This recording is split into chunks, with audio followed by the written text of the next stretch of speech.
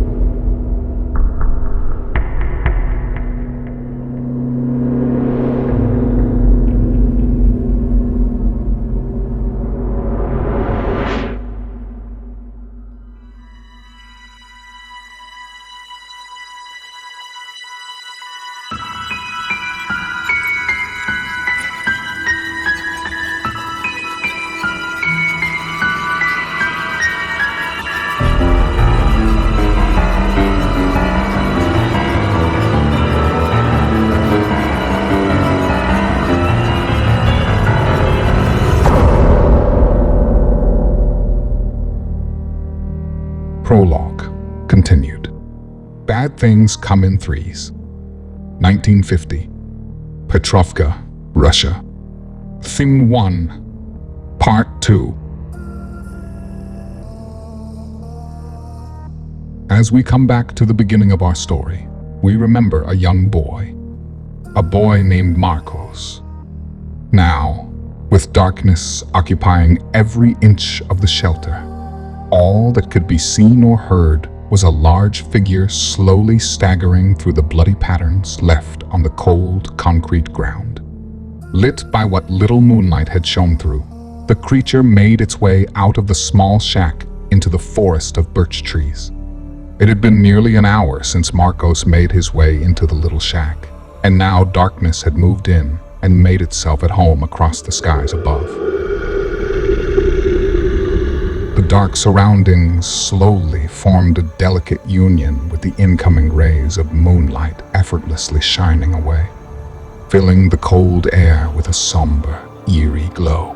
Barely able to move, the creature persisted, only eventually collapsing on the cold, dark gravel below. The beast was nearly 10 feet tall, very thin, and had several appendages, 8 arms and 2 large legs.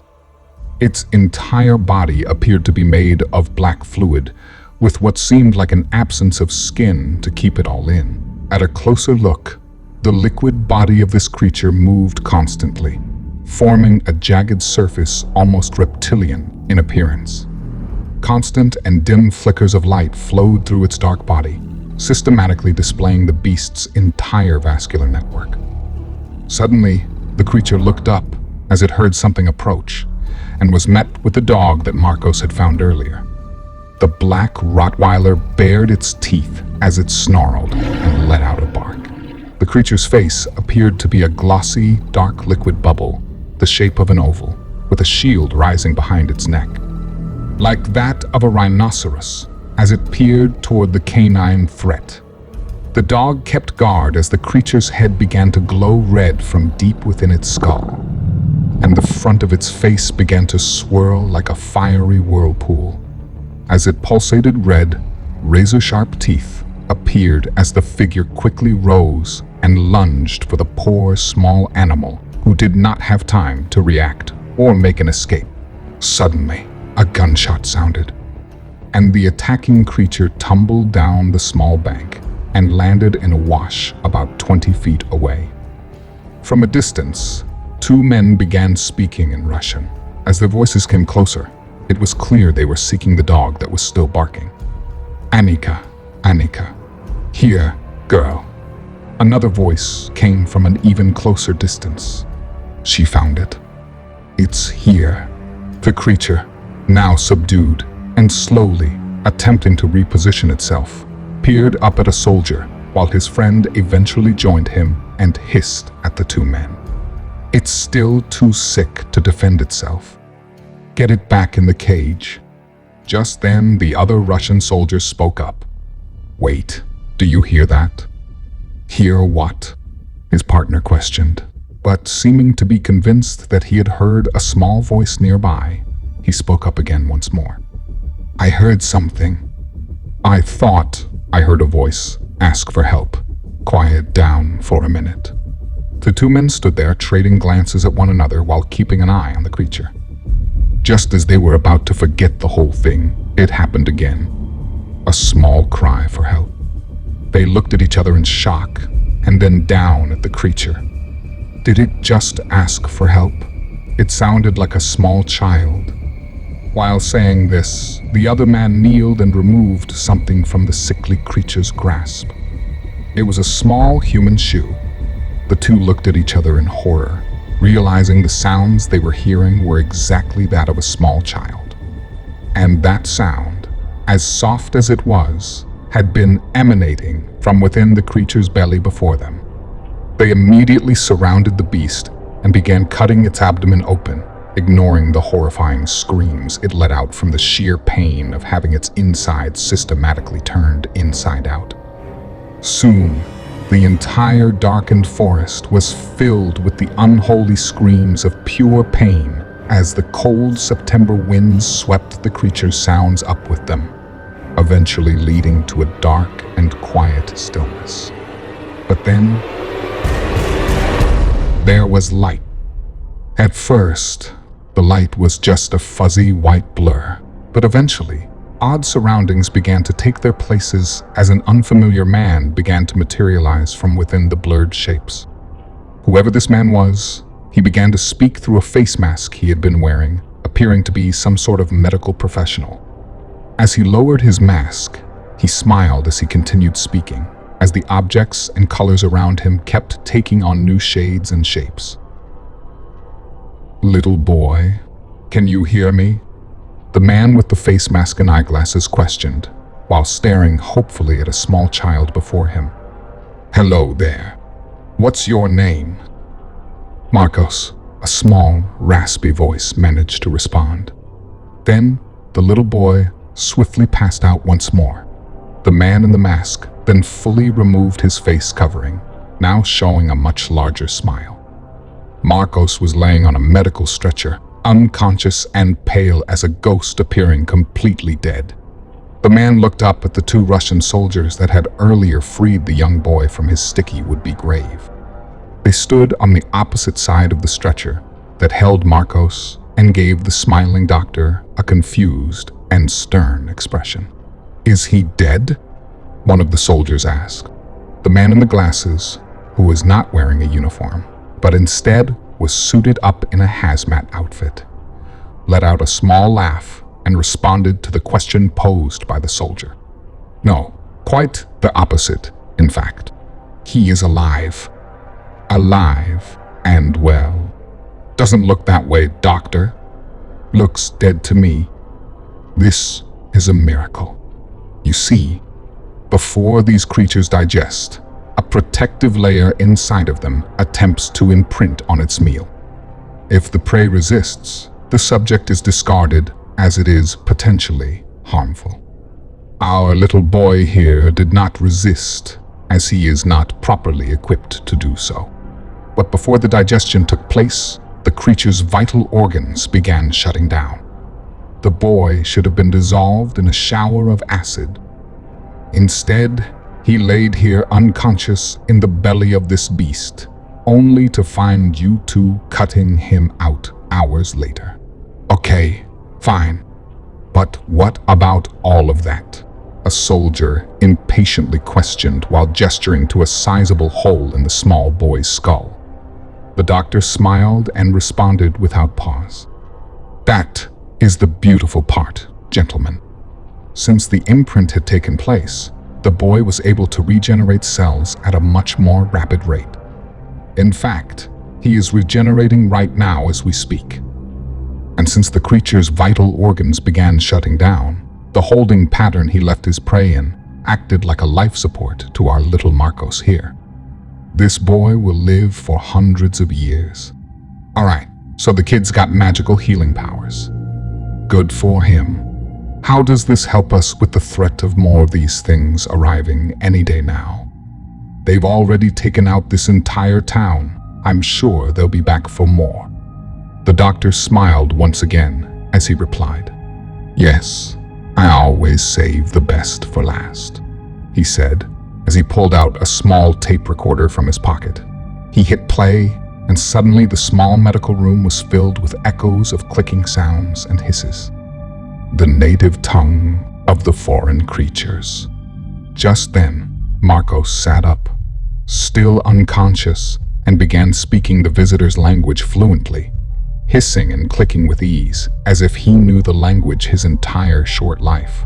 The doctor stopped the tape as the three men watched Marcos fall back to the bed as if nothing had happened. The soldiers, now wide-eyed, looked at the doctor with shock. "Gentlemen, this little boy can communicate with the rest of this species." Doing so, simply within his mind. The doctor then focused his gaze back to Marcos and continued speaking, this time in a more serious tone and slightly under his breath. "We just have to steer him in the right way. Train him to coax our new friends here into a relationship with us. A relationship that puts us in control. We must train him to be our first ambassador to our newest and most deadly ally." Then, the doctor looked back up at the two Russian soldiers and spoke more clearly, regaining his smile along the way. "Gentlemen, this boy is going to broker us a deal with our new friends."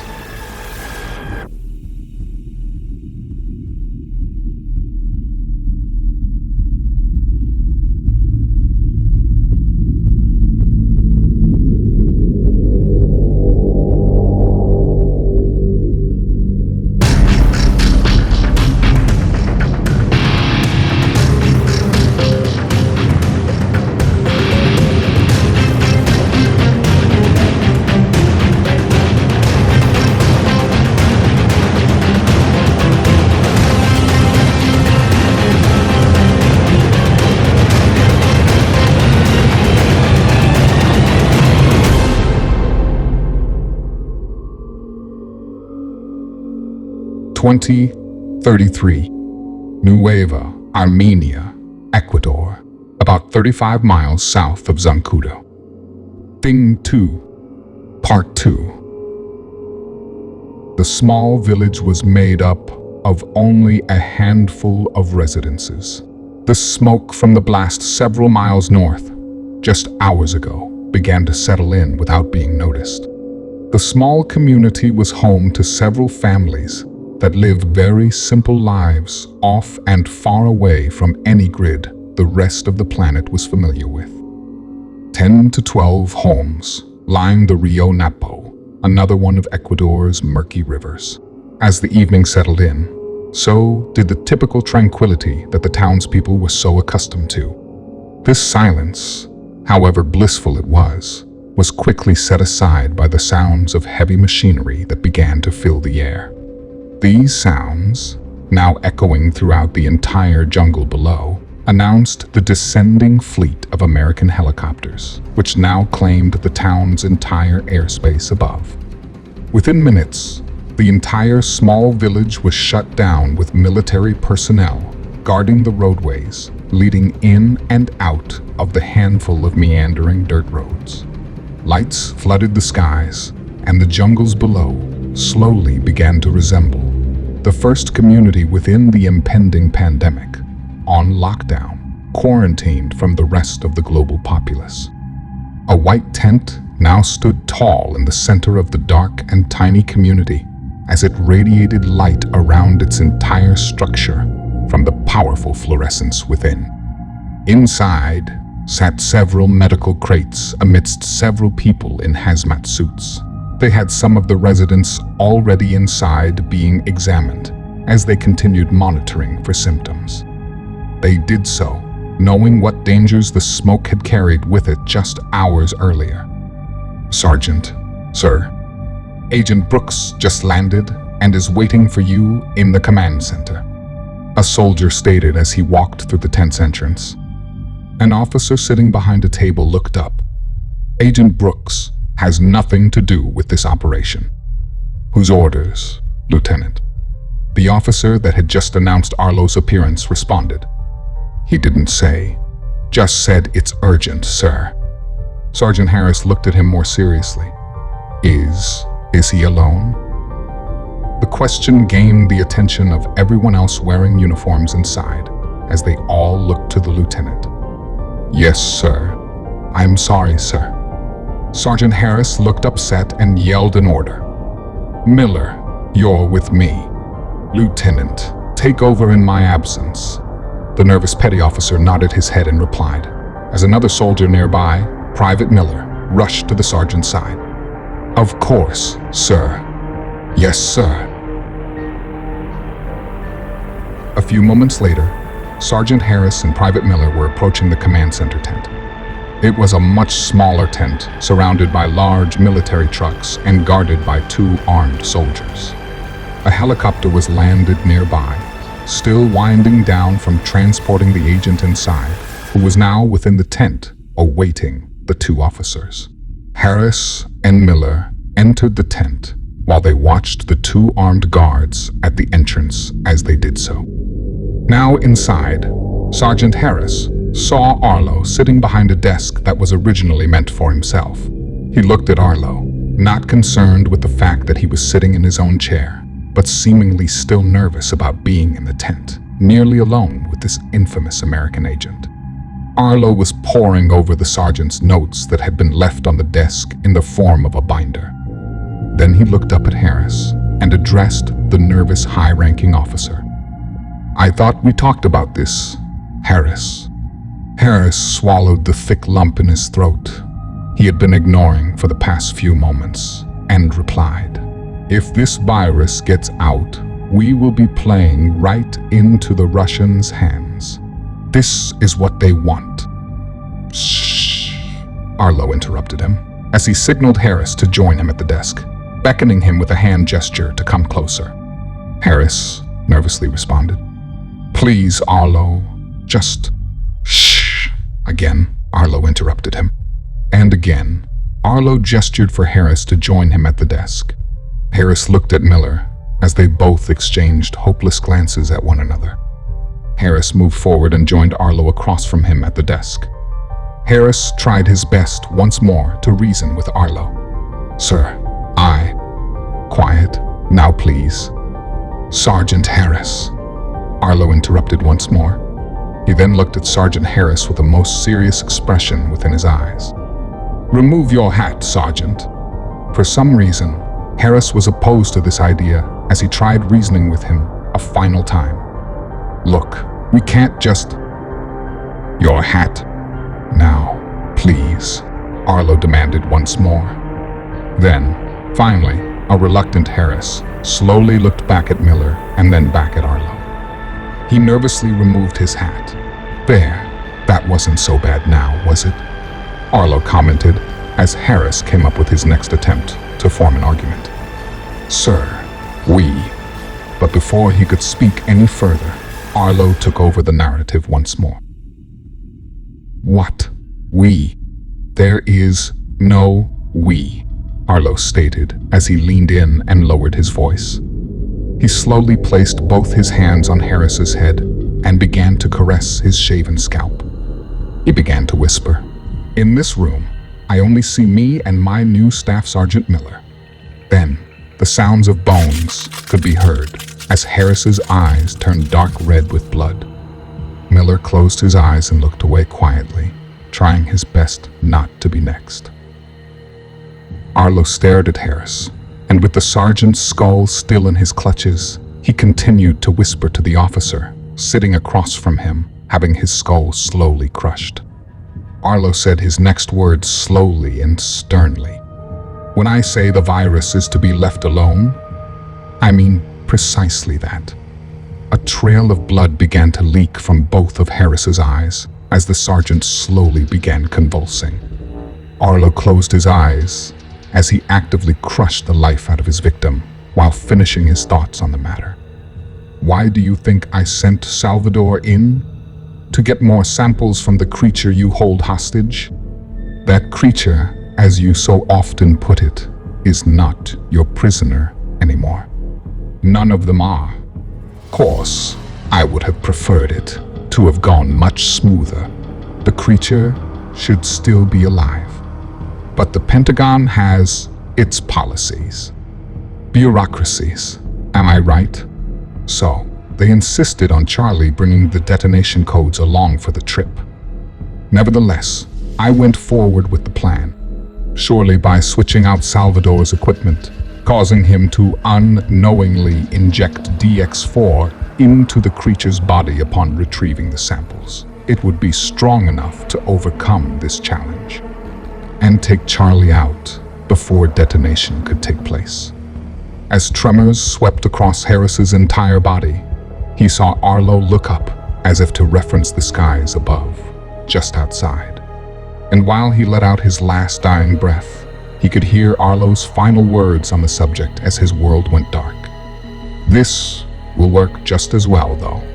The smoke from its burning carcass still laying in Zancudo is more than enough to spread the virus just as quickly.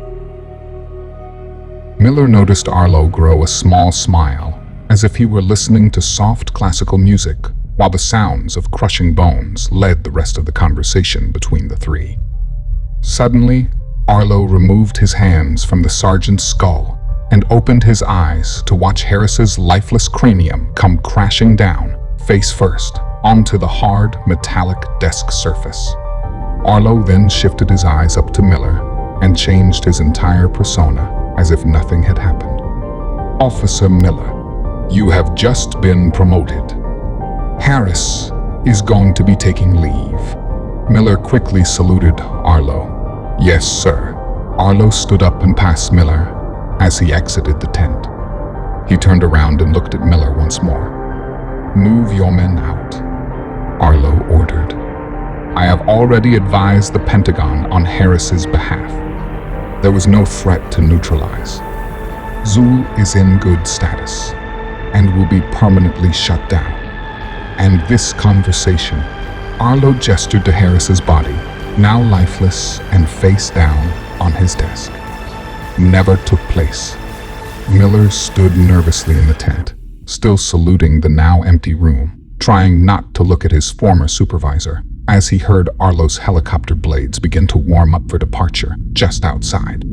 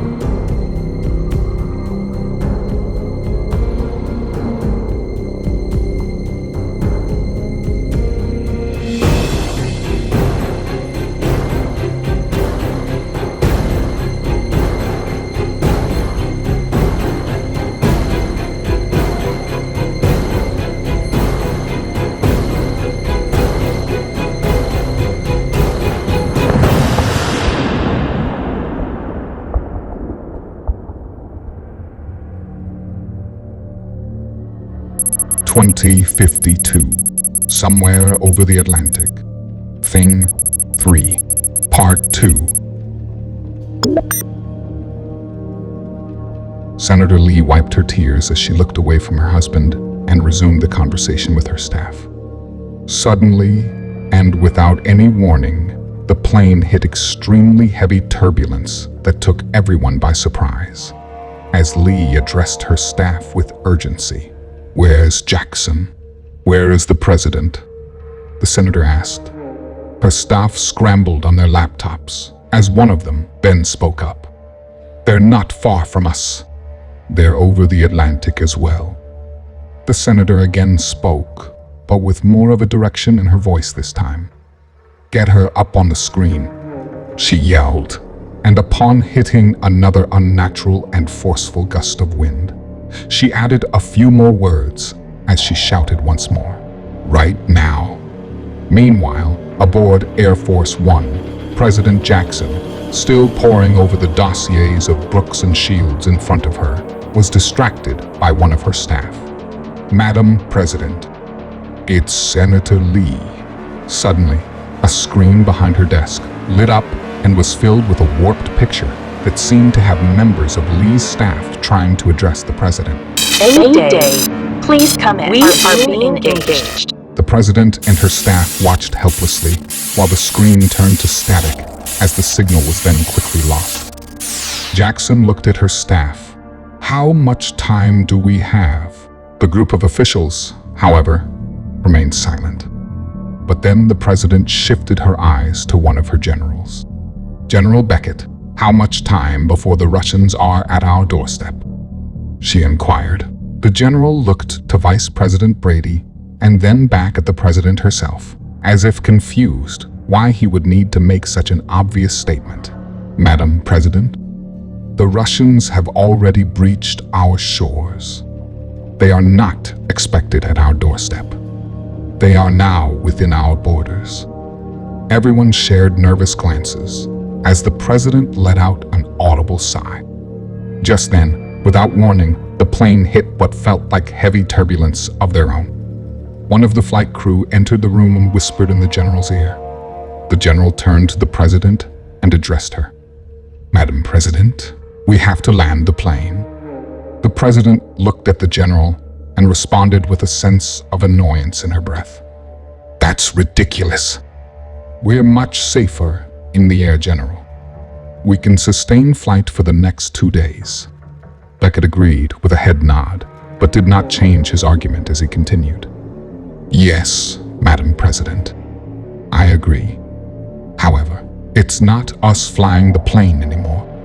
He then pressed a button on the president's desk, which in turn opened a window across the room, allowing the earliest lights of the morning dawn to filter in. They both could see the absence of their previous American escort, which was replaced by several Russian MiGs, as a large Russian carrier in the Atlantic Ocean below quickly came into view.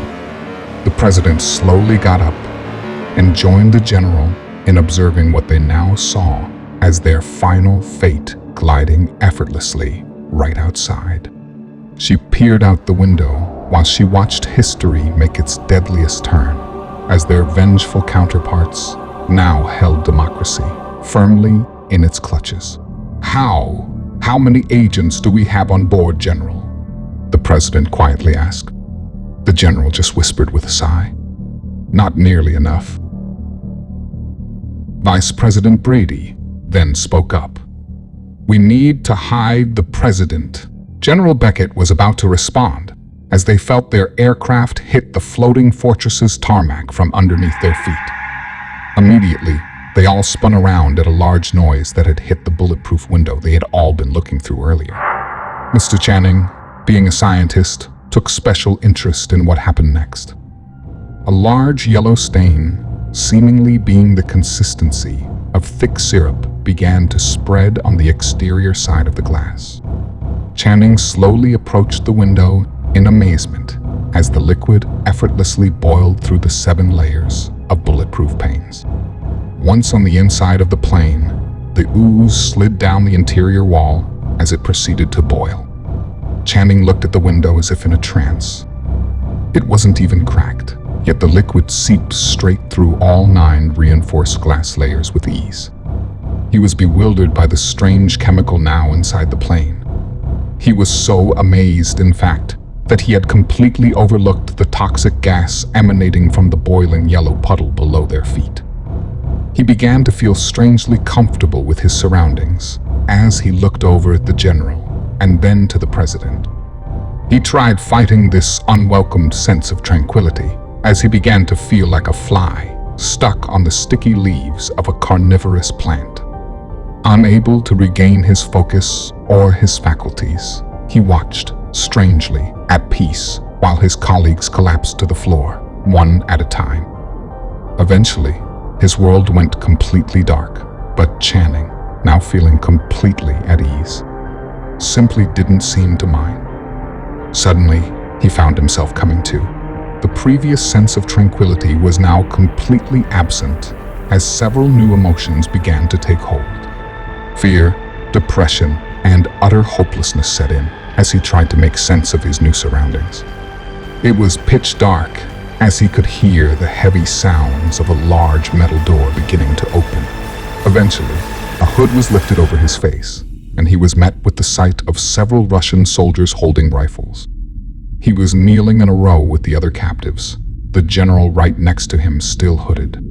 As the Russian proceeded to take all their hoods off, he noticed that the president was no longer with them. Channing's heart then sank as a thought displayed within his mind. We have failed. There were 6 of them detained as everyone else had been executed upon exiting the plane. Then, suddenly, Alex looked up to see someone walk in. It was a slender man in a black suit. He was white, but had tanned skin and maintained a very short trimmed mustache and beard, nearly coming across as simply a 5 o'clock shadow. It was none other than Arlo Brooks himself. Arlo smiled and walked toward the general. He knelt and began caressing the general's scalp through his full head of hair. Well, isn't this something? The general did not show any fear as he looked up and addressed Arlo. I'm not afraid of a coward and a traitor. Arlo laughed and was just about to reply to the general, but Alex Channing spoke up and redirected the conversation with one name he let slip from his tongue. Marcos?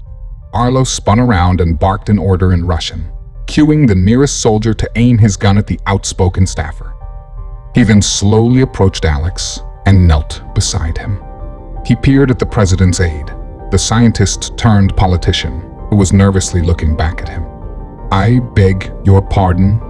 Alex mustered up the last bit of courage he had within him in order to address Arlo. That scar on your neck, it's a perfect spiral. Within his own mind, Alex begged himself to shut up. He lowered his head and hoped that Arlo would move on. He did not. Arlo placed a finger on Alex's chin and directed his stare back to his captor and offered some words of encouragement. Arlo, often behaving in eccentric ways, began speaking to Alex as if he were a small, innocent child. Oh, please. I'm dying of anticipation. Continue? And as requested, Alex continued, knowing that it could be the last words he would ever speak. So he chose them carefully. My brother Sal. I didn't believe him. Everyone just thought he was crazy. That was before he changed. Then he dropped the whole thing. But I never forgot. You're Marcos. You were born in Petrovka, nearly 100 years ago. Arlo, appearing to be in his 30s, and not as if he could have been born so long ago, added to the confused expressions from Alex's team. He didn't care. He knew he was not mistaken. Arlo interjected and flashed an ominous grin. Please, do go on, he hissed. Alex now had memories flashing quickly before his eyes. He remembered how his brother was such a good man and a very dedicated scientist. He was always trying to better mankind. But then, perhaps age settling in, Salvador started subscribing to off-the-wall conspiracy theories. One of these consisted of the Russian government and a secret alliance with a foreign threat he felt was somewhere in the ethers above. He remembered feeling bad for his brother Saul as he watched his older sibling's intelligence seem to slowly decline as his mind was apparently aging now in a strange direction. But then he remembered his brother suddenly dropping the matter, as he also did the same with all his other conspiratorial ideas. After that, he seemed quite different. He was still great at his work, but he seemed distant, as if far away. But with a new partner at his side, a very sharp woman by the name of Renee Williams, a British scientist, he saw a sizable comeback to his work he had once left behind. But then there was Zancudo. After that, Alex never saw his older brother Sal again. Still though, he was never able to quite shake some of the eerily specific details of his much older brother's rants. One in particular stuck in the young politician's mind. His brother had told him of a small boy who had been attacked by one of these creatures from some other place far away from the cradle of mankind. And now, with Arlo standing before him, he recalled one specific memory within his past. He remembered his brother's words. during a conversation they had within this stage of his brother's conspiracy theories. He looked at his brother across a large marble counter in a very upscale home kitchen. Much younger than him, he gave his older sibling his due respect, but couldn't help a slight sigh escape his lips as he grew somewhat tired of his outlandish lectures. "These things are full of energy," Salvador stated. "Even though the Russians have not let us in on their findings, we still have our ways of seeing within their borders, just as they do with us. And I'm telling you, Alex, this little boy lived through it. And you can tell it's him. Because right under his neck is a spiral scar, a scar as if lightning had struck the body." Alex gave his older brother a confused look as Sal continued his rants. "I've done my research, Alex. I can track his whole life, all the way up to his later teens. He was born in Petrovka. His name was Marcos. But then he simply disappeared from Russia. I think he is here in our country. What's worse is that I am almost positive he has been inducted into our own military. I've been tracking him for a while now, and I feel like I'm closing in on him. This man is dangerous, Alex. He's owned by the Russian government. And to hide him in plain sight, he's leased out to the Kremlin's closest oligarchs. I believe the Russians are containing a virus, and he's going to be the one to bring it here. He can communicate with these things now. But there's good news, Alex. If we can get our hands on him, I think he might be the answer to all our problems." Alex looked at his brother as he slightly widened his eyes. Sal took this as a cue to tell him his theory. Alex, he might hold the cure for the human condition itself. Then Sal leaned back in his chair and looked around the room as if to think. The frustrating part, I just can't figure out how he lived. And after a slight pause, he looked at his little brother in his eyes, and as he spoke his last words, they rang like a distant bell deep within Alex's present mind. "You know, little brother, one day it'll happen. He's gonna be around a long time. You work for a senator now. One day you'll work for a president. You'll run into him. You just wait. You'll see." All these memories happening in just under a fraction of a second sent the president's aide into a state of confidence as he looked up to Arlo standing before him.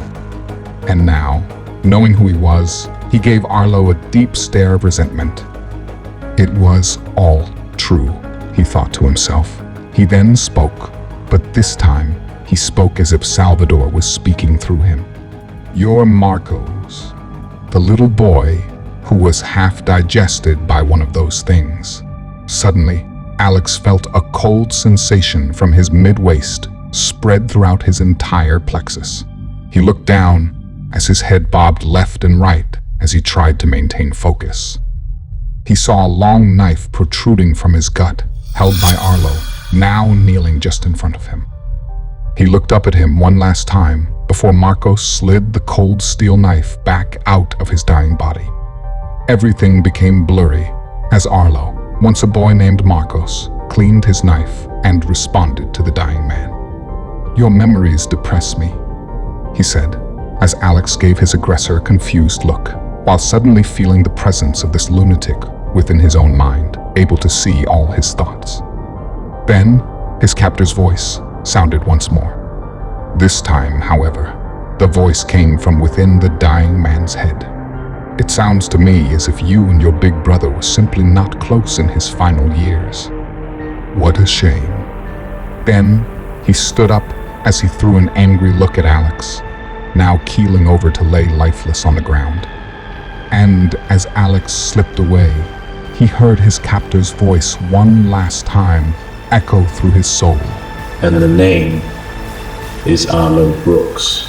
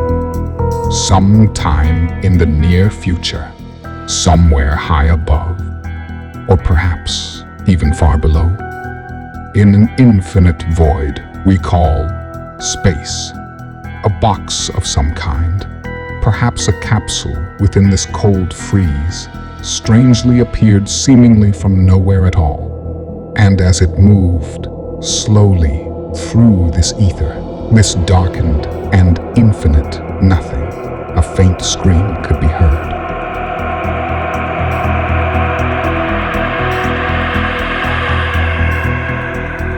But then a question. Was it not too early for this hopeless event to be taking place? And then, suddenly, as if an answer to that perplexing thought, as this scene within our story and within the darkness all around simply just faded away.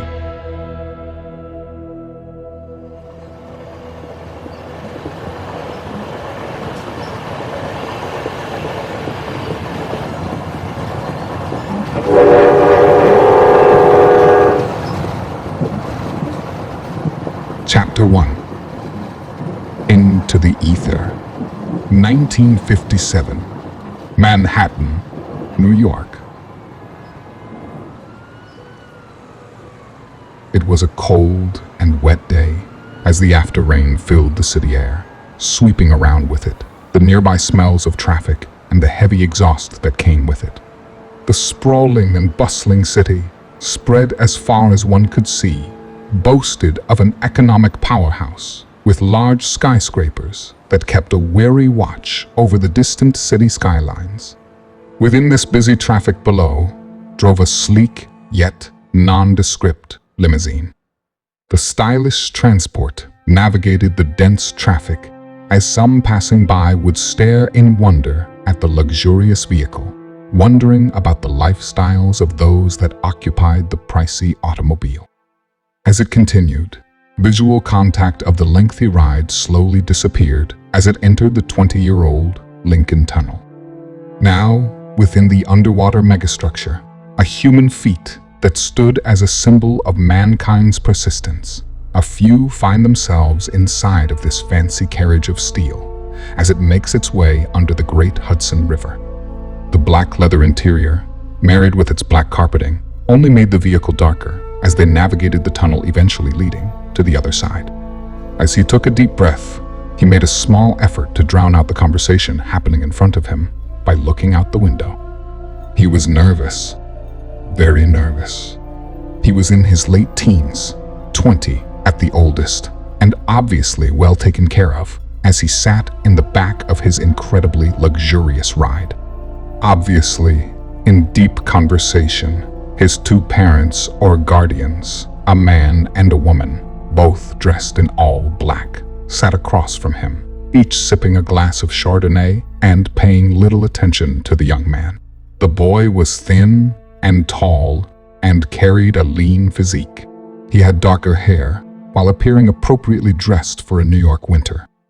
The two adults, both elderly in age, seemingly too old to be the boy's actual parents, maintained an elegant and well-to-do appearance as they each presented themselves in New York's finest.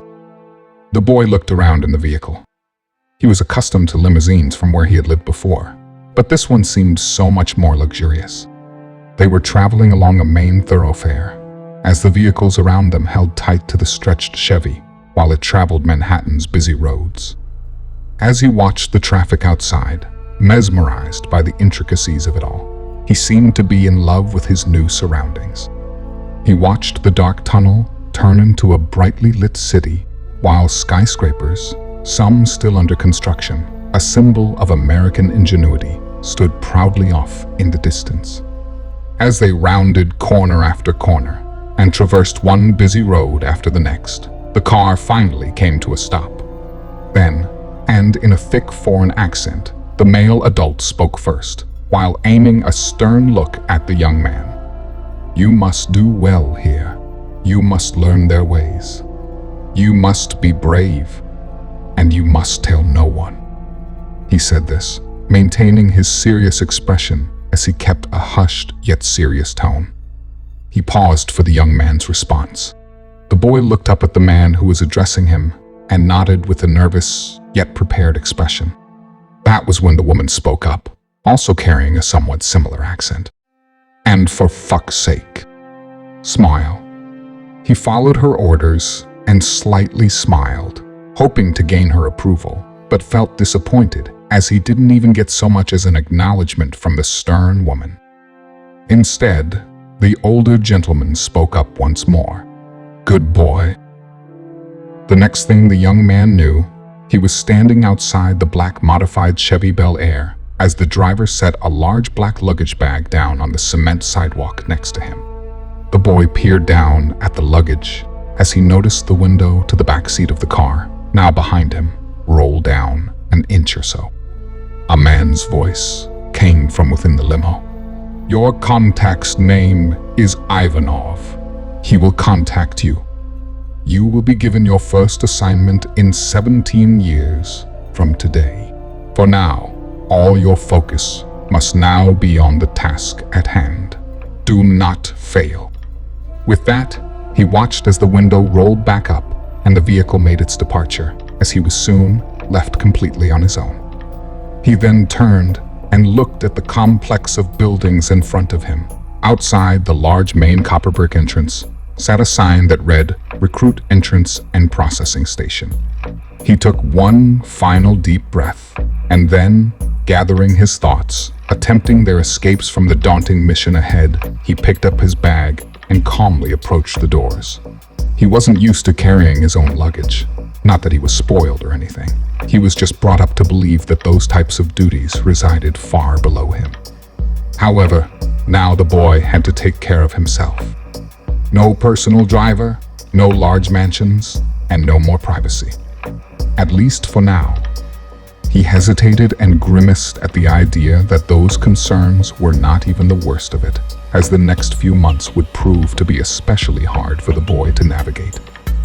He made his way, carrying with him his bag strapped across his shoulder, eventually coming to the entrance of the large building before him. Suddenly, as if he could hear a small voice inside his head, perhaps a much younger version of himself, he began to ponder. It's not too late. Maybe I can just walk away. Disappear, become something here. Become something I want to become. Something of my own. He then had the image of a long-lost childhood friend within his mind. Her face was like an angel's as they sat together in a massive library many years ago. He remembered what she had said that tragic day. "We can go to the police. You should be missing somewhere, right? Besides, I don't want to see you hurt anymore," she desperately stated. But this memory of his friend back when he was much younger soon became muffled by something much more nefarious. A thought which caused him to grimace. He thought back to the man in the limo as he quickly removed the idea of defecting, while fear of repercussions quickly took over, just as it had done all those years back. He took a deep breath and shook his nerves away as he reached forward and opened both the doors he was now standing directly in front of. A large room, 2 stories high, now lay before him, with windows to all sides, which provided plenty of natural light to flow through the entire lobby. The tiles screamed out cheap linoleum, an odd marriage to the beautiful architecture it was surrounded by, as scuff marks could be found from one corner to the next. About 20 feet in front of him sat a large desk which separated the smaller portion of the room he was in from the more expansive side with armed security and manned counters. Only a few others stood in front of him, but he paid no attention to that, as he had never been in such a bustling environment. New York was massive, he thought, and it seemed full of wonders he had never felt before. A sense of freedom he had never smelled before. He didn't know what to think of this feeling, as he was not regularly encouraged to enjoy himself. The emotion turned sour within his stomach from time to time, dropping like dead weight within his gut, particularly whenever the two conflicting feelings on the whole matter would come face to face. Purposefully lost in his thoughts to silence his worries, he completely went without noticing the man behind the counter who was now shouting at him. Sir, first and last name, sir. He was certainly caught off guard, but was able to regain his thoughts rather quickly and focused on the man in front of him. He quickly began to think to himself, "You got this. This is what you've been practicing for." And with his best and new ability at the New York accent, 19-year-old Marcos answered his recruiter. "Sir, yes, sir. Arlo Brooks, sir. Reporting for duty, sir." Arlo sat up in a cold sweat, awakening from a dream of his long-ago past. He sighed and sat on the edge of his bed while resting his arms on his legs. He brought his head down to meet his rising palms as he took his face in his hands and wiped his sleep away. Suddenly, he stood up and loudly began to speak. "Curtains. Shower." Immediately, the curtains withdrew and exposed a large pane of glass, separating his flat from the outside. A soft amber glow then slowly swept through his surroundings and displayed a tasteful decor. And from the other side, a shower could be heard turning on as the entire apartment lit up in the relaxing dim light. He walked towards the large window and peered out. He suddenly heard a phone begin to sound, emanating through his entire home. He threw up a hand and waved it over a seemingly random part of the wall next to the window. Right in that spot, as if somehow appearing from under the wall's very own paint, several lights lit up as a man's voice replaced the ringing sounds from just seconds earlier. A face then appeared like a hologram across the same wall. It was Thomas Shields. Thomas began speaking as Arlo listened and looked out the window. "It's been handled." Arlo's facial expression did not change in the slightest. "And the children?" Thomas answered right away. "Being processed now." Arlo closed his eyes and clenched his jaw as a vein slightly materialized above his brow. He spoke through his teeth as he addressed Shields once more. "And the rest of them?" Thomas didn't miss a beat. "Dispatched, sir. All of them. And as you requested, I'm currently retargeting my efforts to weed out the rest of the Sevens." Thomas showed a small look of relief as Arlo still held his eyes closed and responded quietly, "Good." The two held a small lull in their conversation until Thomas once again spoke up. "We might have a problem, sir." Arlo's eyes slightly opened while still maintaining his window view as he replied softly, "So, then tell me." Thomas looked away from the screen as he seemed to think of the right words. "The Chancellor has become an issue. Apparently, he's running the entire Ecuadorian sector. He's taken control from the Russians, sir."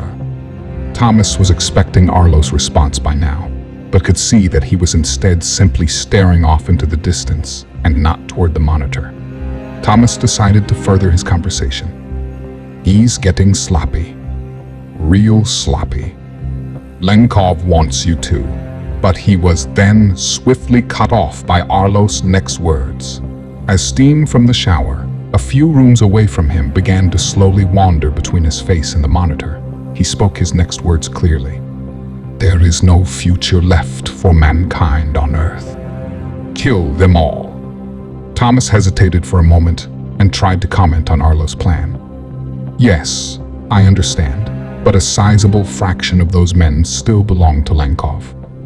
I suggest," but again being interrupted by Arlo, Thomas halted his words cautiously and listened obediently as Arlo repeated his words more clearly and slightly louder. "All of them."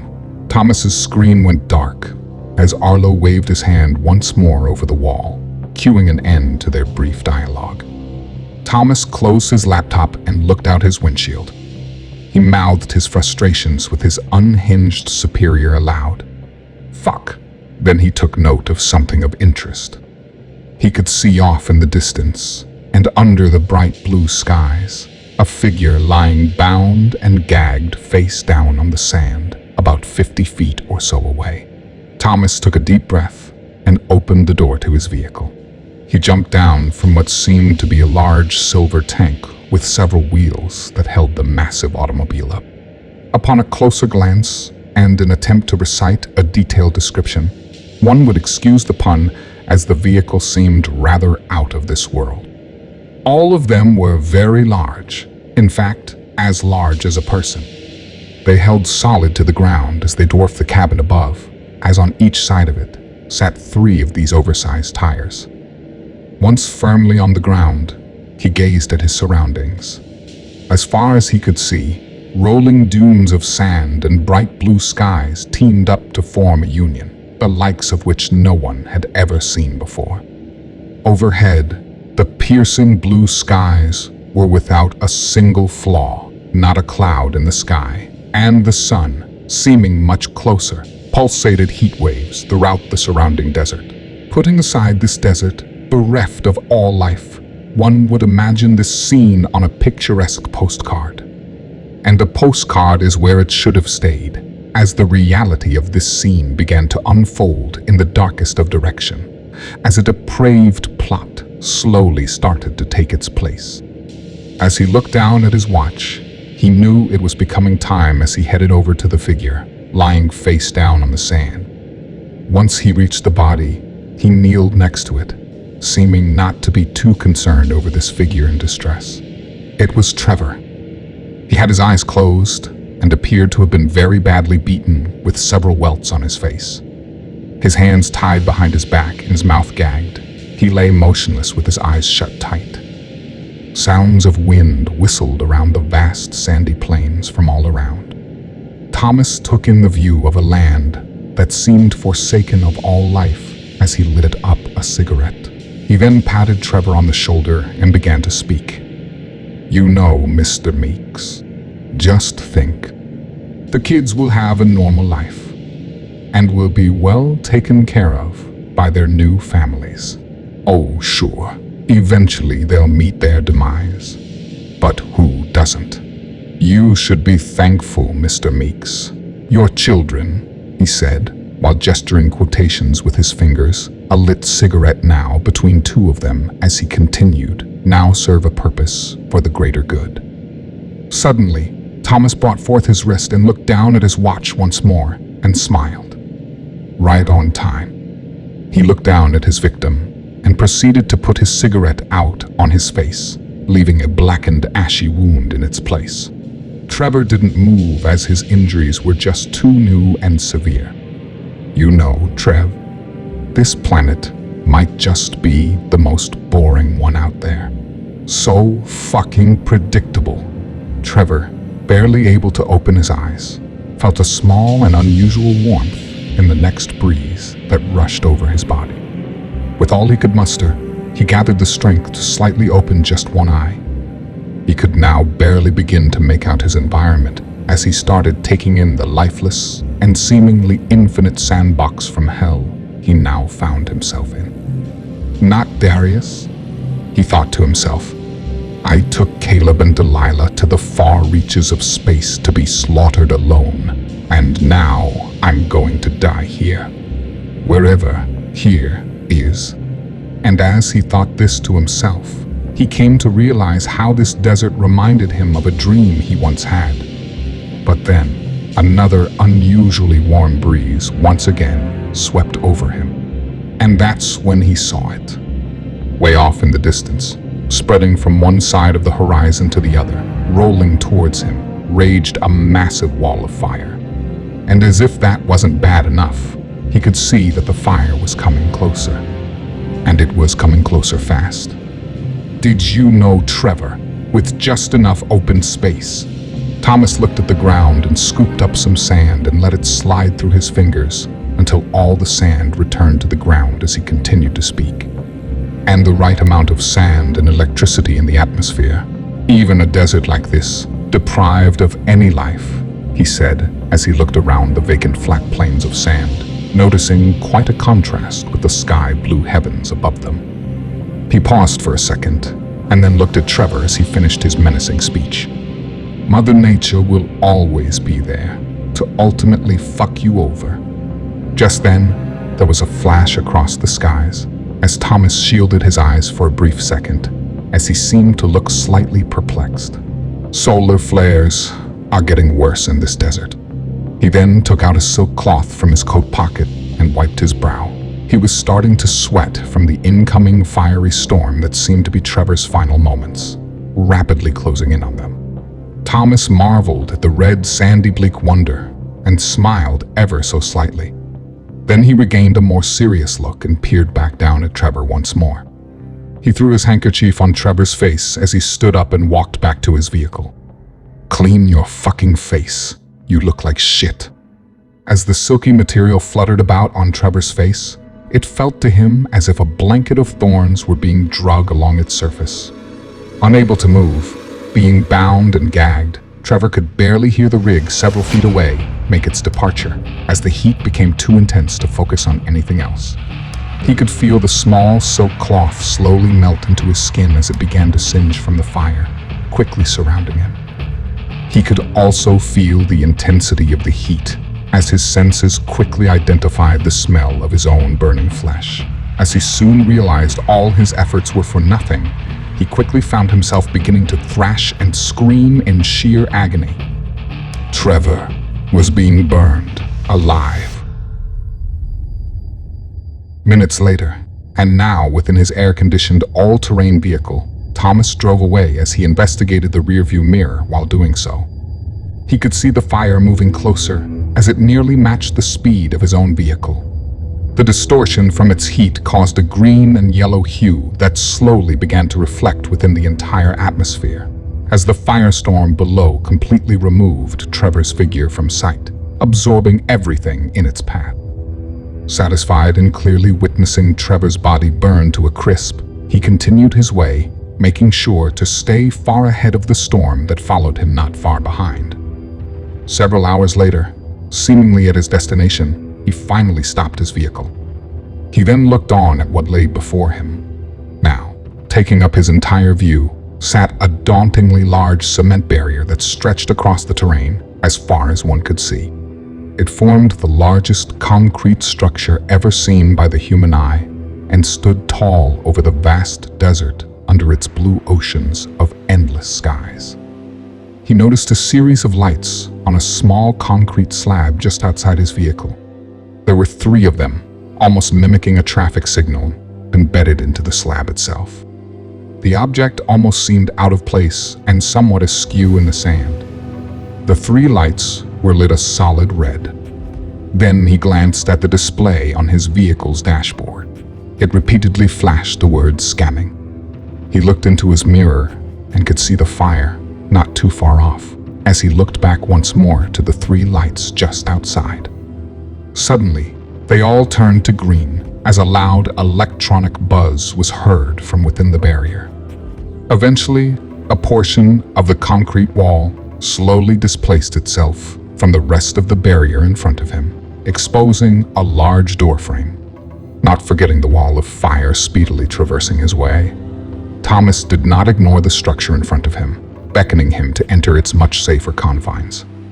As the door came to its widest, Thomas made his way in, only to find the same desert on the other side. However, on this side, there were no more blue skies. Instead, there were the familiar twilight overcast skies that the residents of Darius had grown so accustomed to. As he began to drive further inside the barrier, one would be wise to notice that on the inside of these walls, at the top, the barrier did not stop as it did so on the outside. Instead, it simply curved in and disappeared within the thick overcast skies of an imprisoned portion of Darius. And as it curved in, it did so in a way that depicted a structure so large, the entirety of it could not be seen the further inside one would travel. Thomas looked ahead on the side of the dirt road he had been traversing since entering the Great Barrier's interior just seconds ago. A large, dusty, black and white sign stood tall as he was reminded of the distance he was still left to travel. The sign read, "Open Pasture, C61. 30 kilometers ahead. Detain and report all stray cattle." Not paying much mind to the sign itself, Thomas continued into the world that Trever once knew as a place of sanctuary. and he moved on with an agenda in mind. An agenda that had something to do with rehoming two small children that had once been protected by the burned corpse, now far outside the dome. He made his way along, while the sounds of a large concrete door sounded off as it came back to its original resting place within its walls. As the vehicle sped off far past the dusty mile marker, silence overtook the rural outskirts of C-61 once more. Now above the sandy dunes was simply just a thick fog, and miles ahead in the direction that Thomas had gone, the desert seemed to change in personality as sizable, gloomy marshes expanded to both sides. Meanwhile, in the heavens above, Arlo stepped out of the shower as he rounded a corner, while steam rolled out behind him as if obediently following. As he entered his living room, he noticed the change of scenery outside his window. He casually picked up a towel and began to pat himself dry as he crossed the room toward the glass to gain a better view. He was drawn to the window by the intense yellows and greens coming in from outside. As he came closer, he peered outside and looked down miles below upon planet Darius, now engulfed in a fiery red dust storm. But then, he shifted his gaze to a good-sized portion that seemed to be exempt from all the chaos that the rest of the planet found itself mired in. This portion appeared to be the size of a small country one would see back on Earth. He marveled at the beauty of it all as he pored over nearly 200,000 square miles of massive dome-like cement confines. Each of them on their own were easily larger than any city mankind had ever known. He gazed upon his empire of cement cattle farms as he began to speak to himself aloud. This is the only future left for humanity.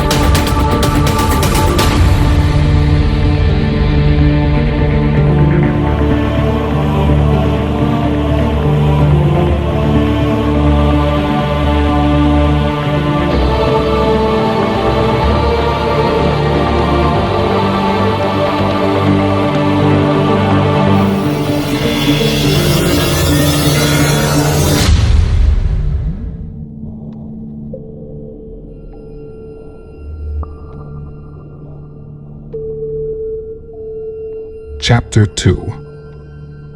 Reborn. Sometime earlier.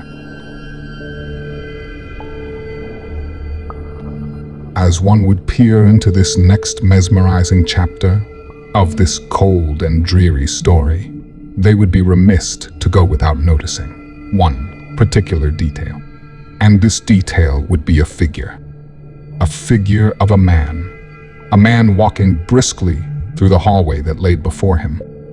He was carrying a file with him as he kept up his pace. He was a thin, white gentleman and wore what seemed to be some type of black jumpsuit. There was a small logo upon his chest with the symbol of a red atom representing the organization the man belonged to. Just below the symbol read the organization's name, and that name was Dark Scope, and underneath that read the gentleman's name, First Lieutenant McCree. And to the side of this logo sat several medals that the man had achieved throughout his tenure with this militarized firm he seemed to be employed by. As McCree moved quickly down the brightly lit hallways, he passed by several large open windows. They presented a series of dark voids that apparently belonged to the darkest of any night sky just outside. As he walked, he firmly gripped a small stack of papers, while his reflection upon the glossy gray flooring below mimicked his every move. Through several twists and turns, he kept up his pace as he passed by others, some by themselves, and some in groups, everyone appearing to be in the same style of jumpsuit he wore, a pattern amounting to a well-manned and uniformed complex.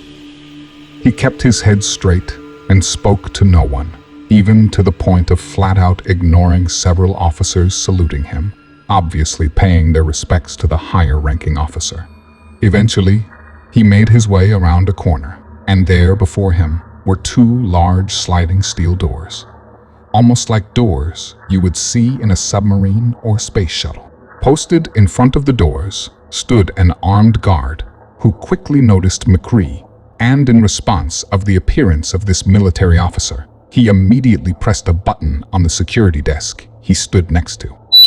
Just then, cued by the button the armed guard had just pressed, the two doors slid open.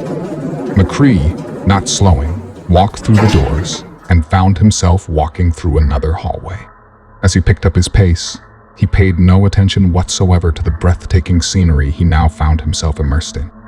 It was a long corridor made entirely of glass, momentarily placing the man in what one could only define to be a human-sized, transparent tube. The floor, however, was the same glossy gray flooring he had been traversing throughout all the other hallways he had now left behind. Of course, a glassy tube and a well-polished floor is not exactly breathtaking.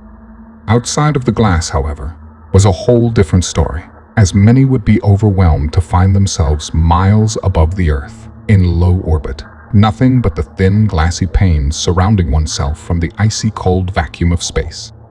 He continued to walk as he came up to another set of steel doors that seemed to automatically open for him. As they did so, at the end of the room, one could see a man sitting behind a large, white, curved desk that seemed to simply rise from the floor with an elegant twist, as no table legs were visible. The entire room was about as large as a university auditorium. To the sides were steel walls with doors that seemed to lead to smaller and more private rooms. The gentleman at the desk raised his head and focused on the man walking toward him, seemingly with a sense of urgency. And the nameplate on the desk this man sat behind read Kostya Lenkov.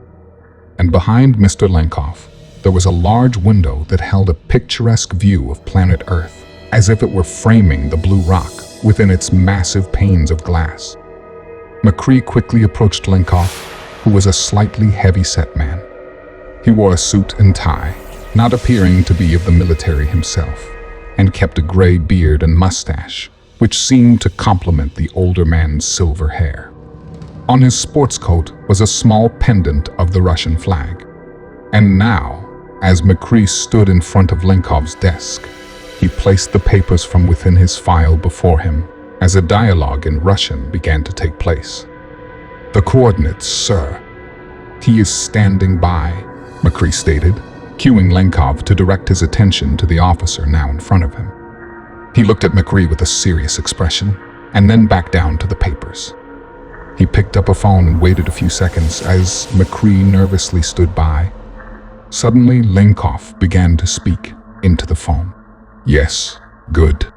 Put him through." Lenkov turned to the panes of glass that peered into the dark ether behind his desk. Suddenly, a hologram came up in the middle of this oversized window. A man too close to the camera on the other end sat back and slowly came into focus. Once again, it was Thomas Shields, and he was now sitting inside a dark vehicle. He seemed slightly busy, as if he were multitasking and not giving his undivided attention to the video chat. This, however, had no bearing on the matter as Lenkov, with a booming voice, stood up and yelled at the hologram of the double agent now appearing across his screen. "Explain, American comrade, quickly." Thomas focused his attention at the screen, as the signal seemed to slightly go in and out as staticky lines crisscrossed throughout the glass between them. "It's the Chancellor. I fucking told you he was a bad idea. We should have left him in that fucking sewer." Lenkov interrupted Thomas as he grew more serious. "Always excuses with you Americans. You have contract with me, Mr. Shields. Do not forget. You would not be wanting Mr. Brooks to find out about our little arrangement. He does not fare well with middlemen." Thomas looked away from the monitor and wiped his brow. He then leaned into the monitor and responded to Lenkov. "What the fuck do you want me to do? Unless we receive reinforcements like tomorrow, the Chancellor outnumbers you. He's gone rogue, Lenkov, and he's taking your entire operation with him." Lenkov, seeming to gain a desire to strangle the agent through the screen, spoke once more. "I understand there has been a breakdown somewhere in my chain of command. I assure you, I am handling this within my highest ranks. Mr. Brooks has been ordered to report to me in next couple of weeks. Matter should be resolved soon. Then, my Russian comrades will be back in control of South America. But for now, Mr. Shields, this is not the issue. You oversee this cartel faction. They have contract with us, remember? I will give you 1 week, Mr. Shields. Get the Mexicans in order. If we lose South America, it will be the beginning to your ends, Agent." Thomas hesitated and reluctantly responded to the Russian. "Yes, sir." Lenkov eased his voice as a show of reward for the double agent's reluctantly good behavior. "Good. We have an understanding. Also, due to this shortage of men, I have sent word to Chavez requesting his assistance. And he has accepted. Please show him around. Bring him up to speed on the situation." Mr. Shields looked at the screen with seriousness mixed with confusion, unable to resist uttering the question quickly surfacing from within his mind. "Chavez? The Sinaloa? But, sir, Mr. Cruz is restricted to the north," he stated, seeking to confirm that Lenkov had been referring to Chavez Cruz, as in the leader of the international cartel, the Sinaloa. Lenkov replied, while Thomas looked slightly startled. "Da, you should hear from him in the next couple of days. Now, about this Mr. Meeks." That was when Thomas rolled his eyes and took his cue. "It's taken care of. I just spoke with one of our moles within the last state, Private Andrews. Meeks is currently headed south. He'll be intercepted and diverted to Darius shortly after that." Lenkov looked to the screen and spoke more carefully, airing a sense of importance with his next few words. "Do not underestimate this Mr. Meeks. My men have briefed me on this rebel. Make sure he is dead. Now is not the time to be playing with our food. This stray cattle must be euthanized. Our clients are very concerned about this particular 7. Destroy him." Thomas peered behind him at an officer, sitting near the back of his dark vehicle, before looking back to Lenkov as he smiled with a reply. "Sir, don't worry about that." Knowing that this is where his conflicting alliances seemed to line up for once, he spoke his next words with confidence. "He will be dealt with, sir." A few days later, it is here that we come back to a place in time, a time of innocence, a time of naiveness, most importantly, a time of pause. But just like the universe we live in, a pause can only last for so long. We come to a land known to many lost sheep, a place called Darius. The skies above, bleak and lacking any stars, held a somber calm. Though empty of warmth and full of questions, its heavens seemingly safeguarded the vast community below. It is in this community, a community that one might call sanctuary, or another might call open pasture, C61 that a familiar event begins to unfold. An event between two men, and this event is now unfolding just outside a small home within its familiar backyard, shrouded in the same twilight many here have come to know. As these two men come into focus, it was clearly Trever and the outsider that had warned him previously regarding Trevor's new home, this so-called sanctuary. They were in conversation, a conversation that took place once before, and a conversation that came to a sudden end when suddenly the outsider simply disappeared. But now, instead of stopping here, this time, without the man disappearing, somehow the conversation continued. This is the new open pasture, completely isolated, where they have full control. And when I say they, I don't mean these American soldiers. It's someone else who really sits at the top between all the different militarized forces and this client they all are vying for. A man named Arlo Brooks. Suddenly, out of nowhere, a man that Trever did not see close in on him, subdued Trever with a hand around his waist and another muffling his mouth. As Trever's instincts began to kick in, he started to fight back, only quickly giving up as the man in front of him, this outsider that had been speaking to him, slowly raised a gun to Trever's head. Then, the outsider, once again, spoke up. "We don't have time to explain. I promise you, Trever, you will be okay.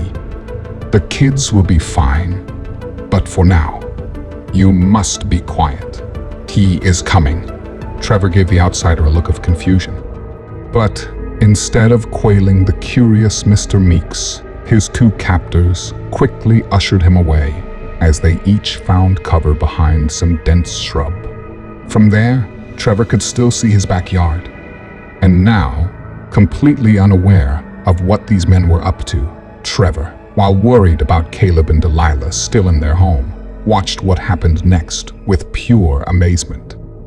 He flinched and made a slight sound of pain with his mouth, still muffled by one of the men's hands, realizing that he had just been poked with a needle. The man who poked him then took the same needle and injected its recently acquired payload into a small glossy cube that seemed to be made of a greenish-like gel and was about the size of a die.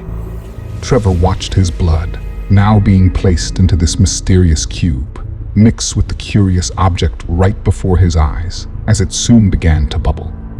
The man then threw the cube back to where Trever was once standing. Suddenly, almost making Trever dizzy in utter and sheer disbelief, he saw the cube before him begin to steam. Once it had boiled down into a small puddle, defying all physics, the puddle began to expand. The thick, liquid puddle kept growing, bigger and bigger. It soon began to thicken, while Trever's gaze slightly shifted up. He watched the liquid begin to somehow rise from the ground, as if it were standing up. Standing up, almost like a human would. He continued to watch in utter disbelief, as the puddle quickly took the shape of an erect human figure. And as the figure became defined, the glossiness of the entity dissolved into toned and dry skin, as all the wetness seemed to magically drip upward into the air. Finally, the end product appeared within seconds in the center of the patio, as a duplicate of Trever Meeks stood before the three, who were still hiding amongst the thick shrubs. Trever, given no real choice, as he was being held down by two large men, watched on as the clone looked back at the porch, where Trever and the outsider had once been talking as if he expected to see someone. But no one was there. The two large men kept Trever subdued, preventing him from alerting the clone to their hidden position. The clone, now, not seeing anyone and looking perplexed, as if it were expecting to see the outsider itself, having, after all, just been in conversation with him, was then startled by a sound. Trever could see himself, and Trever was beside himself, or in front of himself. It all became overwhelming as he watched this body double of his, born from nothing but a small cube, try to reason with itself. Should it investigate further? Should it seek out the outsider it once was speaking with? Or should it answer the door? The three watched as Trever looked to the man kneeling next to him. The man looked back at him and gestured for Trever to continue watching. Trever wondered what his duplicate would do. Would it find them? Or would it simply forget about the outsider and proceed to answer the door? And then the clone, believing itself to be Trever, thought of the children. And with that, it quickly made its decision.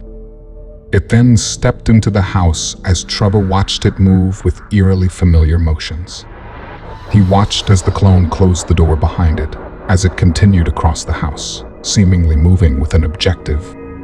They now observed the situation occurring within by what little they could see through a small, open back window. The three watched as the clone stood at the front door, hesitating before opening it. Then, as expected, it reached forward and opened the door. Trever watched in complete shock as the man at the door came into view. It was a sight he had missed for years now. It was Thomas, Seth's father. He was standing at the door, completely unharmed. Trever began to protest as he tried to explain who he thought he was seeing. One of the men put a knife up to Trevor's throat and a finger to his lips, gesturing Trever to be quiet, or else. Unsure of exactly what was happening, Trever quieted down and once again joined his two captors in viewing the ongoings from within the small home. Suddenly, causing Trevor's blood to run cold, he saw two men, dressed in fatigues, come from either side of Thomas. As they approached the clone with assault in mind, one of them knocked Trevor's duplicate out cold with the butt of a rifle. Trever maintained wide eyes as panic began setting in, while he then watched them stuff his clone's body inside a black body bag. The next thing Trever saw made him begin to panic even more, as Thomas, after watching his men carry the clone's body outside, turned and went down the hallway, possibly seeking Caleb and Delilah. They most likely ran, seeing the latest turn of events unfold before their little eyes. His captors once more put him in his place. Stay fucking calm. The kids will be fine. Trust me, they won't hurt the kids. Trever, finding it hard to believe his captors, found himself with no options as he helplessly watched Thomas escort two small children outside of the home. Trever could only picture his sister Beck as he felt that he had finally and ultimately let his late older sibling down. Just then, the black gentleman who had first approached Trever looked over at him and began speaking. I know you have a lot of questions, and you will get answers, but for now, I am truly sorry. Trever looked up at the man and rolled his eyes, expressing his weariness of being manhandled.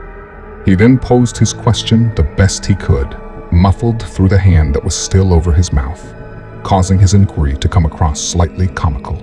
Sorry for what? The man looked at him as he pulled a device up to Trevor's neck and squeezed a trigger. Trever felt a large needle pierce his skin, right above his collarbone, as his aggressor dutifully answered him.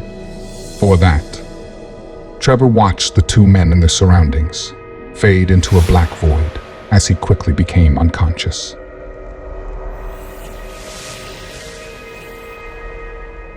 As darkness seemed to be the only detail he could make out, Trever tried to move, but was soon to find out he was completely strapped down to a hard surface.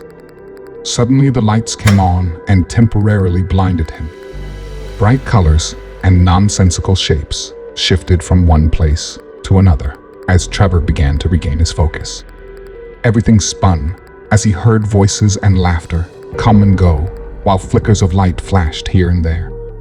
Slowly gaining focus and finally somewhat in control of his faculties, he found himself in what looked like an operating room with an enclosed observation deck above him. Looking directly at it, he could see that it appeared empty. With his best attempts, Trever began to thrash around, feeling his straps for weaknesses. As he looked at his wrists, he noticed his restraints. Each arm was strapped to the side rails of the bed with a strong adhesive blue tape, and his feet found themselves in a similar situation. He continued to protest his position as he thrashed even harder.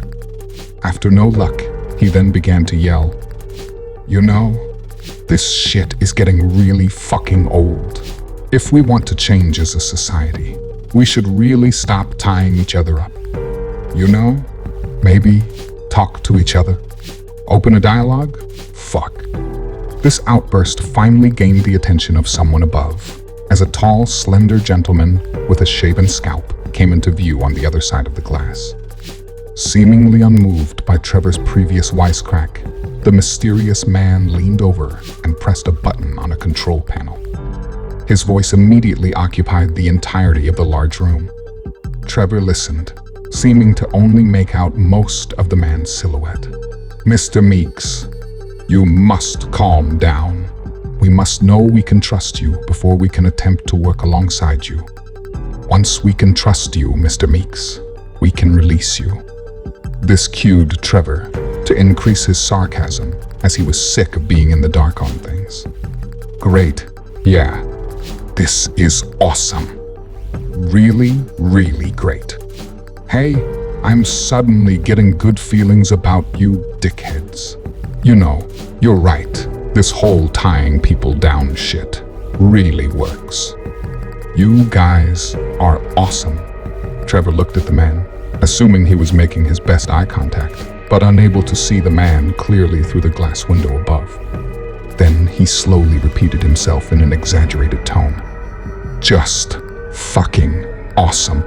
Then, without breaking eye contact, the man spoke over the speaker once more, quickly causing Trevor's demeanor to become quite more serious. "Also," the voice stated, "you may want to consider the little ones. After all, you do wish to see them again, yes?"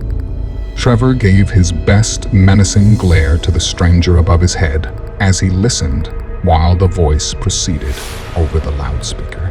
"That's better, Mr. Meeks. Don't worry. Relax. You are in good hands now. Kit will be with you shortly." Trever, having heard this name before, slipped through Delilah's lips back on Earth, allowed an expression of disbelief mixed with confusion wash over his face.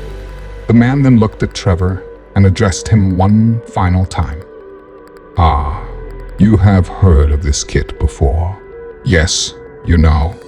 Delilah is a smart young girl. Mr. Meeks, quite intuitive, that one."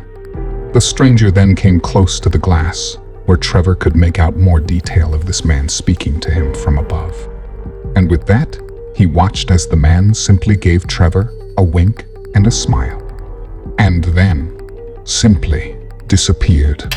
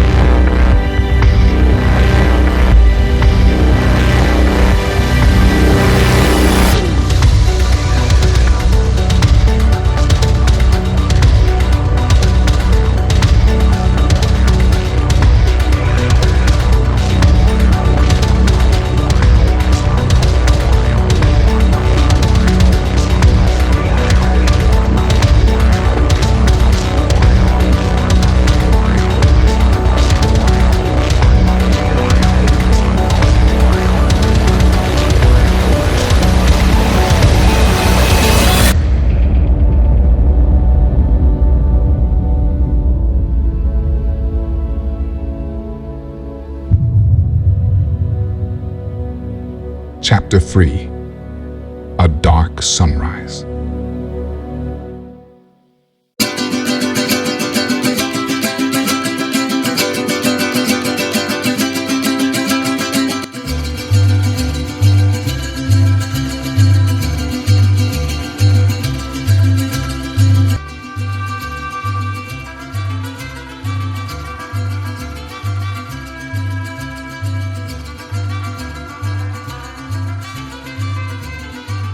somewhere in Mexico, several years before the world went dark.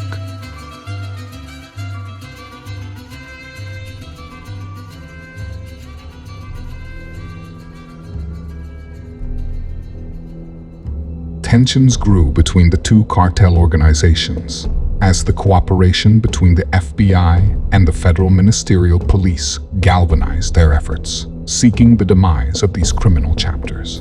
Networks of international and local authorities began exacting sophisticated, stealth-like raids and stings deep across southern Mexico. This tidal wave of tyrannical justice that swept the gang-ridden community brought with it severe casualties to the ruthless criminals. The Beltran Leyva had already been reduced to a small fraction of members and had sustained massive financial blows to their bottom line.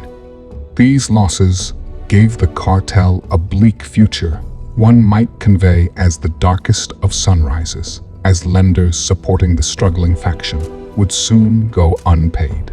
No Beltran Leyva would be safe after that, as an unpaid debt must be resolved, one way or another, no matter the borrower.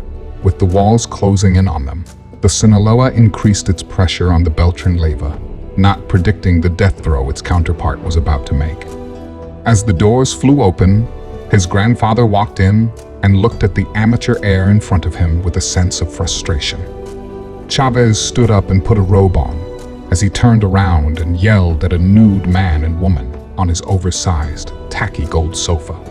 The pair of nudists quickly gathered their clothes, and a few toys, one toy still sounding off with an electrical hum, annoying the heir's grandfather that much more, and hurriedly made their way out of the massive, luxurious suite. Chavez looked at the man who seemed more than 3 times his age, and rolled his eyes. Spanish words began to echo against the cold Spanish tile flooring throughout the expansive interior. "What is the meaning of this, old man?" Chavez barked. The old man looked at the young gangster, who was very tall, darker in tone than most, and held an egotistical resting face. He was clean-shaven, with long black hair and dark brown eyes.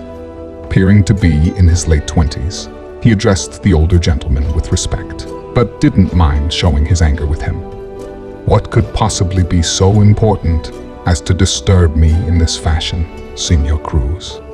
The old man, standing no more than 5 feet tall and wearing thick eyeglasses, began to explain his recent and abrupt interruption.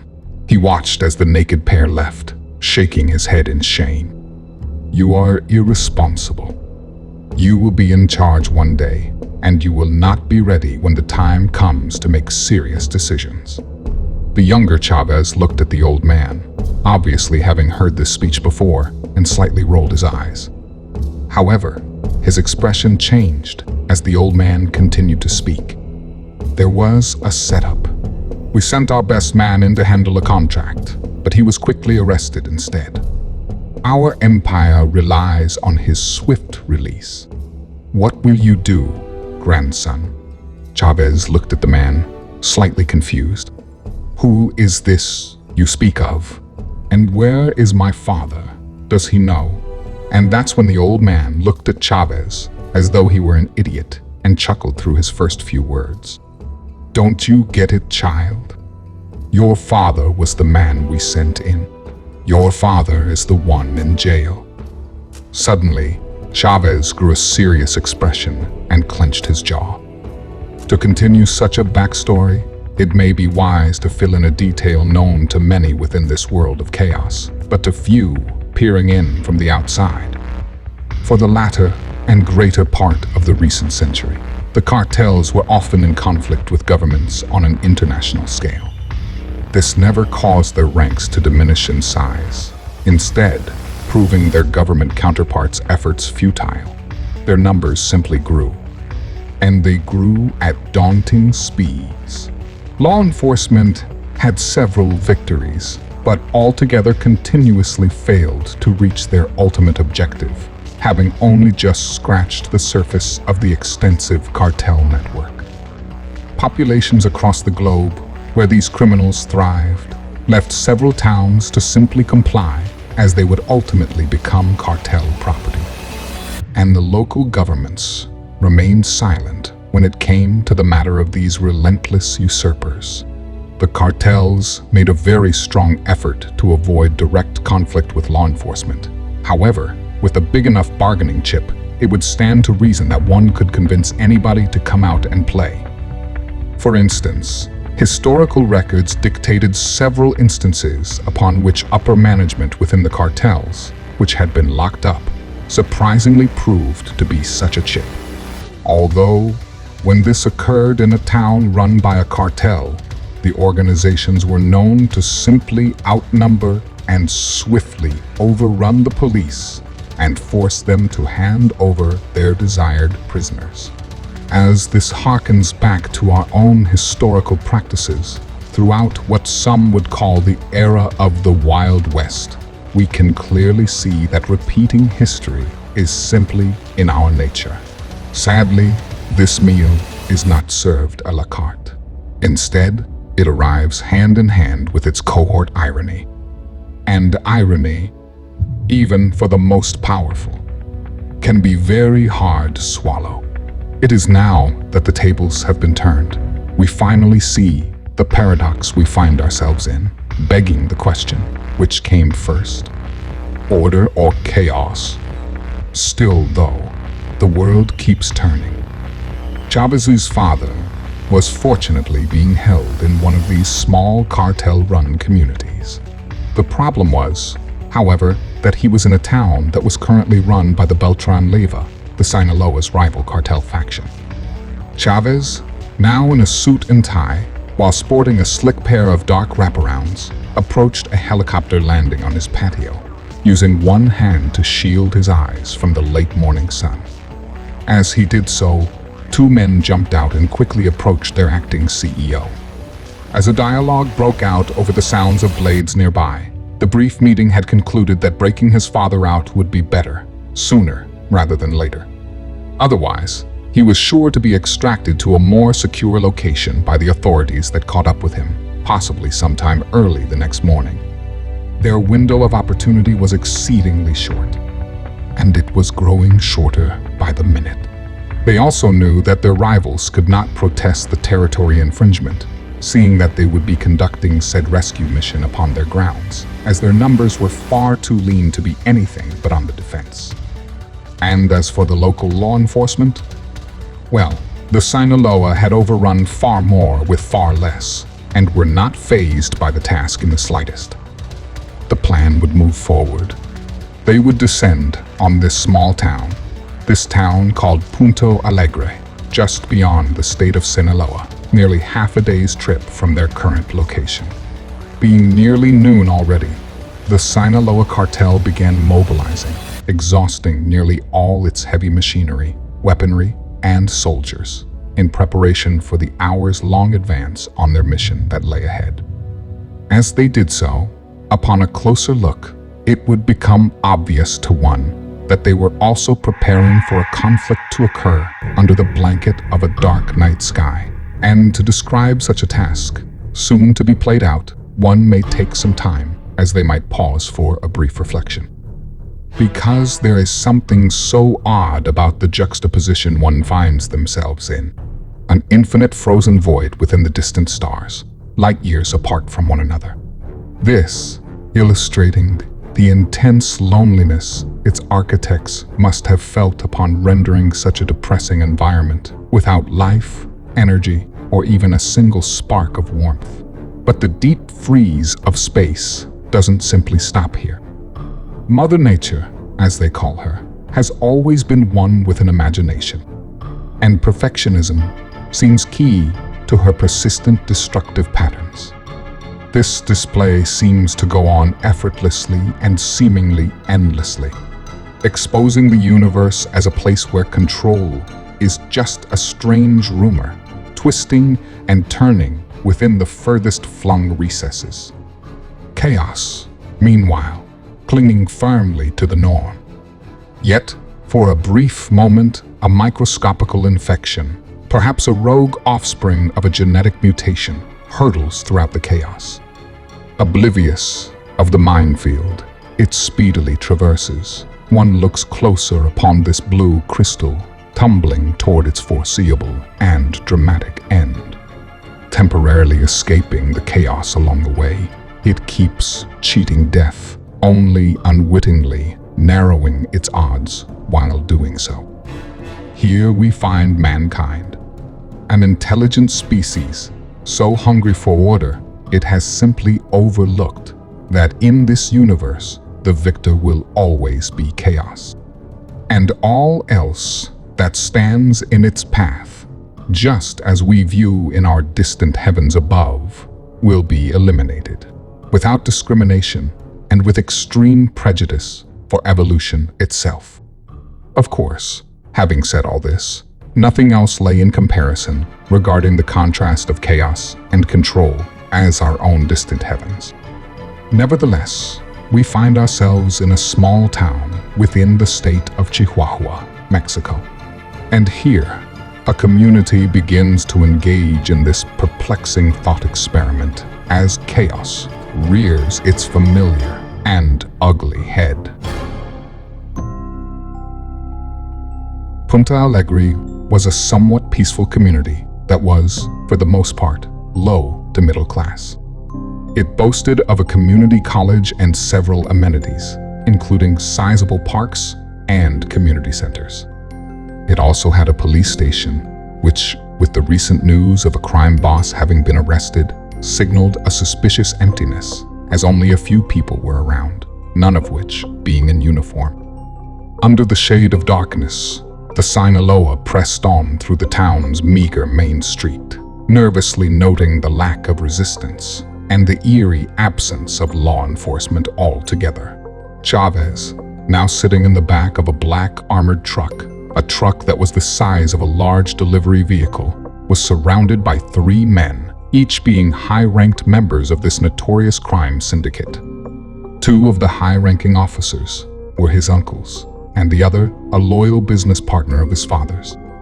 The 3 of them stood over the computer screens, sitting in the shelving unit on the side of the vehicle's back interior.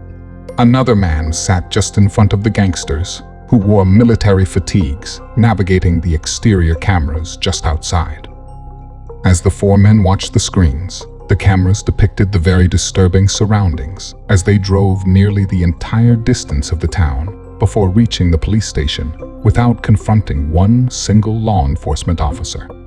Having witnessed this, and it being much too late to turn around, they eventually reached their objective. But as they did so, a relentless shadowy thought persisted within each of their minds. Was this a trap? Now, directly outside of their mobile command center sat a small compound of police equipment and a decent-sized cinder block structure surrounded by a large fence. The fence had barbed wire at the top and cameras posted in various locations. The fence, however, was wide open, leaving the entire entrance exposed to anyone wishing to simply just walk right in. And this secured property, a symbol of the community's command on law and order, was completely and utterly void of any resistance. In front of this building, used as the offices for the local law enforcement personnel, as well as jailing the criminals they would acquire, sat a small parking lot scattered with a few police cruisers. It was here that the cartel came to what seemed to be a synchronized display of vehicles crisscrossing this way and that. Soldiers jumped from trucks, one after another, soon having the entire facility locked down. All the soldiers created a barricade with a line of men on their knees.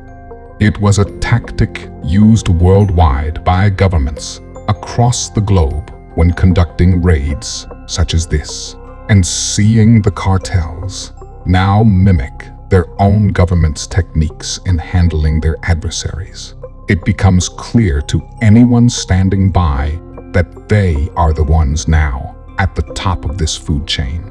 And to compound this adopted technique with a very high interest rate, just behind these soldiers kneeling, while creating an armed human barricade.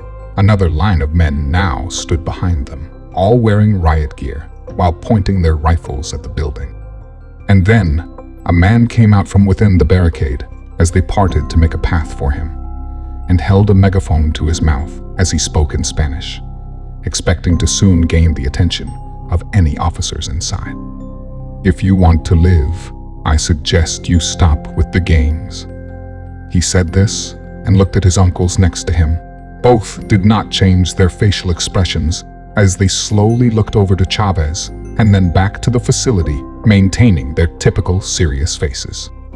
If one were to find themselves somehow engaged in the reading of a brief summary depicting the two notorious gangsters' backgrounds, now standing next to Chavez, one would then need to secure a strong sense of morbid curiosity and a steel gut to match as to withstand its findings. But no worry, as surely people with such inquisitive and dark minds could not really exist. Still, if one was so inclined, a word of caution would be given. Do not let these words materialize into images across your vulnerable and fragile human mind. The two worked hand in hand as their legacies pressed boundaries few had dared to cross before. Neither had names, as they were simply never given any. They were simply dubbed Los Hermanos, the brothers. Their father was a bit eccentric and believed that these two were a blessing from the heavens, sent to guard the cartel franchise. And when his eldest son, Francisco, takes the throne, these two will be there to watch over him. Their dossiers were one and the same, as they were an inseparable force. The last entry in their file would be particularly disturbing.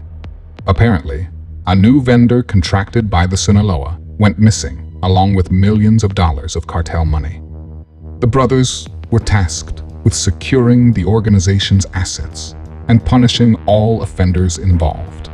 The vendor was a new contractor, originally recruited from a Tulsa police department. Having been a police officer most his life now, Police Captain Jonathan King knew he could change his entire family's identity and relocate themselves without a hitch. And now, with millions of dollars in his most recent transaction between his new client and his own private security firm, the dirty money was too tempting to pass up for the captain.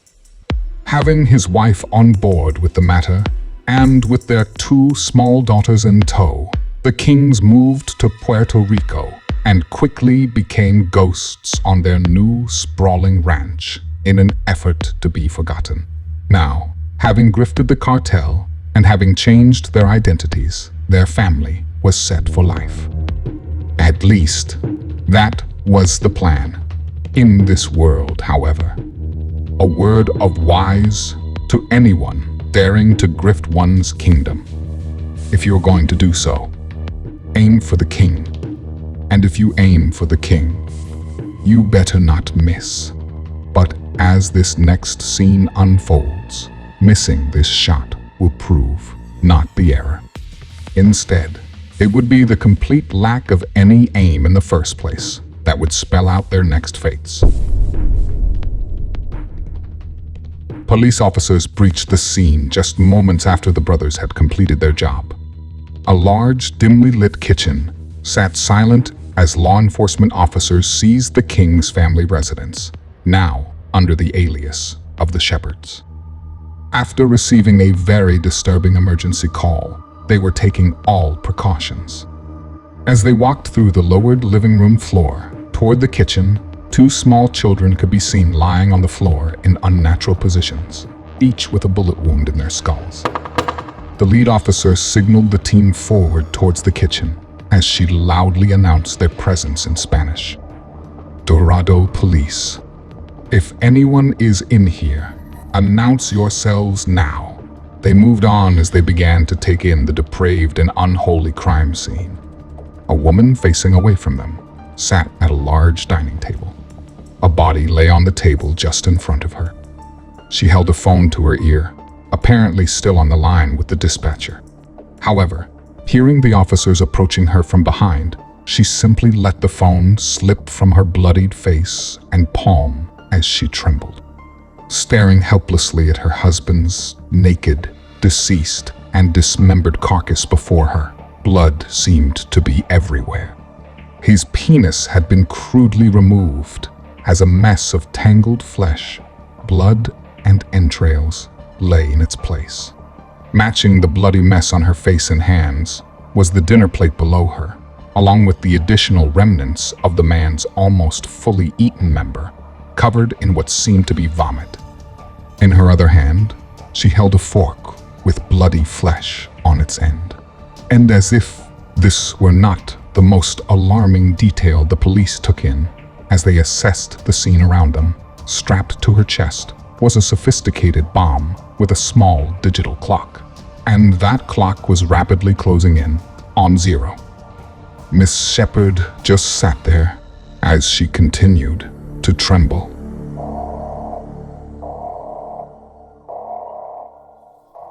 The brothers stood in silence while Chavez warned any occupants of the facility one last time. This is your last chance. Hand over Senor Cruz. Chavez looked at his uncles for direction. They both looked over him slowly and gave him a single nod.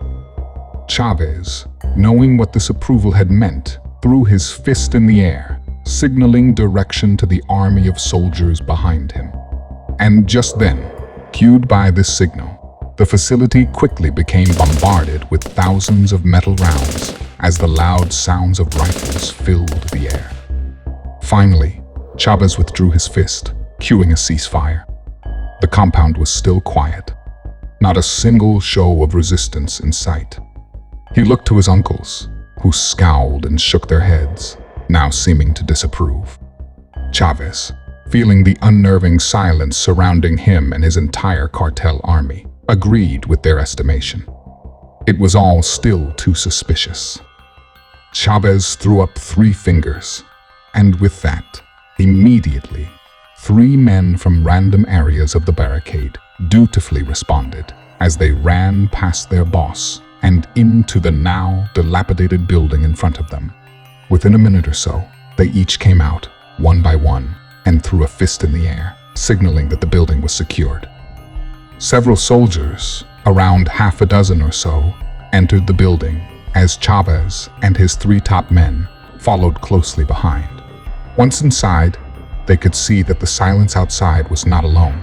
As within the building, nothing resembling any threat or resistance seemed to be around. Still, though, they could not dismiss this as being some kind of trap. They had to move cautiously. But also, and frankly, more importantly, while practicing said caution in order to emancipate their boss, they knew they must also move quickly. As they came to the back of the building, they carefully peered through the window of a door. Jail cells. They now peered down a cement hallway, separating 2 sizable rows of jail cells. This had to be where their boss had been taken. Their intel was foolproof, and that intel led them to this station. And now, within the station itself, they located the cells meant for prisoners such as Francisco Cruz, the Sinaloa kingpin. They opened the door and walked through, still wary of the lack of resistance they had so far encountered. They were beginning to think that, just maybe, perhaps the authorities were tipped off and possibly bailed when they heard that the brothers were involved in the operation. As they walked down the row of empty cells, Chavez paid close attention to the details of his surroundings. Suddenly, ahead of him, his soldiers began yelling in Spanish and aiming all their weapons at a cell directly ahead. The cartel officials ran to catch up, and Chavez let an angry expression wash over his face as an unwelcome scene came into view. Kneeling in the center of the cell was his father, Francisco, and behind him, aiming a gun directly at the cartel leader's head, was a young Lazar, later to become known as the Chancellor, the leader of the Beltran Leyva, and his father's lifelong rival. Lazar began to mildly laugh, Knowing that he had lost his empire and having nothing left to lose, he closed his eyes and squeezed the trigger. Chavez watched as his dad fell face first onto the cold cement floor, Lazar only laughing louder and louder. Chavez looked to his men. He looked at the brothers. He then looked at the other man, this quiet and loyal business partner of his father's. "Marquez," he ordered. He then looked at a button on the side of the cell, directing Marquez to do the same. Marquez, who was not kin to the Cruz family, leaned forward and pressed a red button outside the cell door. A pane of bulletproof glass slid down and sealed Lazar in as gas filled the air within the cell itself.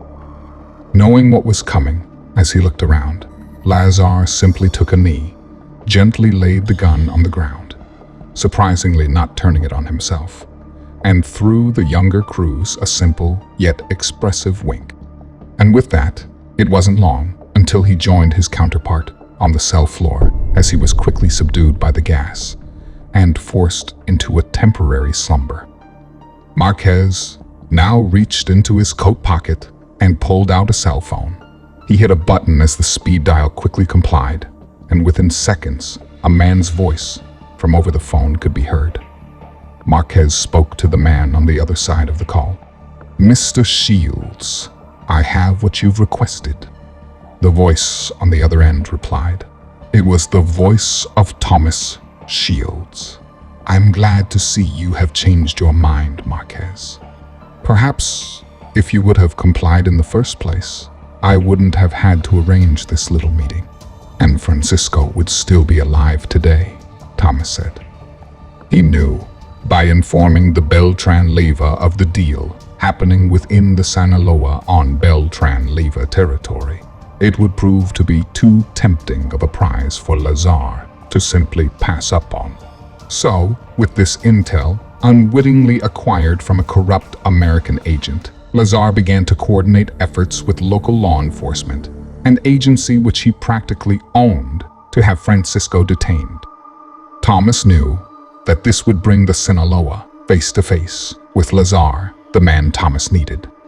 Agent Shields then continued to speak over the phone to Marquez. "My people will be by in the morning to secure your payment and retrieve our parcel. After that, I will advise my teams to stand down regarding all of your operations south of the U.S. Marquez listened to the words spoken on the other side of the phone conversation while watching Lazar twitch in his induced coma as Shields then hung up. Chavez focused on Lazar with a hatred and rage he had never felt before. Unfortunately, the man now laying before him was worth more alive than dead, and the Sinaloa had to play it smart. He knew Marquez's connections with Agent Shields had demonstrated something odd. It was clear that Thomas was skirting the boundaries of corruption, and it was clear that it was for a powerful client.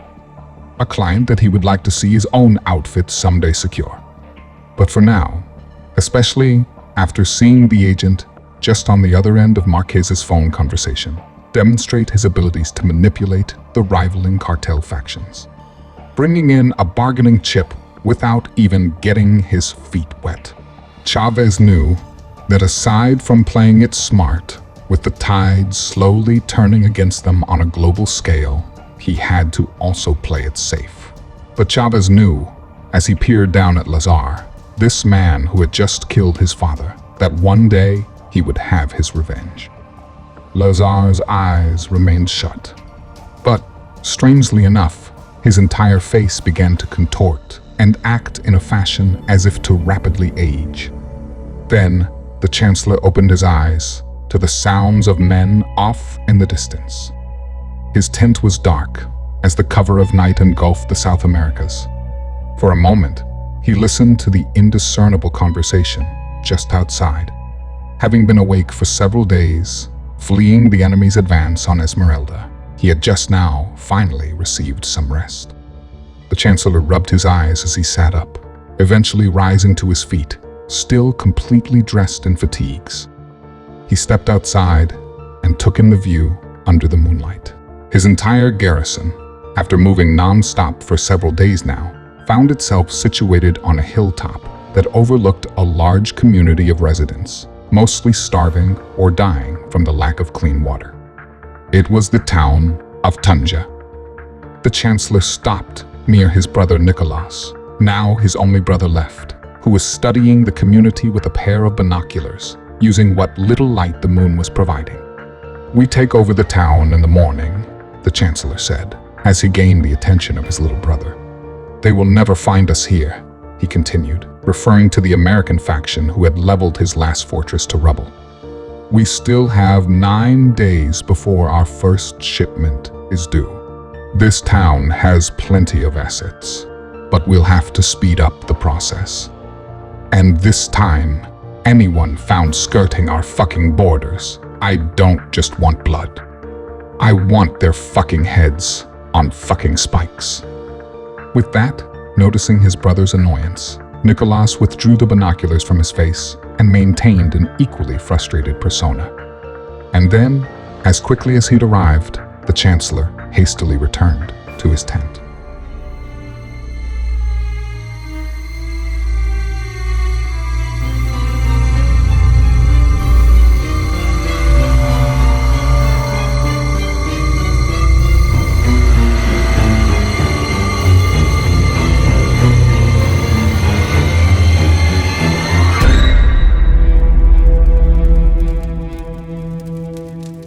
Chapter 4. The New America. As far as the eye could see, fire spread across the vast forest. Bamboo, cypress, and cedar trees all shifted in shape and size as the heat from the intense fire warped its surrounding environment.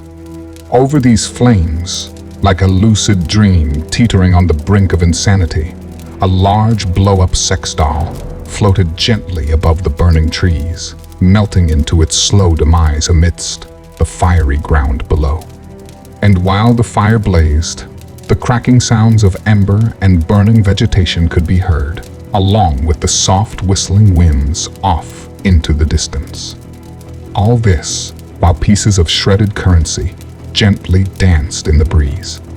And seeming completely out of place and unscathed by the blaze all around, just overhead stood a billboard of a cartoon cow, smiling while drinking a large glass of refreshing milk.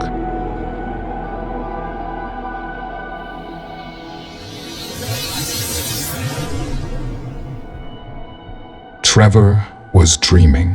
His eyes twitched this way and that as he laid still strapped to the observation table, a medical team, meanwhile, keeping a close eye on him. It appeared Trever was finally in somewhat good hands. One could only hope that Caleb and Delilah were in similar conditions, or, at the very least, still alive. Present day, Tunja, Colombia, nearly 1,000 miles northeast of the town of Esmeralda.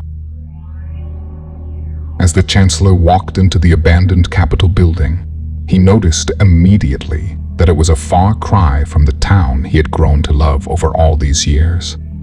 This capital, however, was still quite large, as it was made up of a sprawling community of smaller buildings, now all appearing to be victims to the world they found themselves in. After years of neglect, and no one to call it their home, the compound had clearly fallen prey to nefarious transients and desperate scavengers. Not being made of the same tasteful Spanish design that they were accustomed to, the property boasted of heavy-duty modulars and a large site-built office building that they were currently securing in the center.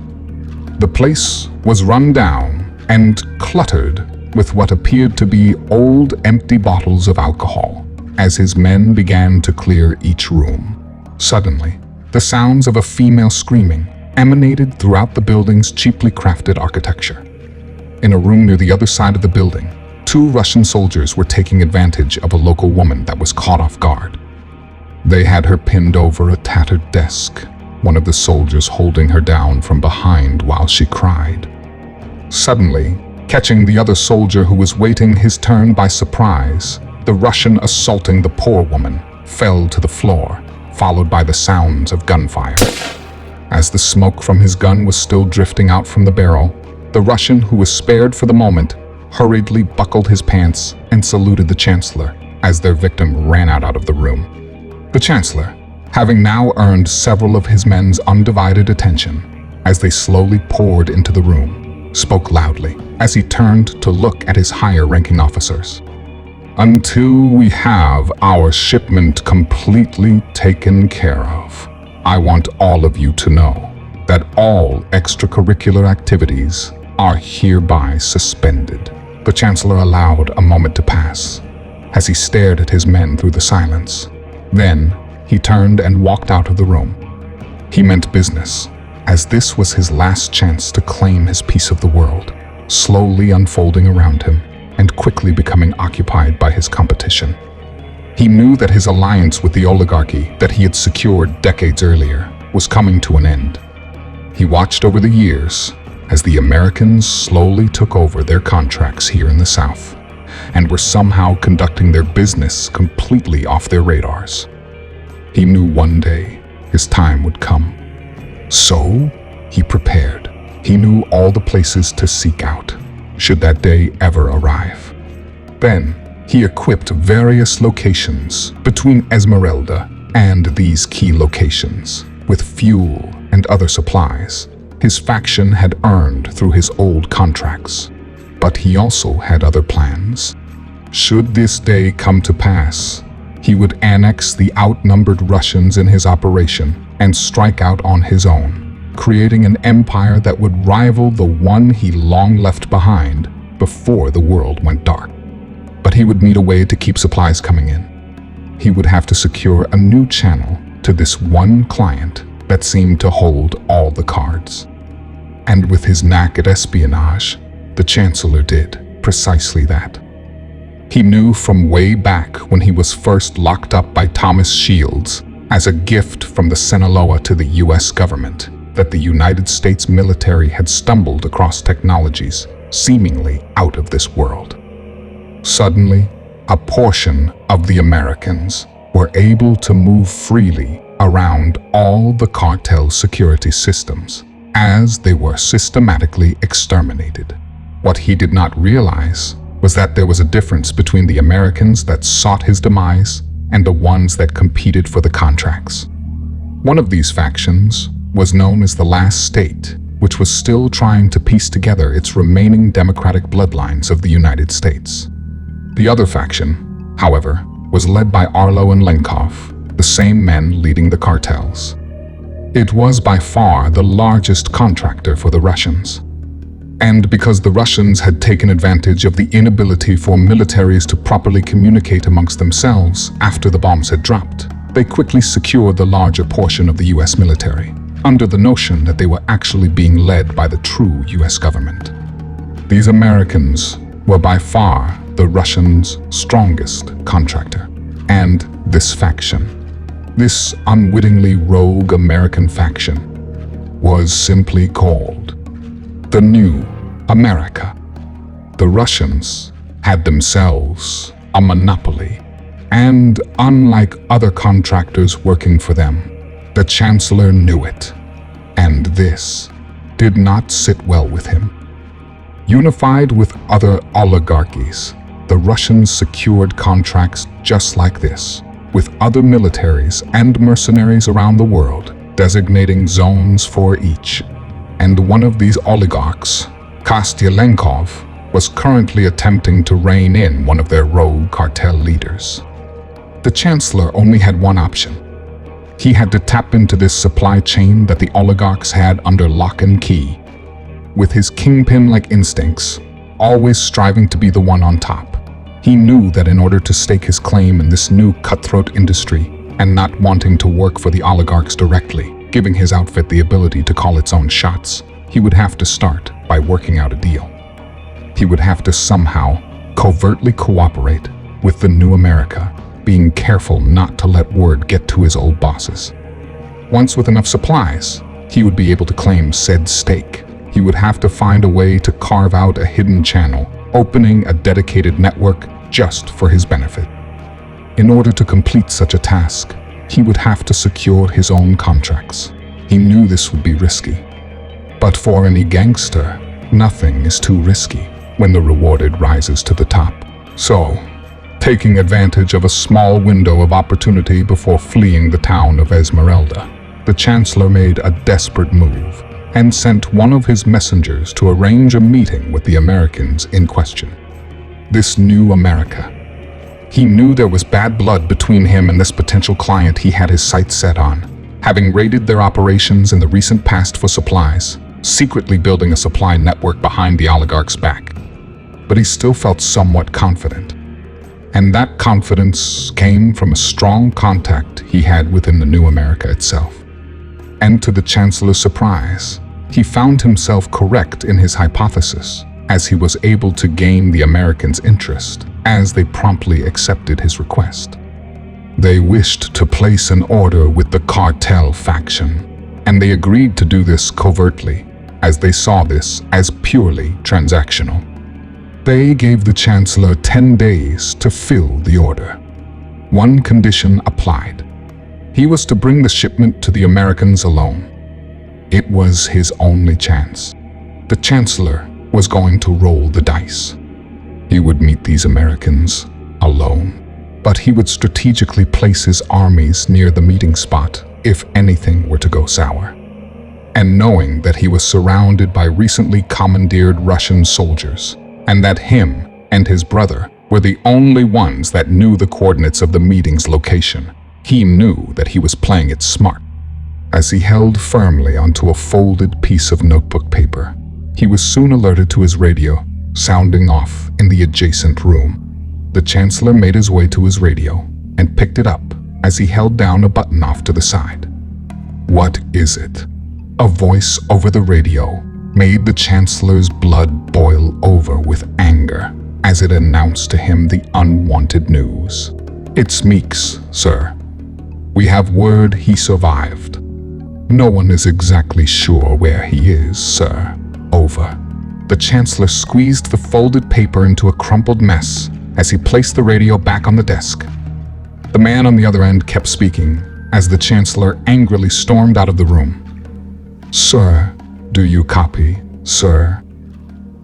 Meanwhile, light years across the universe. Trever had been woken up from a strange dream by a very attractive and petite female appearing to be in her 30s. She was undoing his straps. As she finished undoing the strap that had been restraining his left arm, he half swung his fist and slightly sat up. The female jerked back and grabbed a clipboard she'd had resting on the side of the bed and watched Trever carefully at a distance. She was assuming he would come to his senses and soon calm down.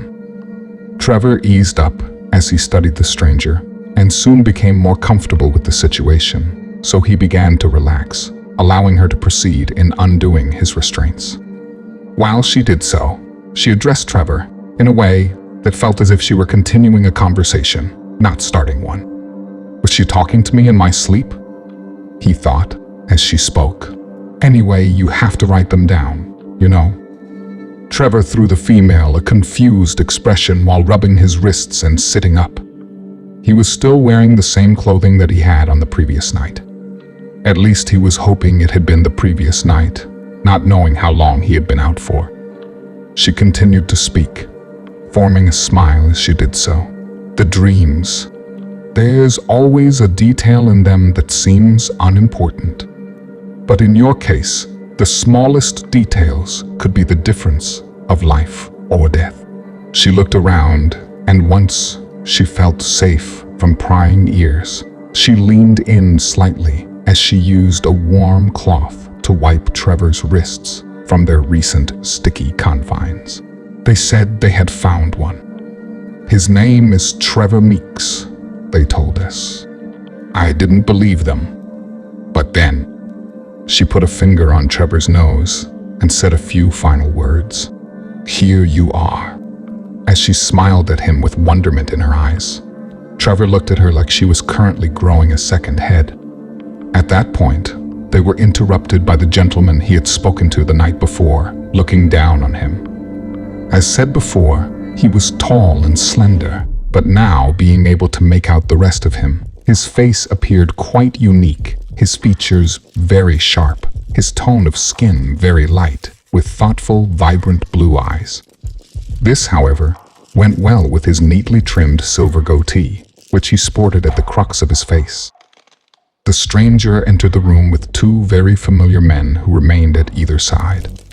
It was the same men that had intercepted Trever from Agent Shields just the day before. These two and Kit all wore thin clothing that appeared to be handmade.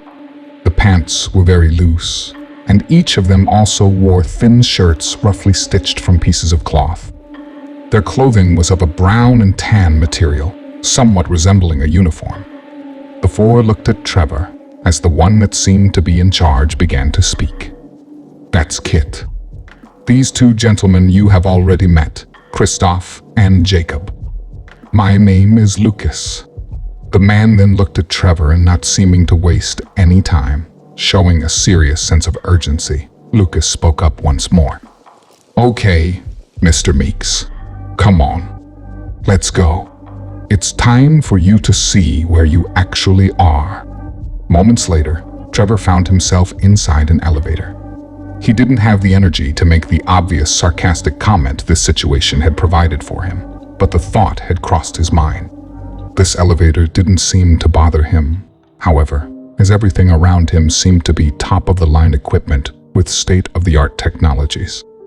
Everything was brightly lit and clearly marked. The floors and walls gleamed with a glossy shine as the elevator itself effortlessly climbed a few stories. "What is this place?" Trever finally asked, as his voice cracked slightly from being mostly unused as of late. Lucas looked over at Trever. "You're inside our only outpost here. You are inside, Prometheus." Trever looked at him confused as Lucas continued. "There's only about 3,000 of us now. But the more we learn about the domes and how to get people out, the more our numbers grow." Trever, deep in thought, did not understand what Lucas was referring to when he spoke of the domes. Just then the elevator doors opened, leading to a large, bright, empty room. The room seemed to serve as a command center, as several men and women in familiar uniforms stood watch at computers that monitored their outside surroundings. Trever soon found himself high in a mountain range, peering over what looked like large domes that lined the terrain for hundreds of miles in all directions. That's when Lucas spoke up again. "You were led to believe that you were rescued by your American homeland. No, Mr. Meeks. Unfortunately, the Americans are up to something entirely different these days." He walked toward the large window with Trever, and the others following closely behind.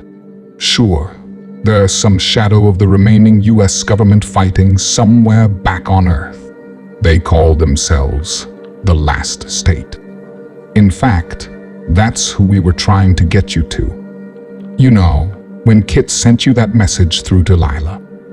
That was when Kit chimed in. I said, stay off the roads. You were supposed to be picked up by Salvation. Not these assholes, she said, while peering out the window down at the cement confines. That was when Trever, looking at Kit with even more confusion now, but remembering Delilah's warning on staying off the roads, looked over to Lucas for an explanation. Lucas looked out the window, cueing Trever to do the same as he continued to speak. You were supposed to be picked up by the Last State. Of course, they had no idea who you were. We made certain they didn't. Every soldier in the Last State has one weakness. Trever, looking out the window, looked over at Lucas. Then Lucas continued. They're human. And as he proceeded to explain things to Trever, they both looked back out the window. You should have been diverted to a safe haven in what used to be America, the Last State's only stronghold. Instead, you were intercepted and brought here. brought here by a ship called Sanctuary. Arlo's little gift to mankind's persistence. The ship mimics salvation's every move, intercepting as many people, or cattle as they call them, along the way. Lucas then paused for a second, looked at Trever and then back out the window. This is the real America now, Mr. Meeks. This is the new America. Trever looked at the infinite compound of cement structures just outside as Lucas continued.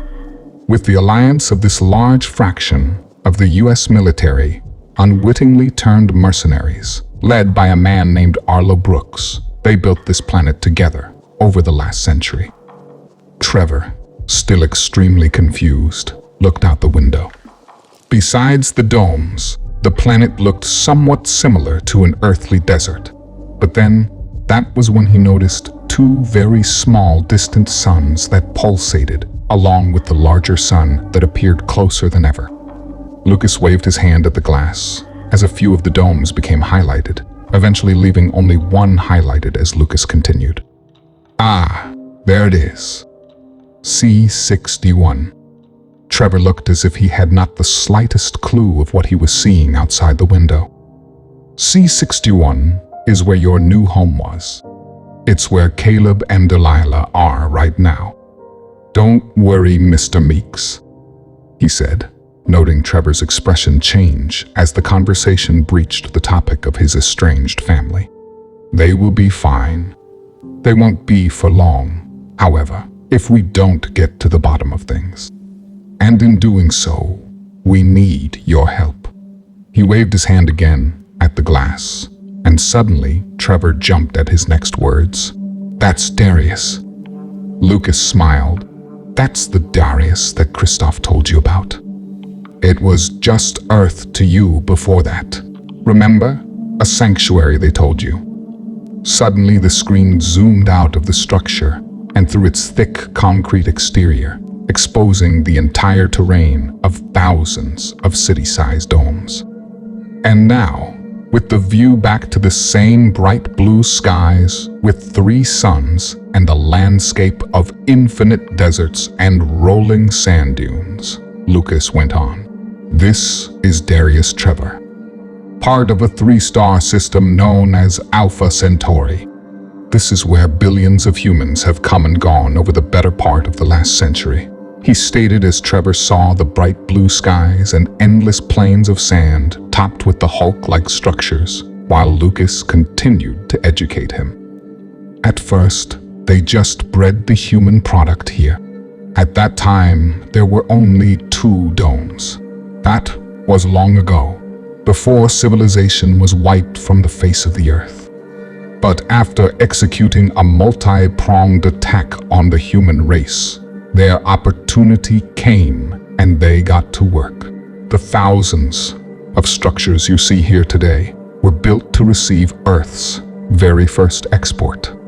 Trever, though things were clearly adding up, maintained his best what the fuck expression. He carefully listened to Lucas, who continued giving him a rundown, shedding light on the current affairs that crashed against all his logical barriers and shattered across his racing mind. Over a century ago, a species we have yet to fully comprehend stumbled across mankind. They seemed to be seeking a safe haven, as they had been nearly wiped out. This species can actually endure the vacuum of space, so you could imagine their surprise when they found our planet to be toxic to them. You see, the Earth is full of life. Life that you can see from the heavens. Life that freely grows upon the entire rock. Our friends here. This species that caused all of this. They seem to be allergic to Earth. And seeing them thrive on a planet bereft of anything living, it appears as though they have an allergy to life itself. The Russians were able to communicate with them first.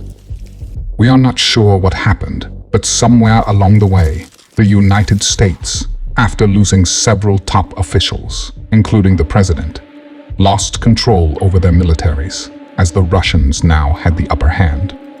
And now, Rogue Americans have their own contracts with the visitors, and these contracts are in unison with their once longtime adversaries, Russia.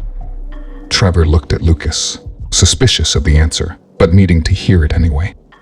Contracts for what? Lucas looked at his two bodyguards, and then back at Trever. Cattle, more specifically, human cattle. Just as mankind has herded its own cattle on their home planet, these friends of ours are herding mankind to theirs. It appears a saying could be reversed. As below, so above. Trever felt sick as he looked out the window at the vast terrain of organized domes. While he stared out into the distance, Lucas kept speaking. We lost count, but we're pretty sure that there's 300 to 400 million at any given time. The product moves in and out rather quickly. Trever looked at Lucas with a face that begged him to stop. Lucas instead just clarified his last remark, emphasizing to Trever the twisted truth. Cattle, 300 to 400 million. Human cattle in those cement domes at any given time. Sure, the virus made people sick at first, but this was just the beginning. The virus never killed anybody. The bodies that they claimed they burned in order to sanitize and bury the growing numbers of deceased humans were never actually bodies in the first place. They were just very sick people. And when the symptoms passed, they simply ended up here, where they were convinced that this was the last place on Earth, free from all the chaos. Then, just as planned, after the world went dark, importing cattle became exceedingly easy as they simply shifted their grift to the guise of a massive evacuation plan to save mankind. New additions would only fuel the lies, depicting a bleak existence outside the sanctuary to others living within. A real recipe for docile and calm cattle. That's when Trever started to grow visually pale and began to grasp his hair, simply to keep his head upright. Lucas, not wavering to Trevor's emotions, and instead pressed on. They cataloged all of us through the virus. A virus that came from them. It came from one of the first aliens to die without being properly disposed of. Properly disposed of? Trever asked, finally beginning to comprehend a fraction of the gravity of the situation he found himself in.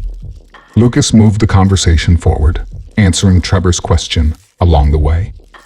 That's right. The visitor that died was actually meant to live. Live long enough to make its way through a few communities anyway, devouring any human in its path. When it was killed, however, all the US government had to do to stop this Russian agenda was to properly dispose of this creature's body. Instead, for some reason we still don't quite understand, the units tasked with this operation simply stood down. We think this occurred near one of the American underground labs in Ecuador. The virus then spread rapidly across the atmosphere from just that one carcass, becoming a tiny part of all of us. As it spread, it acted as a virus. It was this virus that we thought plagued us with death for so many years. A virus that tracked us. A virus that controlled us. A virus, however, that somehow didn't work on 7% of the population.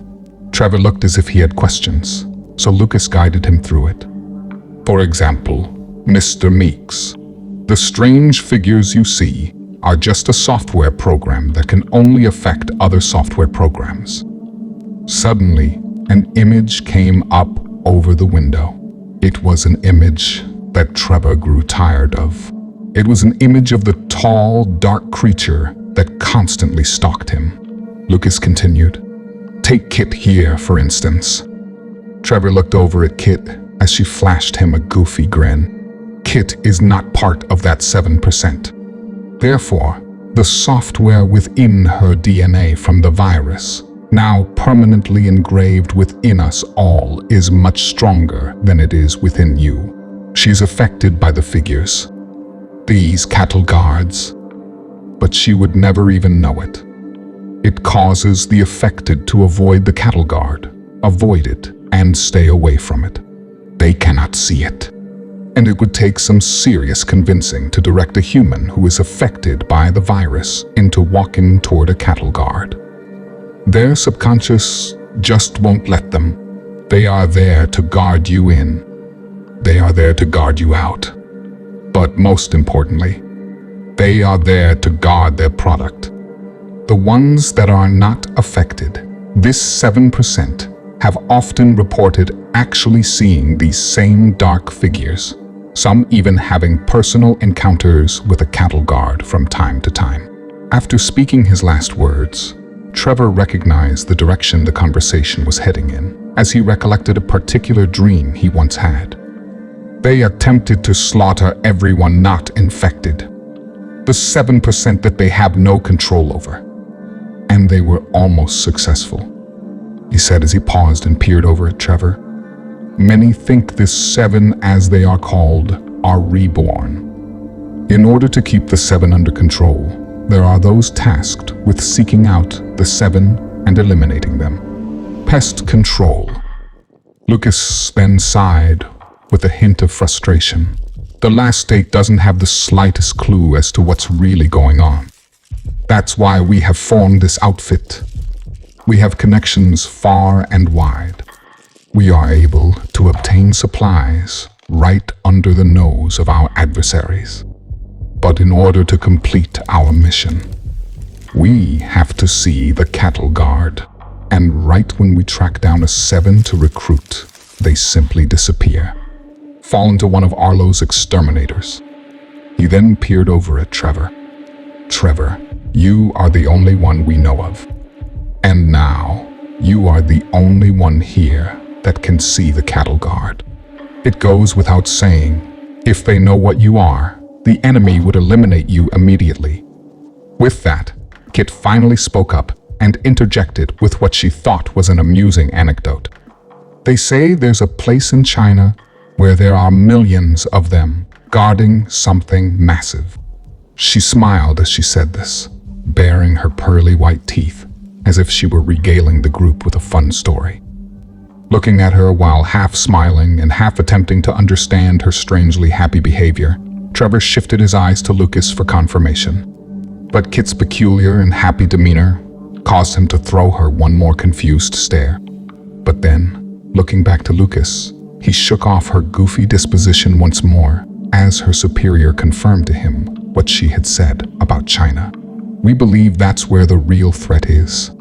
But we won't know until someone can breach the cattle guards to see what's on the other side. But with that many guards, no amount of convincing would work on any human. Trever changed his view to the window once more. It was a daunting enough task to keep his family alive, and he felt that he had miserably failed at that. So, it went without saying that pondering this thought made him doubt the possibility that he could be humanity's savior, as he thought to himself. He looked around, shaking his lack of confidence as he attempted to change the subject. How do we even get back to Earth anyway? Lucas then responded without hesitation. We were hoping you'd already be there. We had contacts on Earth, ready to recruit you. But since you were intercepted and brought here, we'll have to get you back. Then it was Kit's turn as she spoke up. Oh, that's the most exciting part. Lucas then looked away and let Kit take over as he knew she loved this part. So, space is like this flat piece of something, right? Like the flattest of flat. It's totally like flatter than you ever thought flat could be. Seriously, Trev, there's like a fucking science dedicated to being flat. Trevor's head spun by an induced whiplash. Her explanation swiftly doled out. Anyway, stay with me, Trev. So, on top of being flat, it's totally flexible too, right? And the best part is, with the right electricity and trajectory, you could fold it up and put it in your pocket. Seriously, You could go across the whole fracking universe in just seconds. You just need a box and some yellow gel shit. Lucas looked at Trever, apologizing with his facial expression for the headache he knew Trever must have by now. Compliments of Kit's explanation. Just then, during their hidden exchange, Kit looked at Lucas, catching him off guard. But Lucas quickly changed his facial expression, not wanting to offend her, and flashed her a smile right back as she did a little bounce and giggled. She might not fully understand it, but she loved this science stuff. Lucas looked at Trever with a small smile and gave some more direction to him. All right then, let's get you out of here. Trever immediately slammed on the brakes as he spoke at a significantly higher register. Wait, now, he said, as it seemed as if they were rushing into things a little too fast for him. Lucas looked at Trever, just smiled.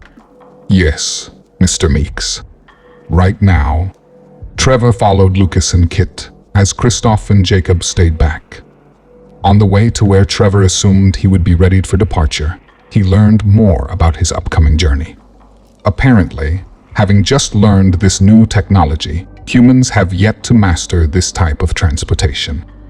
Ergo, a rough landing was in store for him. To be more exact, landing in a precise location was what humans were still trying to figure out. But for now, a minor setback like this would simply have to be an acceptable aspect of the job, as man's survival depended on the operation in question. The three of them then moved on to another room within the highest level of Prometheus. Once in the smaller room, resembling something out of a science fiction movie, Trever stood in a chamber that had 4 capsules with sliding doors all ajar. Each was standing tall, paired off, facing each other 2 by 2. Computers and equipment lined the walls around them as the ceiling was hidden under a layer of silver and copper ducting. The floor itself appeared to be made of glass with a golden-like surface underneath, while the capsules themselves seemed to be a smooth titanium-like material. Trever was directed by Kit into one of the capsules as he stepped inside. Once standing within it, a smiling Kit waved to him as the door closed and safety restraints automatically strapped him in his seat. On the door now closed in front of him, there was a small window. Over this window, on the inside, hung a curtain made of plastic that was lowered, not allowing him to see Lucas or Kit. And just above this, on the interior walls above the window itself, sat a light shining with a dull red glow. Lucas talked to Trever from the outside, while he sat at a large screen and punched in the coordinates of where Trever would be going. We will be sending you to the Philippines first, where you will meet one of our contacts, Logan, for supplies. Once you depart, you will no longer be able to communicate with Prometheus. But don't worry, you won't be going alone. Trever was alarmed by these last words, so he quickly opened the window to his capsule and saw what Lucas was talking about. Across from Trevor's capsule was another one that faced his. Inside of that window was an adorable smiling Kit who threw him a wave while visually bouncing with excitement. Trever began protesting right away, but suddenly he felt wetness around his ankles, causing him to look down for a further inspection. He noticed that the capsule was being filled with a thick, amber liquid. As uncomfortable as the gel-like substance was, seeming to fill the entire capsule quickly, he was unable to resist as his restraints kept him firmly in place. Lucas then spoke with a soothing voice from just outside while this continued to take place. The liquid forming at your feet has a highly concentrated chemical in it. It's a much more passive compound we found in DX4 gas, an element we discovered here on Darius. It won't cause you any pain or discomfort, I assure you. He looked back up and out of the window with a confused expression when he noticed a gas rising from the thick amber liquid below. Slowly, as the gas filled his chamber, he looked across to see Kit slowly pass out as her chamber was also now being filled with the same similar mist. Then, as the gas overtook his entire ability to see through its thick fog, It was lights out for one Mr. Trever Meeks. And once he was within the safety of the thick protective liquid, now nearly filling his entire chamber, the light above his now unconscious head turned a solid green. Now for an apology, as to avoid a long science lesson while sharing this story of twists and turns, one might summarize instead the events that began unfolding from the pair's spaceship-like departure, as those very events began filling the skies of Darius just outside. As Kit had so well put it just moments before, the folding of space and time happens in a fraction of a millisecond.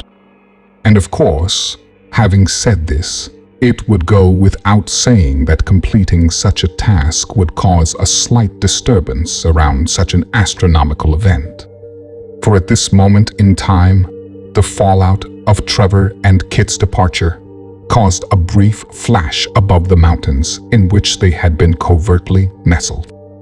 In fact, one would compare this flash to a solar flare seen so many times throughout our universe. And this solar flare flashed across the skies of Darius with such a force that upon a closer look, it effortlessly lit up a nefarious ongoing upon the desert below. This bright pulse of magnetic energy seen as light caught the attention of one particular person on the ground. And then this flash happened to light up this person, along with one other, near a large all-terrain vehicle. And this vehicle sat just outside a large firestorm that seemed to be approaching the two figures, one kneeling over the other that seemed bound and gagged. But as one would surely digress, they would find themselves unable to do so, as this half-attempted science lesson is not quite through.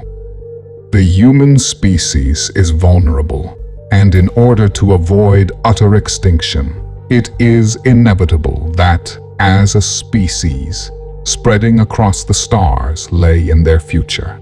Having said this, most scholars agree that even within a controlled environment, traversing the stars is likely able to take a harsh toll on the human body.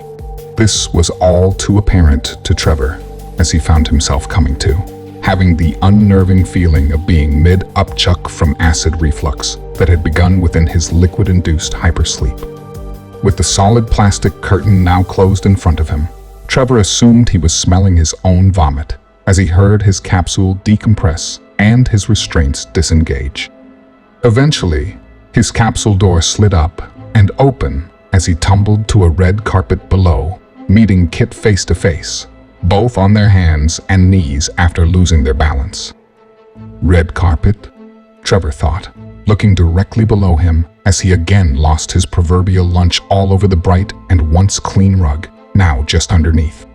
As he regained his balance, attempting to stop the world from turning, he heard Kit seemingly try to get his attention as she politely proceeded in clearing her throat.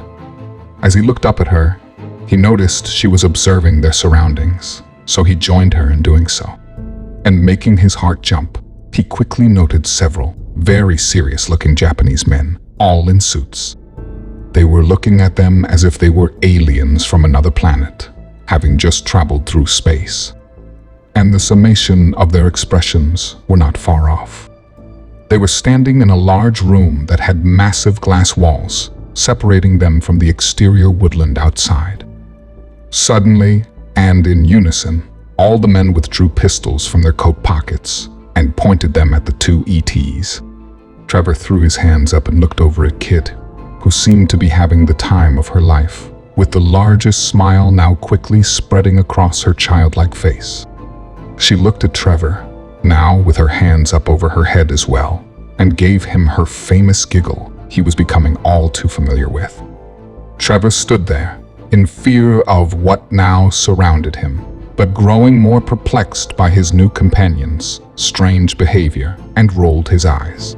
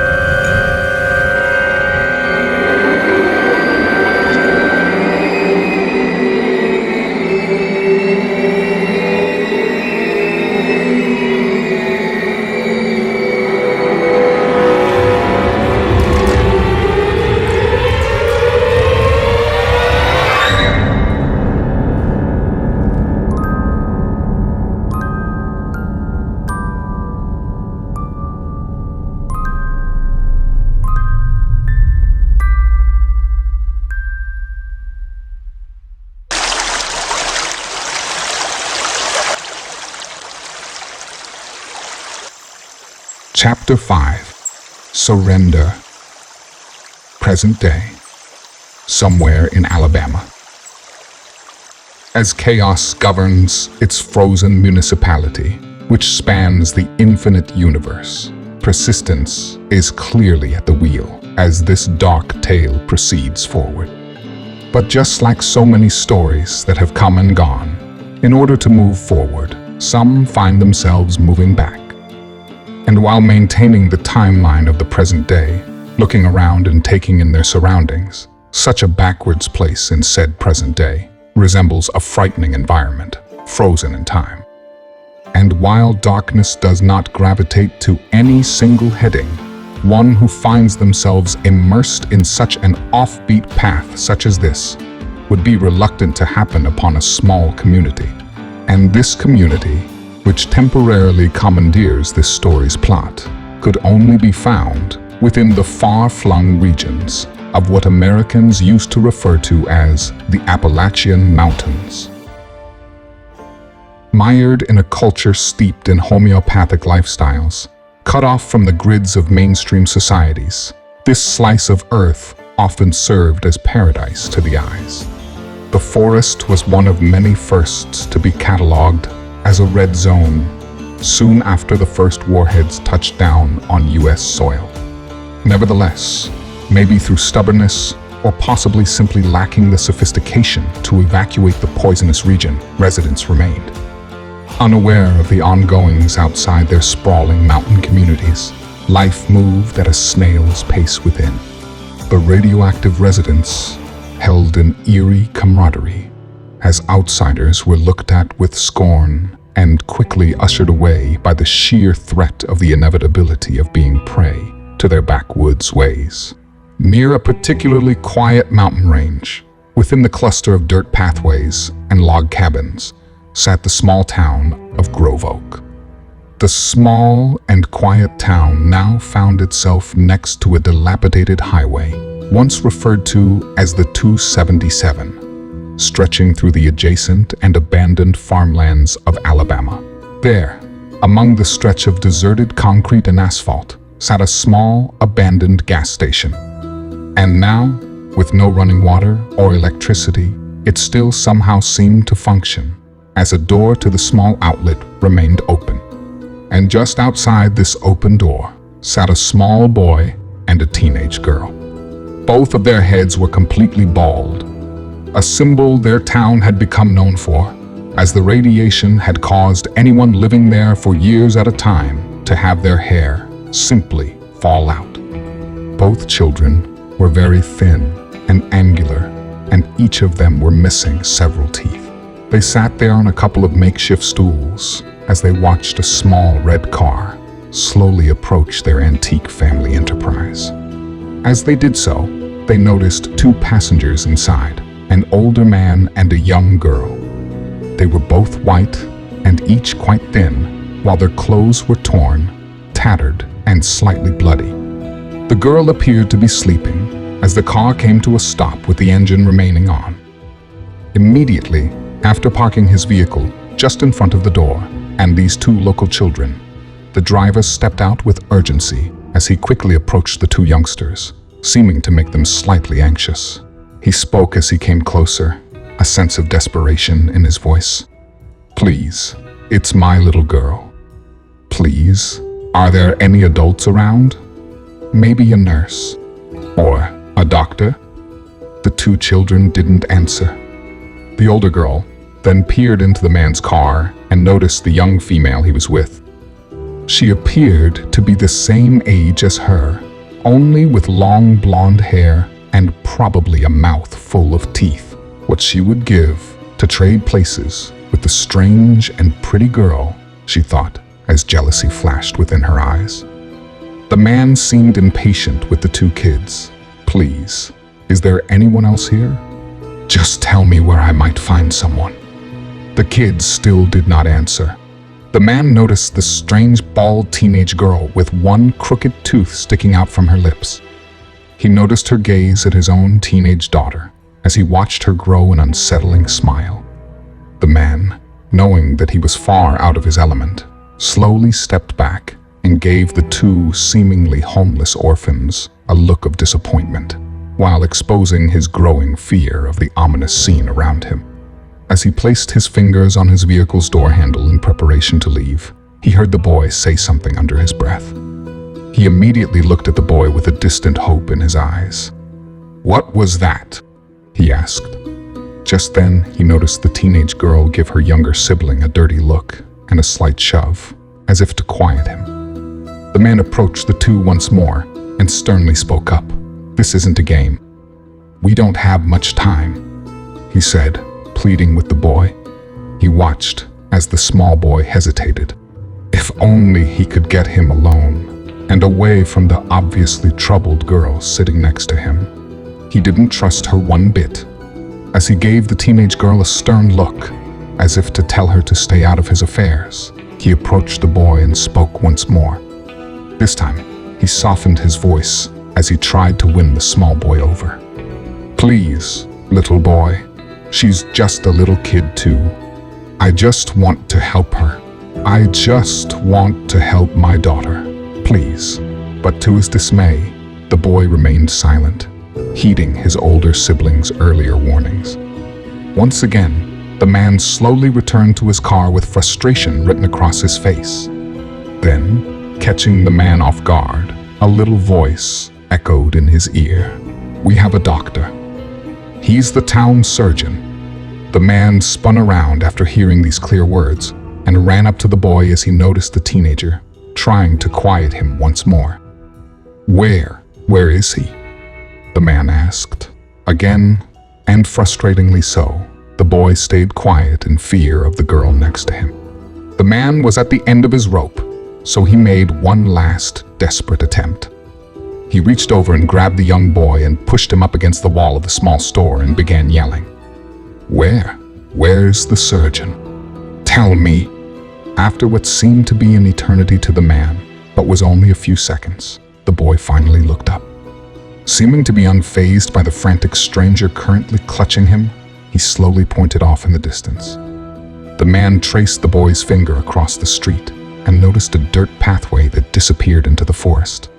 And without pause, after identifying his new direction, he scrambled to his car, releasing the boy from his grasps and causing the child to fall back to the ground.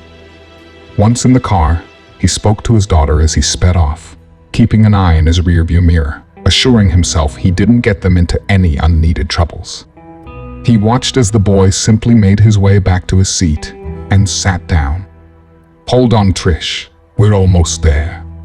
Trish jostled about, still half sleeping as they sped down the dirt path into the woods, eventually disappearing from sight. Meanwhile, back at the small run-down store, the two kids sat quietly outside. Suddenly, an elderly white gentleman with a long gray beard and dressed in overalls stepped outside and joined them. The man watched as the car completely vanished into the forest and then looked down at the two kids and spoke. Where they headed? Just then, the teenage girl looked away, not wanting to be part of their conversation. Instead, the little boy answered happily, "The surgeon." The old man looked down at the boy and smiled as he gave the teen a look of disappointment and spoke quietly while sitting next to them on a spare milk crate. "That's a good boy." They then sat there quietly, watching the forest across from them, while the sounds of a small vehicle dissipated into thin air. It wasn't a long stretch of road, seeming to be a driveway of some kind. It had a mailbox he'd noticed on the street near the gas station, where he had turned onto the dirt path he now continued to traverse. As he cautiously drove, he looked for signs of a house, possibly leading him to this doctor the boy had spoke of. As he slowly rounded a corner, trying not to jostle the car too much so as not to cause his daughter much more discomfort, he noticed how the trees became exceedingly thick overhead. It began to block out most of the sunlight as he noticed a deer carcass off to the side of the path. It was in a state of decay and completely covered in bugs, so much, in fact, he could see its skin moving while the vehicle slowly passed. It occurred to him that the deer's head was completely missing, appearing as though it had been removed and was no longer nearby. As this seemed perplexing to the worried father, he pressed on, knowing that his daughter did not have much time. And that was when he saw it. A large home, darkened by the forest around it, and appearing to be completely abandoned. It was an old Victorian-style house, situated amongst the trees. The paint, now completely absent upon the ominous structure, revealed the bare wood once underneath. Branches and leaves littered the wrap-around porch as a screen door occasionally butted up against the home, complaining all the while through its rusty and creaking hinges. Wind chimes sounded in the distance as the car came to a stop about 20 feet from the entrance. Following his pattern of urgency, the man again stepped away from his car and began to shout, "Hello? Anyone home?" He looked over at his daughter and noticed that she was looking far worse. Knowing that they probably could not travel much longer, he decided to take his chances as he turned his engine off and quickly began gathering his sickly child from the vehicle's interior. Even if this place were truly abandoned, and even if there was no true doctor residing within, it would still serve as a good place for them to rest. Together, they made their way up the patio as the man supported his little girl, each taking one baby step after the other. Soon, after what felt like forever, they found themselves at the home's front door. The man readjusted himself as he steadied his daughter on her feet, while he leaned forward to give the door a loud knock. But, to his surprise, upon knocking, the door simply opened, exposing a dark, stuffy home inside, with a slightly foul odor hanging in the air. Desperate for his daughter to receive her much-needed medical attention, he found a large sofa and laid her down so he could continue looking through the large residence for help. "Hello? Is there anyone home? My daughter is not doing well, and she needs help. Anyone?" With still no answer, the man began to see if perhaps he could luck upon some medicine as he made his way up a thin flight of stairs. As he came to the top, the stairs became very dark, as they were not near any windows. At the top of the stairs, however, light shone through from a poorly boarded-up window at the end of the second-floor hallway. There, next to the window, a door was left, slightly ajar. With enough light coming through, the man now became filled with excitement as he recognized the bathroom just beyond the open door. Assuming he might find some medical supplies in the bathroom, he rushed for the door. Once there, he found a somewhat clean bathroom with tacky brown and yellow wallpaper that seemed to be peeling off in various places. He immediately went for the medicine cabinet and began rummaging through its various random contents. Meanwhile, Trish was in and out of consciousness, but she assumed her father was not too far away. She began to open her eyes as she noticed a blurry figure in front of her. "Daddy," she managed to say as she began to feel soothed from having her forehead caressed. This feeling, as pleasing as it was fleeting as a foul odor quickly assaulted her senses. Alarmed by the smell, she strained to focus as the figure before her became more visible. Its skin seemed to casually slip from its face as the poorly treated flesh that masked the man's skull in front of her oozed with pus and blood from its crisscrossing, opened, and bloodied wounds. As she focused on this monster, now leaning over her, it appeared he was looking right back at her as he continued to stroke her long blonde hair. And as the 16-year-old realized a new nightmare was at her side, she was quickly able to identify where the foul odor had come from. Then, this monstrosity before her smiled, as black clotted blood and spit leaked from its mouth. Just one floor above, her father quickly rummaged through the cabinets, trying to find anything appearing to be painkillers or fever reducers. Suddenly, he heard his daughter screaming. Refocusing his attention to his daughter, he quickly ran down the hall and turned to run down the stairs. And once reaching the bottom, he looked over to the sofa where he had placed his daughter. But to his utter horror, his daughter was gone. "Trish," "Sweetie," he called out nervously, remembering her screams not long ago. As he headed down a darkened hallway, he could see a figure through the crack of a slightly ajar door, seemed to shuffle around. "Hello," he called out, knowing that something was not right. "Who's there?" As he closed the distance between him and the door in question, he heard no reply. Instead, he listened to the sounds of heavy objects being tossed about within the room ahead. Becoming more cautious, he moved forward quietly and peered in through the open crack of the door. The room was brightly lit as the afternoon light drifted through the interior windows with ease. And there, atop a bed, lay his daughter, her eyes closed and her arms and legs strapped to the frame with restraints. Immediately, his fatherly instincts kicked in as he catapulted himself into the room toward his daughter's side, attempting to reunite with his child. He looked at her, not knowing how she got there, and immediately began undoing her crudely assembled restraints. However, before even addressing one of them, he soon felt a needle puncture the back of his neck, joined with an awful smell, provided by a soiled, fleshy hand below his nose, now covering his mouth. It was over within a few seconds, as his struggles only served as false hope, while the room around him faded to black. Everything was blurry, as he could make out shapes and figures that seemed to grow stronger and fade away here and there. Not sure what had happened, or how long he had been out for, his sense of urgency remained at the top of his demeanor, as he mustered all his strength to open his eyes and focus on his surroundings. An unsettling scene began to unfold, as he could not move due to the familiar restraints he now found himself in as well. As he began to look around, he noticed a tall figure appearing to be dressed like a homeless person, looking over another bed across from him. He could also hear a scratchy song in the background, playing somewhere inside the home. He recognized the song soon after he heard the first couple of words. It was a child's nursery rhyme, and seemed to be playing from an old child's toy.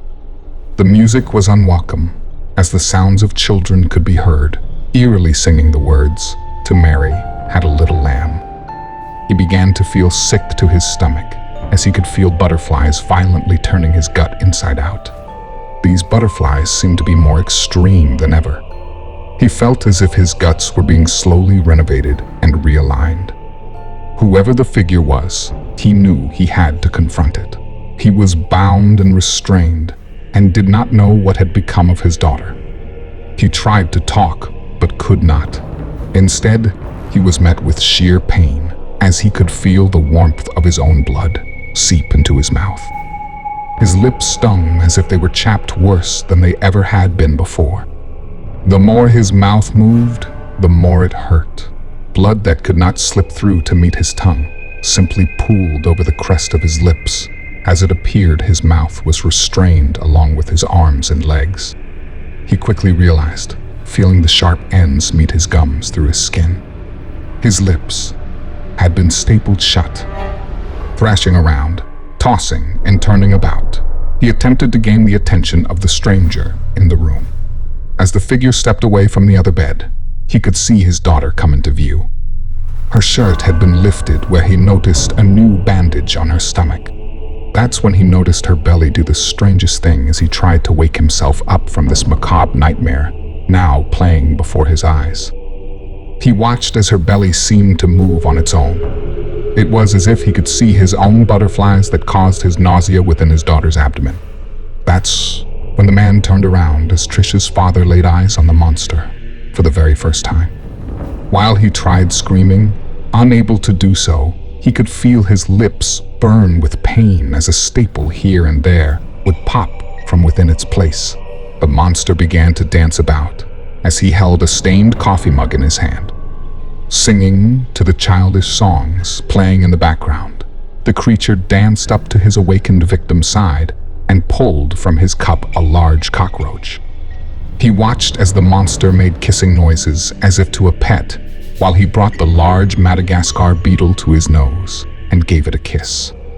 While he did so, Pus oozed from his mouth and dripped over the massive bug, leaking to the floors below. Then, to his sheer horror, the vile man danced over to him and lowered the cockroach from sight. He then felt the oddest sensation as the large brown bug was forced through a small incision recently made in his stomach, causing his eyes to open wide with pain. As the beetle passed through the incision, a wave of sheer agony swept through his entire body as the small insect intruder upset the others that had been previously planted inside his gut while he slept. While this took place, as if to encourage his victim to let the whole process happen without a fight, the monster in front of him began to speak over the music. Being of larger stature, his voice was off-putting as he sounded like a 5-year-old. He seemed to have a hard time fighting back his laughter, as if he were just a small child, playing with a new toy. And in a sing-song-like voice, he quietly spoke. You must give in to them. Feel them burrow. Deeper and deeper. Surrender. As the intruders continued to slither deeper inside his gut and scurry even deeper from there, his eyes grew wider and wider. The staples that closed his lips were still mostly intact, making it impossible to let out a scream of pain that was instead left lingering in his mouth. He felt the large roaches slither through his internal organs, while their small, spiny appendages ripped tissue after thin, sensitive tissue. But then, as the pain became too much for him to handle, he fell unconscious, his daughter's pulsating belly in his line of sight, as darkness began to take hold, turning his world completely dark once more. The room was now completely void of light. He tried to make sense of his surroundings. An escape route, now his immediate objective. Suddenly, a glow emanated from nearby in the room. As the glow became brighter, suddenly it fluttered to the ceiling and headed toward him and landed at his feet. It was a small glow stick. As he reached over to pick it up, he heard the recognizable crackling of another stick being activated. Having heard this, he looked back in the direction the sound had come from. There, in the darkness, where he had witnessed the first glow stick being activated, another now also began to glow. Slowly, a face formed through the light. A sense of relief washed over him as soon as he recognized the dimly lit smiling face. It was Kit. Trever looked down at the glow stick Kit had thrown to him, curious as to where she may have stumbled across such useful objects. He used his light to inspect the shackles in which his ankles were currently encased. He had no idea where they were. All he knew was that they had arrived in a precarious location inside a Japanese-style home, surrounded by very serious-looking, armed Asian gentlemen. Not wanting to find out what these men were up to, Trever simply wanted to make an escape so he could get on with his objective. Suddenly, he felt something hit his chest. He looked up to see Kit's smiling face within a glowing green light. I think her stupid grin is more annoying in the green light, he thought to himself. Then, looking down with his glow stick, he saw what she had thrown him. It was very familiar as he held it up to the light, a transparent cube that, by the look of it, was identical to the one Christophe and Jacob had used to create his clone just days earlier. This sudden flashback temporarily rendered Trever sick to his stomach before his thoughts were soon interrupted by his excitable teammate. As he looked up to see what she was doing, he saw her look directly up at the ceiling. Then, she opened her mouth and swallowed the cube whole. Then, while he looked at her with a bewildered look, she glanced over at him and spoke. "Eat, swallow," she mouthed, suggesting that he do what she had done. He looked at the cube, wondering what on earth her plan was. But, reminding him slightly of his late sister, Trever, against his better judgment, followed Kit's lead and swallowed the cube whole. At first, he felt nothing, but then, suddenly, he began to feel as though he had no physical feelings whatsoever. He even tried feeling his hands against one another, but could not seem to make them touch. It was as though he had ingested a hallucinogenic, but somehow retained all his faculties, as they seemed to simply just melt through each other instead. That was when he heard it. A shackle hit the floor below his feet. Using his glow stick, he looked down to inspect the noise. To his amazement, one of his metal shackles was loose next to his now freed ankle. He then looked to the other one and found something quite unsettling, as that shackle remained halfway sunken through his leg. Pulling on the shackle, he watched in wonder as it simply went right through his ankle like a knife through butter. He could not make any sense of what was happening. All he could figure was that his body was now somehow solid and yet liquid at the same time. Now that he was free, he stood up and looked at Kit, who was now standing right next to him. She was much shorter than he was, as she looked up at him with a smile and formed her next word with a whisper. "Ready?" Feeling stronger than ever, Trever actually smiled back. Yeah, he said, still a little beside himself, as he looked like one who had just had their first hit of acid, as he moved his hands slowly back and forth in front of his face. His arms and hands flowed like liquid as he did so. But then he noticed Kit kneeling at the door that led back to where they had originally arrived.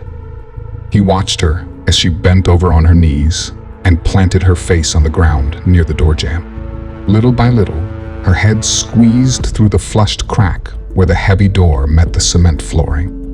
Then, little by little, her neck, and then her torso, and then her legs, until she was ultimately on the other side of the door. Trever just watched in pure amazement and disbelief.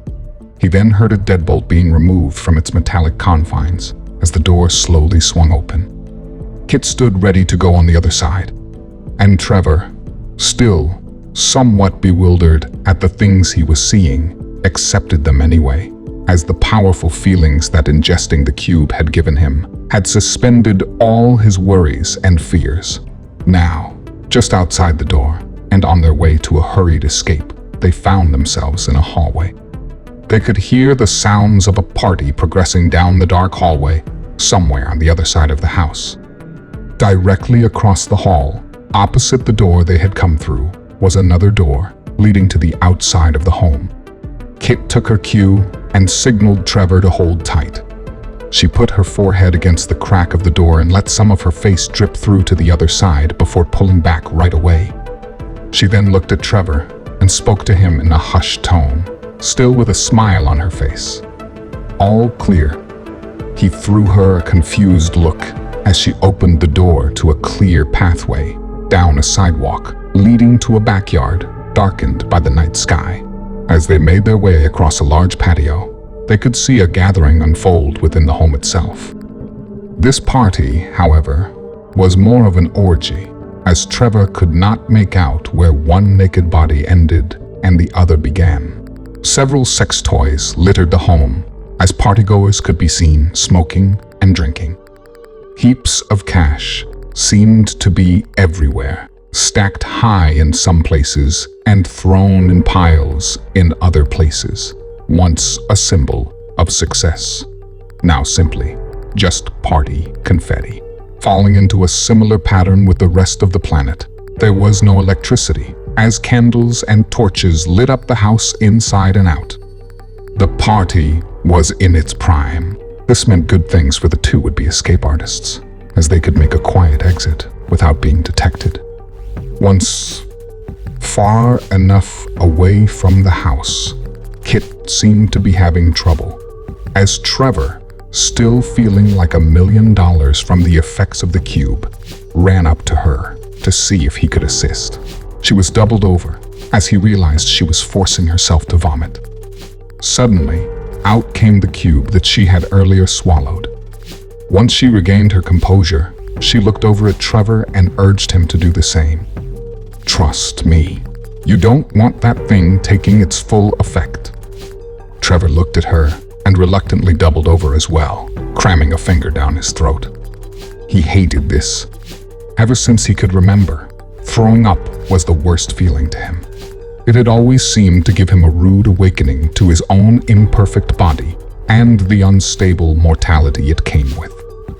They made their way through the thick bamboo outside the property, which ultimately led them to a road.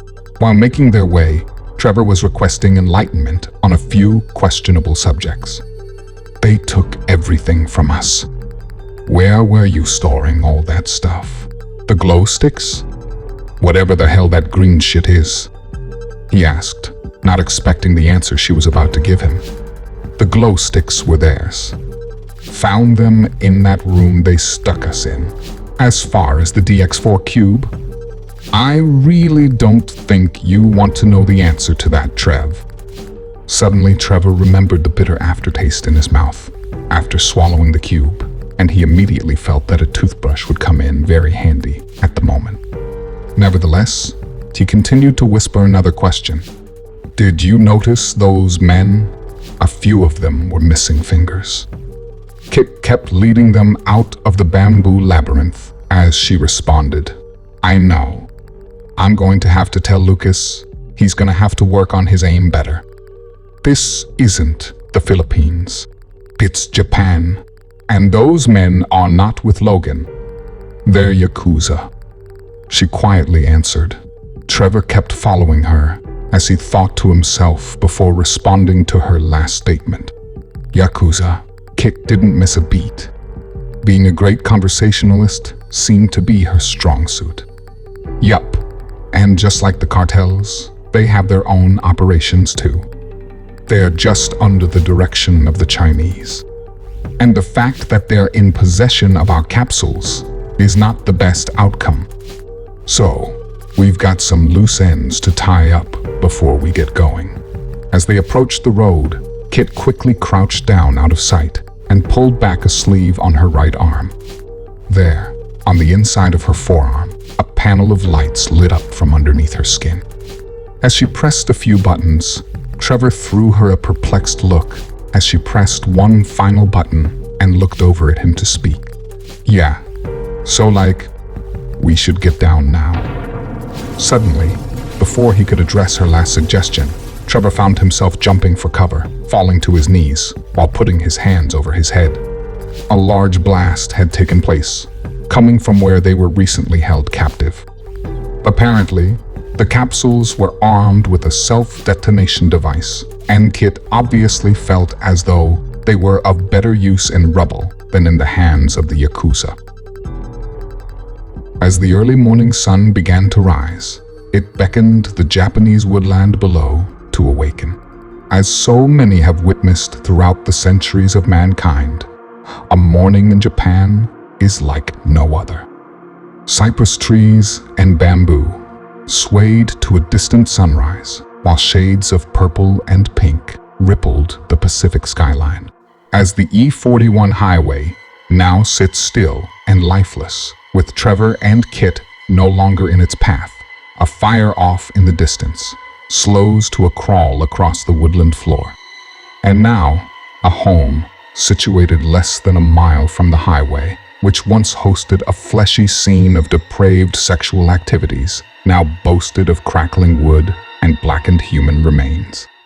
And just a stone's throw away from that, a small creek, home to the indigenous wildlife, finds itself in a new environment of warped bamboo and burned trees. Slowly descending on the forest, and just as one of Trever's dreams had somehow predicted, a large blow-up sex doll from the recent party found its final resting place as it melted into the ground. All the while, shredded Japanese currency danced within the burned bamboo and dry, warm air.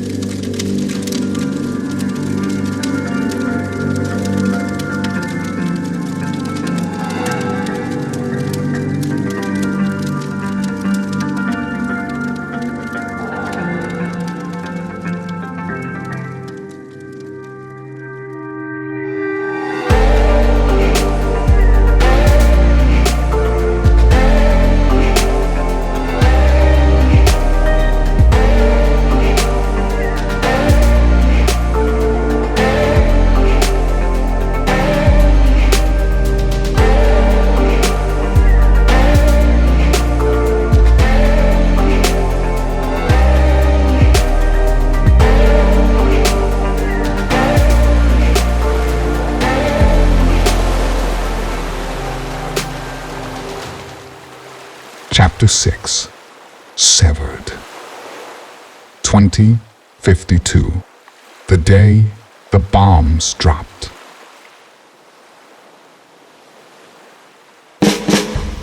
It was a beautiful day, as the California coast held within it a spectacular view of the vast blue oceans off into the distance. As the pandemic grew worse over the last several years, America, for the most part, stayed sheltered and mostly cut off from the rest of the globe, along with most other countries, which had all but entirely banned international travel. Recently, however, the virus that had been discovered nearly 2 decades ago, deep in South America, the prevention of which had somehow been fumbled by the US military, began to slowly spread north. As this happened, puzzling officials of how it was seeping through its guardrails, let alone how the military mishandled it in the first place. Despite endless investigations, tensions across the United States quickly grew. Having said all this, it would not strike anyone as odd that many might find some time to unwind. De-stress, seek comfort in family and friends. Those in a society with such tensions quickly getting out of hand, and a years-old pandemic knocking at their door, announcing its next victim, may find themselves attracted to such a beautiful place, situated upon these sandy shores. And along this coastline, this watery utopia, sat a beach house which held a view of the sparkling Pacific Ocean, while sitting blissfully within an alluring, late morning calm. San Diego was the perfect place for him to live, as he maintained a very lucrative contract with a covert and controversial government agency that operated not only in the United States, but in cooperation with the Mexican cartels south of the border as well. This agency, despite several attempts by Congress to be reined in, only became stronger and more powerful, as it took advantage of the chaos closing in on the country from all sides. And this classified outfit, this seemingly rogue wing of the American government, had countless agents strategically planted across the globe. And one of these agents, which resided within this beach home, was none other than Thomas Shields. Thomas was sitting next to his young boy, Seth, appearing to be around 11 or 12 years old. As they watched TV, they displayed a laid-back vibe that spelled a small break for the pair, as they simply wore casual clothing while they calmly relaxed near one another. Suddenly, a knock came at the door as the two looked over at each other. "Stay here, bud. That might be your mom picking you up," Thomas said. Seth, confused, replied to his father, "I thought you were taking me to my school to meet her later," he said, reminding his father of their new meeting spot. Thomas replied while still heading toward the door, "Okay, smartass. Maybe it's the Easter Bunny, then," he said sarcastically, causing Seth to laugh. As Thomas opened the door, the man on the other side caused him to spin around to peer at his son, making sure he wasn't looking. He then turned back to the visitor and addressed him quietly. "I'm not supposed to be contacted today." The visitor was a thin Asian gentleman who was clean-shaven and wore a black suit. He had jet black hair and wore dark shades. The man then handed a briefcase through the door over to Thomas and threw him a smirk. With that, saying absolutely nothing in response, he turned and made his way back to his black Mercedes, still running, and parked on the side of the road. Thomas watched the man leave and slowly closed the door. He then crossed the large living room that they were watching TV in and headed toward a larger room with a view of the ocean outside. Seth noticed his father not rejoining him in watching TV and began to question the matter. "What's up?" Thomas paused, still holding the briefcase, and turned and looked at his son and replied, "I'll be right back." Seth, noticing the case, knew that his father had been given more work and rolled his eyes with a reluctant nod in agreement. The room that Thomas was entering was obviously used as a home office. He quietly closed the door as he put the briefcase on a desk in front of him and verbally cued the lights to come on. And as they came on, Stacks of laptops seemed to be everywhere.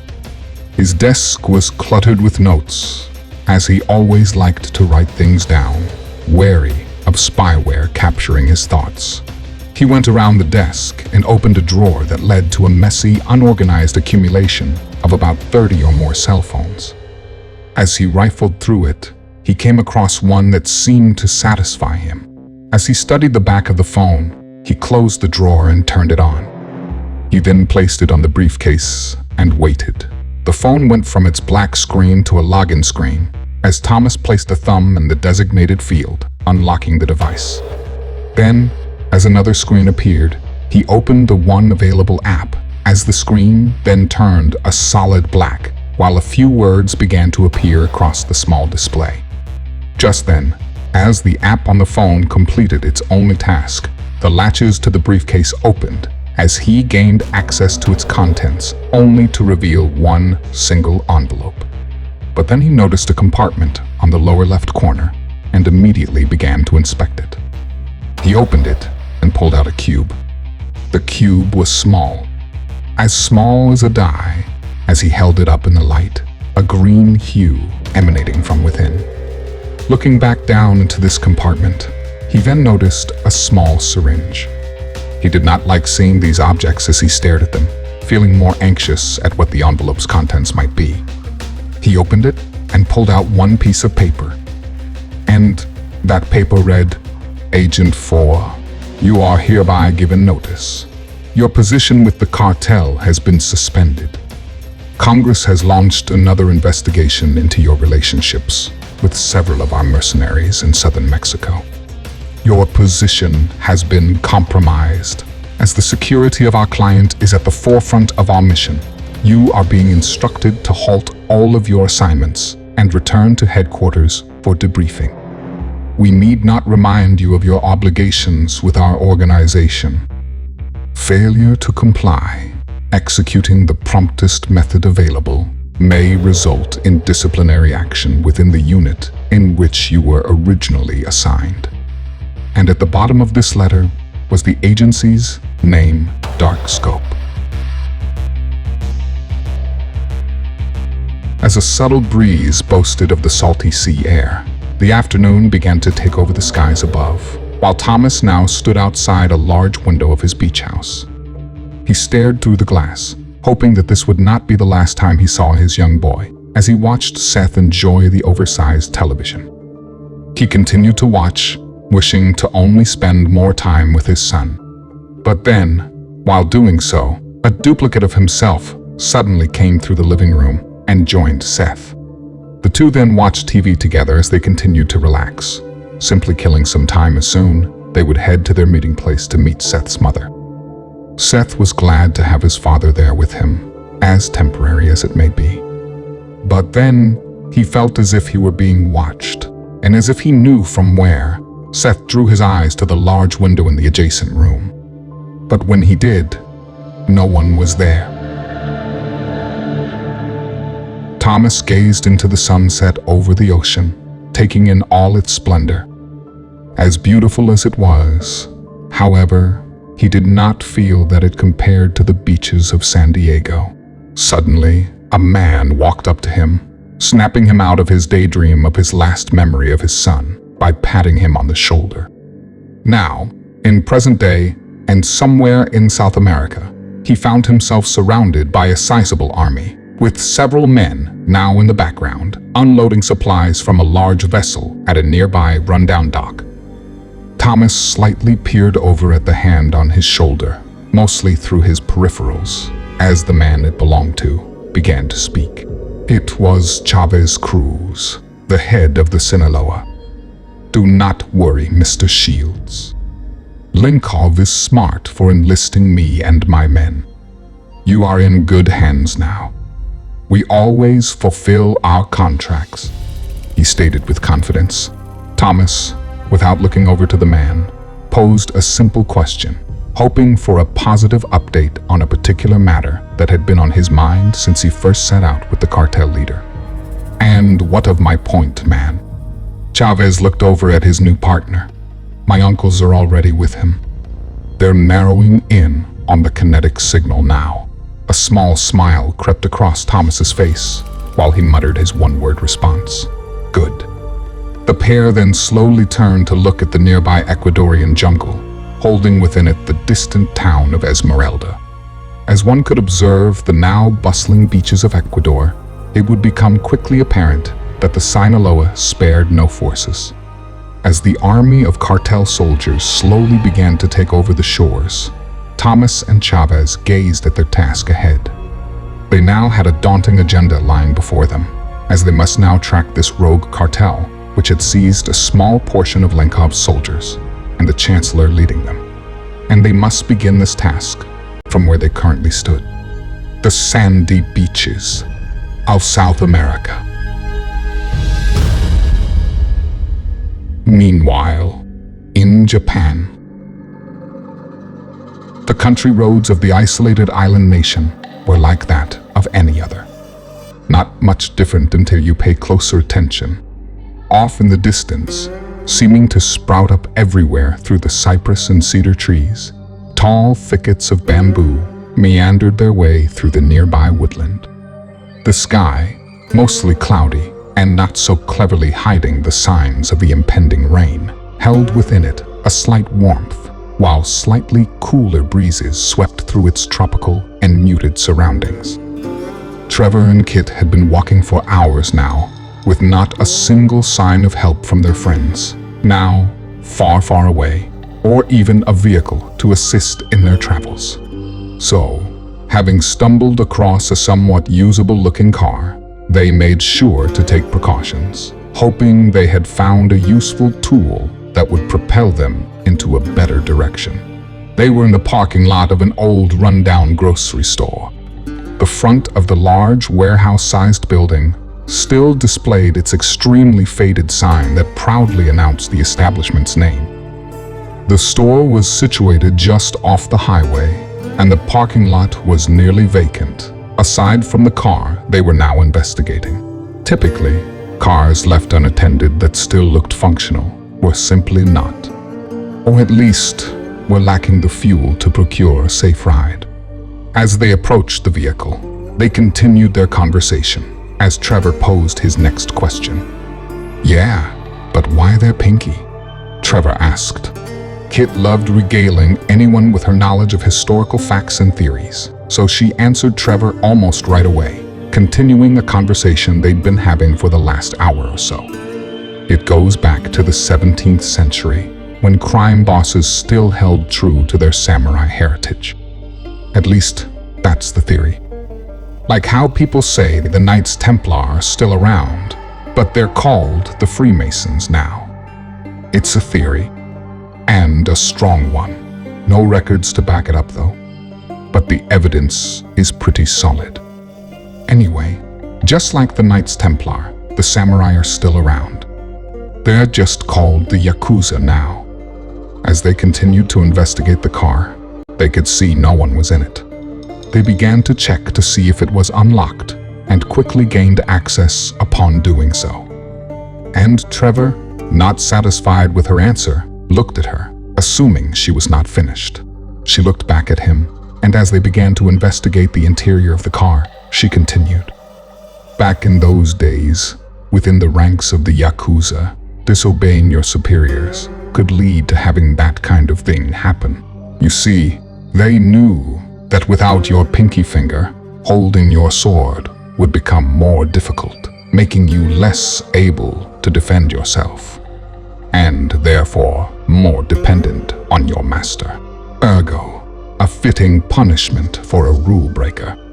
They were now both sitting in the car, with Kit at the wheel, looking for a key before attempting to hotwire the vehicle. She noticed a compartment below the radio that appeared to pull out.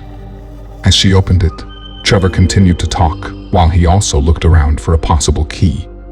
That's fucking intense. As she investigated the small compartment's interior, she replied to him with the same sense of indignity regarding the current subject matter. I know, right? And that's not the worst part. They make you cut it off yourself and present it to your superior on a handkerchief or some shit like that. As scary as they are, those fuckers got one weakness. Trever, out of curiosity, stopped looking through the car and looked at her. "And what's that?" he inquired. "And not missing a beat," she replied. "You killed the leader. You're in charge." Just then, from the sticky confines of the surprisingly deep yet very small compartment, Kit pulled a car key out. "Got it." Just then, the two were startled by the sounds of tapping around a vehicle as several men ran their pistols along the exterior surface, making their way to the front of the car. The men were all Asian and each wore black suits. And behind them sat several pristine luxury vehicles that they had quietly arrived in.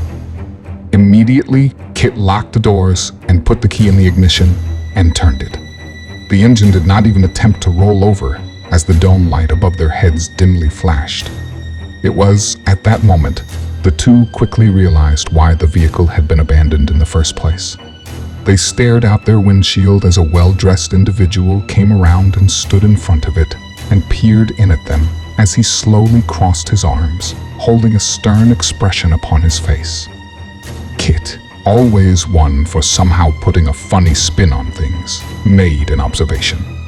"You think they still get their suits dry cleaned? Because I just can't see how they keep those things so perfectly clean and pressed." She looked over at Trever and continued her comments in a somewhat serious fashion. "I mean, back on Darius, laundry's a bitch." Trever let out an audible sigh at her attempt at small talk, looking over at her with disbelief. Suddenly and without warning, both their windows were smashed in by men wearing black leather gloves, and the doors were then quickly unlocked. But before Trever and Kit could explain that they would cooperate, they both found themselves being drugged from the car. It's not as if Trever was expecting any degree of friendliness, but still, he could not help but feel as though they were being overly rough with the pair. Was it possible that these gentlemen were connected to the men him and Kit had just watched burn to a rubble? This thought quickly flashed across his mind as they were soon brought to one of the many vehicles behind them, its back door slowly opening. A man appearing to be in his mid to late 50s was dressed just as the others as he made an exit from his vehicle.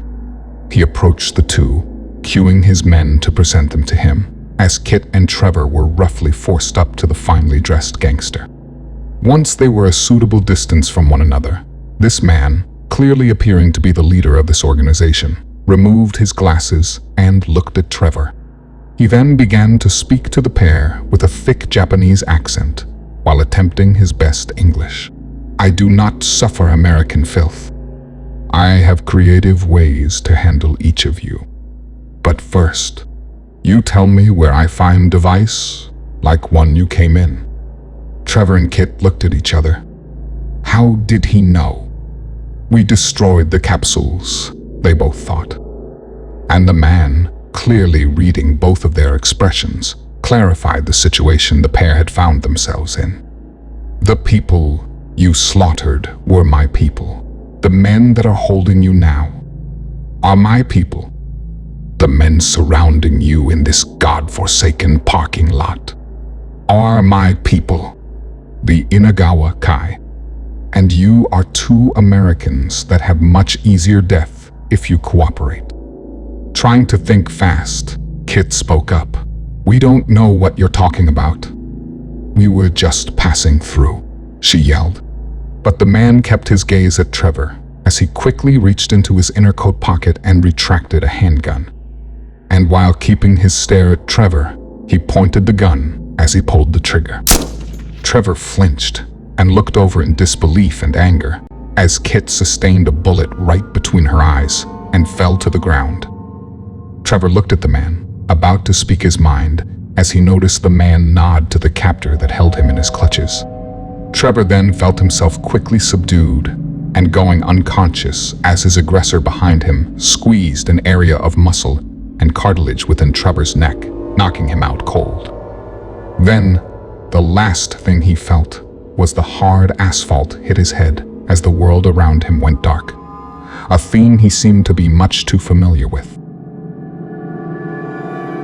Moments later, Trever felt himself coming to as he found himself in what seemed to be the back rooms of the grocery store with cement flooring and a ladder leading to an upper-level storage unit. The dead giveaway that he was still in the same location were the large signs displaying the store's name they had seen just outside, leaning against the metal siding of the small warehouse he was now in. As he began to take in his surroundings, he first noted the feeling of a rope that had his hands tied behind the chair he now sat upon. The room had no men in it, just him, as the light flowing from the large ceiling windows lit up the entire area. Just in front of him sat a dusty wooden table and a single knife. That's when he noticed a man begin to come into focus. A man who saw Trever beginning to wake. As things around him became more definable, he identified a door directly across from him, which stood wide open. And there, just beyond that door, right outside, were a few men in their typical black suits, smoking cigarettes and casually speaking with one another. The man who took note of Trever coming to was the same man that had just shot his companion and teammate in cold blood.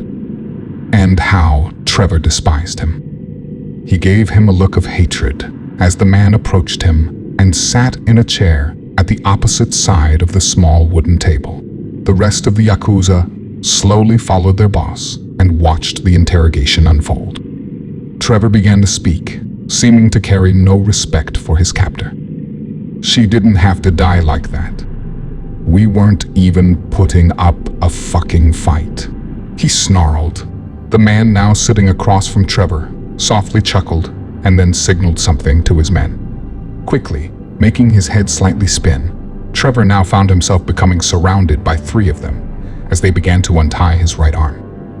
Once freed, 2 of them forced Trevor's arm to the table as the other grabbed him by the scalp and hair and held his head up with a blade to his throat.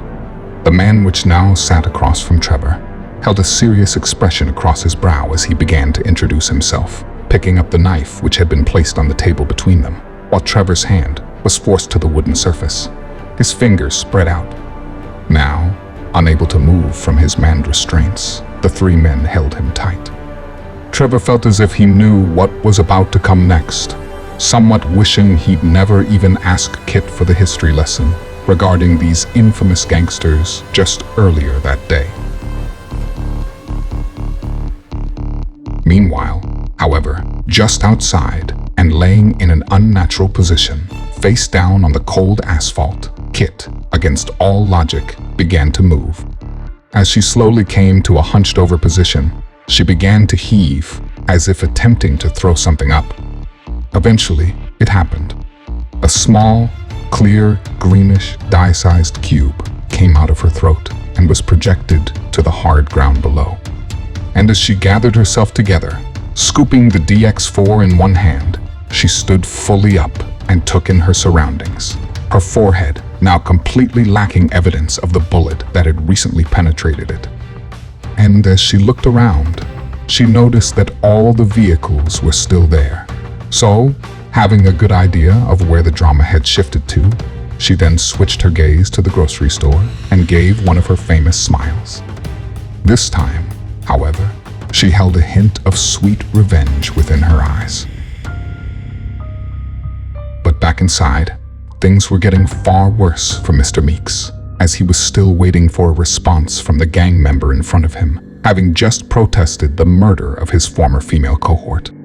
The calculating gangster looked down at Trevor's hand and became occupied with his knife as he calmly spoke to his prisoner. "My name is Haruto. My men tell me you and your deceased female companion arrived here in capsules out of thin air in the living room of one of our strongholds."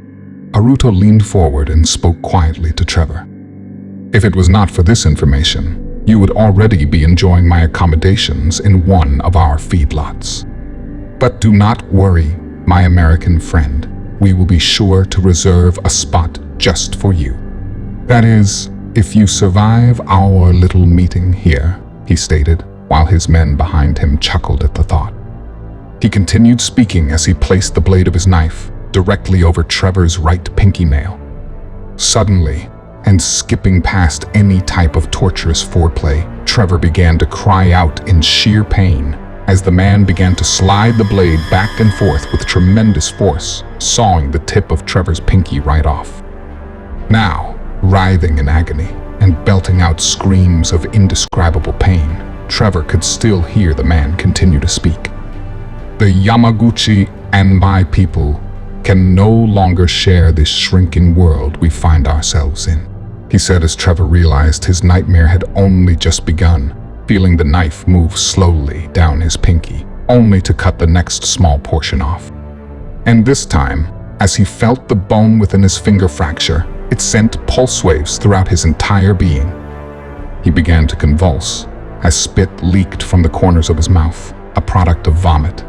His body had attempted to push out, only unable to harness the strength to fully do so.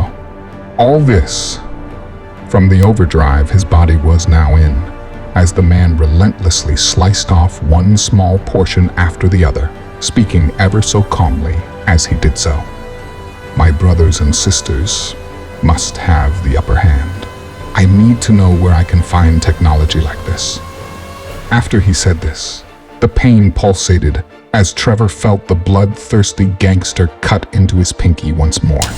Now fading in and out from the intense pain, his smallest finger was now completely severed into small, bloody pieces in front of him. He looked at his enemy with tears in his eyes as he felt the blade move to his next finger as his skin was pierced once more. But just then, Trever flinched at the sound of gunfire as he felt the warmth of blood and brain matter splash across his face. Is this death? Is this what death sounds like? What it feels and tastes like? He thought, focusing on the man in front of him, who now let the knife fall from his hand to the wooden table below. Then, bringing a confused expression to his face, this crazed gangster, this Yakuza crime boss, now had a gaping hole in the front of his head as he came crashing down, face first, right in front of Trever.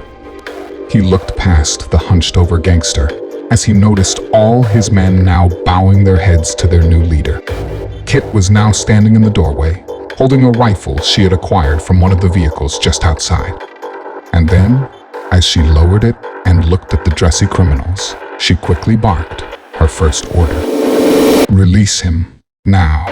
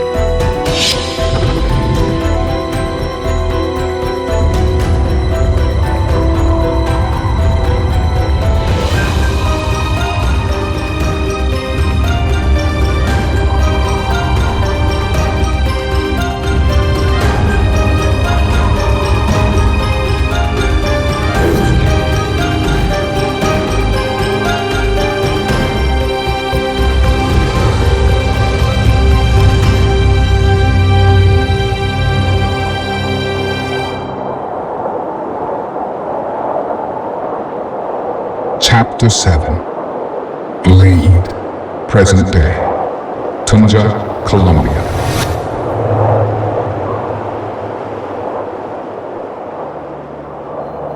Mercedes grew up in this town. As an adult, now in her late 40s, she looked around and wondered what had become of her innocent town. A town that, before the world went dark, was a closely knit community where everybody took care of each other. But just like the fate of all the good things in this world, so too did her unfortunate birthplace slowly meet its demise. Over the years, she saw stranger turn on stranger, neighbor turn on neighbor, and family turn on family. She watched as this new and dark world around her slowly seeped into her hometown. From becoming desperate for survival, ripping each other apart, placing each resident in a position of sleepless defense, to the threat of outsiders confronting this jungle town in order to shore up their own supplies, merely attempting to survive themselves. She stood about 5.5 feet tall and was of average height among the females of her family.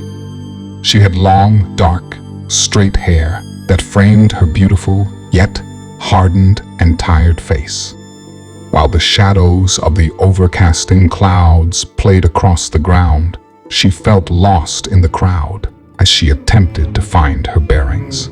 As she took in the unfolding drama around her, accompanied with this newest threat that had just taken over her town, her eyes seemed to shimmer as she visibly absorbed her surroundings underneath a pale sunlight.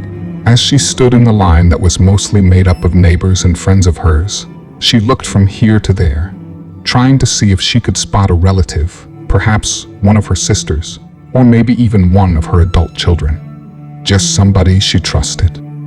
She had been standing in this line since early morning and was still in the dark as to what exactly was happening. All she knew was that the Russian military, along with the Beltran Leva, claiming to be helping the Colombian government secure their nation, had infiltrated her town upon daybreak, as her and her entire community were then forced to be processed. She squinted in the shimmering sunlight as her attention was again drawn to the cartel soldier, currently speaking through a megaphone. All morning, he had been repeating the same words over and over, every 10 minutes or so. Attention, your community is under the control and protection of the locally re-established military of Colombia. All residents must be processed. Your cooperation is appreciated. Please find the line with the first letter of your last name and line up accordingly. Registration for processing is required for all people over the age of 8. You must remain in your lines until you have been registered for processing. Thank you for your cooperation. The line seemed to be moving incredibly slow as she tried to make sense of why her whole community had to be processed. But now, after hours in line, she finally came up to a table where she saw a man sitting while holding a clipboard and a pen. There were several sheets of paper on the clipboard, with last names listed on it from top to bottom, some with checks next to their names, and some without. Aside from the disconcerting events taking place from all around, how they got this list was confusing her the most. After all, it wasn't as if there was still even any semblance of record-keeping these days. But this puzzling mystery seemed to be the least of her worries, wondering what was to become of her and her community as she looked down at the sitting man, now directly in front of her. Behind him stood a Russian soldier in military fatigues with a rifle, standing guard.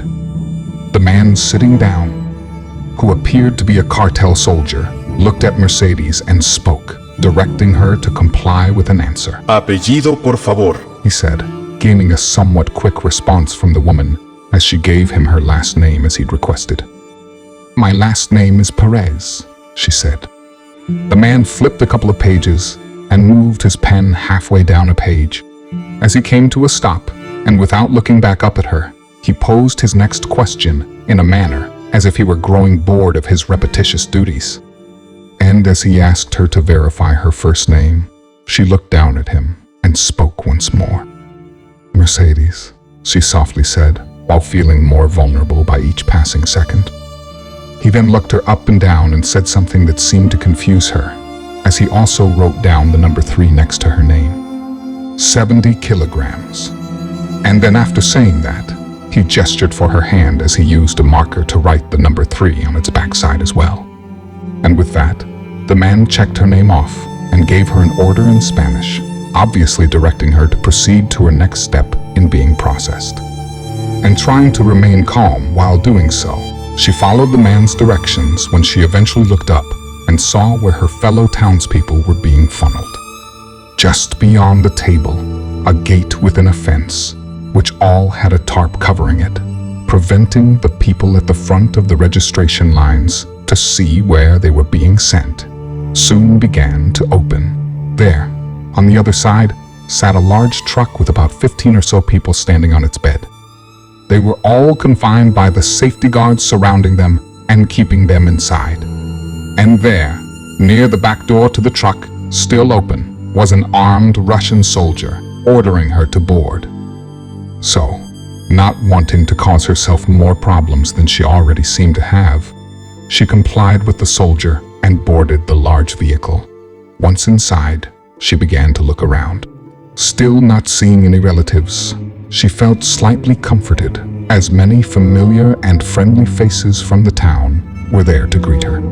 Over the next hour or so, she watched as about a dozen more people were added to the truck's bed, each of them, like her, sporting a number 3 on their hands. Still not seeing any of her family, she hoped that they were doing okay as she felt the engine to the vehicle turn on, prompting the guard that had ordered her to board the large truck to close the metal door, shutting them in all together. They soon made their departure as they each bumped into one another, as if she somehow gained a momentary ability of clairvoyance. She could not help but feel like cattle being transported around as she looked at her hand with the number 3 on it, as if she felt branded. She remembered when she was younger, the ranch her father owned, numbering cattle was routine. The cattle, marked with a number that corresponded to their weight, would then be sent off to be slaughtered together, streamlining the butchering process. Then, once slaughtered, they would be grouped together in bags with that number printed on the outside of it. But Mercedes shook this thought from her mind as she felt she were being overly paranoid. Surely this world she found herself in hadn't sunk to such a depraved level, right? But as they made their way along the sandy dirt road, and eventually, after what seemed to take a lifetime, her anxiety only grew as the truck slowed to a full stop in front of an old, abandoned warehouse, not making her feel any better in the slightest. The truck engine turned off and the door to the back of the vehicle opened. The same Russian standing outside that had ordered her onto the vehicle now ordered everyone to disembark. She made her way out of the truck and down to the dirt as she felt herself being pushed this way and that by the disorderly fashion of 20+ adults trying to exit through one small opening. Once on solid ground, she began to fall into place with her equals as her new superiors began loudly barking orders. To her surprise, they were guiding them all up to the roof of the small warehouse by way of a ladder that was welded to the side of the old concrete structure.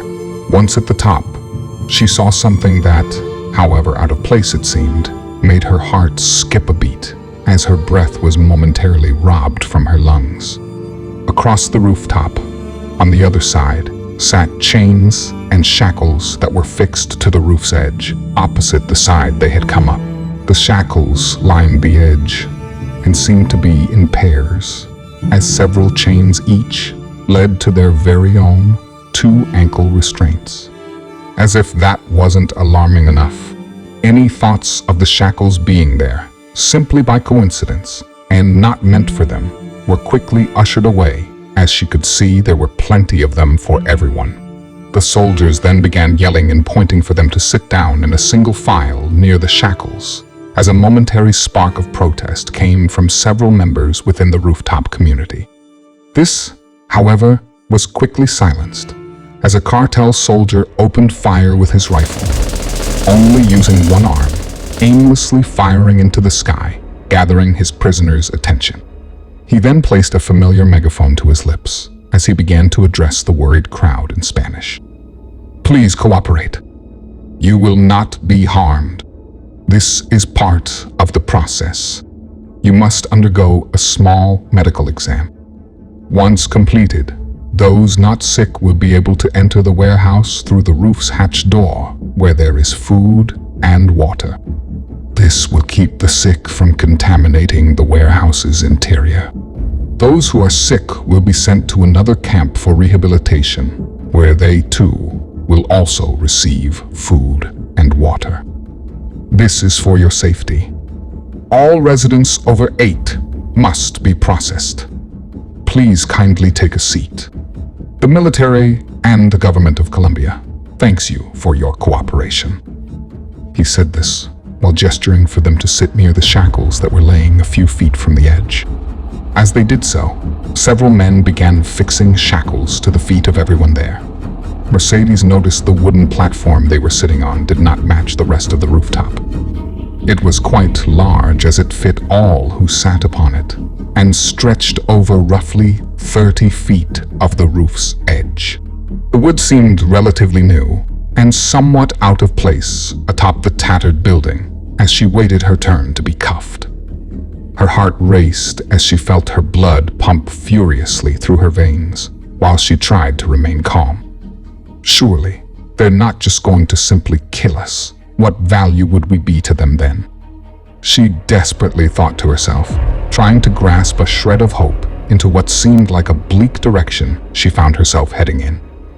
Soon, she realized that she was probably right as she listened to the comfort the man's next words provided her with, as everyone around her seemed to simultaneously breathe a sigh of relief as he spoke. "This exercise is nearly over. Soon you will all be released. Thank you for your continued cooperation." With that, all the men behind the shackled prisoners lifted the wooden platform they sat on as they tipped the hostages off of the building. As everyone began to scramble, trying not to fall, Mercedes could barely hear the sounds of screaming as her own survival instincts kicked into high gear. She watched as the plank of wood slowly became a steep ramp that she resisted sliding off with all her will. The man next to her was clambering to the edge of the top of the wood as he suddenly pulled his hand back in pain. She watched in horror as he realized the tips of his fingers had simply been sliced off by one of the men, now holding the large plank on its side in order to move him along with being processed more quickly. This caused her to panic as she clung to the platform, now practically standing fully erect as she watched her neighbors drop off the side of the large building, one by one. And now, being able to see the ground below, on the other side of the warehouse, she noticed piles upon piles of dead bodies, having already gone through what was currently taking place around her. This dreadful and hair-raising scene depicted a haunting answer as to where people were being sent from the registration tables, now a few miles away. Soldiers around the piles of bodies were paired up, each grabbing one body at a time and simply pitching them into smaller truck beds parked nearby. As the horror show below played before the eyes of the poor souls now scrambling and pleading for their lives, they fell to the side of the cold cement structure, most surviving with minor injuries. Others, however, were lucky, as they were simply knocked out cold upon slamming into the hard cement wall, only left there to dangle in upside-down positions. Mercedes was one of the last to fall to the side of the building, as the plank eventually became inverted, soon free-falling itself, leaving no more possibility for the prisoners to cling on, as it fell past them, crashing to the earth below. As she fell, she screamed, not knowing where she would land, as a sudden pain spread throughout her entire body, onset by an abrupt stop. She was now dangling upside down, several feet over the ground below, as her ankles each broke from their joints, cartilage snapping from their places. Her now fragmented bones splintered as they pierced her skin and rubbed up hard against her steel restraints, causing her to scream from the excruciating pain. She could now feel the blood in her throat as she felt the need to throw up, but simply could not, since gravity was not on her side at the moment. Instead, she hung helplessly, upside down against the cold cement siding. Then, and slowly, she began to go in and out of consciousness as she felt the wall behind her hit her a few more times while her chains thrashed her about, slowly swinging, less and less. Soon, Mercedes was finally able to gain a small amount of focus as she looked over at the man dangling next to her. His face had been completely removed from being bludgeoned against the wall. She could see him spitting up blood from where his mouth used to be, now just broken teeth and hair, messily out of place. And as if that were not enough, she then noticed a man, upside down to her perspective, yet firmly walking on the ground. As he marched by each one of the dangling victims, he casually sliced their necks open with a large blade, allowing them to bleed out. He did so while smoking a cigar. And alas, this so-called processing became exceedingly clear to one Mercedes Perez. Her eyes grew larger as he quickly made his way to her while she tried to let out a scream. But then, to her surprise, he passed right by, moving on to the next one after her. Was she skipped? She had thought. But in fact, the blade had been so sharp, she hadn't even felt it. And when she finally tried to let out a scream, she was instead met with a new and opening wound within her throat. As while sounds from her screams slightly came out, those sounds were not from her lips. It appeared as though her throat had been cut after all, as an unsettling coldness quickly overtook Mercedes' entire body. She then slowly closed her eyes and lost consciousness as the images of soldiers tossing dead bodies about quickly burned within her rapidly and expiring mind. And as her world went dark, she noticed one final detail: a number 3 on each of the trucks that were carrying dead bodies away. Looking back at his work, he reviewed the carcasses now all hanging along the warehouse wall. Satisfied that all were now properly bleeding out, he brought a radio to his face and began to speak while holding down the radio's button. As he did so, another soldier came up to him and quietly spoke in his ear, making the executioner slightly shudder. Meanwhile, back at the capital of Tunja, the Chancellor was meeting with his last remaining general and brother, Nicholas. As the two spoke privately, a man entered the room. It was a cartel soldier, and he had an update for his boss. "Sir, another batch has been completed." The Chancellor looked at his soldier and responded loudly. "Good work. Make sure that we process the entire west side of the town. I want to have the whole town processed and packaged in the next few days. We have already identified a few towns we can move to after this one. The children will move with us, and after a few towns, we will be able to grow our own product as well. And remember, we are skipping the feedlots altogether. So, we must process as many as we can to reach the agreed upon weight. We need to stick to these plans, Lieutenant. Soon we will be able to sustain our own empire. Fuck these Russian leaders, micromanaging us from afar," the soldier dutifully replied. "Yes, sir. One more thing, sir." The Chancellor looked up at the soldier as Nicholas joined him in doing so. "We received word from one of our spies that there are troops moving this way from Esmeralda." Chancellor became slightly upset, but remained calm as he spoke to the soldier. "And what did my spy tell you, Senor?" The soldier became nervous as he looked at Nicholas and then back at the Chancellor. "Sir, it's the Sinaloa. Senor Shields was spotted along with the others. They believe Linkov is moving against you, and he's recruited our northern rivals." The Chancellor's forehead began to turn red as a vein became apparent, while it began pulsating above his brow. He spoke quietly and calmly, making the poor soldier feel a lot more nervous now. "And did he see anyone else of importance?" The soldier looked at the Chancellor straight in his eyes, knowing there was no way around it, and clearly answered him, not knowing the reaction his boss would have. "Sir, it's Chavez Cruz, sir. He was spotted this morning at the front of the advance, along with Agent Shields. Chancellor took a deep breath and looked to his younger brother. Then Nicholas smiled as the Chancellor slowly grinned. Very good. Tell your men to pull back. Let them advance. The young soldier, not wanting to know why, simply considered it to be his lucky day and did not press his boss on his new approach at handling such bad news. The Chancellor dismissed the young man and looked at Nicholas. I really like this Chavez fellow. Young and so very full of life. Nicholas looked at him and replied, Yes, it is just too bad that he must die. Yes, so very unfortunate, the Chancellor laughed. Meanwhile, thousands of miles and several time zones away.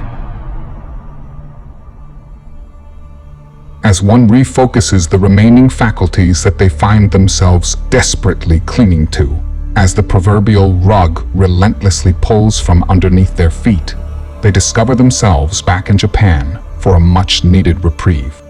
Here, seemingly isolated from the rest of this tiny blue rock, the naked eye would note a sort of calm that seemed to be the norm.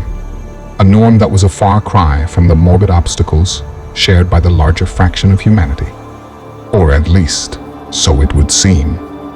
Because it is here that the tables will not simply continue to be turned. Instead, they are in complete disarray, unable to discern tabletops from their table legs. And while evening held this island landscape within its grasp, a thin sliver of the nearby moon found its task of lighting the small country quite complicated, as darkness proved to be the victor.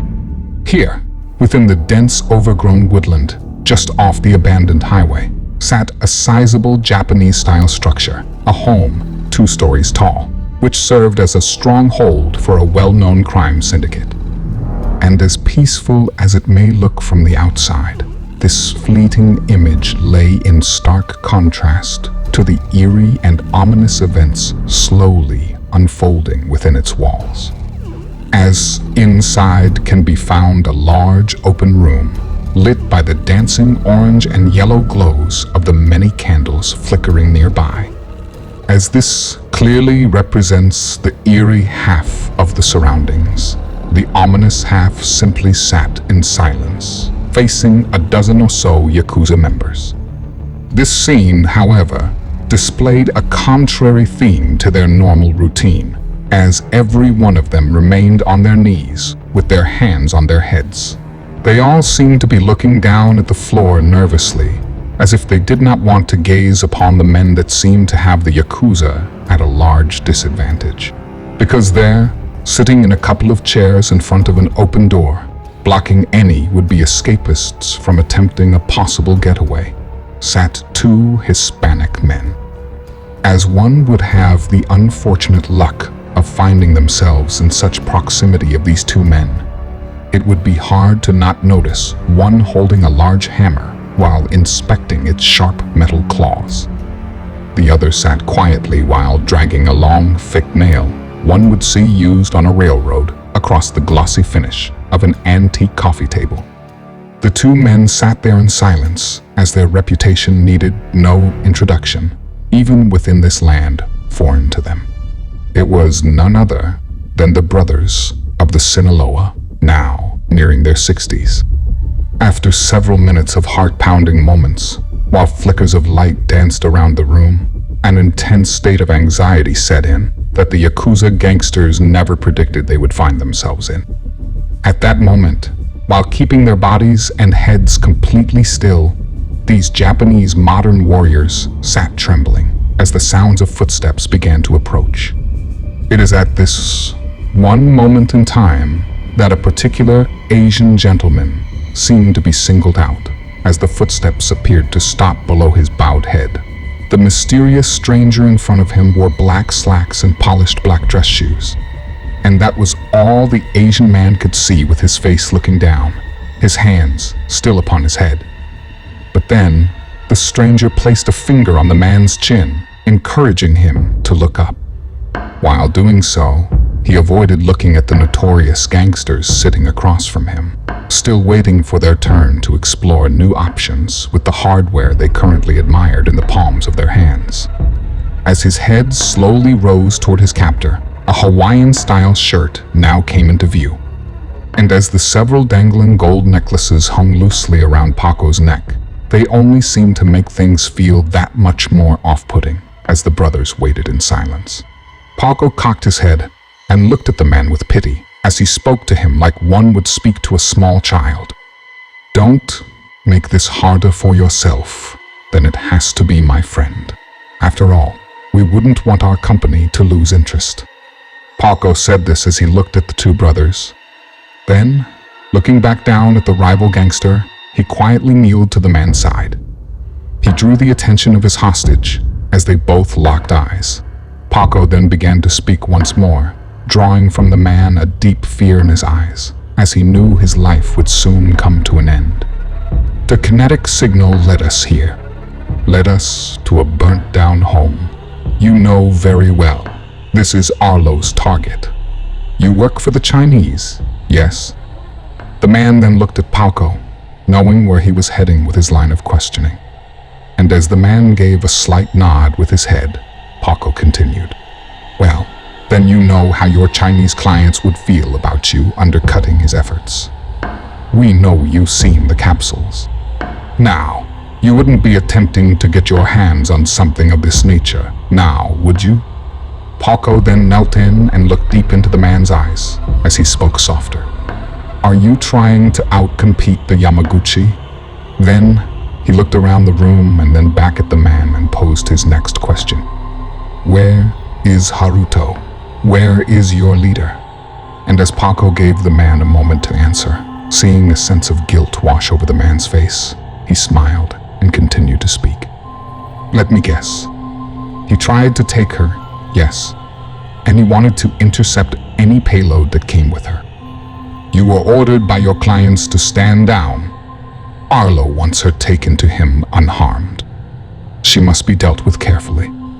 He then looked back to the brothers as he continued speaking. "And you know I am tasked to make sure all factions remain within their jurisdiction.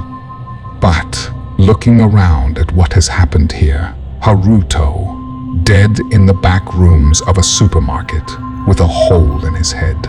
Paco then looked back at the man, in time to see a slight expression of shock spread across his face.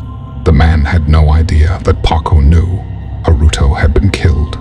And as Paco smiled, in response to seeing things add up within his hostage's mind, he spoke once more.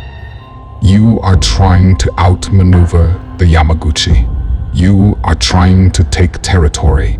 Paco then leaned in even closer and spoke even softer. "My friend, that's against the rules," he said while looking the man squarely in his eyes. "And rule breakers must be dealt with." Then, as Paco stood back up, he raised his voice and spoke one last time. "Tell me where she is. Tell me, where is this kit?" As the evening entered its final phase, the cold sea air took over the sprawling Japanese countryside community. And here, a home sitting amongst the thicket, once a symbol of strength, representing a faction of the greatest warriors within the large Asian island, now slowly being reduced to rubble as the glow of a fire seemed to emanate from inside its walls. And if one were so possessed to peek inside, a ghastly scene would quickly unfold, as a word of the wise would caution said curious creature to simply just look away. For there, among the hardwood floors, struggling bodies tried to escape their creative restraints. Each man now sported long metal nails that penetrated all their extremities many times over. They were all face down on the floor, where they found themselves pinned to their hardwood prison. All this while a fire continued to rage around them, depicting a cramped crematory they would all soon fall prey to. They knew that it was only a matter of time before the fire burned each one of them alive. And With this knowledge came the will to survive. But this will would only be met with a crushing defeat, as their struggles made the pain their nailed limbs were in that much worse.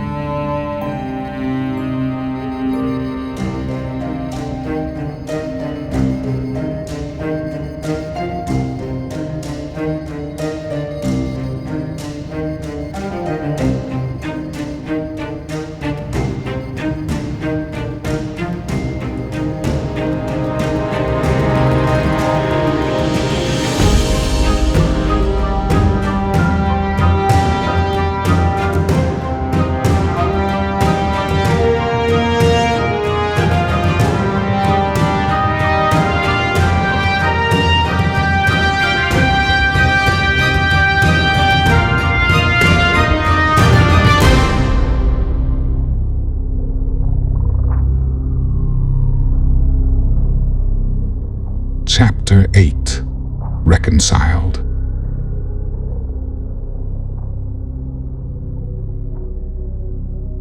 As one gazes into the darkness, they come back to a familiar land with a night sky beginning to unfold within the heavens above.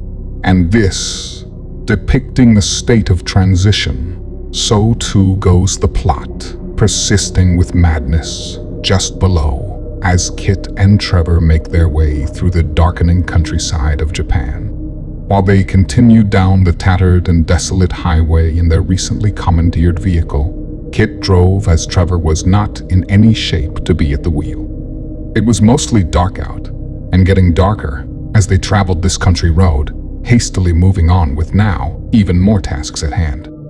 They quickly made their way from the supermarket, where they had run into several Yakuza members, knowing that if they remained near them for too long, they may never leave. Kit was also smart enough to know that soon the shock would wear off of these post-apocalyptic gangsters' minds from the most recent events, such as Kit having ended Haruto's reign by putting a bullet through the back of his head, becoming their newest leader herself, a hostile takeover she had never desired. Once this took place, she also knew that once this shock was shook, they would eventually eliminate their new leader, who never had any blood ties with their clan to begin with. However, before the shock in question even began to shake, and there was time for the Inagawa Kai to consult their standards for succession, she quickly took advantage of the current show of servitude sent her way. So a trade, consisting of a vehicle, a decent amount of supplies, and a readied vessel at an ocean port a few hours away for a position as the newest leader of this Yakuza faction, quickly began taking place. Of course, not looking a gift horse directly in its mouth, Trever and Kit found it rather tempting to expedite their tearful departure from their new friends, skipping right past any heartfelt goodbyes, getting out while they still could. Moments after they departed, Kit looked over at Trever, who held his hand to his chest. Not even able to gather the shredded pieces that seemed to be here and there, he'd simply left them behind as he now only had 9 fingers. Seeing Trevor's makeshift bandage, made from some cloth they'd been given, Kit looked him over, eventually looking down at his hand and grew a face of disgust, while she voiced her disdain on the matter. "Gross. What the fuck happened to you?" she slightly shouted. With that, Trever looked over at Kit, barely hanging on to consciousness from all the blood he had recently lost, and managed to answer her in a muted tone. "Fucker cut off my finger. In fucking pieces." Kit gave him a confused look and laughed. "What do you let them do that for? You weirdo." As she continued to giggle, Trever threw her a sarcastic look and immediately returned to grimacing in pain. Kit rolled her eyes and slowed the vehicle down as she spoke to Trever. "Okay, you big baby, hold on." As she came to a stop, she looked over at Trever as if he were a pathetic, injured puppy. She began to smile as she beckoned for Trever to come back to reality, slowly bringing him out of his fever-induced hallucinations. Trever could then hear his name being called as he began snapping out of his pain-stricken daze. Now, parked to the side of the road, Kit softly spoke as she came closer and closer to him. After finally pulling himself together, he looked in the palm of her hand and saw a small white object appearing to be that of a pill as she finished what she was saying with a few last words. "So, here, take this." Trever passed the pill through his mouth, but he could not taste a thing as his fever was rapidly taking over. He looked over to her, and while he knew she was close, she seemed miles away. He knew that it was just a severed finger, but what he didn't realize was that onset from not properly handling the wound, coupled with the loss of blood before Kit rescued him, shock had begun to set in. And as voices echoed about in Trevor's ears, the two carried on a brief conversation. Trever questioned her medical advice, not sure what she just had him swallow. Somewhat succumbing to the fever, hallucinations still came and went as he slurred his words about. "Was that for the fever?" he asked, sounding like one would sound after having their first stiff drink. Kit then grew a bleak face as she looked at the floor with deep sadness in her eyes. "Trever, that wound is badly infected. You're dying, Trev. I just made it happen faster. Now the pain will go away." Trever looked at Kit and didn't seem to mind. In fact, he just felt bad. He had let her down. So he tried to at least be positive for her. Again, slurring his words, while trying to articulate himself with hand gestures, he did his best to calm his worried partner as he attempted his hand at an uplifting speech, verbally stumbling about the entire way. "Everything is going to be just fine. You did what you had to do. I'm sorry that I let you down." Just then, he was interrupted as Kit looked at Trever sarcastically. "Are you quite through? Men are such drama queens. I swear, humanity would not exist if you fuckers bore our young."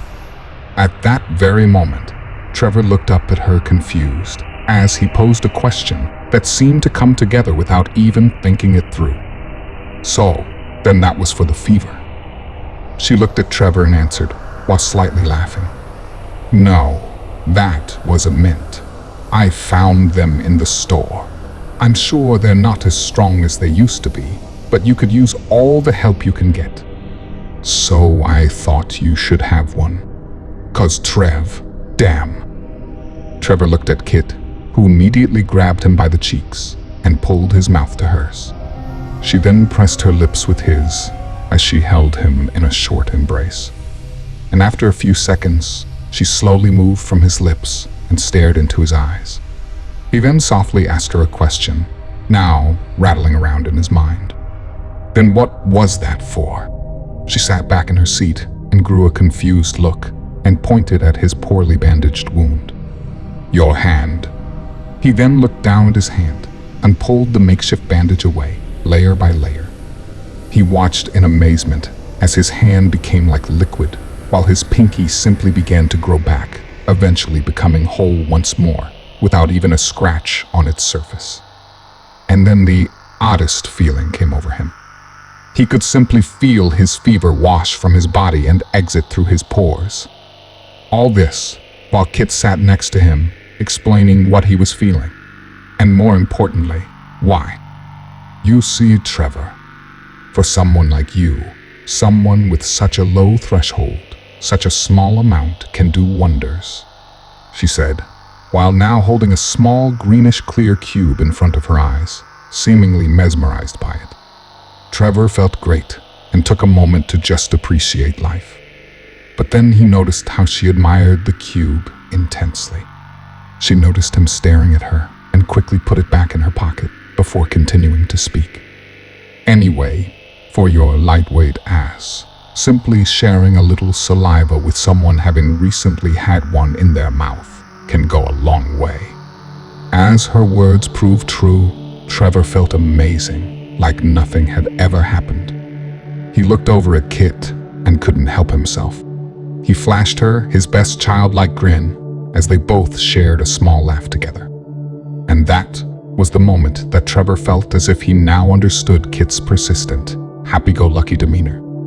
Now, back on the road once more, and as they made their way to their next objective, Kit cleared a few things up for Trever, since she was privy to certain information that her and her team felt he must know. As she informally debriefed her partner, she did so, answering all his questions he would intermittently pose. So where did these things come from? And why does everybody seem to be working for them in some way or another? He asked. They first arrived in the 1900s. They took out a small village in Petrovka, Russia. She quickly answered. That was when Trever interrupted. Yeah, and the US government got a hold of them, and a team of scientists ended up getting killed by one. Like a ton of years later. We saw something about all that while we were in Ecuador, he said, somewhat proud of the knowledge he and his friends had stumbled across some time ago. Yeah, but here's the thing. There's a man who sits at the top, just under the Russian oligarchs. A man named Arlo Brooks, but his real name was Marcos Kozlov. He was born in 1939 in a small town in Russia called Petrovka. Then in 1950, he came across a temporary cell where one of these creatures were being held.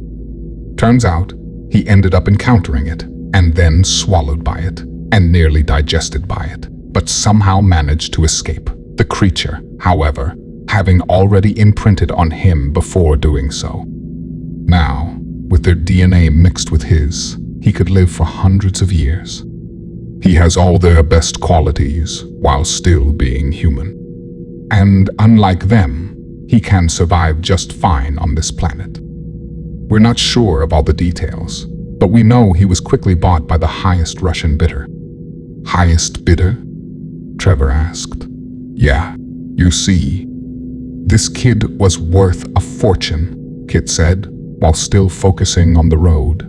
The Russians, convinced that the world was soon to be taken over by these extraterrestrials, knew this boy could speak their foreign language, a gift that came from the creature imprinting on him. A Russian oligarch ended up buying him. They totally legally owned him. And ownership of little Marcos has been passed down generation over generation. A trophy to the Kremlin's closest and most trusted oligarchs. A study of his history shows us that he was always controlled. Even though his powers are great enough for him to easily claim himself emperor over them, they have always controlled him. They exacted psychological warfare on his mind. They made him believe that he is dependent on them. Eventually, they had him covertly moved to the United States and had him accepted into their military, where his only mission was to climb its ranks. But then, after he'd made it to the top, eventually retiring and creating Dark Scope, taking top military personnel with him, the US began launching multiple investigations into Brooks after a shipload of suspicious dealings happened between him and the Russians. They quickly learned that he first arrived there in 1957 and climbed the ranks of their military. Other than these suspicions that some portions of the intelligence community had about him, Arlo was a well-respected high-ranking officer before moving on to, well, all of this. Then, and finally, but far too late, they were able to track down the transcripts of his first order from the Russians. This assignment that was to acquire as many high-ranking contacts within the military. With an objective, the Russian government was banking on for maintaining power, going into this chapter of a possible alien invasion. Once Dark Scope, secretly monitored by the Kremlin, but funded with US dollars, was established, Arlo was then named CEO of the firm. And he was perfect for this position, as he quickly obtained a fuck ton of top-tier military contracts. It would be funny if it weren't so fucking sad. For over a century, Americans thought they were at the top of the food chain. But then, having created the first series of low-orbit satellites, fixed with warheads that flexed their military strength and in turn, secured their future, they basked in the glow of giving birth to the world's first orbital missile program. But what they completely overlooked was that dark scope was actually controlled by Moscow. Then that fucking virus was unleashed as their enemies watched their democracy crumble to its knees as they were able to penetrate their weakest spot. Their Achilles heel, polarizing the US population by politicizing that same goddamn virus. Once America was practically in shambles, in the midst of civil unrest and on the brink of civil war, they simply gave the 50 states a small nudge by parking large warheads along either coast. Come to find out, they weren't even armed. Then they sent false launch codes, gladly allowing the Pentagon to intercept them, knowing they'd be interpreted as valid. From there, all they had to do was wait. And sure enough, they received the codes sent to Dark Scope from the Pentagon, handing Arlo and his firm the only key to activate the American-made missile system. But controlled by its Russian rivals, the launch codes were quickly rearranged to instead allow the warheads to shower the entire globe, immediately displacing all communications and missing altogether the advancing Russian military, then docking American shores. Moscow took out the entire fucking world, and they didn't even have to give one single order. Trever stared out the window, attempting to absorb all the new information he was hearing. He could not make sense of some things, but was sobered by the things that did make sense. Nevertheless, she continued. Anyway, after that, the American military, hardly able to communicate properly as radio towers were stretched thin, were split on what orders to follow. Orders passed down by generals backed by the government, or orders passed down by generals in the pocket of Arlo Brooks. It didn't take long for Russia to gain control over the entire continent. Trever then looked over at Kit, trying to follow the crumb trail she was leaving behind for him, knowing that it must lead somewhere, and ask his next question. So, they did all this just so they could turn a large population of its own species into cattle? But that's when she threw an awkward grin to Trever as she continued to speak. I guess the visitors became enamored with the cuisine here on Earth. The Russians had no idea that they would become ranchers of human cattle. They were merely trying to remain in control. In fact, most of them today are still in the dark. To them, this is still just a war. As for the ones at the top, within Russia and China, along with some other smaller allies of theirs, it's just a means to an end. This arrangement with the visitors, even with such a sinister twist, is still just a means to an end. A type of peace treaty, you might say. They keep a steady supply of human meat. They resume control of the planet. This allowed the Russians and the Chinese to systematically take over the entire globe. At least, that's the best theory any of us have come up with. An agreement to harvest the human race, just to remain in control. Trever was feeling a little out of his element, and felt he needed a slight pinch to his arm as he attempted removing himself from this bizarre dream. He began to think of how ruthless these regimes were. How ruthless Arlo was. How ruthless Thomas was. But then, thinking of Thomas caused Trever to pause as he followed up his momentary silence with a thought filled with worry. Look, I know this is much bigger than any one person, okay? I get that. But you need to understand. Those two kids back on Darius, they're all I've got left now. How can I trust you that they won't hurt them? Kit looked over at Trever and smiled. Trust me, they're way ahead on productivity. Darius is much more efficient than Earth. Those two kids are good for another decade, at least. Anyway, they think you're dead. To them, They're just another couple of new cattle. They're even going to be well taken care of. Arlo likes his cattle to be stress-free. Produces a much better product in the end. I know it's a deranged way of looking at it, Trev, but they'll be fine. In fact, they're safer as young cattle than anywhere else. You can't get them out of that place anyway until we figure out how to shut it down. It's too risky. We only get ones out that we can be sure will be able to help us in our goals. People like you. And now that we've got you, we're gonna see what they've been hiding in China. That's our first step to saving them. We need to understand their security program. This one program that secures the entire operation on Earth and on Darius. We need to understand the cattle guard. And in China, we have evidence that the cattle guard's security measures are intensified tenfold. They're hiding something big there. Something they don't want us to see. Something they don't want us to get our hands on. Something that we hope can save us. Something that can save your kids. If you saved your little ones now, then for what? To be constantly hunted? To be constantly on the run? We need to end this. It's the only way. We need something big. Something that will be that salvation. And we feel, and I feel, and I know, that something, if it exists, it would be heavily guarded. She then looked over to Trever, said a few more words. We get to this location in China. We save your kids. We save them all.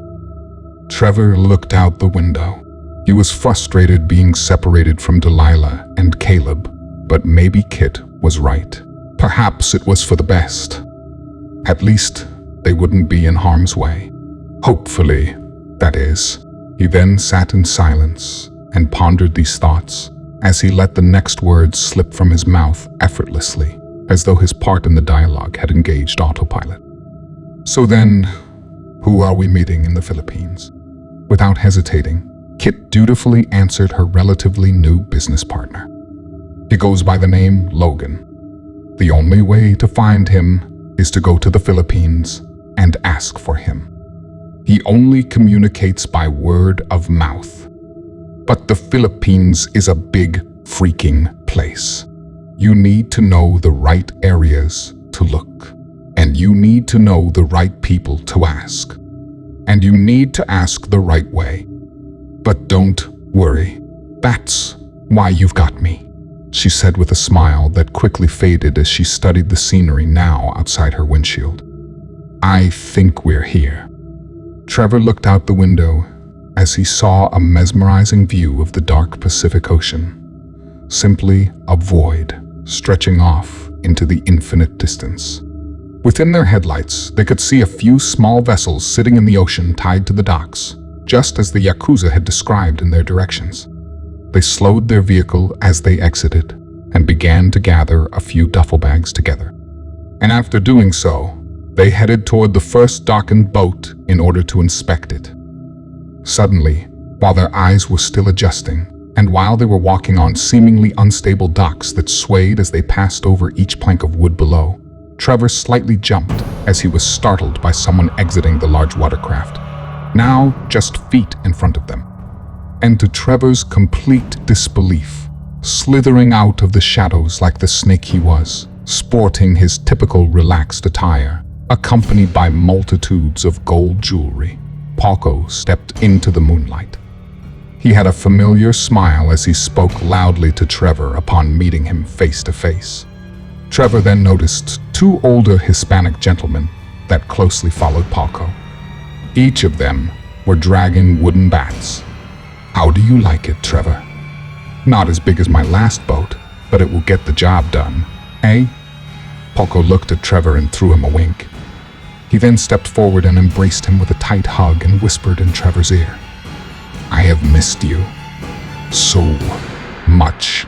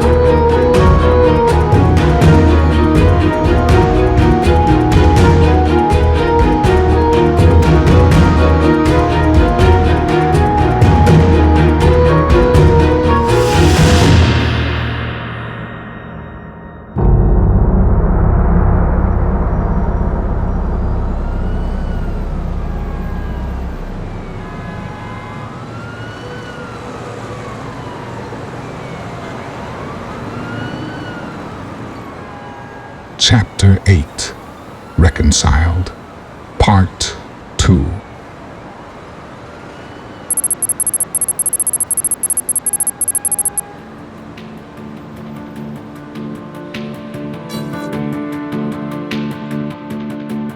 A very young Thomas sat at a desk as he waited.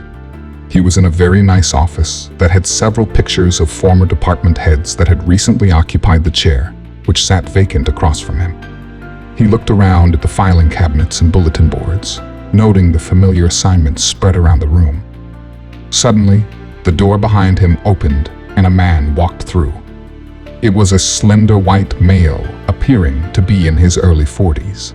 Thomas, not knowing why he had been sequestered, sat nervously waiting to be addressed. The gentleman, who wore a suit and tie and a decorative pin of the American flag on his coat lapel, quickly rifled through files in a cabinet, soon crossing one of interest as he pulled it out. The man paid little attention to Thomas as he came around the desk and placed the file in front of him. The sign on his desk read, Senior Deputy Director Stephen Ryans. As Mr. Ryans took a seat, he opened the file and began poring over its contents. Impressive. You graduated high school when you were only 17 and then pursued a career with the Department of Justice, becoming an agent with the FBI at 23. And now you're hitting home runs while you're still practically walking through the door. Within your first year, you took down several cartel generals, reducing their output to a fraction of its potential, managing to rewrite the FBI playbook on organized crime. Mr. Ryans closed Thomas's file and folded his arms while looking across the table. I have an assignment for you. A man by the name of Kostyalenkov will be in touch with you sometime this evening. You are to meet him for dinner. He has a hard drive that we want. In exchange, I'm sending you with his payment. You will then need to get a team together and begin to profile this man. We need you to profile this empire he oversees in Russia. Profile his highest and most loyal associates. We need to make sure we're not being double-crossed. This is an extremely important assignment, as that hard drive contains the code the Russians used recently to break into one of our technology firms, a company called Dark Scope. As I'm sure you've heard of this outfit and its importance to our national security, I feel confident that you will give this assignment the sense of urgency it requires. Bring me the hard drive agent shields. Thomas looked at the man and grew slightly frustrated by being Mr. Ryan's errand boy. However, he maintained his temper out of respect for the high-ranking official. With all due respect, Mr. Ryans, I'm right in the middle of a case dealing with the origins of a virus we found cropping out of South America 8 years ago. Somehow, it wasn't fully contained back then, and now it's posing a massive threat, he said, as he noticed Ryans simply looked down at his phone as if he weren't even listening. Nevertheless, the young agent finished his argument. There is something more to this virus, though. It's as if someone has been preventing the science community from connecting the dots. I think it might have to do with the origins of the health pandemic we are seeing start to unfold, which has already given our country a tremendous burden. If we let this become more out of hand than it already is, our sources believe we could see a heavy revolt from the American population. It's beginning to look like a cover-up. It's going to look like we let the virus mutate. My team is close to cracking this thing wide open, and we've just picked up some key leads. I really think my abilities are more useful if I remain on my current assignment. Mr. Ryans didn't look at Thomas, as he had already stood up and was gathering his things while quickly heading for his office door. I couldn't agree with you more, Agent Shields. However, this is more important, as it poses a much more serious threat. Besides, one of the higher-ups at Darkscope agreed to put his men on this. They are very interested in this virus, and seeing that they have priority, the the case is being referred to their lab unit. The decision is already made. I'm sure Dark Scope will be grateful with the progress you made, and I'm certain they'll put it to use. Now you are needed on this task. You will need to meet this oligarch. Thomas turned in his chair and looked at Mr. Ryans with a confused expression as he watched him quickly leave the room. Why can't you get Agent Keller on this? He's more familiar with Russian affairs. Ryans then responded as he made his way out the door. My hands are tied, Thomas. The Russian contact requested you. He won't hand over the hard drive unless he speaks with you personally tonight. Take care of it, Agent Shields. That evening, Thomas found himself looking at a small, fine dining establishment directly across the street from where he was parked. As he sat in his car in a dark parking lot, he watched a limousine pull up to the front doors. He watched as a heavier Russian gentleman, appearing to be in his late 30s, stepped away from the vehicle and walked inside. After a few moments, Thomas also stepped out of his car in a long black trench coat and crossed the street while paying close attention to his surroundings. Light jazz filled the air, the dimly lit restaurant boasting of exquisite wine and mahogany furniture. Kostya Lenkov sat by himself at a large booth near the back. The booth had tall, dark wooden walls around it, securing an optimal amount of privacy for the patrons of the well-to-do establishment. Lenkov drew his attention to Thomas as he now stood quietly at the edge of the oligarch's table. Catching the Russian slightly off guard, it was as though Thomas had simply materialized there.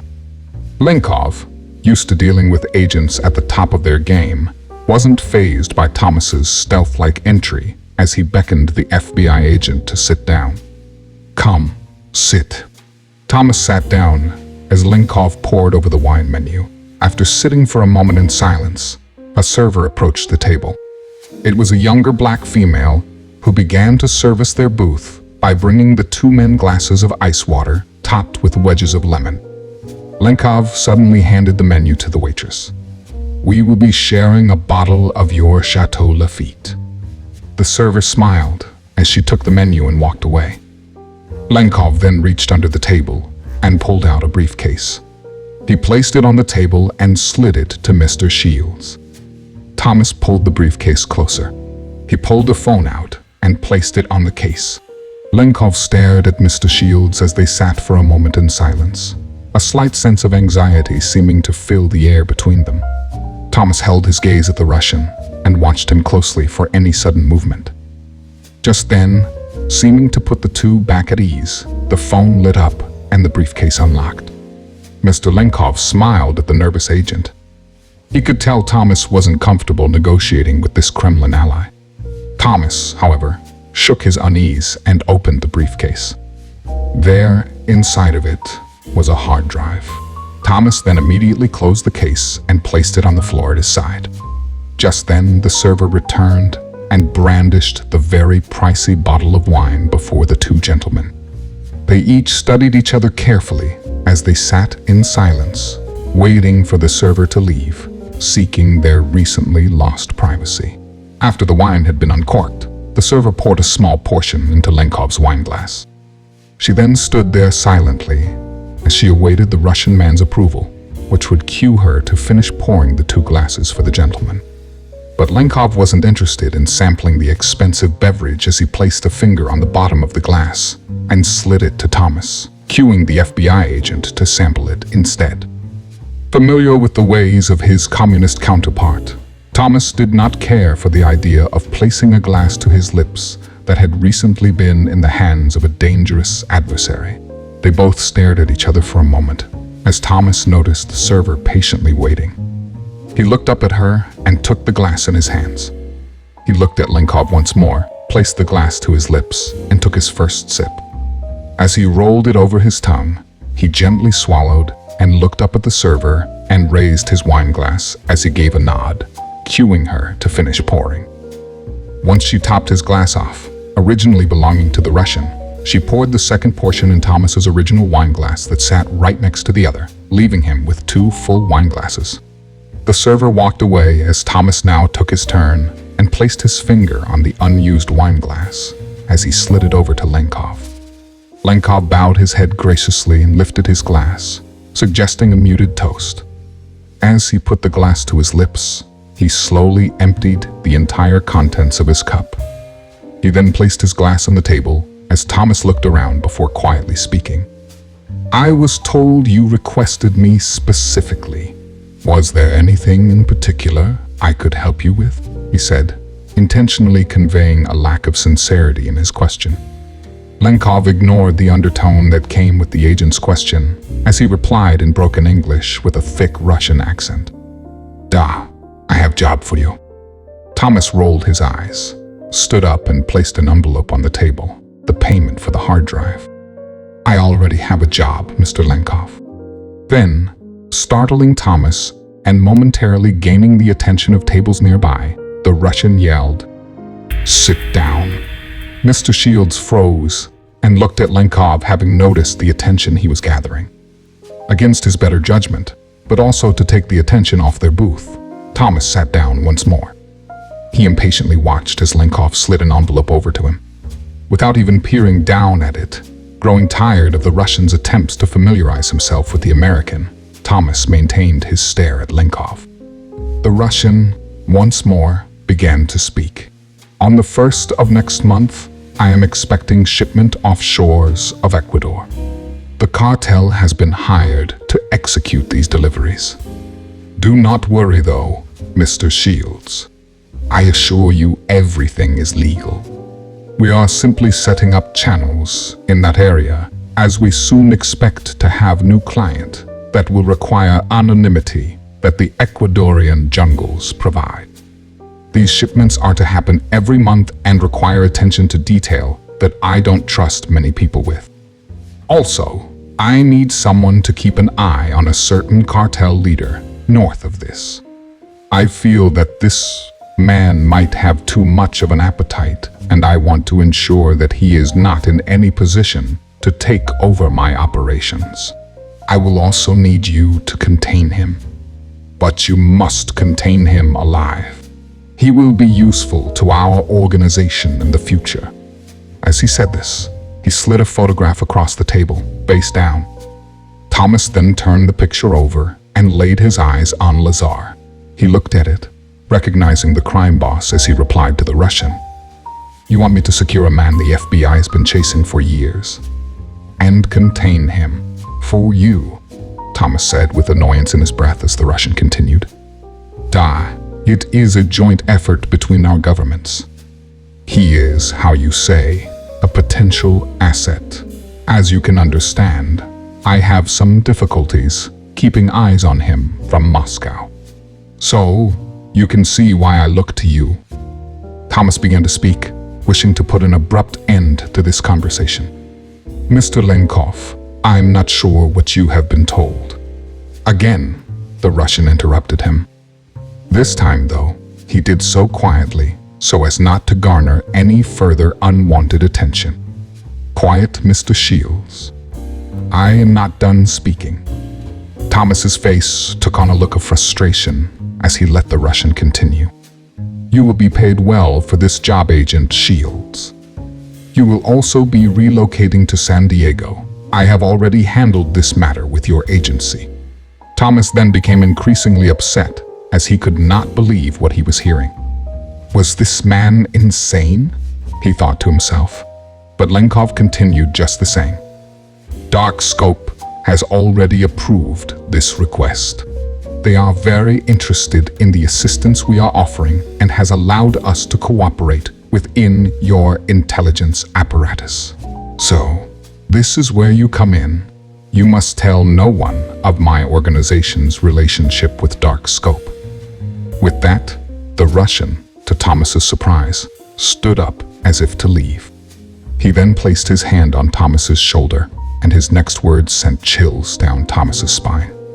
"And in case you have the, how you Americans say, a cold foot, I've given you personalized incentive." With that, he patted Thomas's shoulder and left the table. Thomas, his heart now pounding, opened the envelope and pulled out a file. He opened the file as his heart sank. On each side of the file sat a picture. One of the pictures was that of a small boy in diapers sitting on Thomas's lap. It was a picture that had been taken at a park just days ago. Of course, this would not be enough to get the agent to become subservient to the oligarch, and Lenkov was clearly aware of that.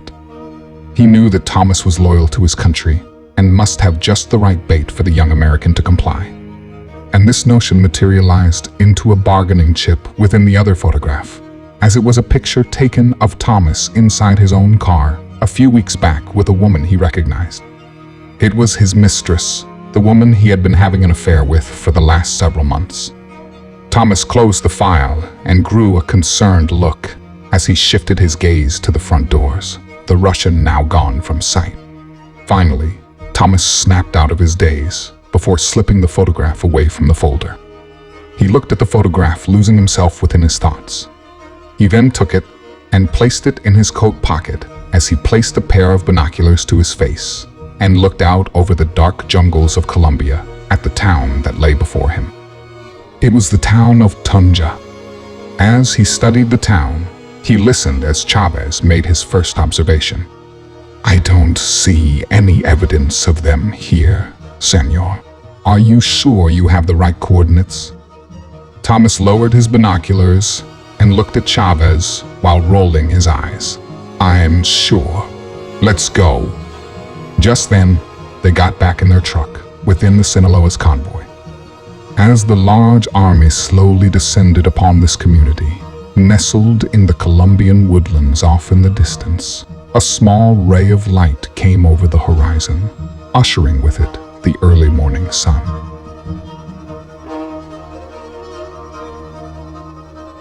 As an attempt to fill in even more blanks within this story, one refocuses on a particular event 11 years later in the year 2052. It was evening, as the streets glowed within an amber light, compliments of the many lampposts that lined the brick roads.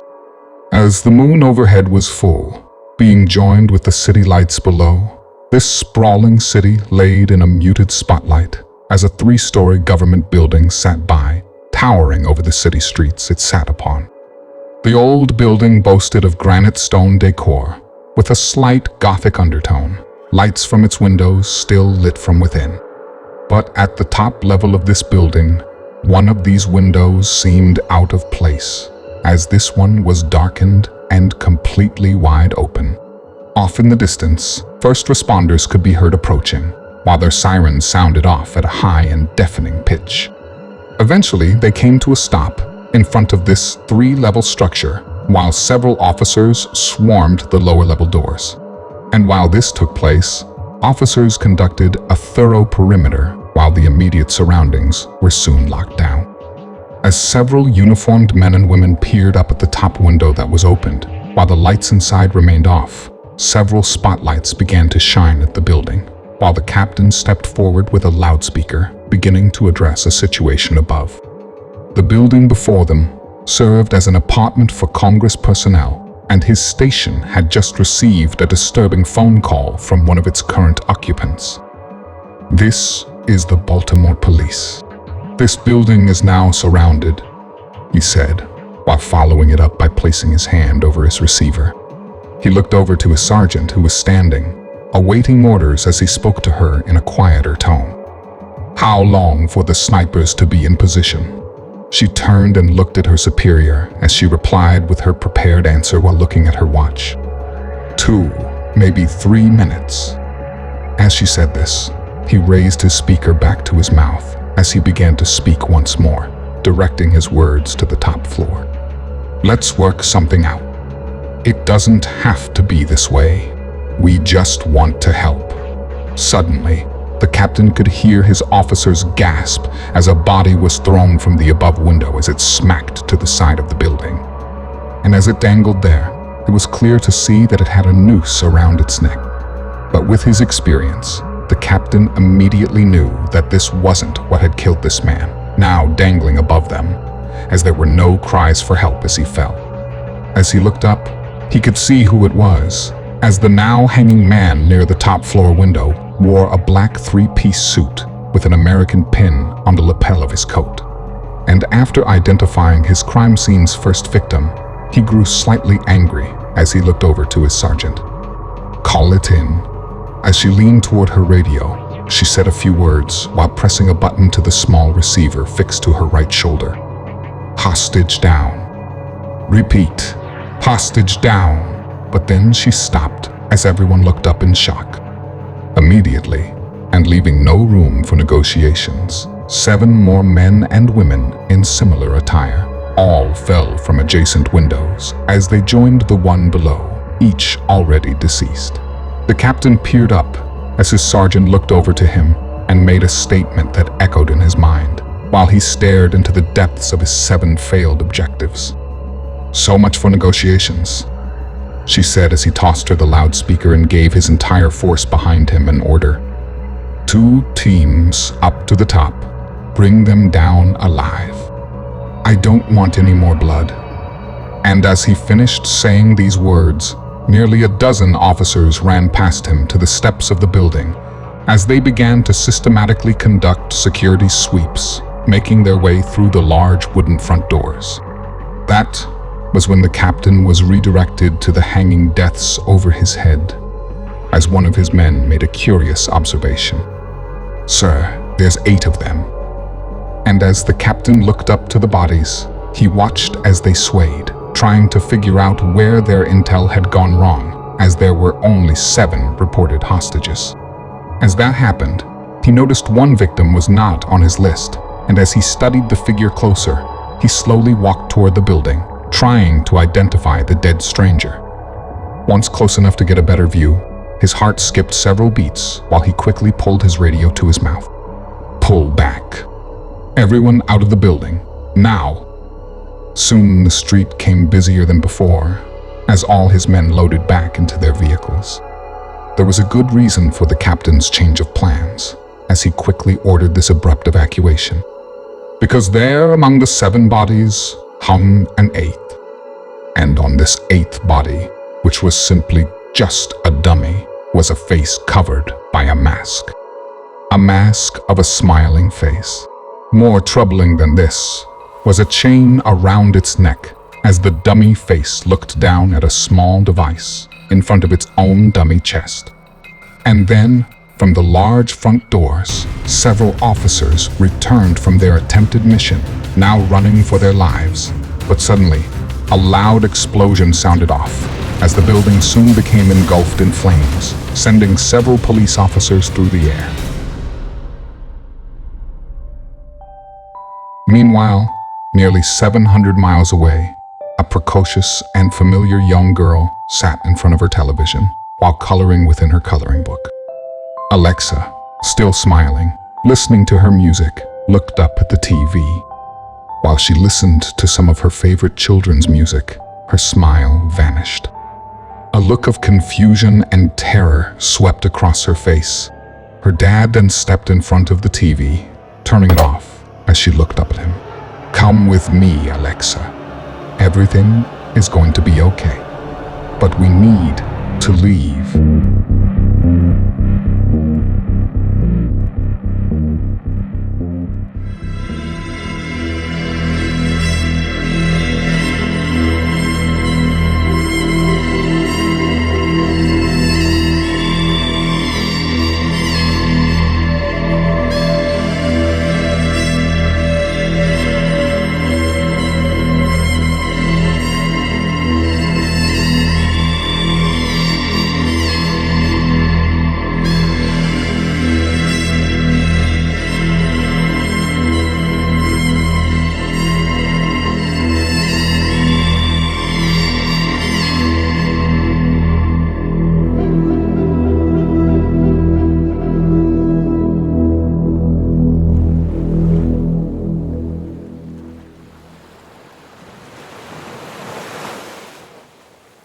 Chapter 9. Run.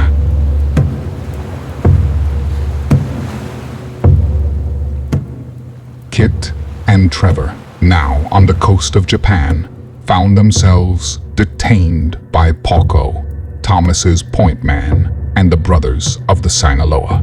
Having been directed to a port harboring a readied vessel, it became clear to the two they had been beaten to the punch. It was a decent-sized vessel, somewhat small inside, a seating area for perhaps a dozen. It maintained a light and elegant decor, obviously well maintained by the Inagawa Kai. Paco, clearly having already gained access to the vehicle, as the lights inside were now on, continued leading a conversation the three had been engaged in for the last few moments. And while Kit and Trever sat on a bench lined with soft white cushions, the brothers sat across from them on an identical bench, waiting patiently as he spoke. Paco, in his rather typical demeanor, stood in a kitchenette, a small bar separating himself from the four others. "Kit, you have been a busy girl, no?" he questioned as he began to list the enemies she had made over the recent short span of time. "Agent Shields is not happy with you, my friend. And now, you sit here before me, with Senor Meeks at your side. What importance is he to you, I wonder?" Paco leaned forward and casually lit a cigarette as he continued to speak to his hostages. Trever, sitting next to a seemingly indifferent Kit, looked at Paco with boredom. This gangster loved giving his little speeches, he thought to himself. It was these exact monologues, Trever felt, that Paco enjoyed most. After taking a puff, Paco then looked at Kit, and not receiving a reply of what she was doing with Trever, he continued speaking. "That is okay, Miss Kit. I find out soon, eh? For now, perhaps you tell me how to use these, yes." He said this while pulling out the 2 green cubes Kit had brought with her, as she then began to look at him with anger in her eyes. Seeing himself gain this reaction from his female hostage, Paco slowly smiled and continued once more. "Ah, I see. This is what I think it is, eh? This magic DX4 I have heard so much of," he said, and then, turning to look out in the dark sky, framed within a window behind him, he began speaking, as if thinking to himself. "Agent Shields wants you brought to him alive. You are very important to him and his bosses. And then you have these cubes. Something of a modern legend amongst the ones still stuck on this planet. On top of all of this, you show up with Trever at your side. A man who I am told is dead. I am beginning to think you are of much more value than I have been led to believe. I am starting to believe you may be of more value to me than all the supplies I get from bringing you both in, eh?" And that was when he turned back to them, pocketing the cubes as he proceeded with sharing his thoughts. "You see, there are, how you say, pros and cons to being a private contractor with the Russians. Of course, putting aside the massive risk of working within such conflicting interest, such as these rivaling cartels, there are good things too. Good things you would not think to consider. For instance, being a cartel member. Very rewarding. Especially these days, yes. Well fed and well supplied. But a private contractor, such as myself, one can make last-minute executive decisions whenever they wish to." Trever began to wonder what this man was possibly building up to as he began to furrow his brow. Paco continued to speak, maintaining his charismatic ways while doing so. "Take you two, for example. You are wanted by many men. Men that I work for." He lowered his voice and gestured to the gangsters sitting across from the two, not seeming to take much interest in Paco's soliloquies. "Your typical soldier, or even a general, will always follow through with his orders. A private contractor, on the other hand, can see the pair in front of them as a windfall of its very own." The two brothers slowly looked at each other while remaining in their seats and turned their heads to look at Kit and Trever. "Perhaps you possess knowledge of something of importance, yes?" Or maybe you know a way off this fucking planet. This twisted, diabolical web of fucked up shit. Whatever it is, do not worry. I will find out. Whatever it is, or wherever it is, I will have what you are both hiding, even if I have to cut it out of each of you. He then looked at them with an exhausted scowl. So, tell me, Trever, what is it? What makes Senior Meeks a special man? Why are you important to Miss Kit? Now, Paco, having finished, watched Trever do his best to give him the middle finger. Trever could hear Lucas's voice in his head. If they know what you are, the enemy will eliminate you immediately. Paco smiled larger, baring his teeth, and then looked at the brothers and nodded. Show Trever what his companions' brains look like. Trever now found himself in a rather perplexing situation, not wanting to expose their position to their captor, at risk of what Paco may do with such knowledge. On the other hand, after seeing the ruthless ways of the criminal contractor, he felt that Paco was not bluffing and quickly objected. Okay, fuck. Alright, I don't know why I'm important. We just know that we need to get to the Philippines. We don't even know where in the Philippines. We were going to find out more when we get there. It was at that moment Paco looked at Trever and spoke with a smile. Then let's go to the Philippines. We have a plane down at the airstrip. Paco's eyes lit up while Trevor's rolled in frustration. Kit seemed carefree of the whole matter. Meanwhile, in South America, as darkness filled the skies, it held with it a promise of tranquility, only grifting its prey below as it moved forth its diabolical schemes of human trafficking. As far as the eye could see, vegetation was rampant as shades of brown and green seemed to be the common theme. While the moonlight lit what little it could, it held within it a community some may find familiar as they look upon the town of Tunja, Colombia. Once a quiet town, it basked in the far reaches of the municipalities of an ancient symbol of ultimate corruption and greed. While seeming to boast of the remaining occupants scrambling for food and water, having been isolated from all hope, it now became overrun by the Sinaloa. Here we find military vehicles everywhere, one being the truck that had recently been occupied by Thomas Shields and Chavez Cruz. It sat in front of a small house, with men outside guarding an open door within the grass. Aside from that, one would find it lacking any tragic scenario, resembling a deceptive description of the distasteful events unfolding inside. The interior of the home was dark, and being also dark outside, this made the task harder for the multitudes of candles attempting to light the interior. Now, however, they were being assisted by flashlights darting around the room, attached to rifles. These rifles were held by members of the Sinaloa as Chavez continued to speak, standing next to his client, Thomas Shields. As he addressed the entire room of 8 hostages, he sounded as though he were becoming frustrated. He interrogated his victims with a threatening tone while speaking Spanish, all 8 kneeling in a line before him, some crying. As flashlights darted across their faces, 7 adults and a small child no older than 7 trembled in fear. They knelt in front of their captor as armed men aimed guns at them. Chavez walked up to one of the men and placed the tip of his gun under his chin.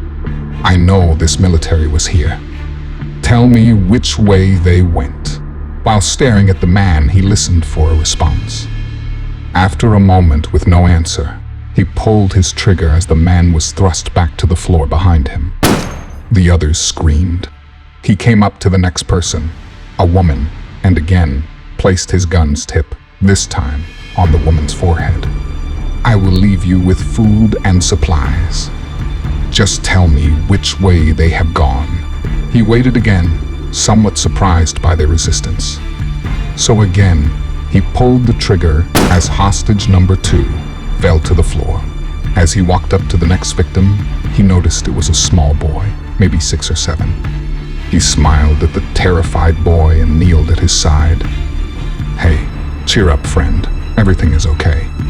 I tell you what, I bet you if you ask your mommy really nicely, she might let you live. Would you like that?"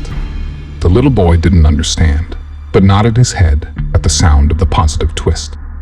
"Okay then, just ask your mommy which way they went." Just then, he was interrupted by someone who came into the room from outside. "Senor Chavez, the south end is clear. Not many people. They found a woman, though. She's detained down the street. I couldn't get her to say much, but after some encouragement, she spoke a little. The Chancellor has done well at silencing them." Chavez looked up at him. "And what did she say?" The soldier's face contorted as he thought for a second, making sure to recollect the words properly. "She said they made a deal not to speak. She said the Chancellor promised to end all their suffering." Chavez then looked at the man standing behind the little boy, appearing to look like his father. He stared into his eyes as he remained kneeling in front of the small boy. He slowly aimed his gun at the child, and while holding his father's gaze, he spoke to him. "Which way did they go, senor?" The man bowed his head with silence, signaling his refusal to answer. Chavez grew a look of anger and pulled the trigger as hostage 3 now joined the others. He then stood up and handed his pistol to a soldier standing near him. He spoke as Thomas and him began to leave the room. "Kill them all," as 5 more gunshots, one quickly after the other, sounded off. Thomas and Chavez made their way across the small dark room leading to the front door. Moments later, after making their exits, Thomas and Chavez stood outside, not seeming to be upset as they remained focused, calculating their next move. With their entire army surrounding them, they processed the situation as they attempted to form a strategy. They were smoking cigarettes and deciding steps to take next when they were suddenly interrupted by another soldier.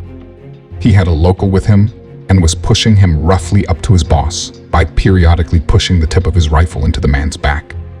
He spoke to his commanding officer as he approached with his hostage.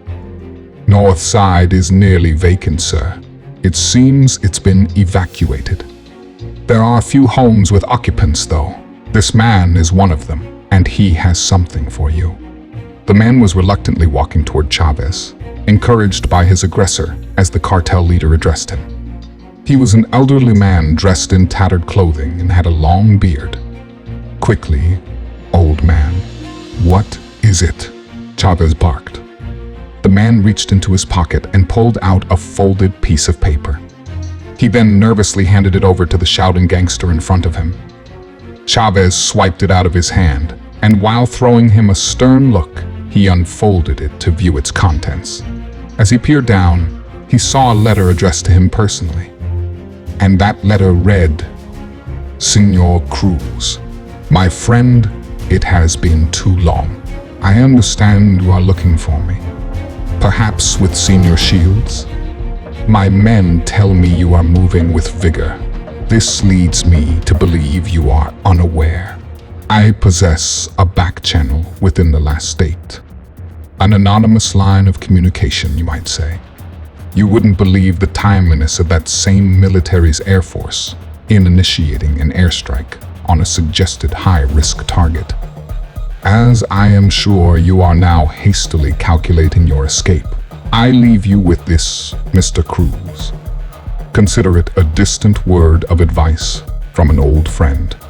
If you find yourself only holding a knife, avoid the lethally armed man standing next to you. Yours sincerely, the Chancellor." Immediately, Chavez passed the paper to Thomas and looked at the sad old man standing before him with growing anger in his face. While Agent Shields read the letter, Chavez addressed the man in his language. "Where did this person head? Where did the Chancellor go?" The man, looking down, said nothing. Instead, he just slightly shivered as a cool breeze overtook his body. That's when the soldier who had discovered him spoke up, while Thomas, now having read the letter, watched the stark scene before him quickly unfold. "Sir, he has one more thing to show you." As he said this, he looked at the man and barked an order while giving him a shove. Camisa. Ahora. At that point, the man turned around and slowly lifted his shirt, revealing freshly cut lacerations. When his shirt was finally lifted completely, Chavez and Shields pointed their flashlights at the man's back. And there, etched into his skin, a word came into focus. Run. That's when they could hear it. The sounds of a fleet of military jets from within the distance. Thomas slammed the Chancellor's letter against Chavez's chest and spoke seriously. Evacuate. At that point, the town became extremely active as the Sinaloa began to scramble in an attempt to mobilize and successfully evacuate before the sounds in the distance soon spelled their fate. As the lead vehicle, Thomas and Chavez's truck, hastily made its way through the meandering streets of Tunja as the sounds of the airstrike neared. They were holding on as their driver made no effort to take the corners with any sense of ease. As their army followed closely behind, nearly 30 militarized vehicles sped through the empty town, closing in on its furthest borders. As Thomas looked in the mirror while they were clearing the city limits, he watched as a flash of light lit up the skies, the city behind him lying in the path of hell on earth. A bird's eye view would depict a city engulfed in flames and a convoy of 14 vehicles making their way from the bright yet darkened Colombian community. This, while leaving more than half their fleet behind, having succumbed to the heavy fire that rained down upon them. As Thomas began to grasp the irony of being targeted by his former nation's military, at the behest of a cartel leader he had once locked up for that same nation, he and Chavez now looked for cover in order to refortify.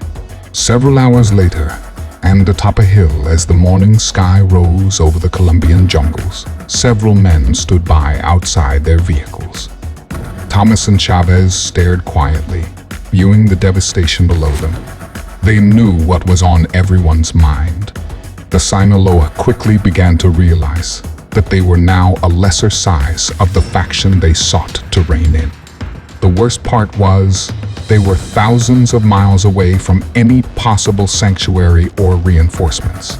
Not only that, they were also in the middle of nowhere, likely within the Beltran-Leyva spy network. They both knew the Chancellor would soon learn of the small remainder left, representing the advance on his faction. It chilled them upon the next sobering thought. With far less supplies and a deficit of manpower, they had no clue as to what dark jungle corners the Chancellor's men may now be lurking within.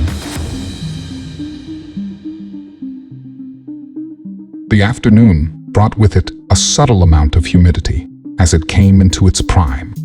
It held within its skies a blurry white sun as a thin layer of clouds blocked out any of the light it pursued to cast on the floors below. A landing strip lay quietly among the dense tall grass to all sides.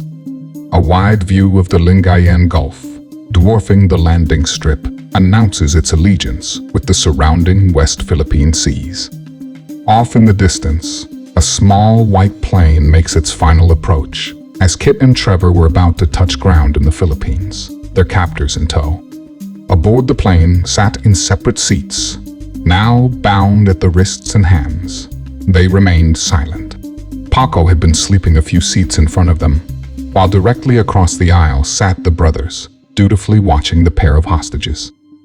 Two men Paco had stationed at the plane back in Japan when they had boarded, piloted the aircraft, bringing it down for a soft landing.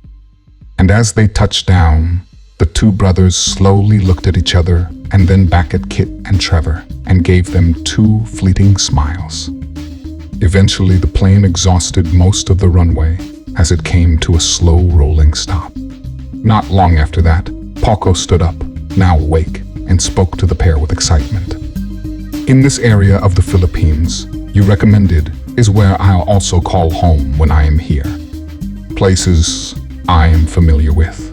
I'm glad your search can start here, eh? And I tell you what, if you are worth what I think you are worth, I will kill you quickly.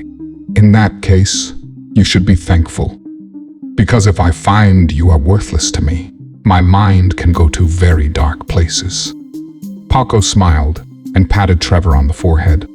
Don't be so serious, Mr. Meeks. Have some fun. Like you Americans say, life is short, eh? Trever ignored Paco as he held back his annoyance with him. As him and Kit were brought to their feet, they were quickly ushered outside. There, they were met with an empty landing strip. A small distance away sat a vehicle, fueled with a key under the windshield wiper. These items came compliments of Paco's contacts in the area, as he alerted them of his needs by radio hours ago. As they walked to the car, now unbound, Kit and Trever found themselves being shoved by the two cartel generals that now seemed to serve at Paco's pleasure. With Paco picking up the rear and the two pilots carrying the luggage beside him, the group made their way down the tarmac towards the prepared vehicle, the hostages leading the way. Kit, knowing that now, while still unbound, if she wanted to get out of this, she had to make her move. And as if being pinned into a tight and fatal corner had somehow released something inside of her, she turned and faced her captors, catching Trever by surprise. As she looked at the three gangsters, her eyes somewhat darkened as she began to lower her head. Suddenly, the three dropped their guns and fell to their knees as they reached for their throats, seeming to be strangled by some invisible force. Just then, the two men piloting the plane left the luggage and began to run back for cover, but were only met with the same fate Paco and the brothers now found themselves in, each falling to their hands and knees, gasping for a next possible breath. Trever appeared to be beside himself as Kit kept her darkened gaze upon their suffocating enemies. Eventually, as their 5 adversaries were each robbed of their last breath, Kit relented as her eyes began to clear. She stood for a moment in silence as she gained her composure before turning to Trever and flashing a Kit-like smile.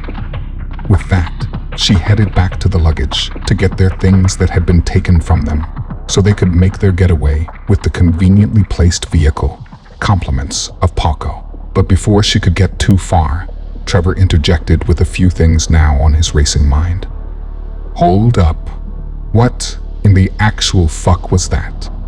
Having put all his thoughts into the best sentence he could articulate after witnessing what had just happened, Kit turned around, put a hand on one hip, and stood with an impatient attitude.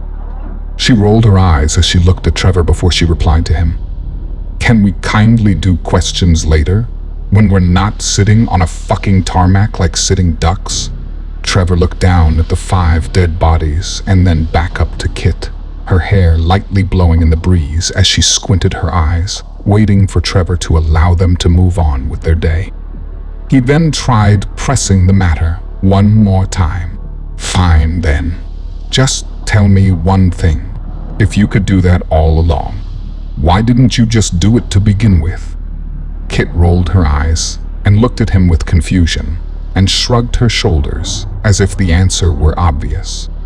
She looked back at the plane and then back to Trever, then back to the plane again, and almost comically one last time back to Trever, and finally spoke.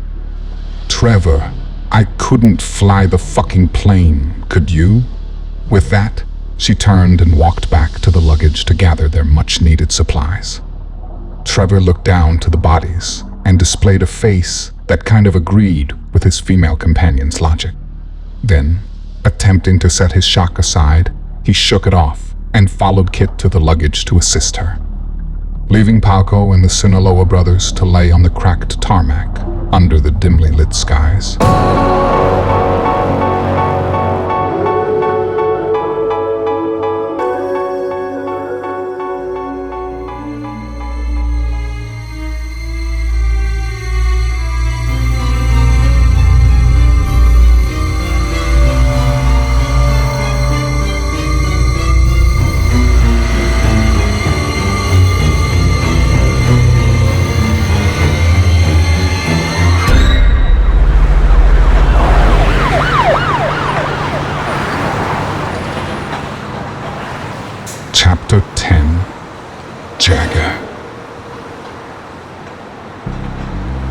the evening grew darker, the skies above held a mild glow from the city streets below, assisted by the moon glimmering overhead.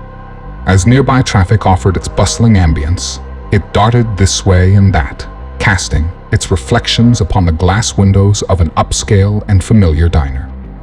Lenkov sat in his limousine just outside, now parked across the street.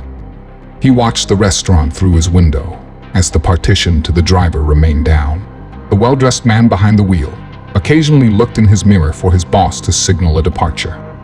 But instead, the oligarch remained focused on the restaurant, watching for someone of interest. Eventually, he saw Agent Shields depart from the same doors that he had just left through himself, not moments ago. He watched the young agent and studied him, trying to read his body language as Thomas let the doors close behind him. Suddenly, Lenkov received a phone call as he reached down between the seats and pressed a button. Feedback came over the vehicle's speakers as the phone call was now active. "Da," Lenkov answered, while studying his American counterpart across the road. A voice came from over the speaker. "Everything is in order," the voice stated. Lenkov sat for a moment in silence as he watched Thomas peer over at the limo and then look away as he proceeded to walk to his car. Having seen that Thomas did not confront him, cueing the agent's reluctant but valuable cooperation, Lenkov now seemed satisfied as he returned to the business at hand. He then nodded his head at his driver as the partition between them went up and the limousine slowly departed from the restaurant. Lenkov, still on the phone, answered the man on the other end. "And the construction is nearly completed, yes?" And as one joins the caller on the other end, a construction site within a large hangar begins to unfold. And this hangar could only be found within a top-secret military base in a remote American desert. Arlo Brooks, the voice from the other side of Lenkov's phone conversation, dutifully surveyed the construction site, walking on the scaffolding high above a massive vessel still being built. Arlo continued his phone call as he stopped to look down at the craft in question, an entourage of security personnel at his side. As he took in the sight, humans and several dark-scope construction robots busily worked together, depicting a project on par only with what many would deem simply science fiction. They were building something massive, something mankind has never known to be possible. And this vessel, this large aerial craft being built, was none other than the ship that would eventually capture and transport millions of human cattle. A ship called Sanctuary. Arlo looked down and answered Lenkov before ending his phone call. "Yes, it is nearly completed. We will begin to expand exporting within the next few months. This vessel is sure to speed up the shipping progress.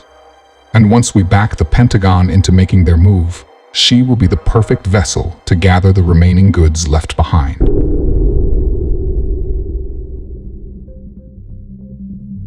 Nearly back in present day, we come to a familiar place and a not-so-distant event.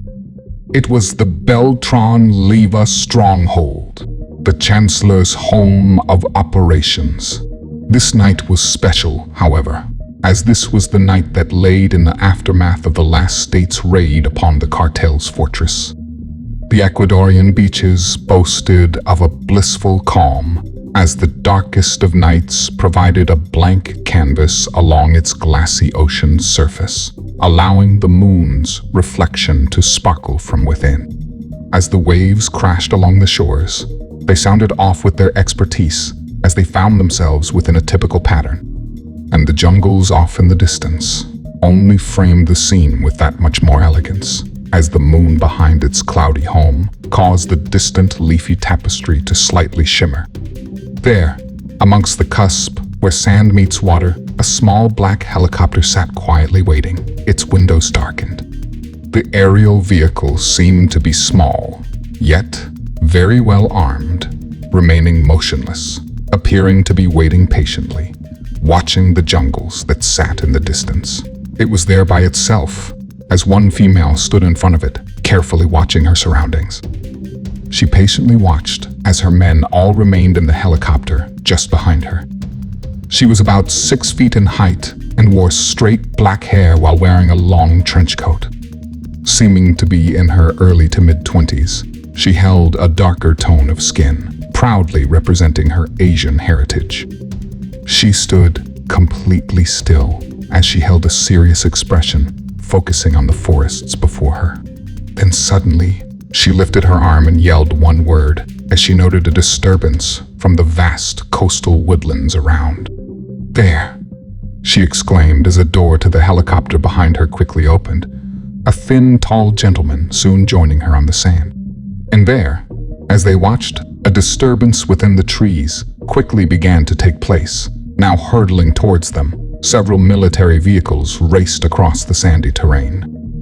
Eventually, the small convoy, about 9 vehicles in all, made their final approach. While the two stood there, blocking the headlights from their eyes with their hands, they soon became surrounded as one vehicle parked closer to them than the rest. Now, with all the vehicles having come to their stops, they stood there, awaiting to be addressed, while the closest rig's back door soon began to open. And from this door, another female, this one dressed in military fatigues, stepped out and away from her seat as she touched the sandy floors below. She then quickly walked up to the pair in front of the helicopter and saluted them, awaiting her permission to speak.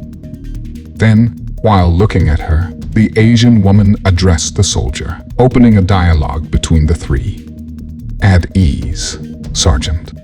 I assume the targets have been taken care of," she said, looking to her soldier with a sense of high expectation in her eyes. As she did this, a familiar face removed her hand from its salute, placing it back by her side as she proceeded to be debriefed. "The town of Vuelta Larga has been cleaned. Esmeralda is way too fortified and will be much more difficult, so it'll be handled at 0900 when decontamination begins," she said, cueing her superior to pose another question. "And Lazar?" she asked, gaining a somewhat prepared response from her high-ranking soldier. "Not yet, but we're closing in on him. I identified one of the remains in Vuelta Larga to be that of his brother, Santiago. Lazar is bound to be nearby. Now goes by the Chancellor, however. And the perimeter? We don't want anyone slipping through our fingers." The officer then answered as quickly as she had before, as she pulled a radio from her side. "One of my officers is securing it now. It's the first of many runs we'll be making throughout the night." Her superior replied, cueing that their conversation was winding down as she began to head back to her helicopter. "Perfect. Keep up the good work. And be careful. Our intelligence has picked up movement somewhere in your area. We believe it's the so-called New America. Remember, I want to be informed on their status as well. I am not happy with them operating at such a level of independence. They are still our military. Either they stand by the last state, or they are targeted like the rest of these cartel factions. We need to sever their ties with the Russians and end this separation between our forces, once and for all. Rein them in, Sergeant." And with that, before her two superiors boarded their vehicle, the soldiers saluted them one last time. "Yes, ma'am. You can count on my team." And with that, the soldier was left alone on the sand as she watched the helicopter ascend into the darkened night sky. As she stood there, she watched it slowly disappear, soon joined by one of her men. "We should get moving, Sergeant. We don't have a good enough perimeter set up yet." And knowing that her senior lieutenant was right and still holding the radio in her hands, did not look at the soldier who'd had addressed her, raising the device to her lips. "Andrews, perimeter status, over. Present day, somewhere in the Philippines." Alina grew up in this world. She didn't have any memories of what things were like before the earth went dark, because when it did, she was just the tender age of 4. Having been deprived of any semblance of an easy life, the violent world she lived in served as her normal, constantly moving from place to place, looking for food and shelter with her father and her younger brother. Where she called home, now a far cry from what it once was, the Chinese had stepped in and had taken control. Word was, the Chinese government was working hand in hand with the Russians, the Chinese, now having jurisdiction over a vast region of the globe, including Europe, where she and her family had once lived. Unfortunately, normality was about to be replaced with even more chaos, as Alina found herself in a series of events that led her and her family down a dark path. Having been separated from her father and brother when the three were searching for supplies, Alina knew that she was in dire straits as she had been taken from her home in Ukraine and was then transported for several days across land and sea. It all began when her family was detained by a Chinese military faction, this foreign government now having the upper hand in local law and order. At first, they were simply held along with many others, thousands of people just like them, only seeking hope and refuge. But then, they found themselves being processed for rehoming. As they all knew that this was not a good direction they were being forced into, it was the least of Alina's worries, as she was identified by the military as a person of interest. She was to be sent to the Philippines to be evaluated, being separated from her father and brother, who found themselves helpless while being drugged from their sight. She had no idea why she had been singled out, and not understanding the language of this foreign military, she had no idea what was to become of her. All she knew was that they saw her as important, and from what little she could understand, the best she could make out was that she was to be brought to someone who was called the Jager. After several days of being transported by soldiers not willing to speak with her, giving her nothing but sips of water from time to time, she finally found herself within the Philippines. As panic remained at the forefront within her mind, she looked around while traveling the bumpy roads, viewing its vast skeletal remains. A war-torn network of infrastructure and a dilapidated shadow of what it used to represent now surrounded them. Eventually, as the vehicle slowed, she looked ahead to see an old building resembling what may have been a factory once upon a time. And once slowing to a complete stop, signaling this eerie environment as her destination, she found herself being dragged from her seat, noting the grim sight in front of her, unaware of what horrors awaited her inside. Not willing to go down without a fight, Alina immediately objected and attempted to run. But this attempt to free herself only took her so far, as she was soon met with the butt of a rifle to her face. And as she fell back to the ground, she could taste her own blood pooling up between her lips, the world around her slowly fading away. After several hours, she slowly came to, lying on the floor of a dirty cell somewhere within the drafty structure. And as she looked around, seeing nothing but dirt floors and 4 metal walls, her anxiety only grew. What could they possibly be after? What could they possibly want from her? But that was when she heard the only door to the room begin to open. And as she got to her knees, she wiped the blood from her lips as she saw a man begin to enter her cell. She then nervously watched him as he came to the middle of the room and began to speak. "I am told you are one of those that can see," he said, gaining a small look of confusion from his hostage's face. "You see these dark figures, do you not?" And then, hearing these words come from the stranger's mouth, Alina remembered her bizarre encounters with the shadowy figures as she grew up. Her father and brother would always believe her. They would always look to see if what she was seeing was really there. But after so many times of this happening, she began to feel as if she were going mad, trying to ignore the sightings altogether, pointing them out over the years. Less and less. That was when the mysterious stranger in front of her began speaking once more. "Ah, you remember now. You've tried so hard to keep it a secret, haven't you? You've tried to put it aside, attempting to forget all about it, writing each sighting off as simply a fluke. You want to feel normal. You just want to be like the rest, like your brother and your father. You just want to fit in. The man continued speaking as Alina's mind raced. She hadn't given these encounters much consideration until now, after all, only trying to survive and not wanting to be looked at as some kind of liability. Nevertheless, the strange man before her continued. If only it could be that simple, trying to hide what we really are. But we know that's not possible. Eventually, we are all discovered and used for our various potentials. He then took a small breath as he let out a sigh as he pressed on. But for someone like you, someone with such a gift, if discovered by our enemies, it could be used against us. And that is something we simply cannot risk. The man then paused, turned and walked toward the open door.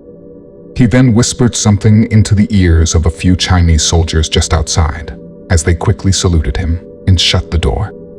This, making Alina's heart skip a beat, echoed a haunting whisper of dark curiosities, her mind beginning to imagine every macabre scenario it could possibly muster. And as the man approached once more, he began to formally introduce himself, his eyes seeming to penetrate the poor girl's soul. They call me the Jager. I provide services to very powerful people. You see, this gift you have has caused my clients many problems, and it is my objective to neutralize this issue. He then fell silent for a moment more as he looked up as if in deep thought. Of course, I cannot simply eliminate you. What good would you be to me then? I would still have the same problem. The sevens would remain. No, this would be no good. I must take advantage of having such a specimen within my possession.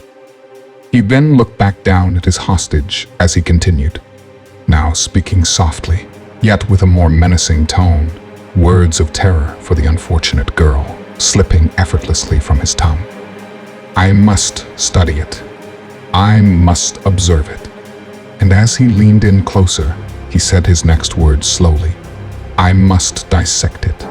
And after allowing Alina's horror flush icy waves of fear through her veins, the man then posed a question, causing her to slightly tremble, hair beginning to stand on end upon the back of her neck. I wonder, little girl, can you not detect these entities? If you no longer had the ability to see, and as silence fell between the two, Alina's heart began to pound as the man before her slowly smiled, answering his own question he had posed for her. I guess we will just have to find out. With that, the door behind him swung open as several men in what appeared to be medical gowns and face masks began to approach. Alina, now frozen in place, felt her slight tremble take hold of her entire body as a single tear fell from her face. And as the next few hours of this poor girl's life began to align with her darkest nightmares, sheer pain and agonizing procedures began taking place. And once she was left alone and all was said and done, Alina's world darkened one last and final time. Meanwhile, upon this same abandoned landscape, several miles away, a familiar car traverses the tattered roads. Here can be found two people of interest as they make their way through unfamiliar terrain, seeking their contact, Logan. They had not been driving for very long as Trever sat quietly, trying to articulate his questions that seemed to ricochet across his mind. He looked at Kit, wondering if she were okay. She seemed bothered by her abilities, and for some reason or another, didn't like speaking about them either. Trever knowing that this was no time for self-preservation, no matter who may be hiding what, pressed the matter nonetheless. "So, you gonna fill me in about your little thing back there at the landing strip?" Kit sighed and looked over at Trever. She wanted to be honest with him, but she knew he still was in the dark on so much. She also couldn't help a strange feeling she had for him, as he gave her a sense of home when she was around him. She looked at Trever, and unlike her typical spunky self, she flashed him a lackluster smile and reluctantly answered her teammate. "I wish they never discovered it," she said, causing Trever to look at her slightly confused. She noted his state of confusion, spelled clearly across his naive face as she continued. "DX gas. I hate it. It comes in many forms. They found it on Darius a long time ago. Since then, they have crushed it into countless types of compounds, one of them being this gel substance. The green cube you've seen. The first few times, it was fine. I always made sure I had the right reasons for using it, reserving it as a last line of defense. Still, it doesn't matter. Over time, it takes its hold." Trever remembered her words from days ago. She had warned him not to have the element inside him for too long. She said he wouldn't want to let it take its full effects. As he pondered this, he grew worried for his friend and posed his next question. "So, what's it like?" Kit looked over at him and held back a small laugh. She then looked forward as she continued driving while she responded to him. "Wonderful, amazing, blissful, yet terrifying, lonely, and hopeless." He noticed the contrast of her words and caught onto her pattern of emotions she spelled out for him, feeling somewhat responsible as she used it twice already to save his life. Trever could not help but to feel bad for her while she continued speaking. "Once it takes its hold, you are more powerful than ever. Placing second to immortality, it can increase your lifespan by hundreds of years. Your faculties multiply as your DNA molecules undergo massive renovations." Trever looked at her, not understanding her complaints. As it sounded to him, this was the perfect way to fight against the threat from above. She had expected this reaction as she did not even look at him while she continued to explain. "And once it takes its full effects, you are bereft of all emotion, unable to feel happy, or sad, afraid, or angry. And it's just as bad with your other senses as well. You can't feel your own skin, taste your own food, or even smell your own aroma." Increasingly troubled by all this, Trevor's worry for Kit only grew as he commented on her words. "Do you ever feel those things?" he asked as he looked over at her, afraid of her answer. He would hate to believe that she was slowly being hollowed out as he had grown to enjoy her authentic persona. She just shrugged her shoulders, seemingly deep in thought as she formed her words rather softly. "The bad things? I suppose. From time to time, I know what it's slowly doing to me, and I also know what it can do if I am not careful," she said while glancing over at him. "But I won't let that happen. All the wonderful feelings, though, they've been getting more regular. It takes longer and longer for it to wear off the more I use them." She continued to speak as Trever listened. "The thing I did back there, I can't just do that anytime I want. At least, not yet. Well, hopefully never. I'm only able to conjure up such a task when I am backed against a corner or when my life is threatened.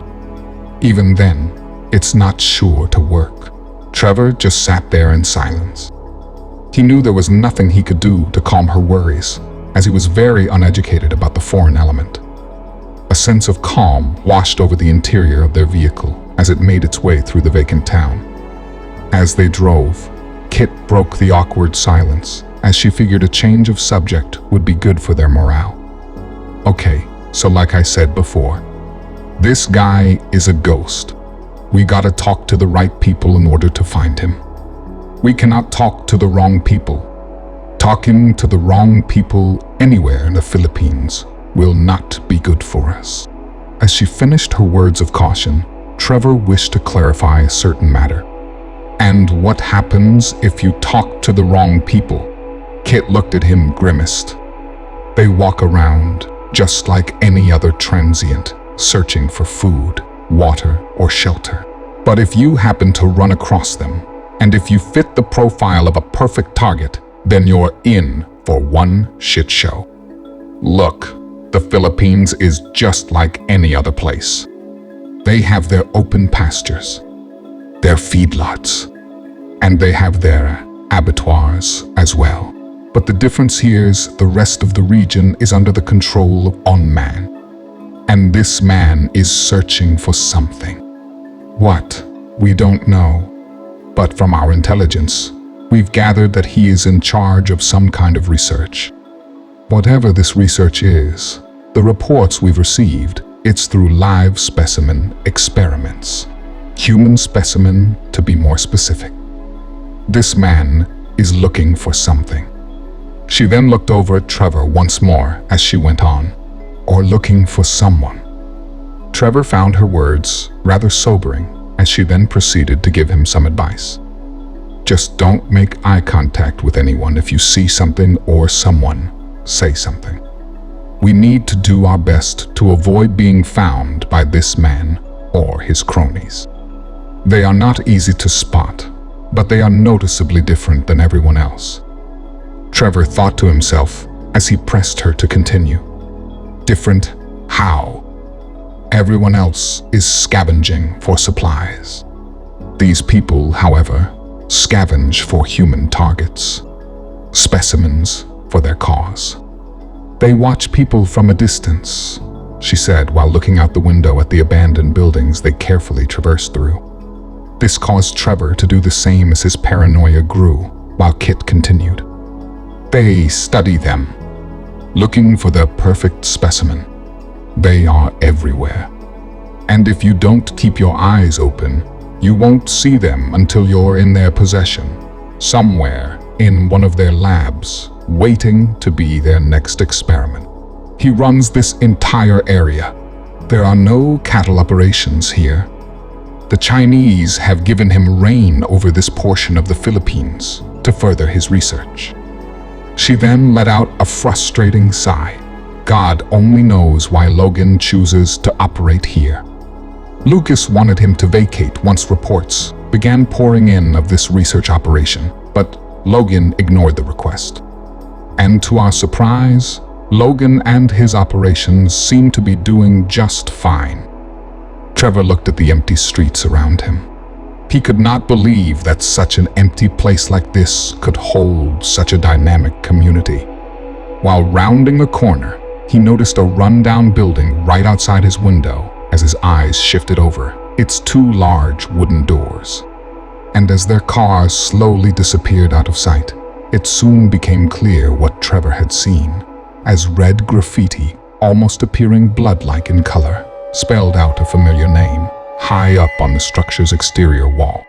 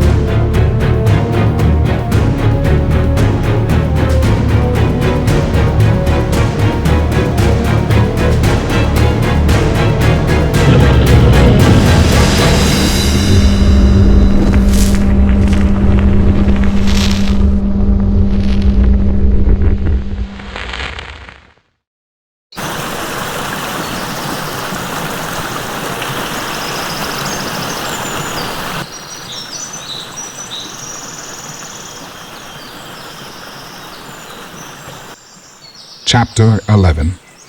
Hindsight. The Sandia Mountains. These mountains were beautiful this time of year. The pastel skies of pinks and blues, overlooking the forest life below, covered a landscape boasting of ponderosa pine trees and breathtaking wilderness. And at the base of these mountains below, beyond the mountain's thicket, a sharp contrast is noted. As pine needles become thistles upon dry and sandy cactus. This announcing a small community nestled at the foot of these mountains, a small town in New Mexico. A town known as Cedar Crest. And within the outskirts of this community, sitting quietly with elegance, was a beautiful and rather stylish home. Made of Spanish architecture, it had multiple levels. And with its southwestern decor, the house came with a rustic, yet very plush appeal. Among the upper patio, facing the surrounding forest, stood 2 armed guards, keeping an eye on their environment. It was a Sinaloa safe house. And while passing through, a particularly important family member was making use of it. He was returning with some others on their way to a certain objective, temporarily using the oversized flat as a rest stop for the evening. This man in question was none other than the Sinaloa's crime boss, Chavez Cruz. Having been seized many years back, he was happy to have it in his possession once again, thanks to a trade with the FBI. A trade of the wanted cartel figure, Lazar. Since he moved back in, he didn't have to change much, as the prior owners had made a deal at the auction for all the items that came with the house.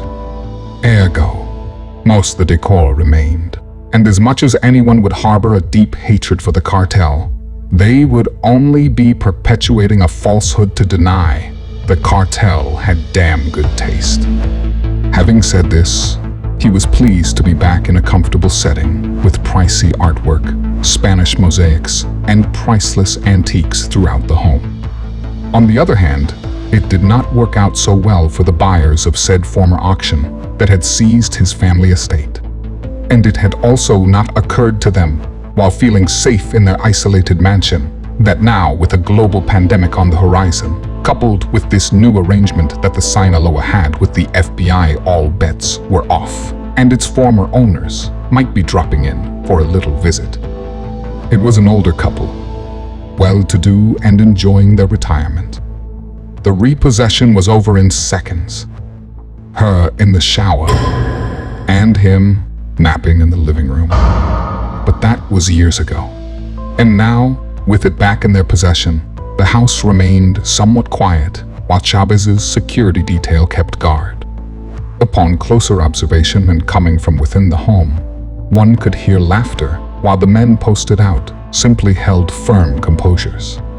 And looking through a particular bedroom window, one would see a familiar face and a relatively new CEO. Because there in the bed, a carnal display unfolds as 2 women and a man lay naked, each sexually pleasing Mr. Cruz.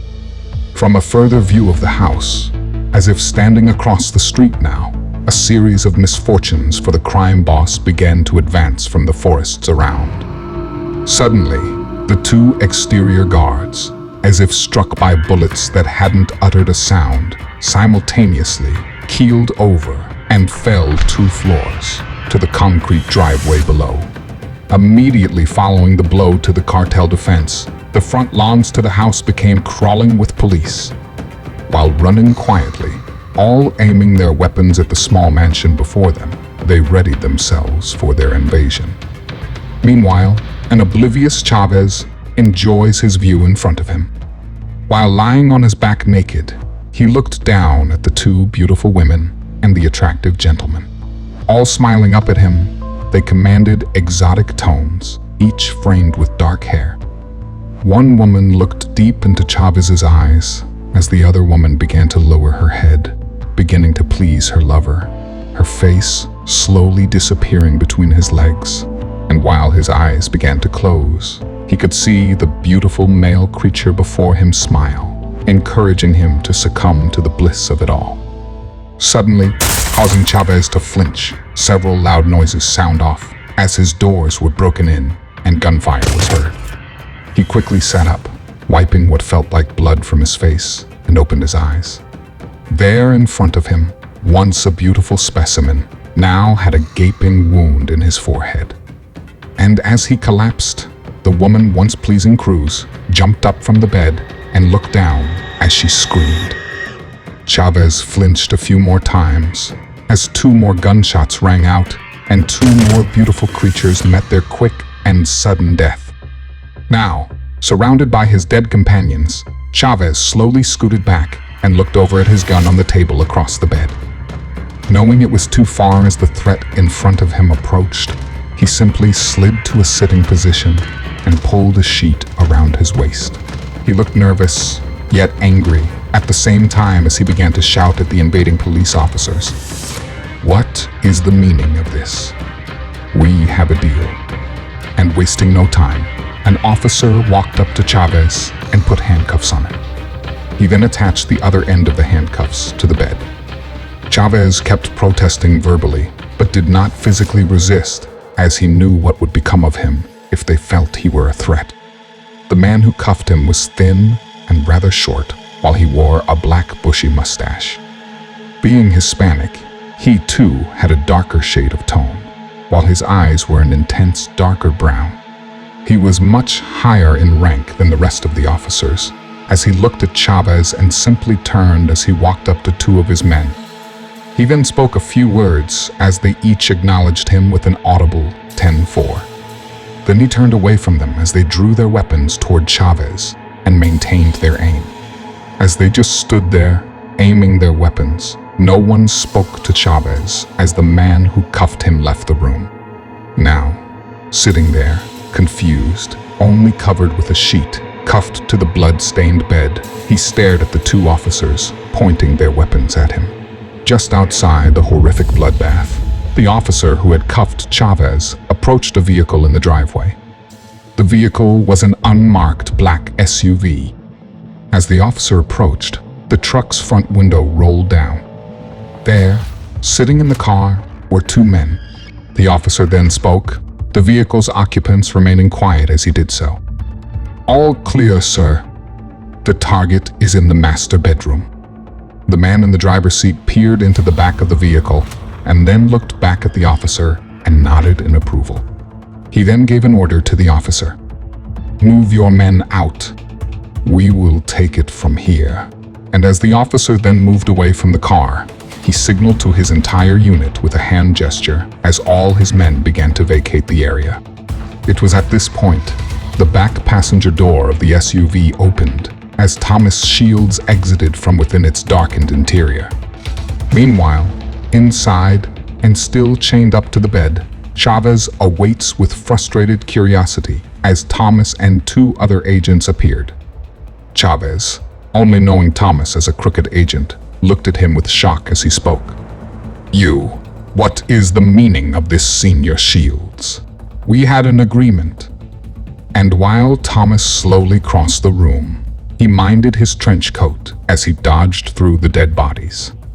He came to Chavez's side and gently sat down next to him and waited. The 2 officers lowered their weapons as they quickly vacated. And as Thomas sat there for a moment in silence, he then looked down at the floor as the 2 agents that accompanied him now stood guard. Eventually, after making Chavez wait for quite some time, he responded to his hostage's remarks. Indeed we do, Mr. Chavez. But it appears as though we will be making a few changes. Chavez looked at him and scowled. Thomas, nevertheless, persisted. You see, with our current arrangement, you still function independently. Consider this to be no more. You will now be working for us, and we must be certain of your cooperation. Because as you know, meeting with you in our own jurisdiction can be so tedious. Bribes must be executed, and people must be executed as well. Then you have your search warrants to forge. And let's not forget about all the paperwork local law enforcement needs. The list goes on and on. It is quite the nightmare. You see how this isn't exactly sustainable, Mr. Cruz. Chavez snarled back at Thomas. It's not supposed to be fucking sustainable because meeting with me was not part of the fucking arrangement. And to hell with you if you think I am going to work for your Russian clients. You made your deal. You have your man. I would have rather seen Lazar crucified, alive, and if given the chance, I wouldn't hesitate to break him out of that prison just so I could do exactly that. So why, senor? Why the fuck would you want an open line of communication with me?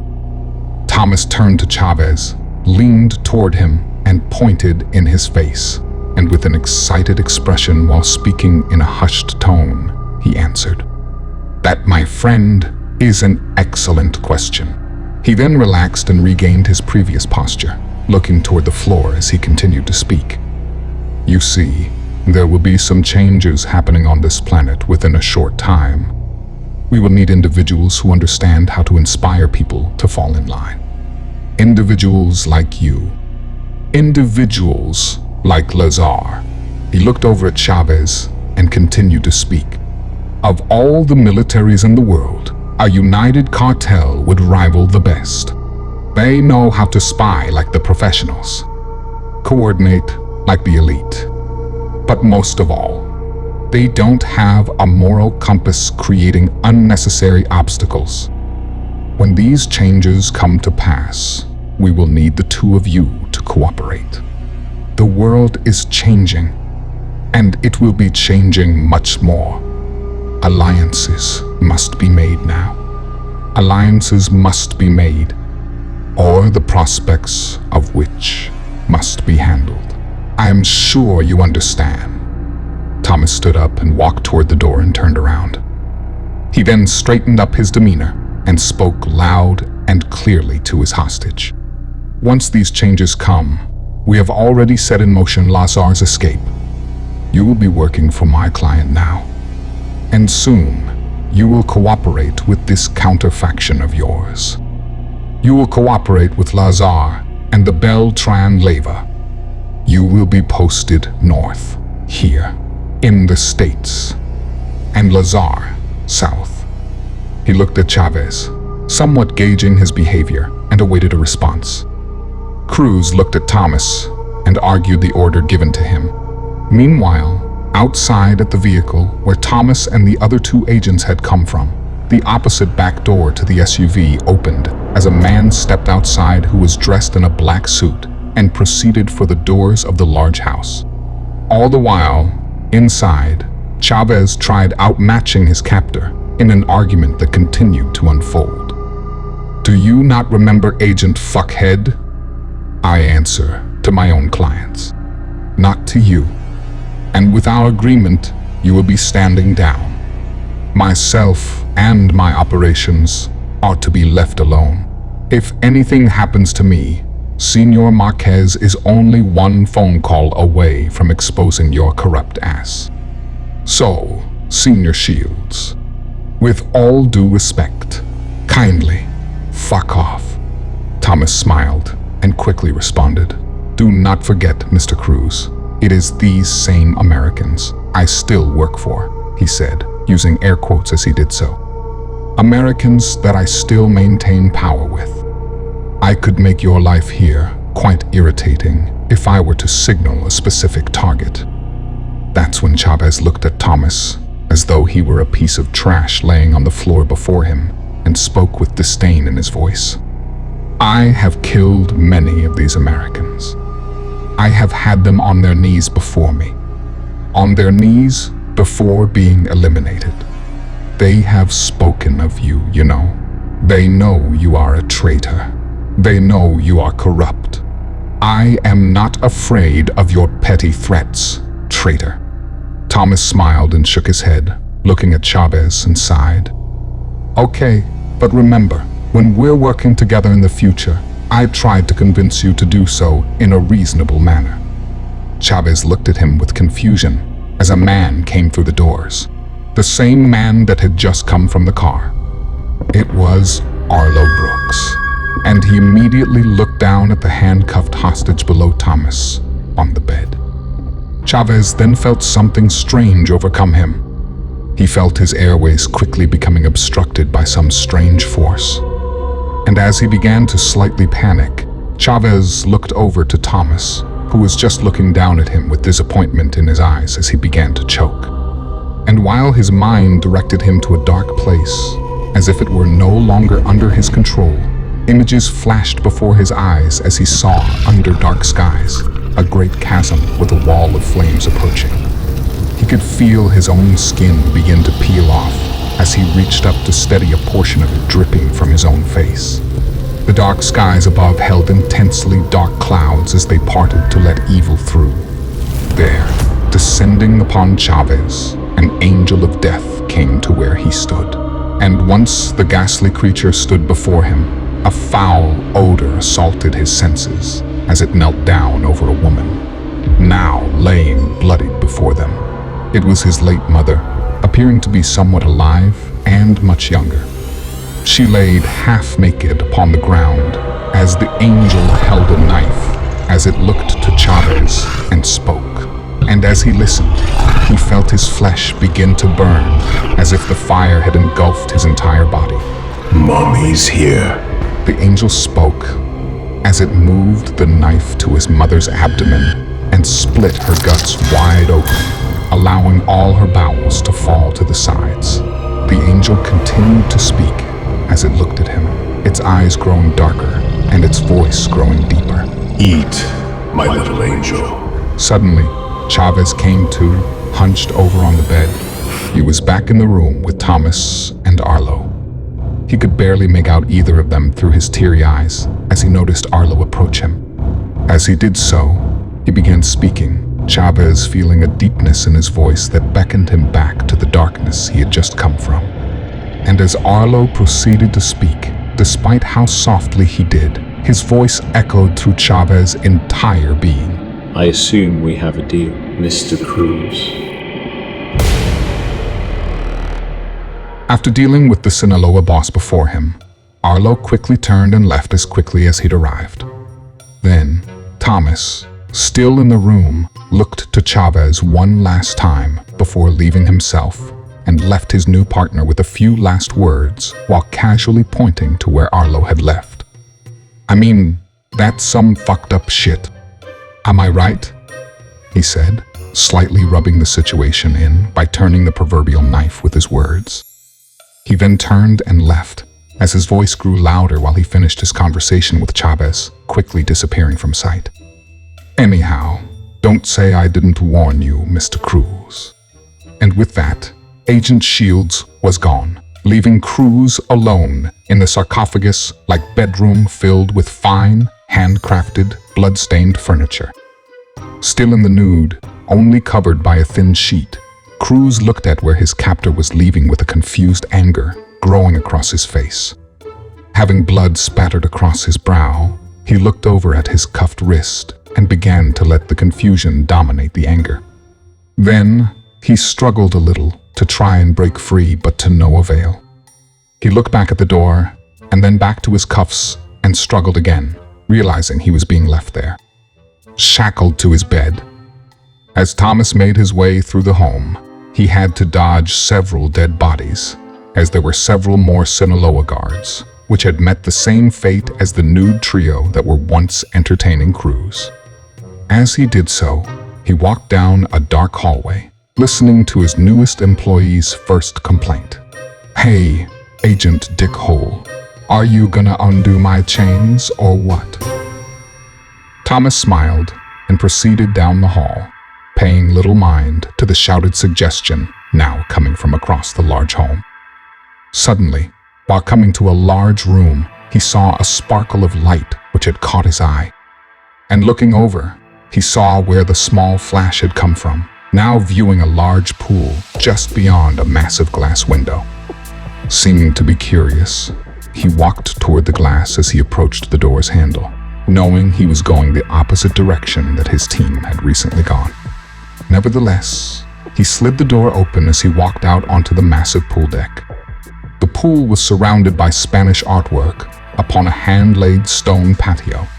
Unlike the forest, this small castle found itself surrounded by several palm trees, standing in all directions upon the rolling hills on all sides of a grand courtyard.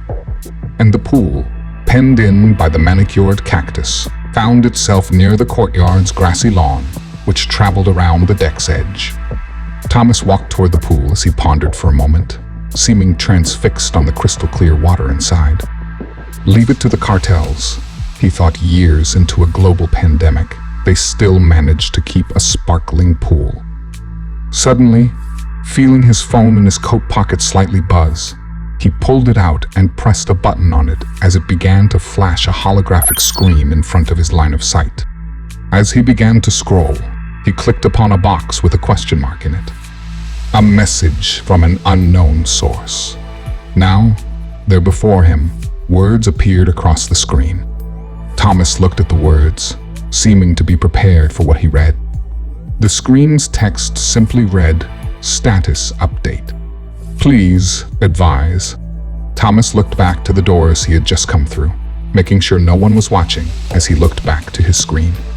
Then, knowing he must move quick as he knew he was keeping Arlo, Thomas quickly typed his response into the holographic keyboard below. Still too dangerous. Maintain current objective. The screen then went dark as Thomas quickly went inside, carelessly leaving the door open as he did so.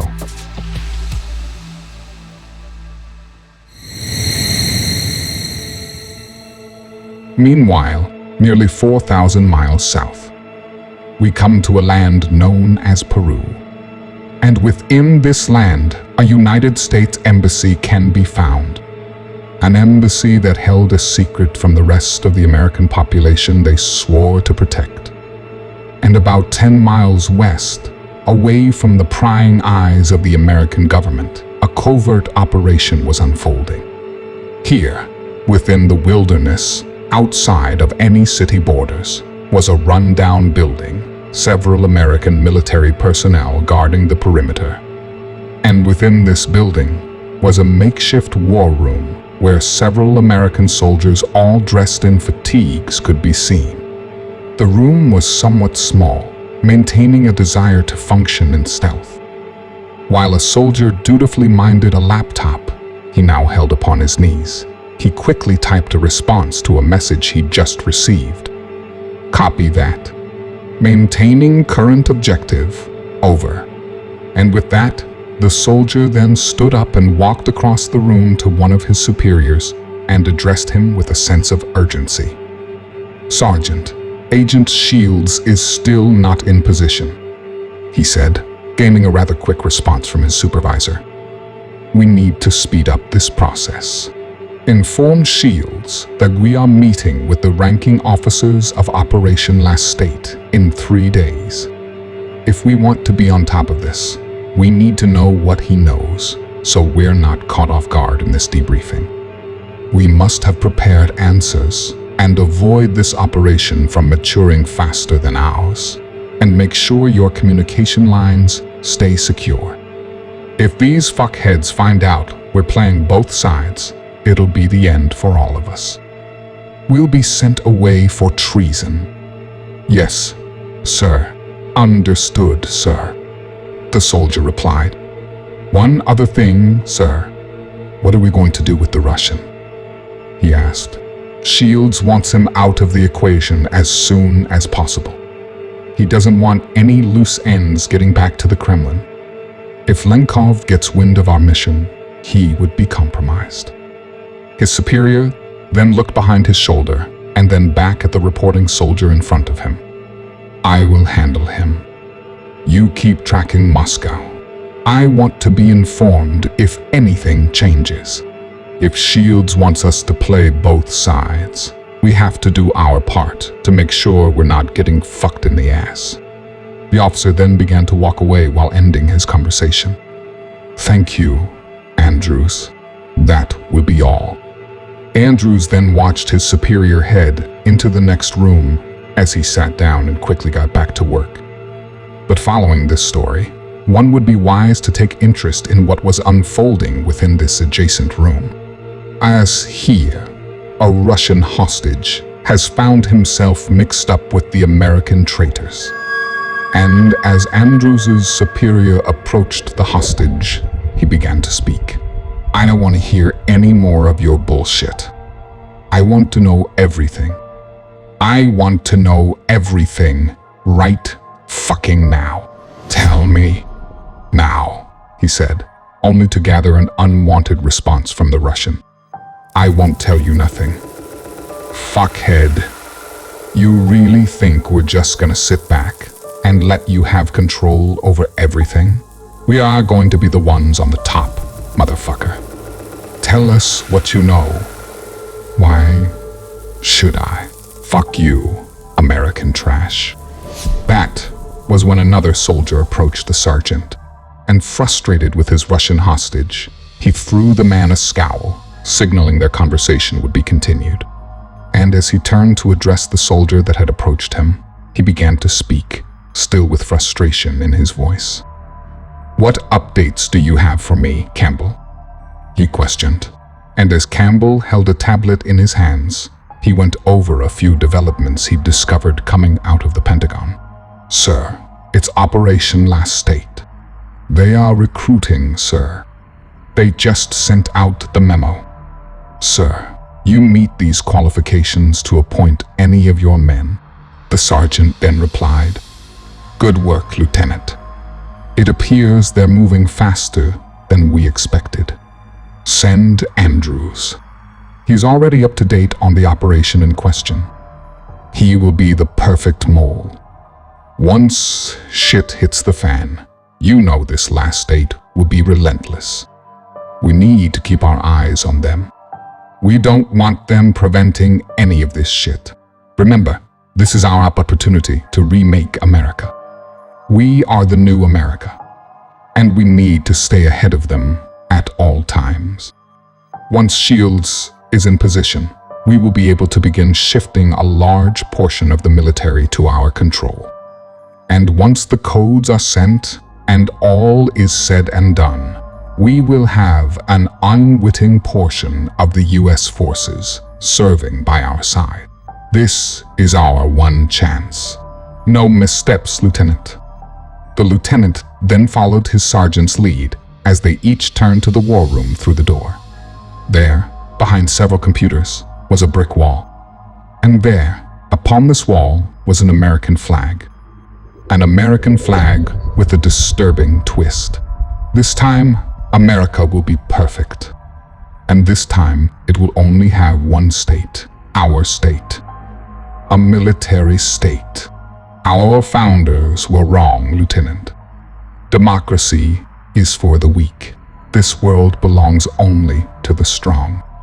And as the two slowly stepped through the door of the war room, several soldiers within, working on this nefarious objective, they peered at this flag upon the wall and took it all in. Then, in a quieter tone, the sergeant spoke one last time. To the new America, Lieutenant.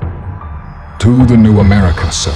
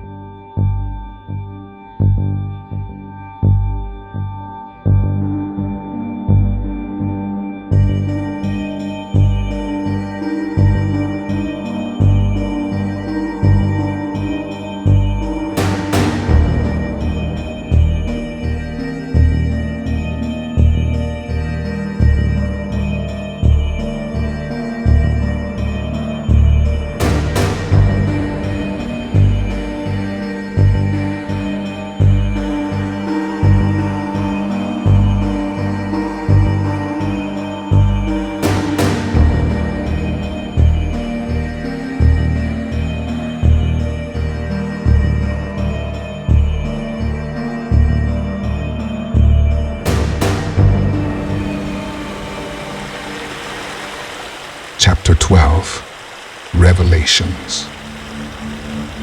Present day, Colombia. The jungle carried with it a mild moisture in the air, as the plant life all around seemed to come to life as it glistened in a soft light. The skies above clearly announced the afternoon, as the sun, while mostly blocked by the darkened fog below, remained firm directly overhead. Several breezes meandered about, causing the leaves to have a small conversation of light, distant whistles in the background. A chasm, perhaps 30 feet deep and 300 feet wide, separated two sides of its rapid river below, with its tall, grassy banks all around. Connecting either side sat a relatively sturdy bridge that represented a lightly traveled service road from one side of the river to the other. And being that the world had incurred a major shift in recent decades, the path was more overgrown as vehicles became sparser, allowing Mother Nature to take its natural course. It was here, at one side of the bridge, sat a few trucks parked within the dense jungle, making its way through said service road, while two men stood outside contemplating the crossing. It was Chavez and Marquez, and they were peering across the river through binoculars. As they stood there in silence, studying the darkened jungle across from them, Thomas joined them at their side. Without taking his eyes from his binoculars, Chavez posed a simple small question to his American friend. "We good?" And Thomas, after letting the question resonate around the small group of men, replied with his response, maintaining the simplicity of the question it answered. "Yes, my old friend, we are most certainly good." They continued to watch across the river as Thomas made his way back to the vehicle. Meanwhile, miles away, a Beltran cartel soldier sat behind the wheel of a large cargo truck. It was a very old vehicle, with a seemingly makeshift large metal trailer. As it complained the entire way, creaking and scraping the ground and fauna with its steel frame, the soldier did his best to negotiate the overgrown dirt path. Suddenly, as he rounded a corner, he adjusted his eyes to focus on a development he began to quickly approach. There, about 100 yards away, sat two jeeps blocking his path. He noticed several men outside holding rifles, and as he noticed them slowly look up and gesture for him to halt, he seemed to be somewhat unfazed by it all. As he slowly approached, he was greeted by one of the men at his window. It was the Chancellor. He looked up at the driver as he began to speak. "Miguel, what is the count?" Miguel looked down at his boss. "Well over our target, sir. The American clients should be happy."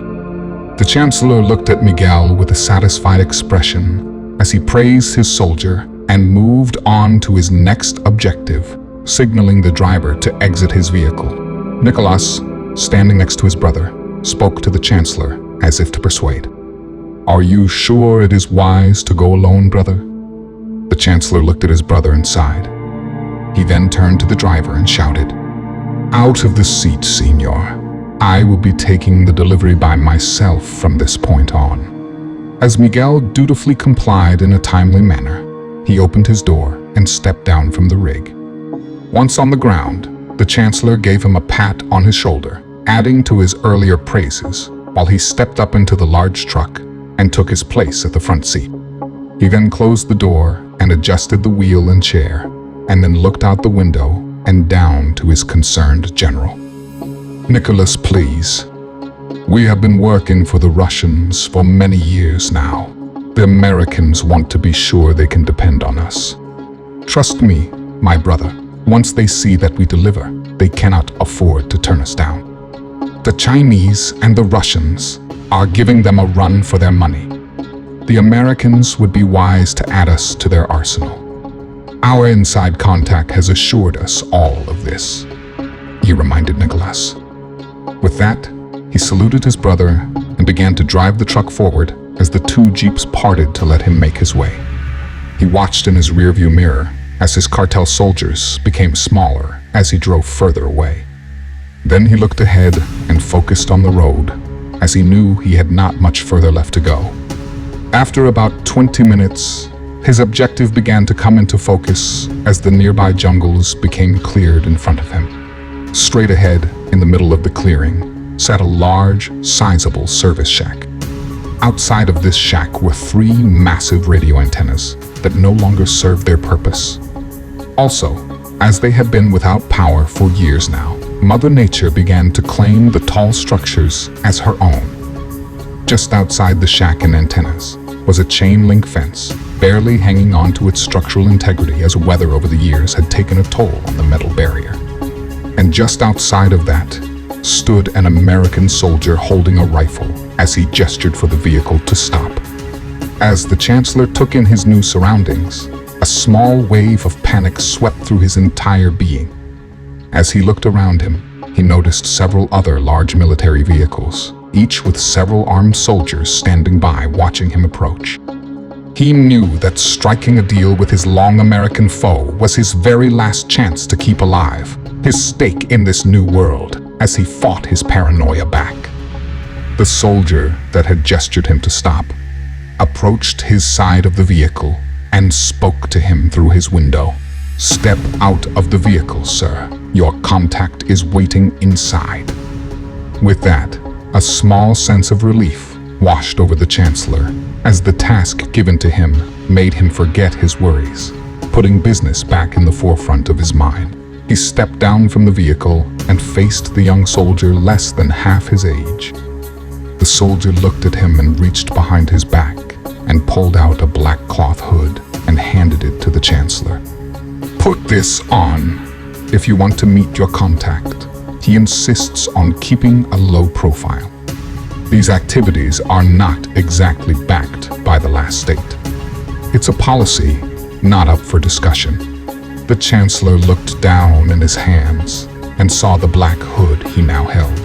Against his better judgment, but knowing it was too late to turn back now, the Chancellor put his hood on, making himself feel demoted from his usual level of power several times over.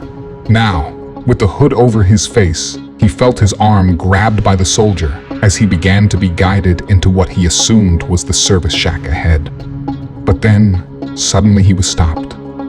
"Halt! Arms up!" A man's voice shouted as his arms were forced up by men around him. And as the Chancellor held back a possible overreaction, he quickly identified a simple pat-down was in effect as several areas upon his person became disarmed. Once completely unarmed, they guided him forward, still assuming the small shack was the target, eventually leading him to feel correct about his assumption. His surroundings became dark, signaling the entering of the service shack entrance. He was brought to a chair where he clumsily grabbed about, ultimately coming to a seat. As he sat there in silence, he calmed himself down by reasoning his doubts away. He just knew that once this deal was done, from here on out, he would be his own man again. That's when he heard several men approaching from behind. As a few came around to either side of him, he heard one of them let out a small, somewhat deep laugh. Then, he could hear them make their ways around what felt like a table in front of him to what sounded like seats of their own. It was at that point he felt a gun press up against his neck as his hood was slowly removed. And then, as he focused in, his veins ran an icy cold he had never felt before, as he could feel his entire body losing balance while the rug to his entire empire quickly slipped from under his feet. Now, sitting at a table unarmed, a man with a gun to his head, there were 2 men sitting across from him. It wasn't what he was expecting. It was Thomas Shields and Chavez Cruz. Chavez simply winked at him and blew him a kiss, his body still lacking warmth, as his blood still had not refortified from its recent retreat. The Chancellor looked at Chavez across from him with stern anger in his eyes. Chavez just gave a menacing smile as he leaned forward and began to speak. "I watched you pull up with vigor. This leads me to believe that it is you, my friend, who have forgotten. My business partner has much more contacts than you." And then as he lowered his voice, he continued to provoke the Chancellor with his words. "You have reduced my men to a fraction of its size. The damage it has caused will take years to repair. Therefore, my brother, when my partner is through with you, I will be taking you with me. I will keep you alive for days in a damp basement, so that you can suffer while I slowly rip you limb from limb. The Chancellor did not flinch or change his stern expression, as he was not prepared to give up so easily. He held his serious gaze at his Sinaloa counterpart as Thomas began to direct the conversation. You seem to be unaware, Lazar. Unaware that these days there are two American factions to contend with. This pesky faction known as the Last State and the New America. The America that I control, he said, as the Chancellor noticed Chavez grow a menacing smile. Then, Thomas leaned forward in his seat and addressed the Chancellor more quietly. You know, Lazar, you should be more careful who you get your information from. Once your so-thought mole in the New America had received your request, it was just a matter of time until we had you in our grasps. Of course, the Last State has their own moles, and not wanting to risk having this meeting in the middle of the jungle, we tried intercepting you in Tunja. Well, you know how that went. Frankly, Lazar, I was impressed. What you unleashed on us is exactly why Lenkov enlisted you. But I know you better than he does. I knew it was only a matter of time before you would attempt to strike out on your own. But Lenkov insists on keeping you on the proverbial payroll. So we will. He will just be unaware that it is not you running the South any longer. It will be the Sinaloa. Once we have things under control, you will return to the north with Chavez, and Marquez will take over your operations here. They will be one and the same with my New America. Together, they will bring the Last State to their knees. And once this happens, I will have the entire American military under my control. Sure, the New America will still work for the Oligarchy. They will still placate Arlo Brooks and his needs. But everything else will belong to me. Everything else will belong to the New America. Thomas then sighed and sat back in his seat while he continued. If you just didn't have to be the same old you, always trying to be on the top, you could have served me well. Instead, now, you will be slowly dismembered and tortured, simply as entertainment for the man who sits with me now. A gift from me to him. A gift that will keep on giving as he rips you apart, avenging his father. Before this, however, we need to tie up some loose ends. First, we are going to have your men form with my business partners, men, the Sinaloa cartel. Your organizations will meet in a designated location my partner and I have agreed upon, Thomas ordered. In continuing, Thomas looked more serious as he leaned forward in his seat and looked into the Chancellor's eyes. Then, while you stand next to me and Senor Cruz here, your brother Nicholas will inform your men that the Sinaloa and the Beltran Leyva are now working together as one. He will explain to your men with a prepared speech I have kindly drafted that there is new management and they will report to my business partners, Mr. Cruz and his generals. Just then, the Chancellor threw his head back and laughed. And why do you think I would crumble so easily? You should just kill me now, because when you leave here, my men will not have mercy on you. That was when Thomas posed a question to Chavez, and not aware of what had become of the Sinaloa brothers. An ominous inquiry sounded within the Chancellor's ears. When do you think your uncles will be here? Shields asked Cruz. Chavez looked up at the Chancellor as he let his smile fade, looking deep into his lifelong enemy's eyes, reading all his fears he reserved for the notorious criminal brothers. 2, maybe 3 hours. They are tracking us by GPS and shouldn't be much longer. They will be excited to have a new toy. The Chancellor finally grimaced. As the afternoon skies turned into a late evening blanket of clouds, the Colombian jungle chattered away as all the surrounding wildlife tucked in for the night, making way for the night dwellers soon to awake. As the trees stood tall and covered the woodland's view of the heavens above, several torches lit a small clearing where a cartel meeting quickly became underway. Nicholas, now finding himself in a strange yet frustratingly predicted scenario, held a piece of paper and read the words before him as his brother stood by, joined by Thomas and Chavez. Nicholas spoke to his men as they stood near their rivals, the Sinaloa, while barely hiding his nervousness, trying to appear confident to his soldiers. "We are shifting directions. A lucrative contract has fallen in our laps. We will all work together now. You will all now be taking orders from Senior Chavez and Senior Marquez. The Chancellor and I will be." He looked back to his brother as he noticed Thomas look at him and tap his watch, reminding him that the Sinaloa brothers shouldn't be much longer. Nicholas continued, "The Chancellor and I will be departing. Ready your teams for departure. You have your orders."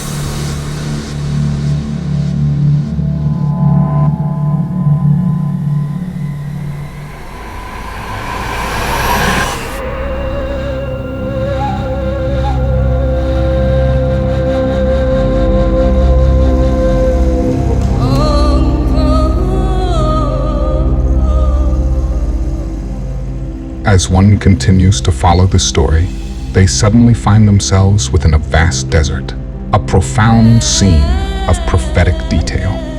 And looking around this vast and vacant desert, it is hard to make out one's surroundings, as the sand in the air mixed with a heavy layer of pollution and radiation. This, of course, in turn, created a thick, red sandy fog all around as far as one could see. As the wind blew in and touched the ground, picking the sand up as it rose back into the air, its game plan became quite clear. As buckets of sand became swept up in these currents, they were immediately displaced a few feet above. It was then simply left to shower the desert floor below, casting golden ripples above the sandy terrain, soon returning to the desert below. From one side to another, no matter how well focused, a perspective from within this desert of chaos would only allow a few feet or so to be seen at one time. As the sandy air scraped its own desert floors, it continuously rolled up and down the sand dunes all around it. One dune after another, the pattern continued, eventually whirling over what appeared to be a raised access road. This road, as strange as it already was, here in this vacant land, was seemingly made of hard black plastic. Upon this access road stood a sign proud and tall, defying the persistence of its not-so-better half, the horrific sandy storm that surrounded it, appearing to be somewhat endless. The sign stood as a nation's symbol, a power that held its borders with fear.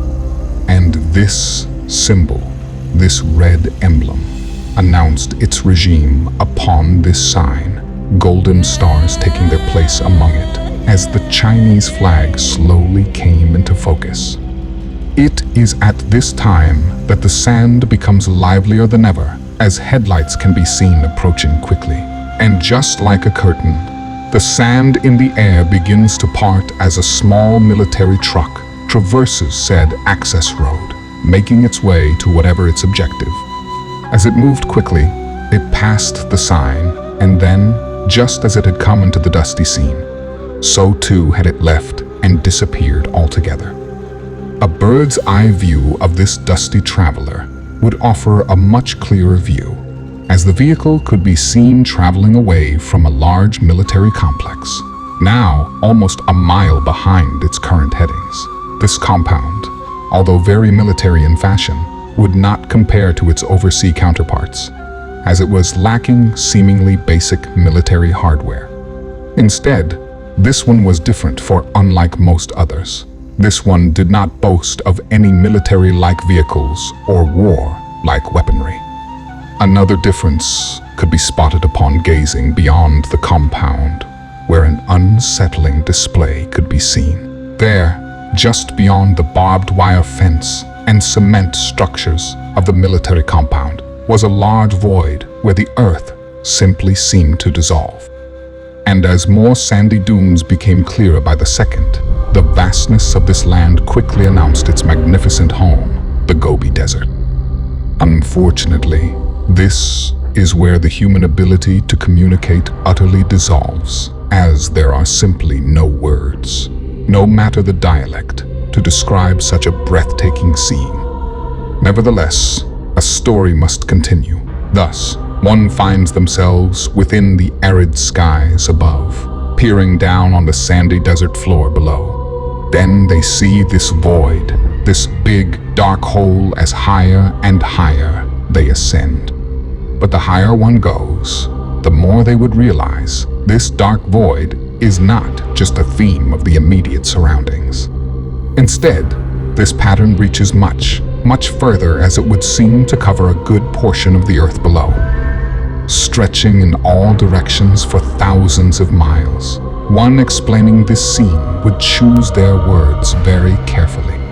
As one would typically throw words around carelessly, it is for this reason that the word void must be emphasized, as this is truly in all its splendor, definable by Mother Nature and science alike, the truest of all voids, as gazing upon it brings a wave of nothingness from everything found within all nothingness. If one were to look within this void, they would simply see the lack of anything, as Earth is simply no longer there.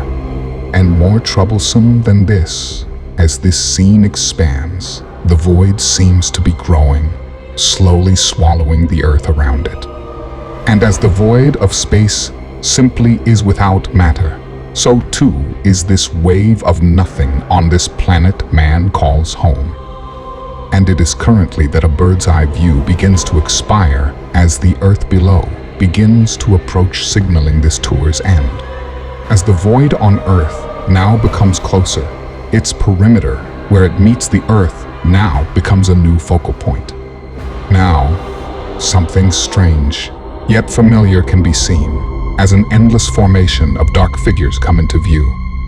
Millions of them, locked arm in arm, surrounded the hole as they dutifully guarded it while facing away and firmly standing their ground.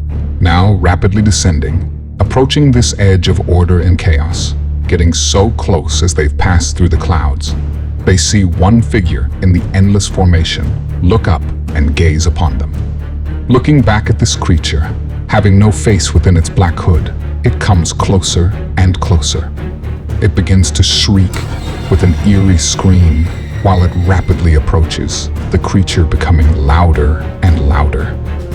As they near the now ear-piercing creature, it becomes darker and darker as its void of a face becomes still closer and closer and closer. Suddenly, waking in a sweat, Trever immediately sat up and took in his surroundings, trying to gain his bearings. As he attempted to shake off an unsettling dream he couldn't completely recollect, he noticed Kit still soundlessly sleeping on the floor next to him. They had been traveling for over a week now and were making their way north as they felt they were closing in on their contact. It was just the night before when they had spotted a good place to shelter, perhaps an old library, however, now vacant of books. As Trever began to focus, he could see, unlike the night before, the details of his surroundings more clearly. Shelves everywhere seemed to be in disarray, not one unit boasting of all its parts, as most lay on their sides, empty, dusty, and mostly broken in pieces. He noticed how the library was very small, possibly the size of one's living room, as he looked around from wall to wall, inspecting the interior as any responsible teammate would. He could see the door still barricaded from him and Kit placing several heavy shelving units in front of it. Just next to that, he studied the view of an empty alleyway as a broken window, with bars still intact, sat directly to the right. The air outside seemed to be almost a solid blue in color as the sun was beginning to rise. Seeing now, they were still alone, and their surroundings still appearing secure. Trever felt confident in letting himself make a little noise as he quietly gathered himself to a standing position. That was when he noticed Kit slightly jostle in her sleep as he looked down at her and noticed her start to awake. She looked up right away, and upon doing so, she greeted her early rising teammate. "Hey, how'd you sleep?" she asked him, rubbing her eyes as she began to gather further focus. Trever shrugged back and responded as he didn't really expect good sleep in the first place. "All right, and you?" As she let out a yawn, she answered quite lazily. "Okay, I think." Over the next few moments, the two began to put their sleep behind them as they readied themselves for the day. Trever, now having spent several days with his new partner, who was well educated on this new world they traversed, wasn't necessarily feeling better about being part of the more informed. He shook off the feeling of being overwhelmed, as it was far too early in the day to begin at such a pace. That's when Kit sat up and spoke. "I think we're pretty close now. Shouldn't be more than a few miles from here." The two continued to gather their things. Later, as the sun began to crest, the afternoon held a bleak grayness to it. It had been several hours since Trever and Kit had made their departure from the small library they had sheltered in through the previous night. Now, on foot, they hoped they were close, as the vehicle they were in lost its electrical charge the previous day. And while walking through a small neighborhood, things made themselves quite clear to the pair. They could see a community hit harder than most, as their surroundings depicted a battleground scenario from a historical world war. Most homes in ruins, a few stood partially erect as the abandoned town seemed to be completely lifeless. Matching pretty much everywhere else, the skies were mostly cloudy. The sun, shining light over the devastated town, cut through the clouds here and there, causing its dull glow to shift and slide amongst the ground below. As the two watched closely, they held a somewhat muted dialogue. Arlo believes they release an energy when they are executed. Kit spoke, answering a question Trever had posed. And it might be true. I mean, the human life is super sophisticated and complex. Anyway, that's why they can't just walk up and stab you. He believes that the ones not affected by the virus share a similar energy with these creatures, the cattle guards. So he treats their executions like a biohazard. Just then, Trever interrupted her. "Hey, do you see that?" Tracing his finger to where Trever was pointing, Kit saw a home, about half of it standing and the other half in shambles. As she studied the home, she could see where the roof had partially caved in near the front door. And just next to the home's entrance was a small window that had something of interest inside, now peering back at the two of them. Noticing it had caught the attention of Trever and Kit, it quickly disappeared as Kit spoke up. "There's another one, and another one over there." She kept turning, pointing out several other hidden faces to Trever as each one simply ducked for cover once they noticed they'd been spotted. Trever, somewhat worried and almost appearing to be slowly moving backwards, looked at Kit as she studied their surroundings. Just then, looking off in the distance, she allowed a smile to form across her face as she looked at Trever and made her summation regarding their current whereabouts.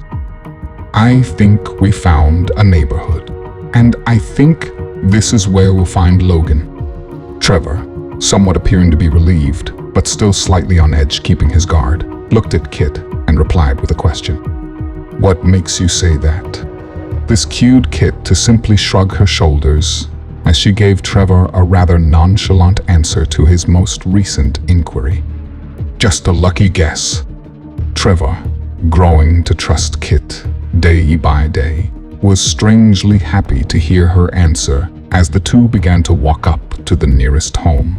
As they did so, boards began to seal up all the windows in preparation for these two guests with unknown intentions. Behind them, as they approached the home off into the distance, where Kit had previously stumbled across something that had made her smile, sat a large sign. The sign was clearly a billboard as it represented the overgrown cattle farm just beyond it.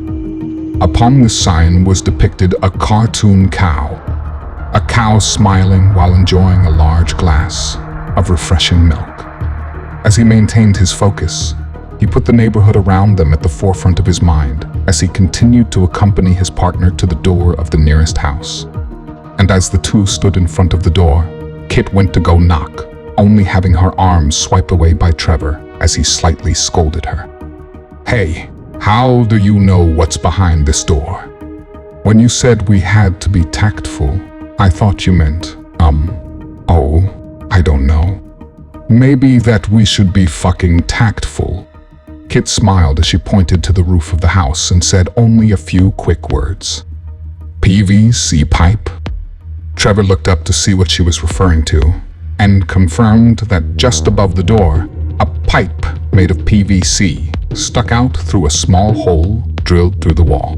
He looked back to Kit and somewhat sarcastically responded, "Okay, and that means what exactly?" But before he could stop her, she gave the door a loud tap and yelled as Trever looked at her in utter shock as he grimaced at the scene she was causing. "Lucas sent us. We're looking for Logan." After Trevor's near heart attack, he seemed to be slightly relieved as the short display of her attention-grabbing behavior abruptly came to its end as she turned and simply sat on the porch. Trever, trying to quiet his shock, stared at her with a blank expression and then looked back to the house. Then, unable to avoid the repetition of it all, he looked at her again, only with a more shocked expression. As he tried to form the words slowly forming in his mind, he came across stuttering as he looked at the house yet again, and of course, right back at her. "But before you said, and then you just, but what about?" He kept on verbally flipping through his list of questions, hoping to stumble across one that would be worth his breath, as it had recently been taken away from him. Just then, serving as a partial answer to all his questions, there above his head, a reflective orange flag poked through the PVC piping in the wall. But after just a few seconds, it disappeared as it was sucked right back in.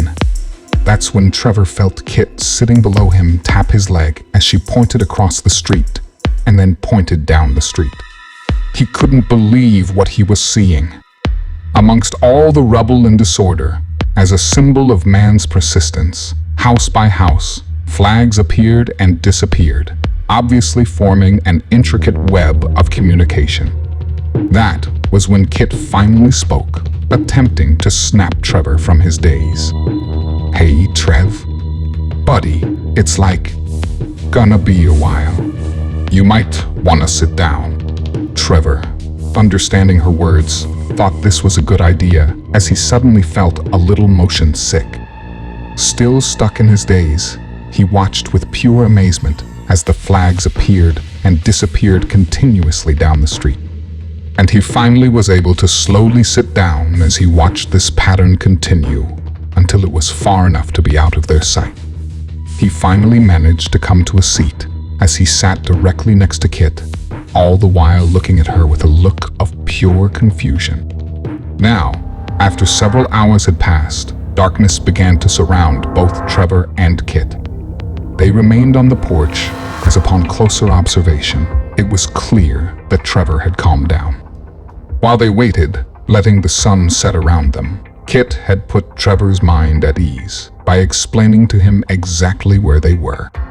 She explained to him that even though they still had no idea where Logan was for sure, the PVC pipes represent his lines of communication.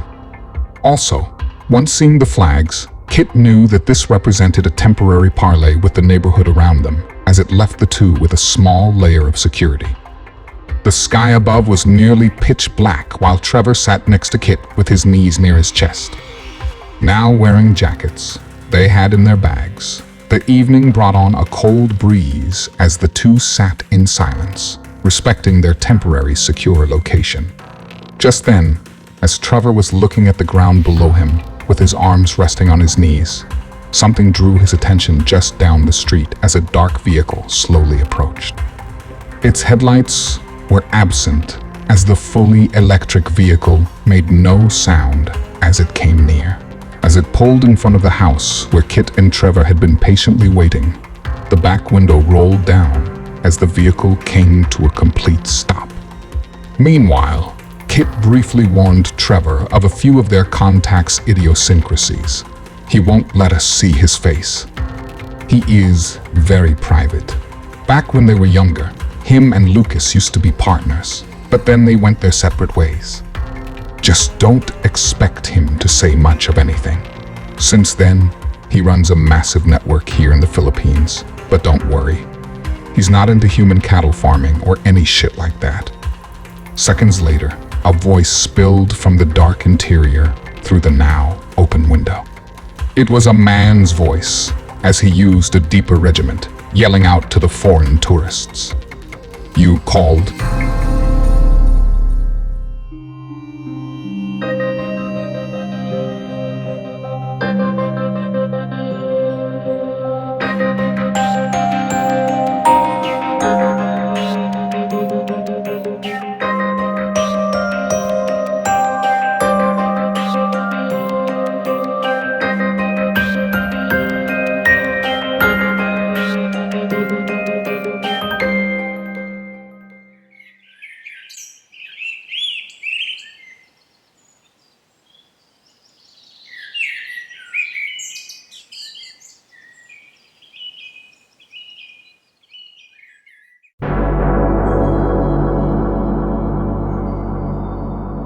Chapter 13. Realignment.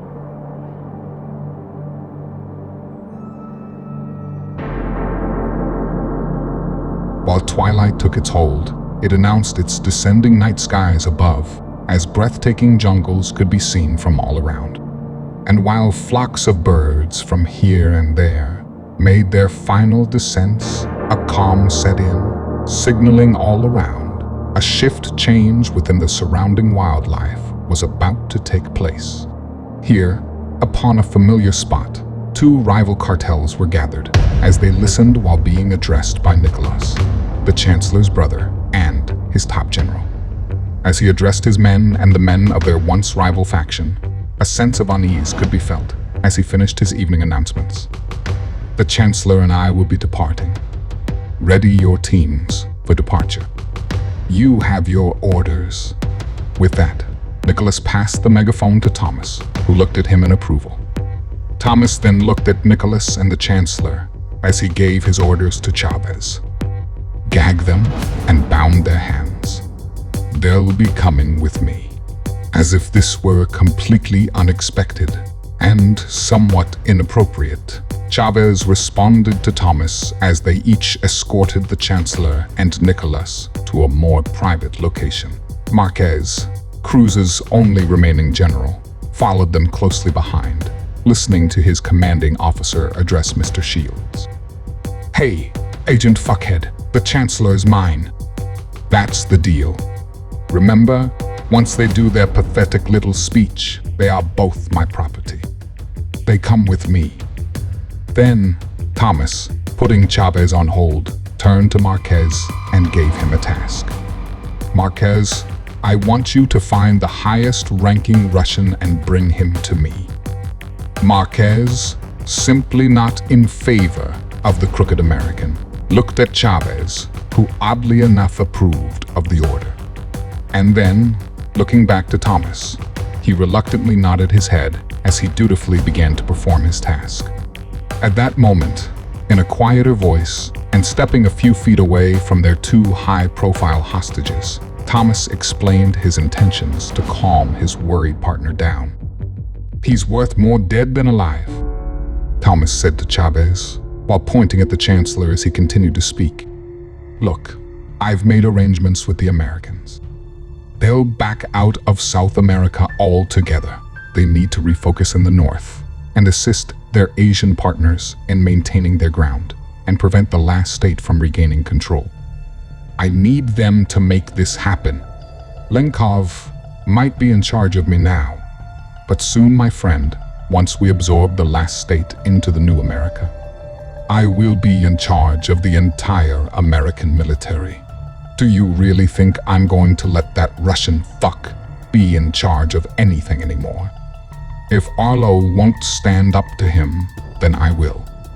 And when I do, Arlo will get his way, and this planet won't stand a chance. And then finally, we can get off this god-forsaken rock. Unless, you know, you'd like to stick around and enjoy the shit show. Thomas noticed a realization wash over his partner's face. The meaninglessness of fighting for control anywhere on this planet within this new reality that Thomas had just educated him on. Let the Chancellor come with me, my friend. Let the Chancellor come with me, and I will make you a partner.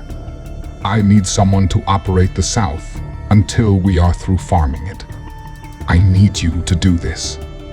I need you to control the cartel and Russian factions. Once this happens, we can make our move. And when we do, it will be you and I sitting under Arlo. Not that fat Russian fuck. But I need to make sure Lazar is out of the picture. I can't take any chances. Chavez, after hearing this, looked around at the jungle and then back to Thomas and let out a huge laugh and grabbed him by the shoulders as he pulled him in for a closer, much happier chat, seeming very pleased with Thomas's plan as this gave him a sizable piece of the new world unfolding around him.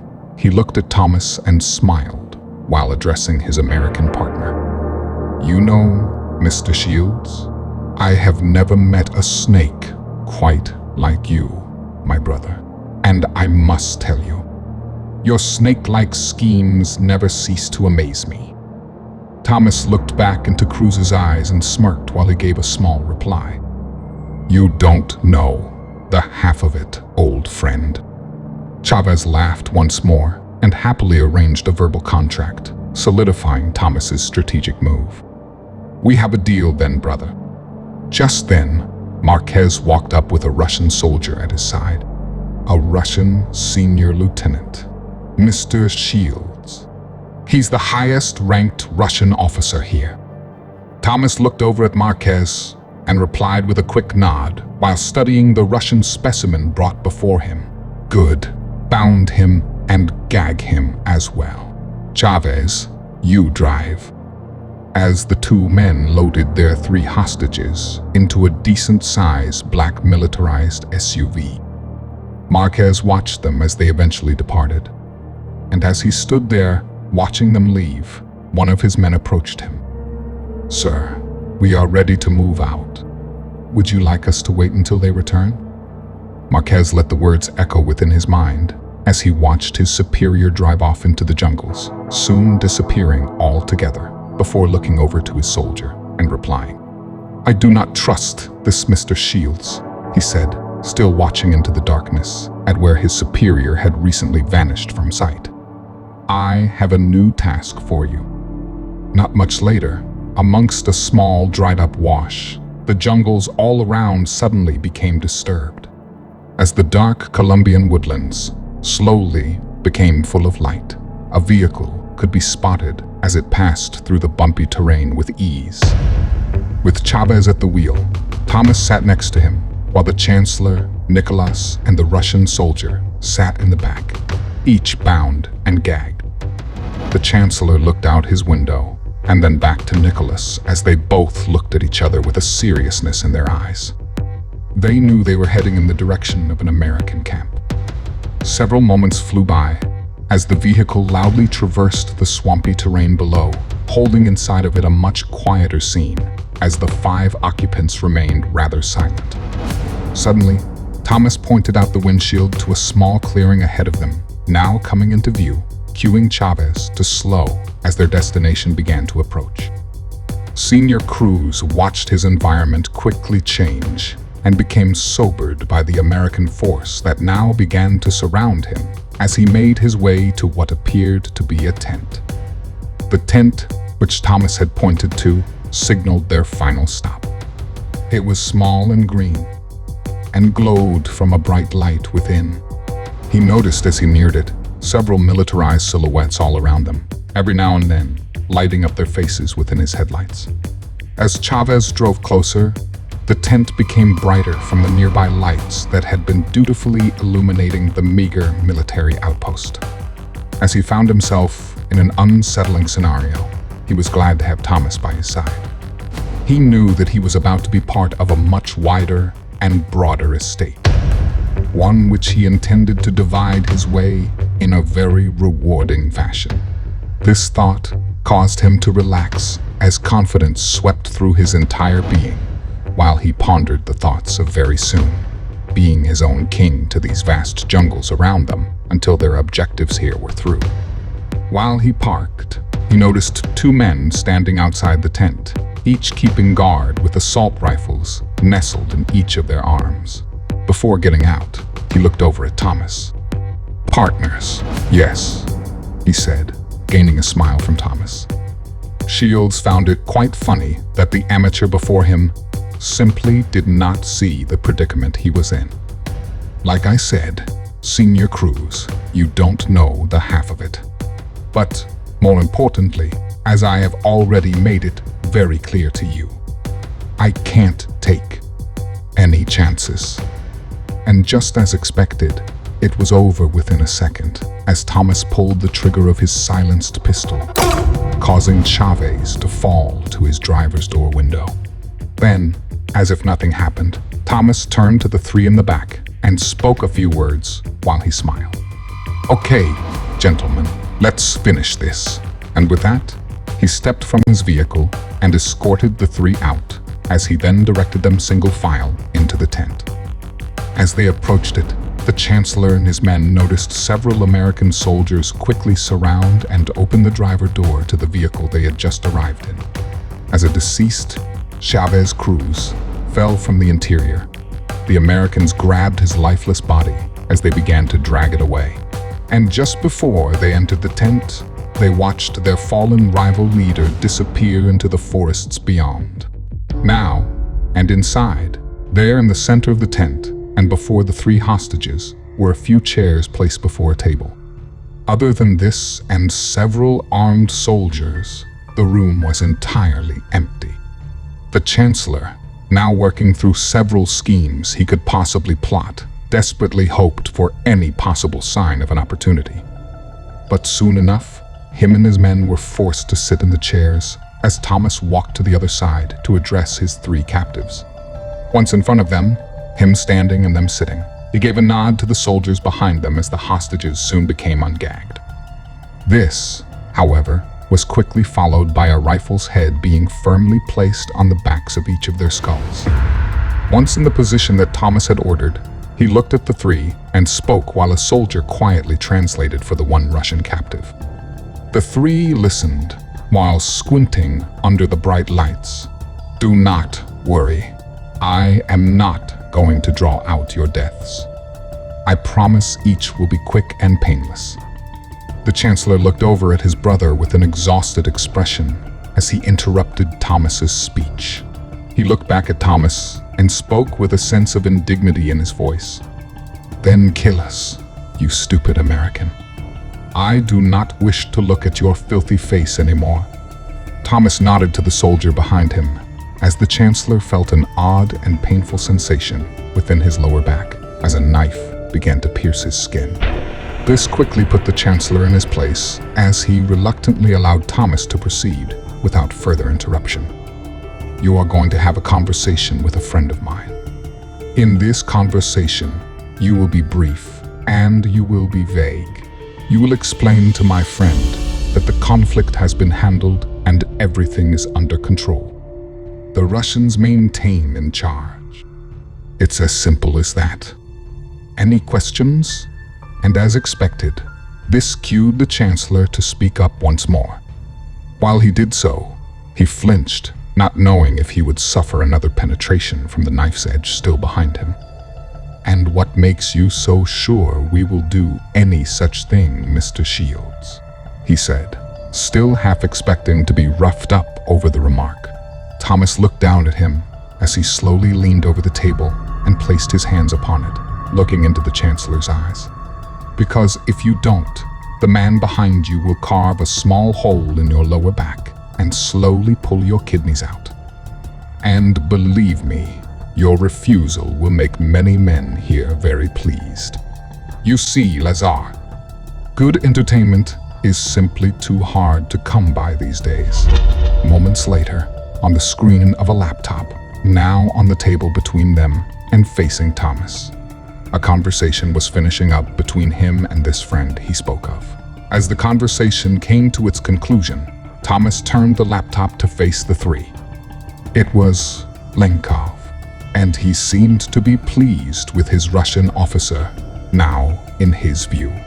"Lieutenant Sokolov, is this true, what Agent Shields has said?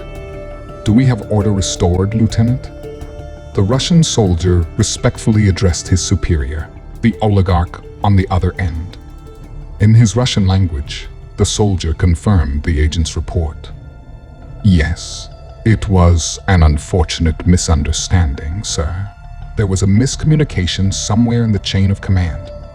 But now, the situation is resolved." Then, he looked at Thomas and received a nod of approval as Lenkov began to speak. "And Lazar, you and your brother will be playing nice now, yes." The Chancellor looked to Thomas and rolled his eyes. But then, he suddenly felt the familiar knife once again penetrating his lower back. "Yes, sir. Everything is in order, sir. Very good, Lieutenant. It is important to understand that the world will soon rebuild. We must maintain our current claims for the future of Mother Russia. This is good. Now, let me speak with my agent once more." At that point, Thomas gathered up the laptop and began to carry on the conversation while exiting the canvassed interior. As he did so, the tent, now behind him, lit up 3 quick times as the sound of a silenced weapon sounded off from within. And while his conversation quickly ended, he handed the device off to the American soldier he now stood next to. The soldier took the laptop from Thomas as he watched him climb into a helicopter. "So, how'd you get Chavez to drive right into an American compound?" And while Thomas adjusted himself in his seat, he answered the question as if he were reciting an algebraic equation to his math professor. "The same way I brought Lazar in this morning. I simply dangled the prospect of power and wealth in front of his nose. Not too hard to infiltrate one's mind when the door is standing wide open," he said, cueing the American soldier to chuckle. It was then that the officer questioned Shields once more.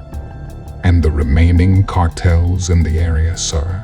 Thomas, hearing the soldier's question, looked down at the young man and gave a short and simple answer before closing his vehicle's door. "Why do you think I got them in one spot for you, Sergeant? Take care of it." With that, the soldier saluted Thomas and ordered his men to prepare for departure, as the jungle's clearing soon became a bustling display. Thomas, now within his aerial vehicle, the blades above, beginning to spin, looked down at a cellular phone he'd pulled from his pocket. As he placed it on a control panel between him and a vacant seat, the phone began to light up, casting reddish, laser-like glows around its small, immediate surroundings. While this was happening, he readied for departure as he strapped his helmet to his head. Then, looking back down, he watched the phone continue to light up as a hologram took place just before it in the pattern of a computer's keyboard. Above the phone, lying flat on its surface below, as if within its very own separate hologram, words began to form a sentence, and these words were currently being displayed in a subtle and staticky red. Once the sentence had completely formed, Thomas did not enjoy reading the words in front of him. He slightly grew bothered as he looked at the text below him. The words read, 7 tracker systems, dark scope. Your target has been reacquired. Person of interest. One Trever Meeks. San Fabian, Philippines. Be advised, this case has been reopened. If you wish one of your contacts in this region to be notified, please advise. Your request will be promptly handled. Thomas, having watched Trever burn to a crisp, was finding the words before him not just annoying, but perplexing just the same. As he grew slightly angry, a look of strategic plotting washed over his face as he read the word Philippines. He then typed on the holographic keyboard as words of his own began to form. Satisfied with his response, he slowly took off from the ground as he was now by himself in the jungle's clearing, the Americans no longer around. And as he made his departure, making his way at the moment further south, he listened to the sounds behind him as several bombs touched down. He then pondered the thought of the entire Sinaloa and Beltran Leyva currently being exterminated. While he envisioned said scene within his mind, it brought a sense of cathartic closure to a long chapter within his life. Then, he looked down at the holographic words he had earlier typed as he grew a satisfied look. The words he had written were short and simply read the following. Notify the Jager.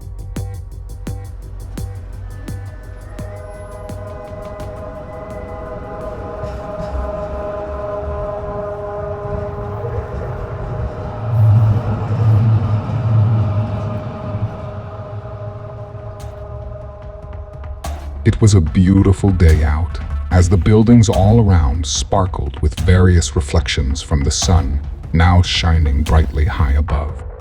All the buildings sat close together, with several people walking to and fro, conducting their daily routines. As the city streets bustled, a very sleek, militarized vehicle could be seen, while it effortlessly glided over the city roads. Just then, causing dozens of electric bicyclists to part as their formations became disturbed. Everyone stopped as they watched a military convoy rush through the crowd's midday activities. There were about a dozen or so armored trucks, all dark green, while several armed soldiers looked straight ahead as they navigated the city streets. As they drove through the large town, they eventually came to a sizable parking structure as one by one they darted around a corner, each one entering the massive concrete garage. As if to keep up their hurried pace, a sense of urgency was clearly visible as they all took corner after corner, quickly racing to the structure's top.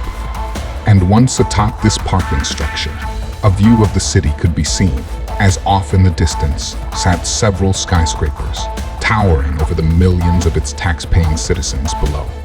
All the vehicles then acted in a synchronized fashion, as one by one they speedily reached the top, some of them slightly catching air over the top level's final ramp.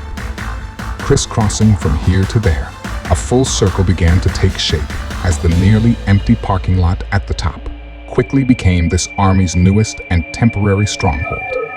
And while the vehicles formed their circle, loud engines could be heard above as descending upon this army, a helicopter-like vehicle slowly approached the military trucks below. And before too long, this slick, black aerial vehicle, with its two jetpacks on either side, landed in the circle's center as its loud engines soon faded away. Immediately, every officer and soldier leapt from their vehicles and kneeled to take cover, while each one of them brandished a large rifle, aiming their weapons at the curious visitor. As they maintained their ground, a high-ranking officer stepped out of his vehicle as he approached the front of his secured and defensive line. He was average height as he held a strong physique. With darker skin and deep brown eyes, the officer wore a very thin and well-manicured mustache. He looked at the vehicle as its engines faded, completely unable to see through its windows. He was not sure what to expect as him and his men were tasked with rendezvousing with the strange aerial threat. He kept his guard as he was fully aware that the vehicle in front of him had somehow snuck past their radars. Then, When in its preferred position, it simply radioed the nearby military base, announcing its presence and demanding to speak with one General Shen. The high-ranking officer, knowing all of this, nervously waited in silence while the vehicle simply did nothing. Still watching the vehicle, he knew that reinforcements were on their way as he didn't want to rush things, allowing the situation to be stalled while awaiting his anticipated cavalry. That was when he heard it, as he looked behind and off into the distance. There, several miles away, small specks in the sky could be seen while their blades could be heard from the development occurring atop this concrete structure. General Shen sighed in relief, knowing that his reinforcements would soon be there as he slowly looked back to the strange vehicle and slightly grinned. But then, without any warning, the curious dark aerial vehicle made a loud electronic zapping sound as it seemed to pulsate, sending shockwaves through the small infantry of men. General Shen spun around as he watched his entire force fall to the ground as they were quickly subdued, each last one of them now completely unconscious. Panic-stricken, and no longer looking to the skies for reassurance, the general glanced over at the vehicle to investigate any further advances possibly coming his way. But, as if he were in a nightmare of some kind, he turned around and was met face to face with a serious figure now standing before him. It was Arlo Brooks, a man Shen had only heard of. Arlo had a deep blackness to his eyes and an energy with such heaviness that Shen dropped his gun as he began to feel as if he were somehow restrained to one spot. Now, frozen solid in place, the general could not even tremble as Arlo grabbed his skull and brought the general's forehead to his own.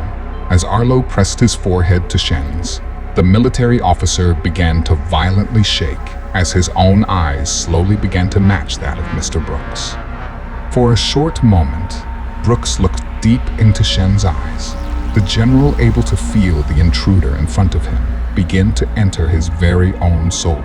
Soon, Arlo, while giving Shen a devilish smile, loosened his grip on the military officer as Shen began to relax.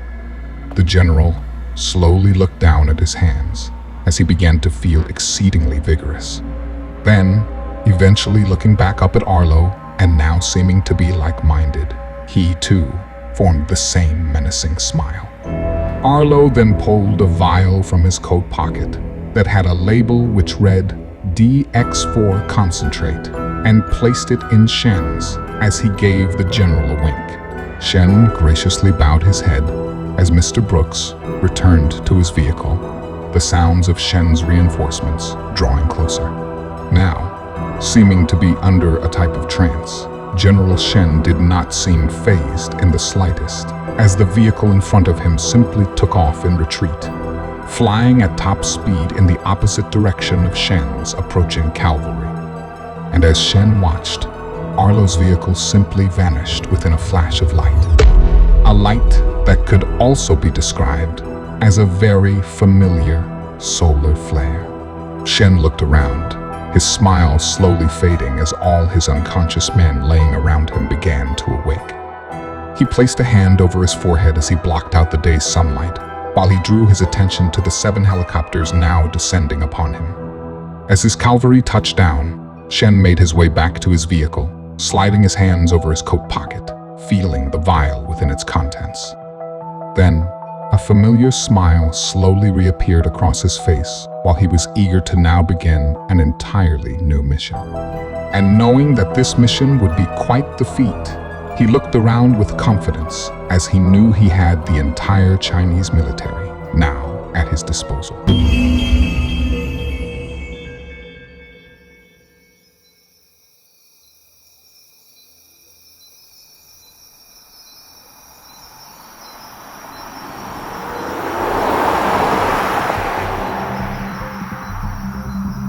While under darkened skies that the early evening had brought upon the desolate community, the vehicle's heavily tinted windows created an even darker surrounding inside.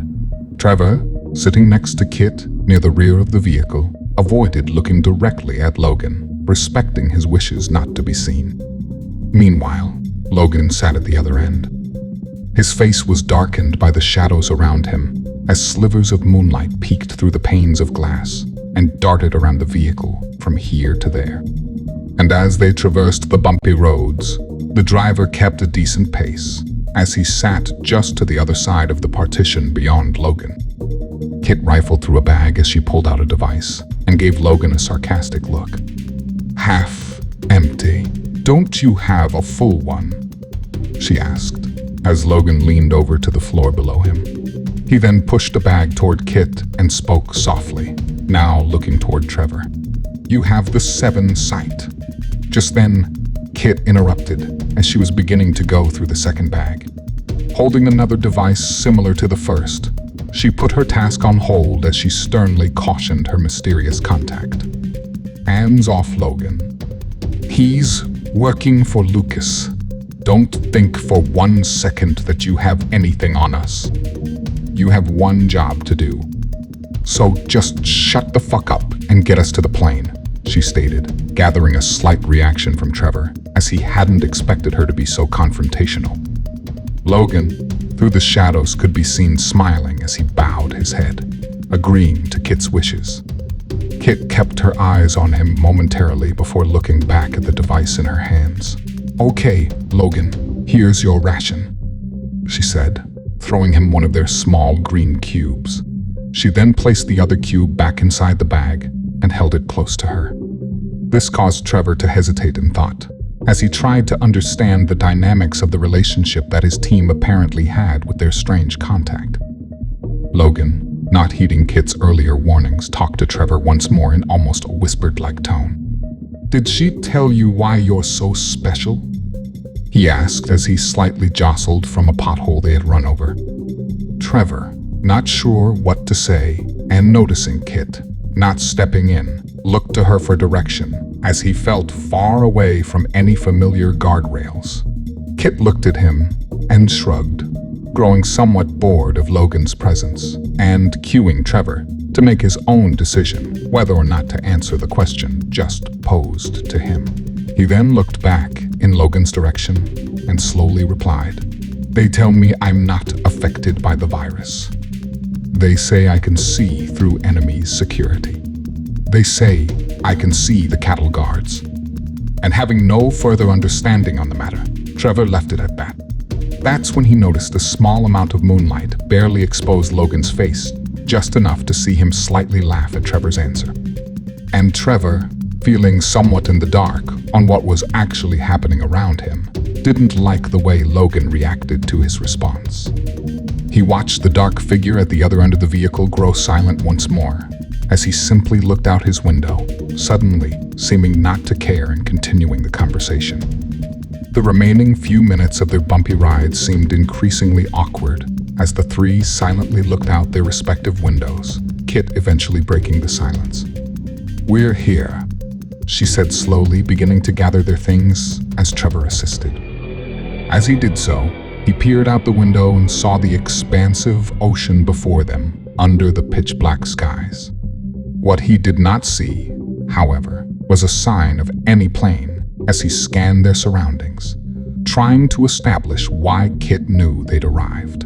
Just then, he noticed right where the darkened shores met the sandy beaches, under the slight moonlight, a small seaplane sat in the water, a figure standing outside of it. That was when the vehicle came to a slow rolling stop as Kit began to quickly disembark, seeming to be tired of Logan's company. Trever quickly followed suit as he couldn't help but look over at Logan once more. That's when he could see Logan looking back at him, seeming to be somewhat amused at Trevor's curiosity as Mr. Meeks attempted to shake off the awkward exchange. He then slid from the vehicle's interior, following Kit, eventually standing up on the sandy beach, only yards from their awaiting flight. He then began to help load up as the pilot reached for Kit's bag, cueing her to speak up rather quickly. "No, this one stays with me." Then the pilot quickly replied to Kit, explaining to her his position on the matter. "Sorry, ma'am. Policy. All bags go below or the plane doesn't move. With that, Kit rolled her eyes, looked back to the car where she saw Logan smiling her way, and rolled her eyes once more. And as she roughly shoved her bag into the pilot's arms, her and Trever began to climb into the plane, leaving the pilot to load the 3 bags. And while Trever sat in silence, waiting for Kit to follow him up, he looked at her with what little light the cabin's overhead panels provided. "What's his deal?" Trever remarked, referring to Logan and awaiting Kit to respond as she took her seat and looked over to him. Logan has a bad track record, which is why Lucas is careful with his payments, rationing out only a small amount at a time. Let's just say, Logan has not always proven to be exactly loyal to Lucas or the last state. So Lucas figures the small rations will keep him on the proverbial leash. Still though, I don't trust him. Back when they were experimenting with the gas from Darius, Logan realized the destructive nature of the gas and began branching in a direction that Lucas didn't exactly like. And Logan knows your value, and he would use you for his own benefits if he could. She said this only confusing Trever, as he could not see why they would feel as though it were acceptable to work with such a bad actor. Then he noticed the pilot begin to enter his cabin's front door, as Kit quickly finished her explanation in a whisper, cueing to Trever that what she was about to say was not just important, but sensitive. Logan used to be in my position, but he went rogue. When Lucas caught up with him, he decided to keep him as an asset and limit his power by sending him back down here, far away from the DX4 stockpiles on Darius. Without any DX4, Logan can die. So these rations not only keep him on said leash, they keep him alive as well. Trever then understood the dynamic relationship his team had with this mysterious contact. He also had the realization of the dilemma Kit found herself in, as he came to understand Kit's precarious dependence on the DX4 gas. Then, as the engines began to sound, Kit and Trever could feel the seaplane begin to vibrate. As they each looked beyond the darkened seas, they knew that the eerie void, this darkness above the oceans before them, was the direction they were headed in. And up in the cabin, just feet away from the pair in the back, the pilot now looked over through his side window as he saluted the car on shore, a respectable farewell. And upon observing this vehicle just outside, its window slowly rolled down, revealing a man's face as it nodded back to the pilot, signaling the end to their latest exchange. With what little moonlight shone through, and just before his window rolled back up, the gaze he held could be described as one that carried with it enough rage to pierce 1,000 souls.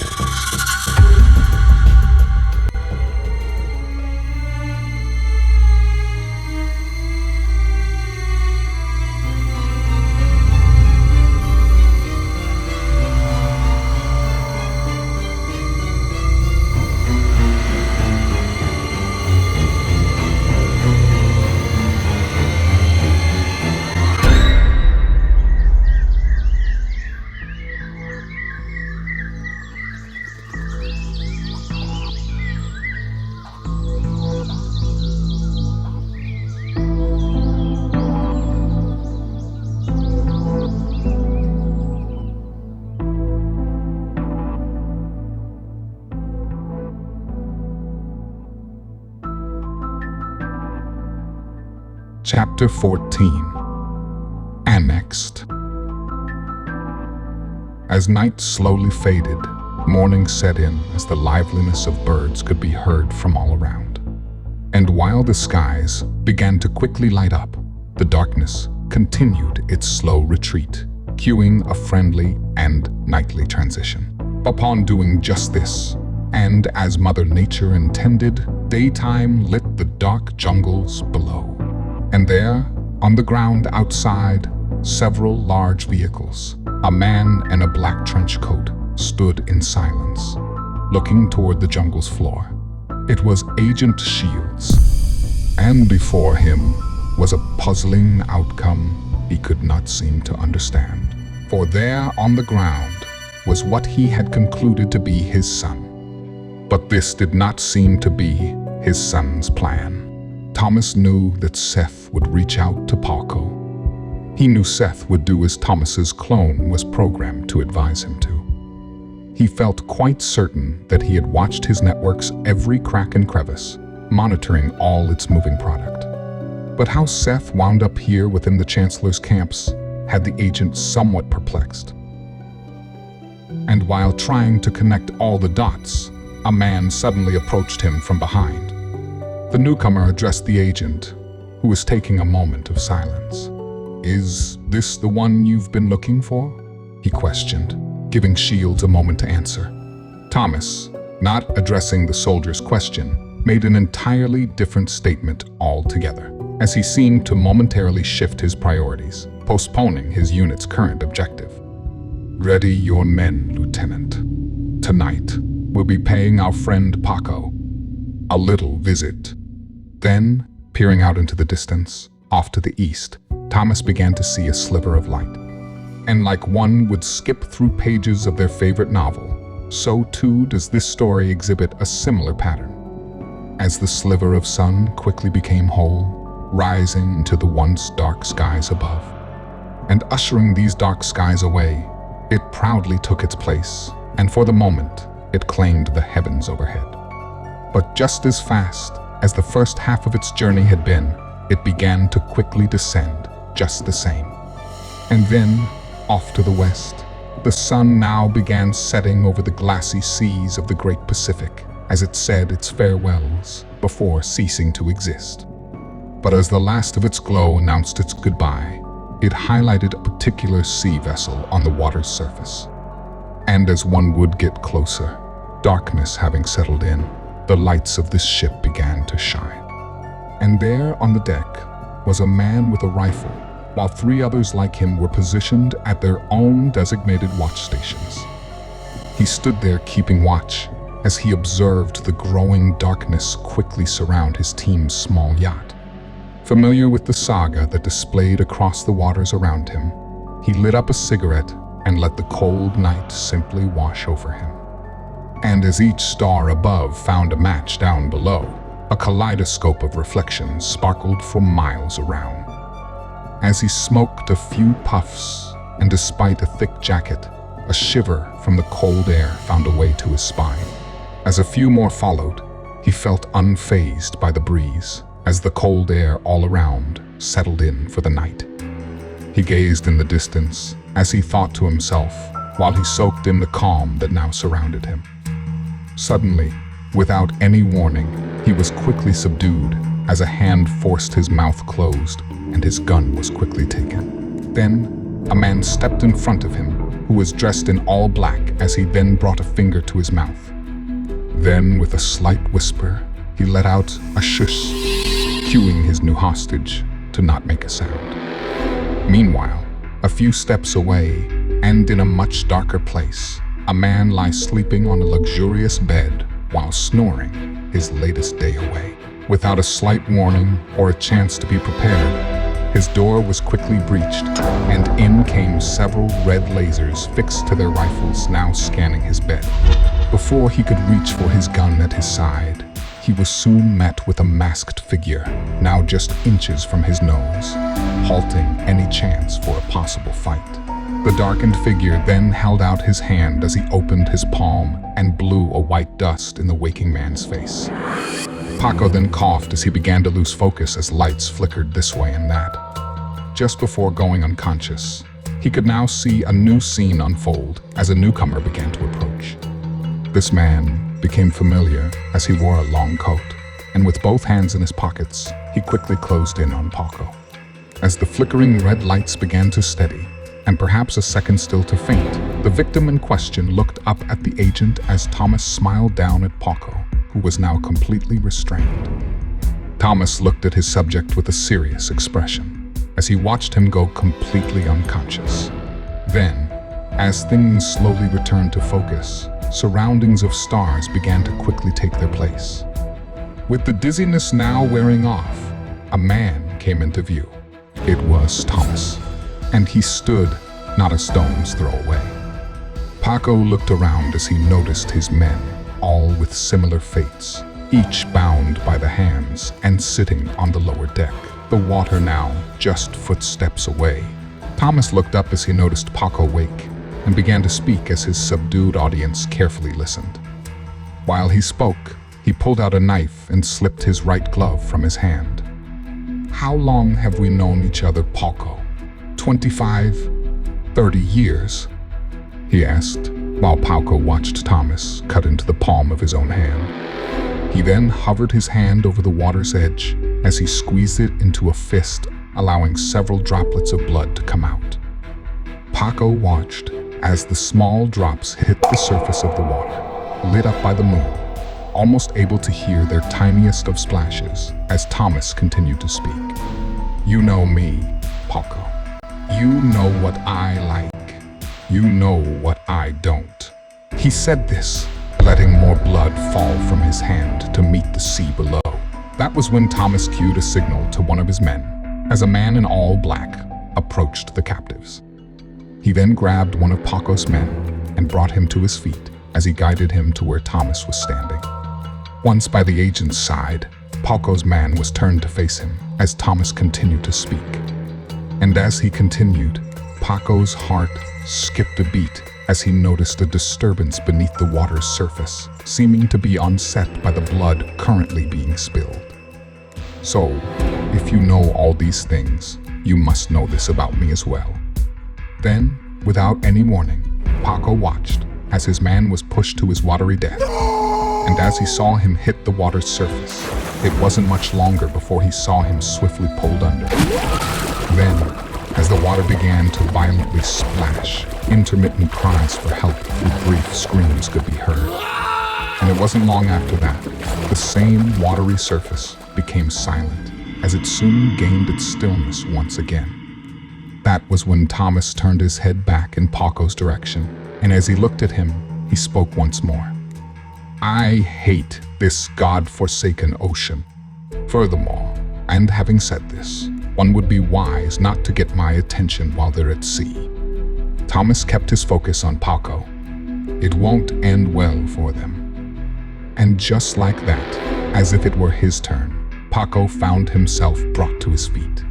Trying to back out, he resisted the men that currently guided him to the deck's edge, pleading with Thomas the entire way. "What is it, Senor Shields? Please, I promise, my friend. I assure you, I can make things right," Paco exclaimed as he came to a sudden stop, barely being able to keep his own balance on the boat's edge. But as Thomas began to speak, it seemed miles away, as Paco found the image before him slightly daunting. There, just below, the ocean laid still, with a familiar shirt now slowly bobbing to its bloody surface. And then, to add further fear, as if somehow planned, the shirt was then snatched by the beast and was quickly dragged back under the darkened waters below. "How many men would you say are currently in the north working for you now, Paco? 40? 50? Thomas asked, as Paco became exceedingly nervous, answering with a slight stutter in his breath. 70, 77. I have 77 men," he cried out. Thomas's eyes widened as he was very impressed with Paco's work. "Wow, even after losing Kent and his men. You are a workhorse, my friend." And shaking his head with heavy disappointment in his breath, Thomas continued to speak. "I just hate for it to have to end this way." 77. That's a lot of men, Paco. Terrific work. Paco looked at Thomas with an expression that pleaded with him to stop the head games, as he repeatedly looked down at the water, catching a glimpse of disturbances from time to time. "Please, Senor, I beg you. I can fix this. Whatever it is you are angry about, I can make it right. Yes." Thomas, seeming to ignore his captive's pleas, put his glove back on his hand as he looked at Paco with a stern expression, lowering his voice as he continued. "And when these men of yours, these men that deliver our product, who must they go through? Who stands between them and the Chancellor's camps? Paco, wishing for all his current troubles to end, quickly answered his aggressor. Me, Signor. They must go through me, he responded. Suddenly, Paco began to scream as the two Russians that held him let him hang off the edge further, unable to catch himself had they let go. But Thomas, now speaking louder, managing to talk over Paco's pathetic wailing, began to address his hostage once more. Because I'm confused, my very old friend. You see, I've found someone outside the town of Vuelta Larga. I found Seth. I found my son. I found him dead, Senor Paco. Then, looking into Paco's eyes, he continued while slowing his speech. He'd been drugged for miles, chains around his ankles. He had been beaten to a bloody pulp. Thomas then cocked his head ever so slightly and threw a menacing stare at his detained business partner. He was in one of the Chancellor's camps. He was in one of your camps, old friend. Then, ending his eye contact with his hostage, Thomas shifted his gaze to the stars as he continued to speak. So, by all means, Senor Paco, please enlighten me. If you stand guard at the only way in, and you stand guard at the only way out, then how did he end up in the Chancellor's hands? How did my son end up in one of your fucking camps? Paco, his eyes now wide, began spinning a complicated web of pure lies in an attempt to save his very own skin. No, my friend, you have it all wrong. I was going to contact you, but I was still trying to find him. I was able to contact Seth when he arrived. He was waiting for you to join us, Paco frantically spoke. But as he looked at Thomas, he noticed he was still gazing at the stars above. Nevertheless, he continued his lies, hoping that his partner was none the wiser. But then this man, this impossible nightmare, Mr. Meeks, somehow lured him away. That's when I heard this Meeks wished harm on your son. He then killed my only men on board at the time. All three of them. I was hoping to find him for you, Senor. I promise. En la tumba de mi abuela. But then Trever used him as leverage. He used your son simply to save his own skin, Agent Shields. He turned him over to Santiago, simply to buy enough time to make an escape. That was when Thomas's expression changed as he began to ponder. He knew that his son had turned up near where Trever had reportedly been. He also knew that this Trever had also given the cartels quite a bit of trouble as of late. Finally, coming to some conclusion within his own mind, he signaled to his men as he gave a quick order. Let him go.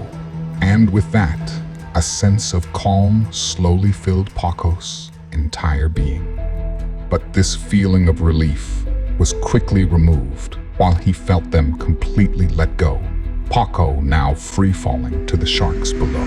Then, suddenly, to his relief, he stopped, one of the men having caught him at the very last second as Paco could hear them laugh, while one spoke a few words in a thick Russian accent. Comrade Shields, I believe Chunky Mexican has shitted pants. Paco, now profusely sweating, stood up straight, no longer in the Russian's clutches, as he grimaced at the brotherly-like smacks to his back, as Thomas and his men began to leave. The cartel contractor, still bound but free from further incident, looked down into the water as he could see a trail of blood glimmer in the moonlight. He lost himself for a moment as he appreciated the air he breathed, while Thomas's last words began to echo in his mind. Well, as much as I love our little chats, I simply must be going, Paco. Of course, in the future, I will be expecting much clearer communications between you and me.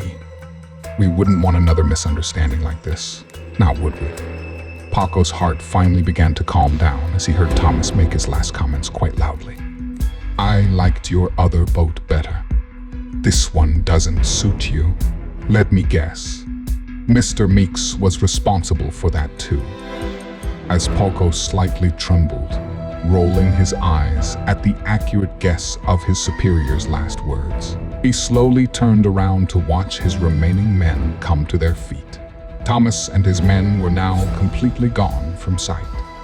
Finally, the threat now fully removed, Paco dropped to his knees, desperately attempting to regather his plexus.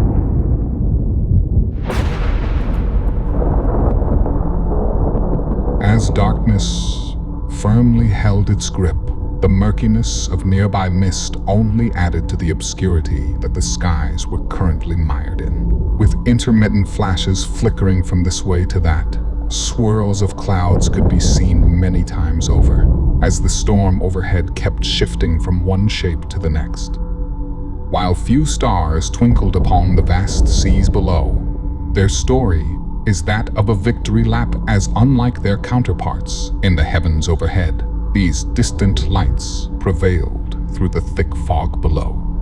And upon completing such an impressive and extraordinary task, they didn't stop there as they shined upon the sea, casting the great oceans below in a blanket of pulsating reflection. Upon viewing this scene, so dark and so vast, it is within this reflective starlight that one sees something of great importance. There, amongst these pulsating impressions and above the watery surface below, a seaplane could barely be seen while hastily heading to its next destination. The plane seemed nearly silent, as it was muffled by the thunder which boomed from all around, effortlessly drowning most everything else out. And while the storms above, within their heavenly clouds, continued their deafening roars, they loudly announced their subject of interest, a tempest-like scenery that could be seen for miles around. And in this vehicle are three people with a new objective, now far ahead, as one begins to find themselves once more in a very dark yet familiar space. And as they continued their journey, they cautiously stole a moment of pause, as for that time being, they tried to relax, giving body and mind a much-needed reprieve. As the two remained silent while they took shifts to keep watch, Trever looked behind himself and checked on Kit, who was quietly curled up near the back. As they hit several storms, while skirting their edges, he felt the plane's vibrations as he watched the interior continuously shake. Trying to ignore this unnerving sound, he turned back around and peered through his window. While he watched the distant flashes play a familiar game of cat and mouse, he allowed his mind to eventually wander. He just stared in silence, feeling the strong winds from underneath his seat as he watched the heavenly commotion just outside take a resounding hold. And then, strangely, feeling one with the chaos from out his window, he began to slip deep in thought as he stared into the darkened and distant night skies. He then sat there and pondered, trying not to dwell on the thought which filled his heart with a heavy wave of emotions. But then, unable to avoid it, as he looked deep into the dark sky outside,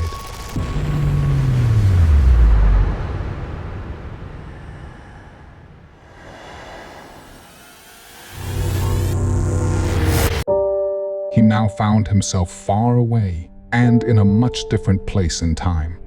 He then found a rush of warmth quickly settle in as he found himself in a familiar setting. Not much safer than the one that he currently found himself in, it still seemed far better, he thought. For at least this one was back on the ground. He was now in a distant memory, as him and his late sister were in a small and familiar truck. And as if very close, yet still so far away, her voice began to make Trever feel at home.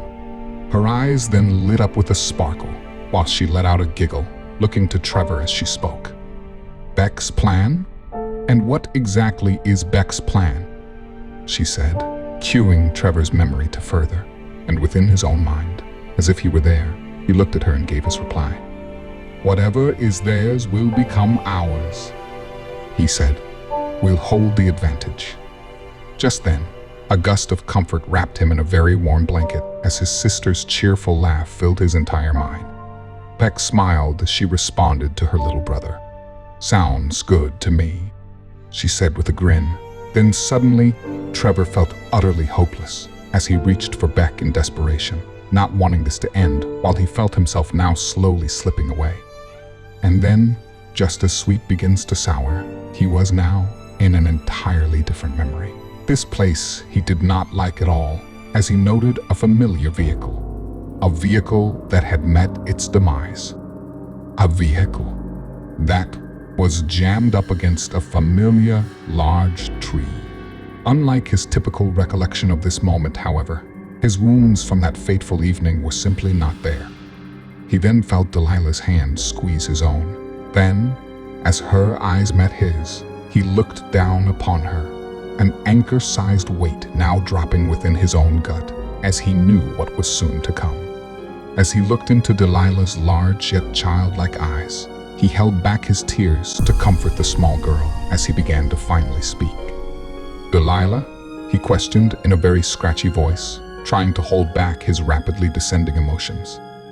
But Delilah didn't answer. Instead, she just simply pointed ominously at the damaged vehicle in question.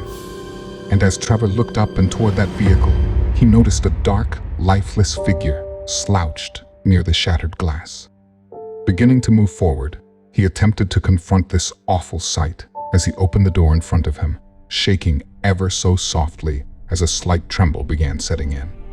But when he stared within that vehicle, a sight he didn't expect met his eyes.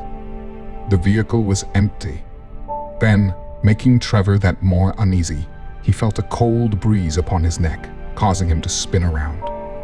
Now, there in front of him, Beck stood where Delilah once was, her face bloodied from the bullet having taken her eye.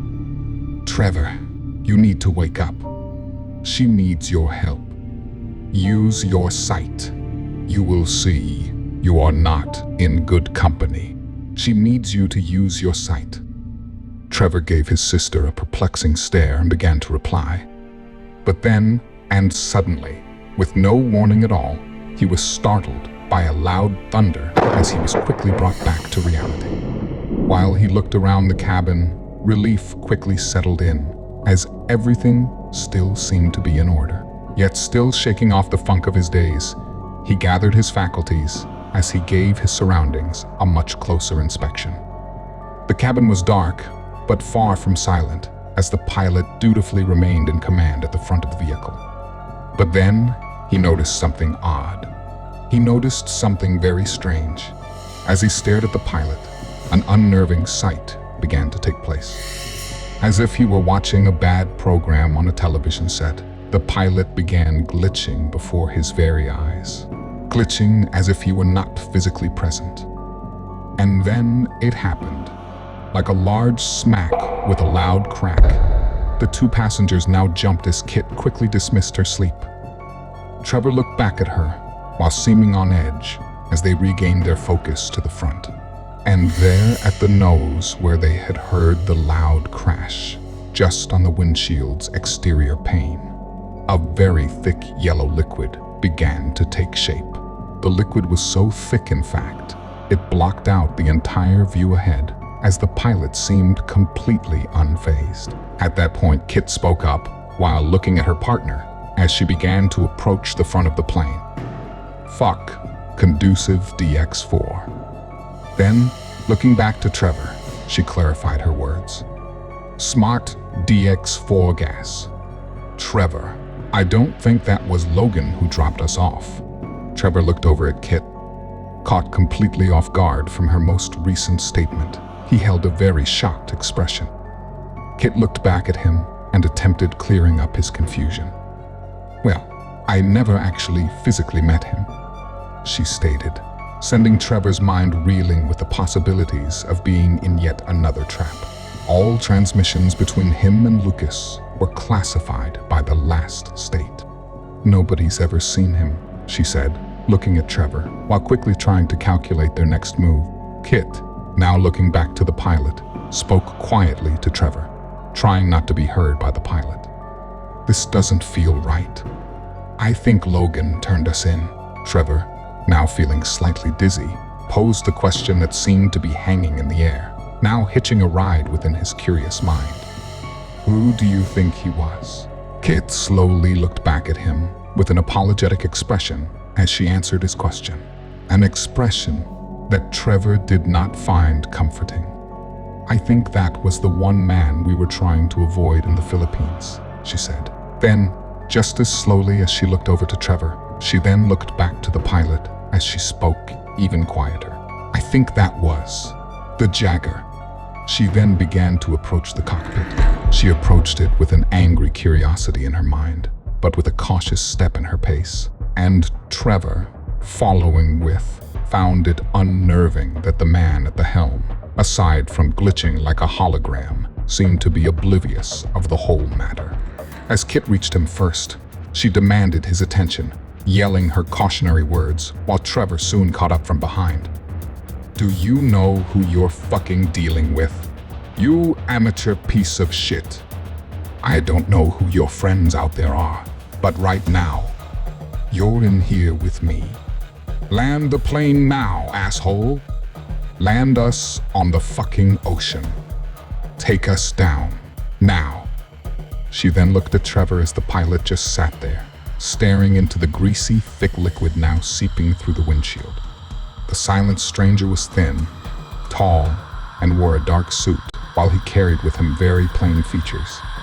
With no beard or mustache, his hair was kept extremely short, while he simply sat in silence, not even seeming to notice the pair at his side. That's when Trever looked back to Kit, and then decided to encourage the pilot to comply with his partner, as he took his first swing at the pilot's head. As his fist wound up, too late to alter its path, Kit sounded off, warning Trever of a possible threat. And then while his fist came closer, Trever felt something incredibly strange.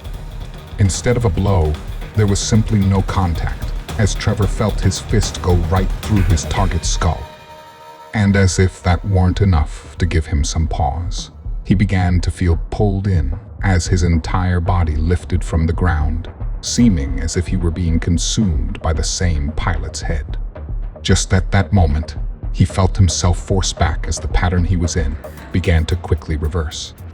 Then, he quickly felt himself being thrown across the plane to the cabin's floor just below his partner's feet. Suddenly, the lights came on all at once, as Kit soon noticed a door now below her, leading to the baggage underneath the airborne plane. Catching her and Trever by surprise, a voice sounded through the cabin speakers. It was the voice of Thomas Shields.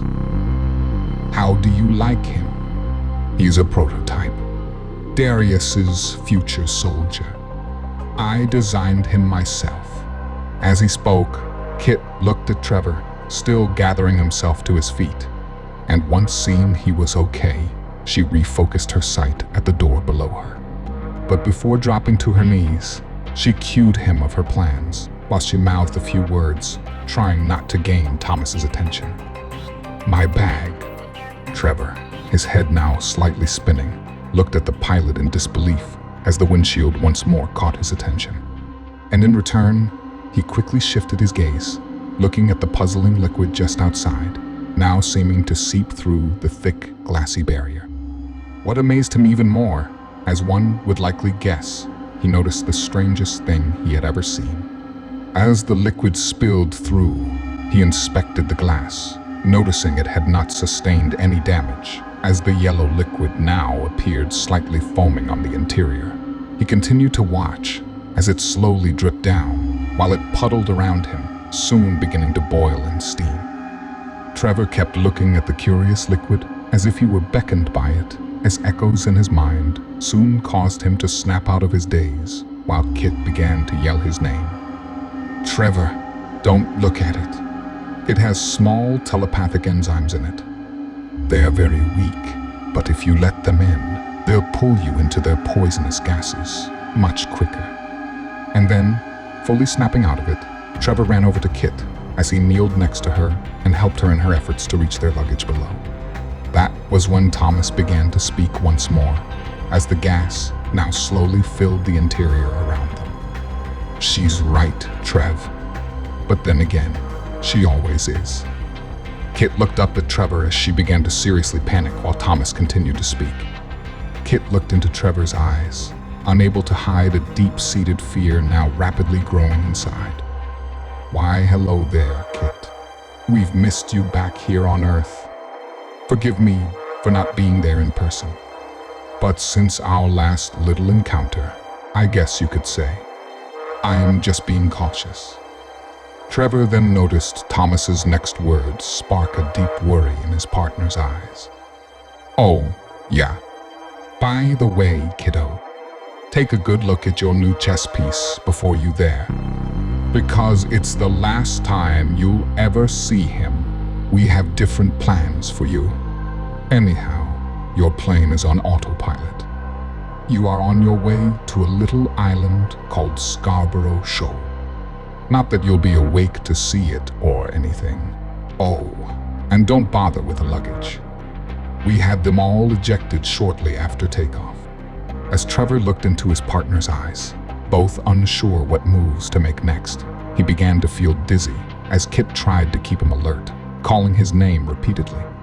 But finally, unable to resist any longer, his head came crashing down to her knees as his world began to slowly turn dark, Thomas's voice now echoing within his mind. And just before he passed out, he heard Thomas's final words rattle the cabin around him. Hey, Mr. Meeks.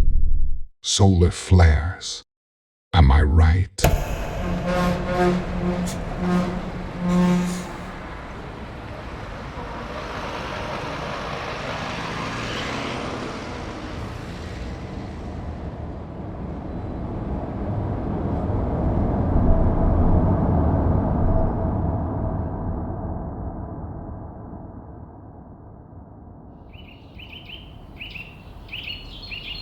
Chapter 14, Annexed, Part 2.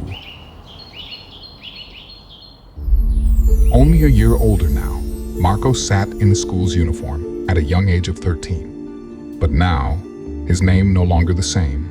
He wore a school name badge that read Arlo Brooks, and as he sat in his school library, he looked across the table and spoke quietly to his new female friend. He rarely got a chance to speak with her. In fact, he did not get a chance for much of anything anymore. And while he listened to her talk, becoming lost in her eyes, he felt as if they could go on for an eternity. While she spoke softly to him, her lips seemed perfectly soft, as her skin was like porcelain without a single flaw. And looking into her eyes, he felt they were simply dreamy as he lost himself within them, while her words were like those of a heavenly angel. Arlo, unable to mask his boyish crush on his friend, knew she felt the same for him, as over the past several months he had slowly confided in her regarding his most personal matters. He had told her how his parents were no longer in his life, and how he believed he felt he knew why. Feeling he was being held by the ones responsible for them no longer being there, he secretly longed to return home to find out what had really happened to his family. As the two young students sat quietly talking, they sat at a table of more than several dozen as their surroundings were somewhat expansive. It was an overly spacious study hall that had 2 levels inside, the second floor only wrapping the overhead borders of the first level below.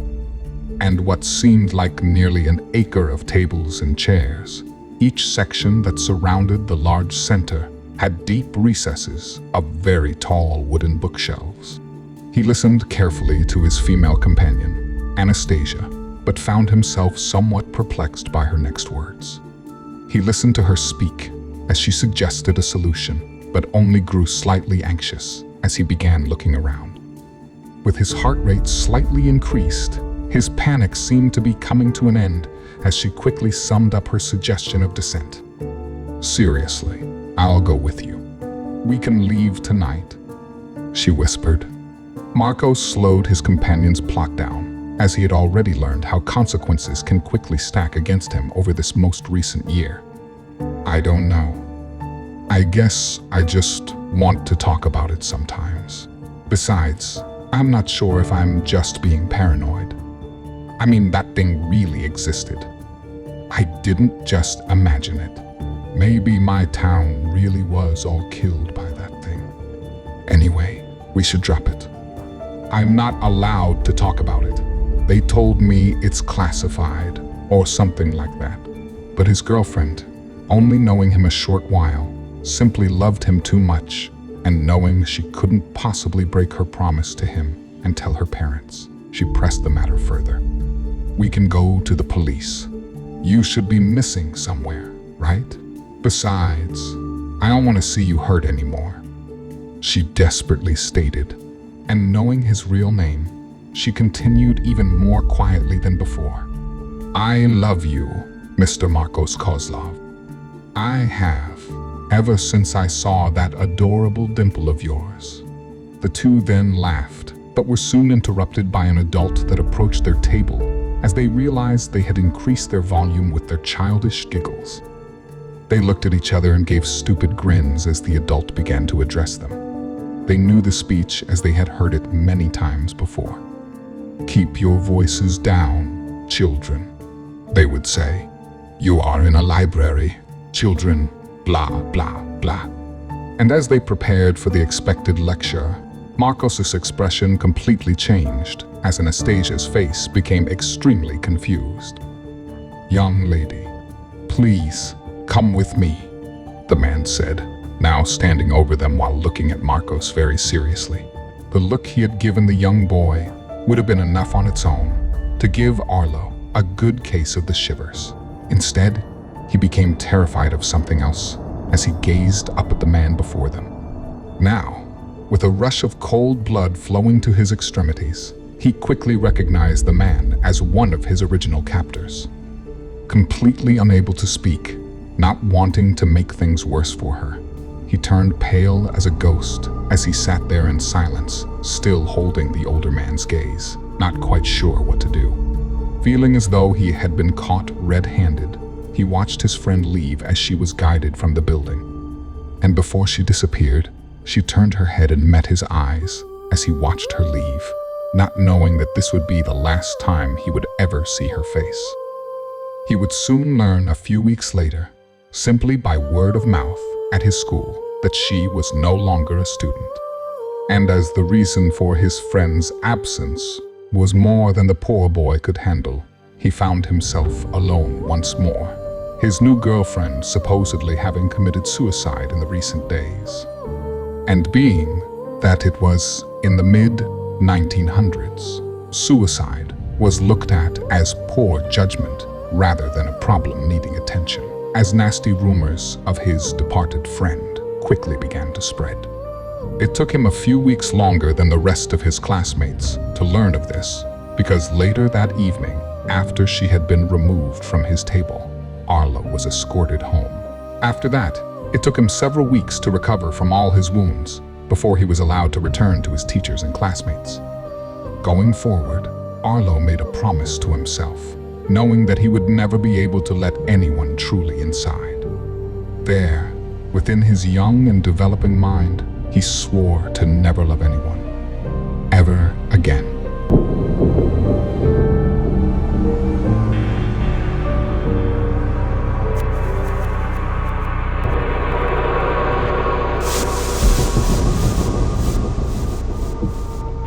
Over the years, all his loved ones simply having vanished before his very own eyes, Arlo began to feel numb to it all as he turned to his studies, now the only thing in his life that he could confide in. As he began to retreat slowly within his mind, less and less of Marcos remained, as Arlo became the new one in charge. While the young boy's soul seemed to grow much darker, an emptiness slowly filled his eyes. Now, Many years, and the better part of a century later, Arlo had become a very respectable businessman as he sat in a chair with a woman at his side.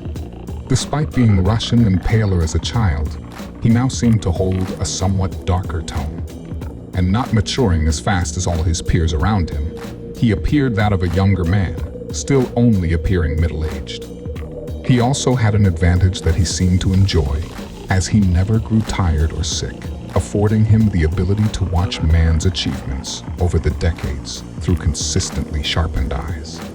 And now, in his mid-80s, but only appearing to be in his late 20s, he never grew weary of the constant and rapid change constantly taking place around him. Turning out to be just the right man for the life he now grew to love, he quickly became known by his colleagues and peers for being on top of new research and technology. Now, embracing who he had become, he soon found himself surrounded by a world much more advanced than he had ever imagined as a much younger boy. Having been in both Russian and American militaries, he held a rather capable physique as he sat there, sporting a finely trimmed mustache and a darker shade of hair on his head. And the gorgeous female who sat by his side completed the display of an attractive young Russian couple. She wore a long black gown to match Arlo's dark black suit, as she held a beautiful smile under breathtaking curly blonde hair. With her piercing green eyes, she looked forward with Arlo at her side while he simply held a smug-like grin. They were both sitting in a very large office that was designed with excellent taste, while her arm was placed nicely over his. To all sides of them hung large, priceless artwork, each one of them cased in their very own golden frames. And they were displayed upon dark maroon walls, with braids of thick golden molding, which expanded the walls, edges upon ceiling and floor.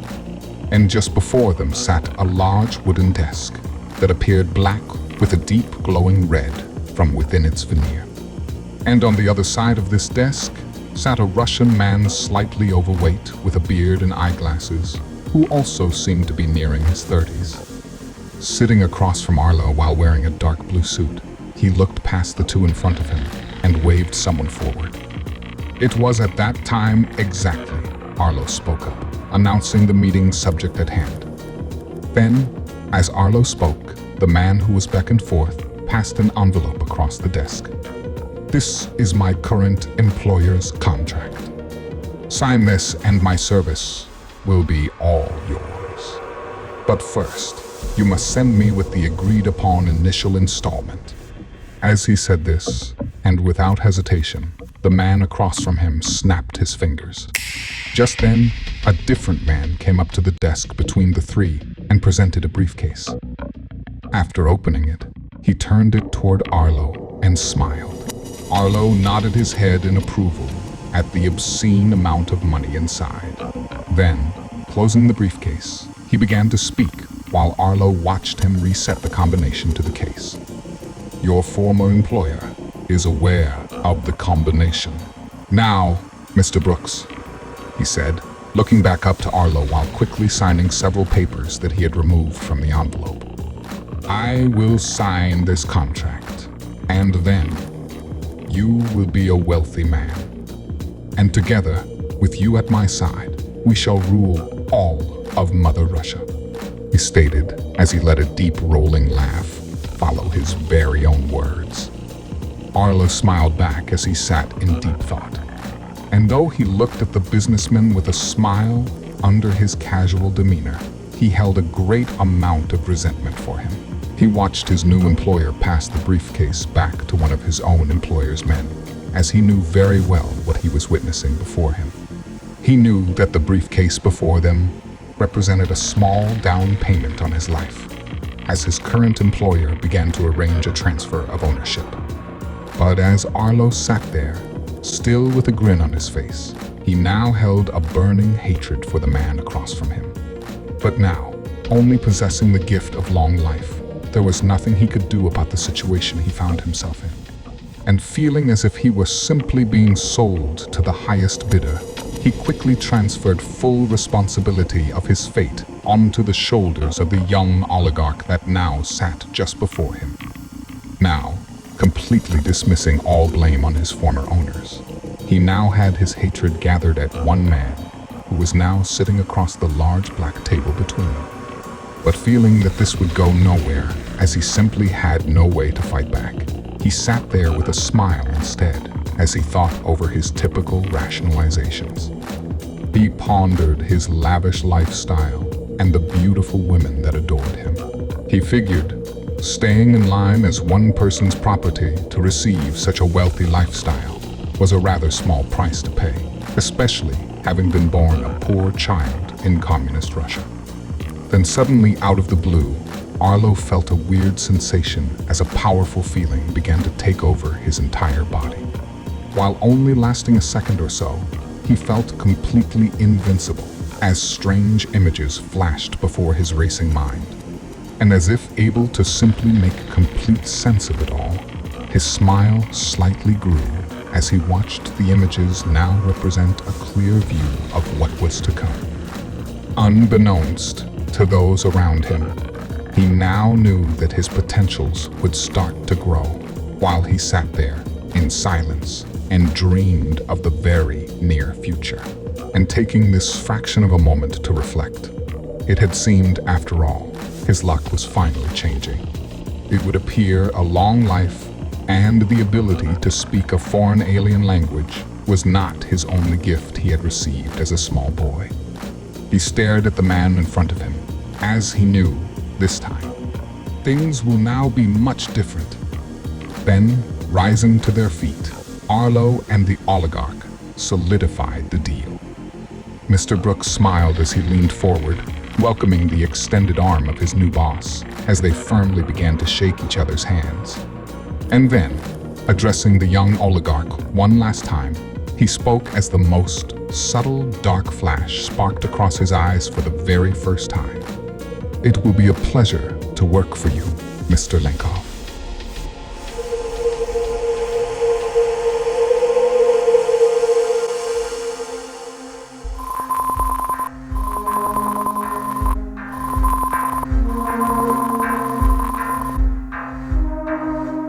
Suddenly, as if being catapulted to a scene not long ago, one could find themselves being rushed down several familiar hallways.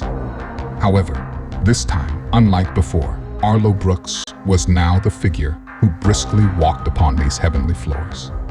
As he quickly marched forward, he was being escorted by 4 armed men, all in similar black and yellow security uniforms.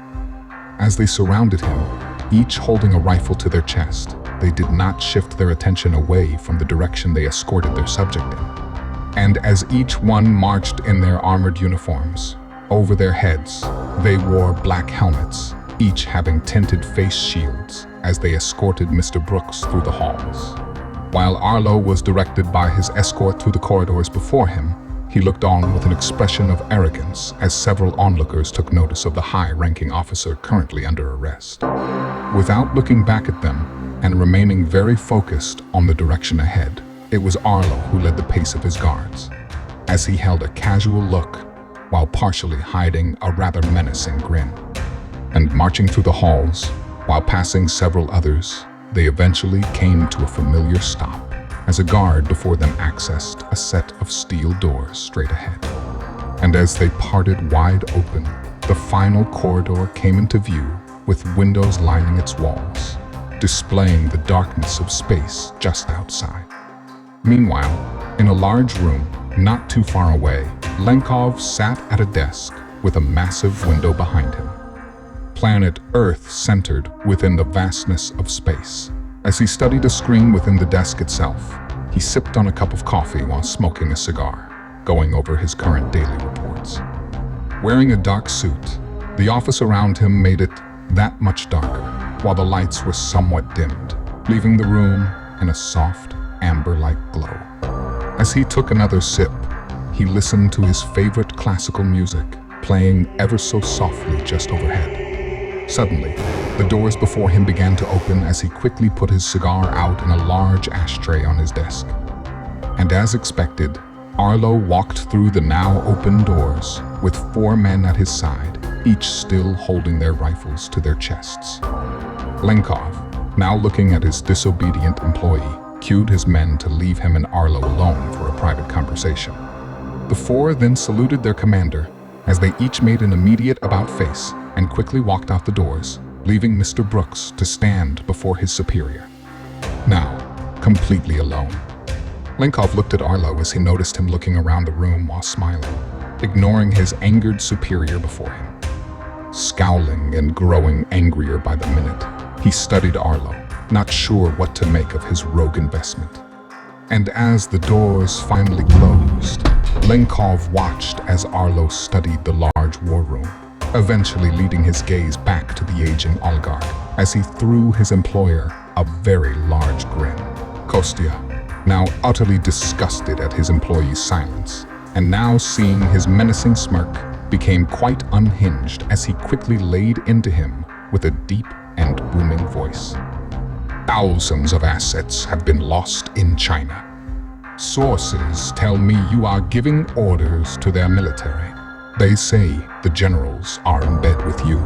They tell me that several bases in the desert have simply vanished into thin air, nothing but a hole in its place.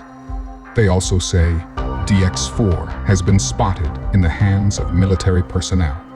You should not be meddling with earthly affairs. Your business is Darius. I do not know what your game is, Mr. Brooks, but I have my eyes on you now. Things are out of control in South America. We cannot lose America. If the Chinese see us as weak, the powers that be will quickly shift.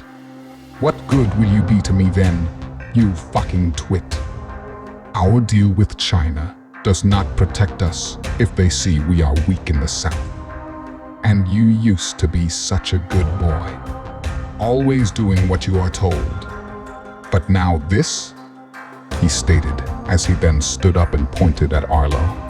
Mr. Brooks, your days of mocking my empire are over. You no longer have Mother Russia in your back pocket. When I am through with you, I will be sure you are left on the dark side of Darius, where you belong. Just then, Lenkov collapsed to the desk below him as he reached for his throat. And now, his face firmly planted in the hard surface of his desk, he desperately gasped for a breath as he heard Arlo approach. And as he did so, panic set in, as Arlo now seemed to glide toward him with ease, his hands tucked behind his back while eerily leaning forward, giving Lenkov a troubling glare. As instincts quickly set in, Lenkov reached for a panic button positioned under his desk, but was soon met with the sounds of large bolts taking their place within the large metal doors of the oversized suite. And looking up at Arlo, never having seen him exhibit such strength, he clung to his life as his last breaths seemed to be swept past his very own lips. And watching him come closer, as if he hadn't already seen enough, he noticed Arlo's eyes turn pitch black and felt a voice echo through his racing mind. Brooks began to speak, his eyes still growing darker, as his lips did not even seem to move. And as it resonated within Kostya's deepest thoughts, Arlo's voice swept about, like tiny grains of sand, over a vast and now vacant desert. While he spoke, the subtle sound of classical music still played above the oligarch's desk. I grow weary of your whining, Kostya Lenkov, Arlo stated, as he closed the distance between the two. However, unlike your predecessors, you have been good to me, my dear friend. But I will not suffer you, for it is me who has let you live. And of late, I hear nothing but disagreements from my inferior before me. Lenkov, hearing these words of disrespect, simply lacked the capability to look up, as breathing seemed to be his current and most challenging task. But then, to the oligarch's dismay, Arlo reached forward both his hands and placed them on the Russian's ears as he continued to speak, still not moving his lips. You are now a weak, elderly man, Lenkov. Have you not noticed your apprentice now towering over you? Have you not heard all the rumors, my old friend? Then, Arlo slightly cocked his head and drew an expression as if to think. And as he continued to telepathically mock his victim before him, he softly chuckled while he continued to speak. Or is your ego too large? Perhaps you simply looked away all these years as a pathetic attempt in self-preservation. Then, adding to the discomfort of complete suffocation, pain began to stack up as Lenkov felt Arlo's finger sink deep into his ears. And losing the ability to distinguish finger from ear, blood began slipping down the old man's bearded face as Arlo continued to speak. While his last breath slipped out, Lenkov peered up as his own fleeting eyes began to match his aggressors with a deep shade of black. And as his eardrums were breached, ultimately being punctured deep within, the voice seemed to now come from his very own mind. Trembling in fear and seeming unable to simply perish, the words echoed about his now seized and empty head. As Arlo leaned in, he met Lenkov's gaze as the blood began to flow even more. And with his eyes, now even darker than ever before, Arlo's final words spelled the oligarch's fate. I have different plans for you now, my human comrade, he sternly stated. Suddenly, Kostya had terrifying images now playing before his mind, while Arlo grew a dreadful smile, feeling a moment of ecstasy, compliments of his captive's pain. And as he softly closed his eyes, letting the classical music overtake his thoughts, he began to enjoy the sounds over their heads while he addressed the oligarch one last time. Yes, old friend, you are now mine, and you will be mine forever.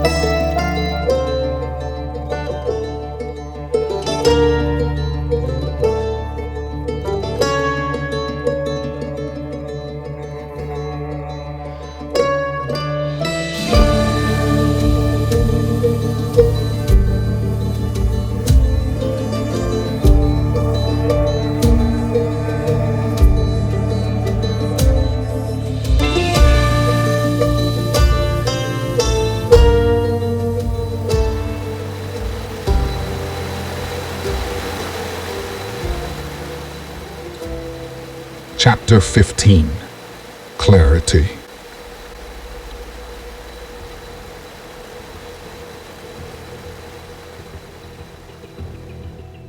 The skies over the vast Sonoran desert were crystal clear that day as the streets below were busy with traffic.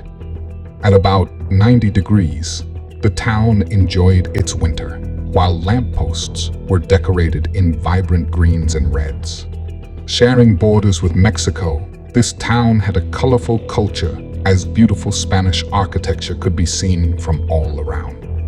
As all towns have their good sides and bad, Yuma had a considerably beautiful side as well.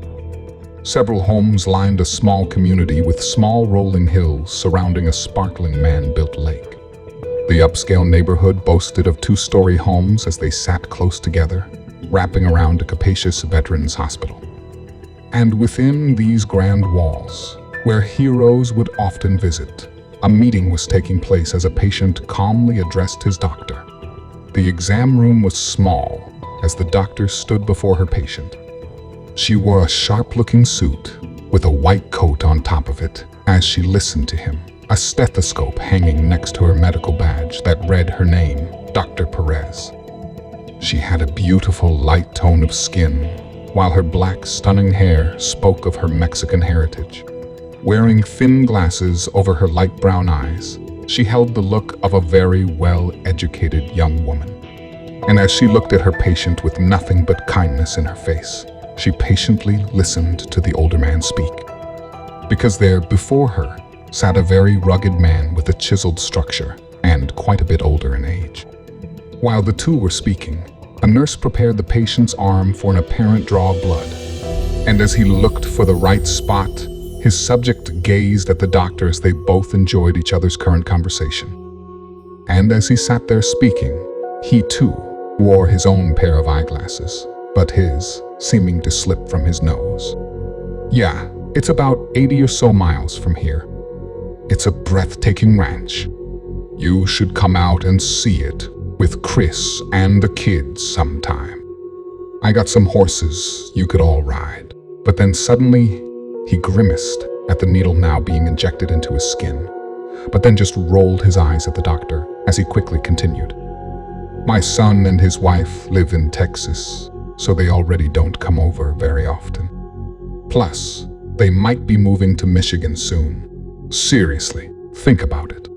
The place could be yours for an afternoon, he finished saying, while looking over at the nurse with a syringe now filled with his blood, as he watched the man continue to process it before being sent off.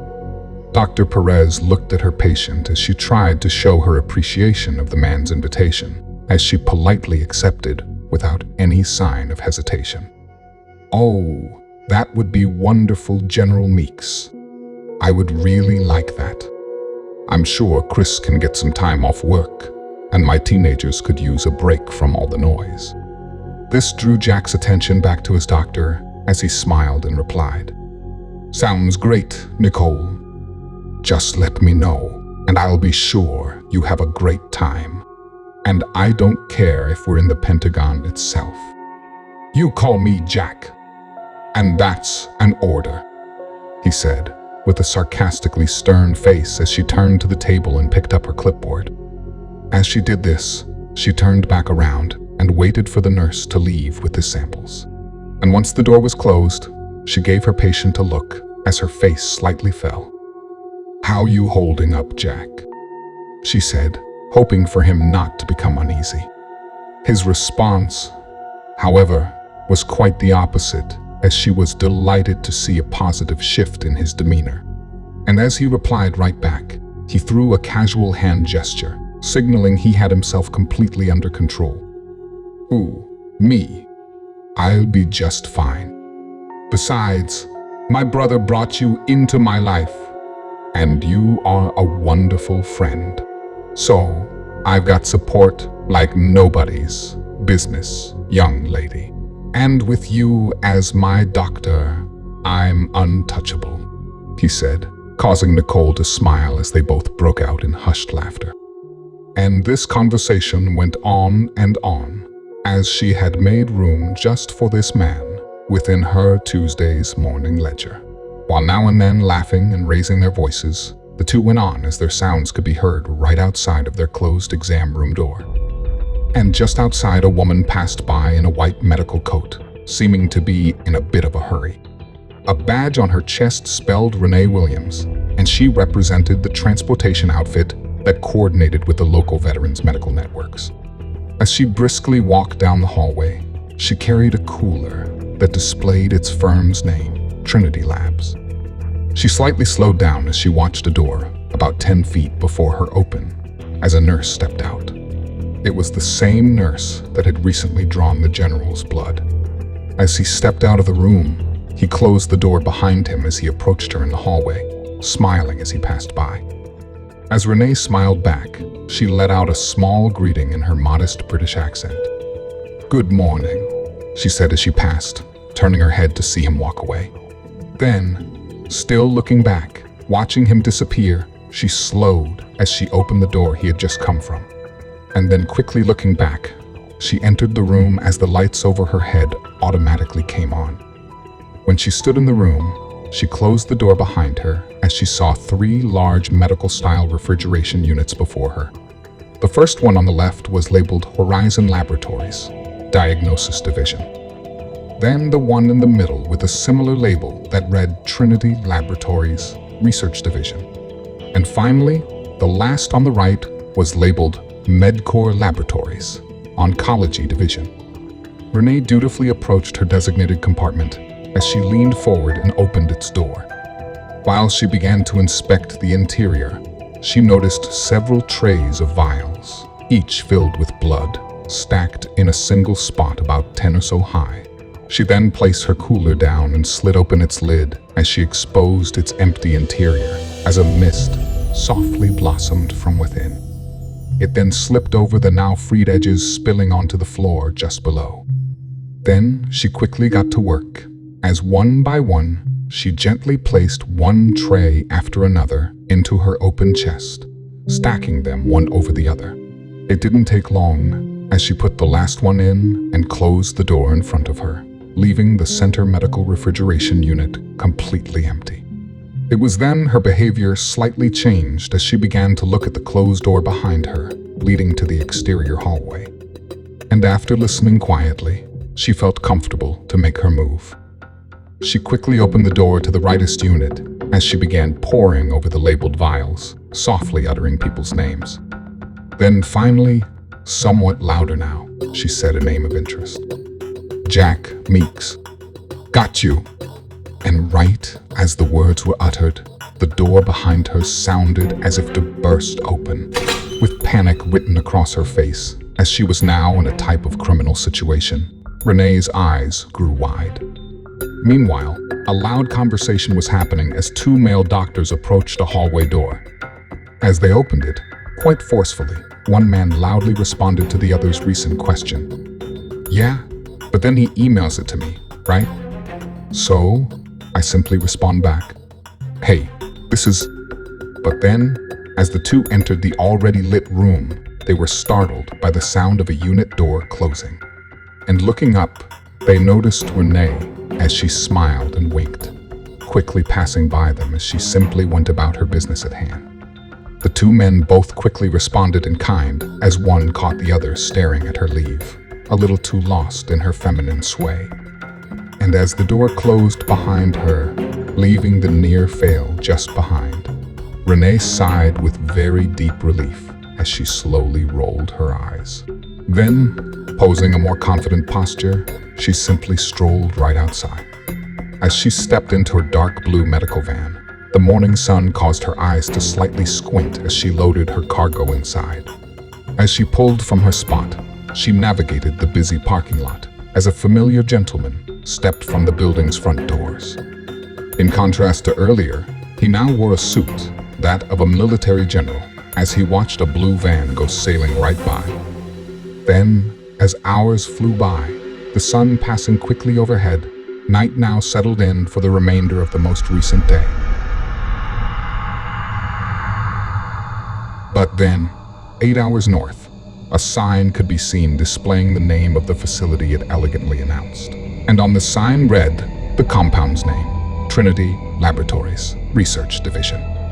Inside the lab, most of the lights were now out as all the staff had already left for the evening. There was, however, one exception to this rule, as one overly dedicated scholar pored over his current objective, now strewn completely over his desk. As he studied the photos in front of him, he crossed off items on a list, and while stumbling on others he thought differently of, he would then add some items instead. As he focused with all his mind, he sat under a dim light while the plaque at the edge of his desk spelled his first and last name, Dr. Salvador Channing. Suddenly, without as little as a simple knock, Channing's door opened. And being alone, This startled him as he looked up at the door, not quite sure who to expect. Then, an unsettling scene began to unfold for the middle-aged doctor as he watched 3 men enter his office, while a look of utter confusion swept through his sharpened eyes. All the men were in black business suits. The one in the middle wore leather gloves, as his suit seemed slightly different, while it softly glowed of a very muted neon blue. And he seemed to be the leader as he sat down in a chair across from Channing. The serious man now seated there before him was none other than the infamous Arlo Brooks. "What is this? This place isn't open to the public. Who are you?" Channing shouted. That was when Arlo raised his hand, and as if right on cue, one of his men quickly rounded the desk and met Salvador on the other side, causing the doctor to noticeably flinch. But then, Arlo's man pulled out a file from his coat pocket and placed it in front of the scientist. This caused Channing to scan the room and look at each one of them individually. He then looked down at the file and then back up to Arlo. Arlo just smiled. Channing hesitated for a moment, but eventually leaned forward in his seat. He opened the file before him and began exploring its contents. Then, with one man now standing behind the doctor's seat and one next to Mr. Brooks, Arlo watched Salvador begin to read. After a few moments in silence, Arlo slightly grinned as Channing sat forward, seeming now very involved in the reading material that had been forced in front of him. It wasn't long after that. The doctor closed the file and sat back in his chair and looked at Arlo. "So?" Arlo looked at Channing and quietly replied, "There, in the folder, Dr. Channing. What do you see?" he asked, looking to his subject for an appropriate answer. Channing wasn't sure who these men were, but he did not like what he had read. "I have no fucking idea. But I'm pretty sure right now, I'm looking at a psychopath across my desk." This comment caused Arlo to smile as he pressed his subject further. "Please, make this easy on all parties involved. Your cooperation will not go unrewarded, Doctor." Arlo finished as he waited for an improvement in behavior from his current counterpart. Channing looked up at the man behind him and then back to Arlo once more before speaking. He thought he should comply as he felt he was now pressing his luck with the serious strangers. Subject 1 is copied on to Subject 2. Subject 1, who is essentially duplicated and downloaded onto Subject 2, is the dominant one. This leaves its host, Subject 2, in a vegetative state, indefinitely, while the original Subject 1 is off living their life.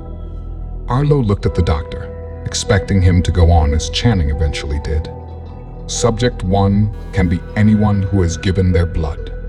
Their duplicated DNA can then be altered to comply with any given objectives. The result is simply the intelligence of Subject 1 and the body of Subject 2. Meanwhile, Subject 2 can be anyone who consents to the life-altering, paralyzing procedure. It would ultimately be a programmed parasite. Finally, Arlo replied, but that's when Channing's eyes grew very wide, answering the mysterious man across from him. "And what?" he asked, as he answered in the form of his very own question. Arlo then replied as he still spoke rather calmly, "Can you make it work?" This sent Channing into a soft rant that had a slight undertone of indignation. "I guess. Yeah, of course I could. If I had a subject willing, which I don't, and I never will. And even if I did, there's still one big fucking problem. That compound described in the element chart on the back doesn't even exist." He then picked up the file and tossed it to the far side of his desk near Arlo before he summed up his answer. "So, no, I can't fucking do it. Now, can you please tell me who the fuck you are? Besides some psychopath who thinks he's on a psychopath's version of Shark Tank." Arlo then looked up at the man standing next to him and smiled as he slowly looked back to Channing. That's when Salvador saw it. A spiral scar, and it was on Arlo's neck. He grew a stern look and sat forward, as he now knew he had his target in sight. That's when Arlo addressed him once more. You will be conducting this experiment for me, and in return, I shall let you choose your subject. It will be one of your colleagues here, who share an equal security access level that you, yourself, enjoy. As Arlo finished, Channing stood up and began to shout. I will do nothing of the sort. I will not commit one of my friends to a catatonic life, having to watch every day their current life slip from their very hands. Never again able to communicate or touch or feel or smell. I cannot believe you would think I would stoop to such a level. And for you. Arlo looked somewhat amused momentarily. He did not think the man before him knew who he was. But Arlo just smiled on as Channing insisted on giving up his entire position. Yeah, you. I know who you are. Do you not realize what you have done? Do you not realize you can still fix this? If that virus gets more out of control, you're making deals with the devils over our heads. Don't you even get it? You'll have blood on your hands. Blood of millions. Arlo smiled at the doctor as he nodded his head. Why, my good doctor, it is so much more than that. And that was when Channing felt a sharp needle penetrate the side of his lower neck. Immediately, gravity began working against the good soul, as he felt himself come crashing back down to his office chair still below him. Moments later, he found himself waking within one of his examining rooms. He was on a stainless steel table which had no gown currently covering it. As he began to focus, he suddenly felt himself thrashing about, as he soon learned he had been restrained while unconscious. Calm down, Mr. Channing. Soon you will be perfectly at rest, a voice ominously whispered. And Channing, still thrashing about, tried to focus.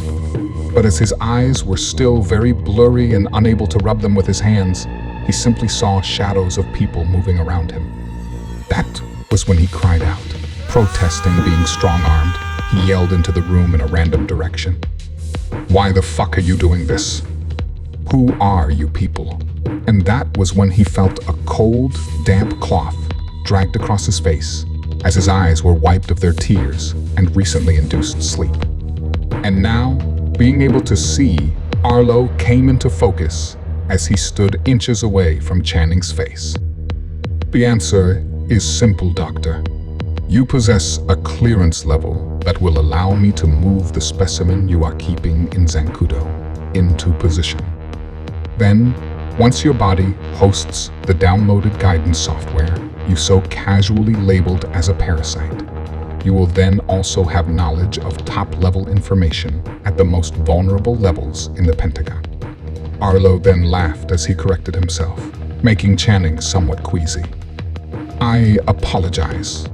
Of course, that's the other way around. Pronouns, am I right? The general will, of course, be the one possessing these abilities. You will be. How did you say it? Oh, yes, in a vegetative state. Indefinitely. Channing looked up at Arlo and asked one more question in a very depleted voice. Why me? But Arlo looked at him with slight confusion across his face, and then spoke to him as if this were a deal gone sideways with a high school student. Why, Dr. Channing? I gave you your chance. I gave you precisely the respect you deserve by giving you the chance to choose first. Unfortunately, now I simply wouldn't be able to undo the words you have spoken. You see, after your decision, we put you under. And now, my friend, several hours have gone by. There's simply no more time to gather a different subject now. I am quite sorry, Doctor. You caught me in a spot. We are regrettably running behind because you see, Dr. Channing, our package has just arrived. It was then that the door swung open as Channing gazed up at the new arrival. It was Renee Williams, and he thought it odd that even though he had never met her, she wore one of his lab's transportation uniforms. But that was the least of the doctor's problems, as there, within her black-gloved hands, was a small, blood-filled vial, and above his head was a gravity-triggered bag as he couldn't believe his eyes. There, inside of it, was the compound he had just earlier stated simply did not exist. And now, knowing what was standing before him, one might guess his upcoming fate. Because upon a description and shedding of context, one comes to a particular spot within a very long story some time ago. One may also try something different, as they find themselves beginning to breach a fourth wall within said story itself.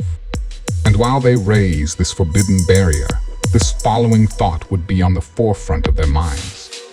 When describing this man who is simply a host, thing two might come to one's foremost attention, that if a story were told of sad shell of a man, that this story should speak now of two separate names. For as Salvador Channing is still lying before them, he is soon to be controlled by just a part of a general. A military officer who once called himself General Jack Davis Meeks. And as Channing quickly did the math, he knew that his fate had long been sealed.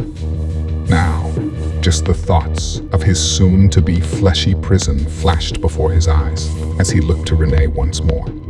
And as she approached him, he knew it would be over soon, as a tough, rocky journey was about to set in.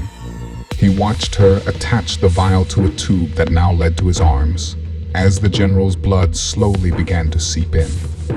Sal wept.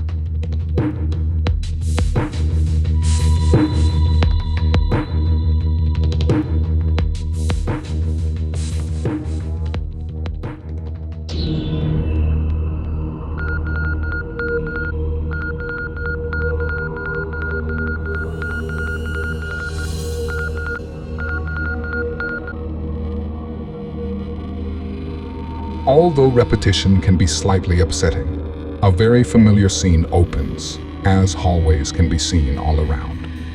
While uniformed personnel approach from time to time, they quickly stopped and placed their backs against the corridor walls.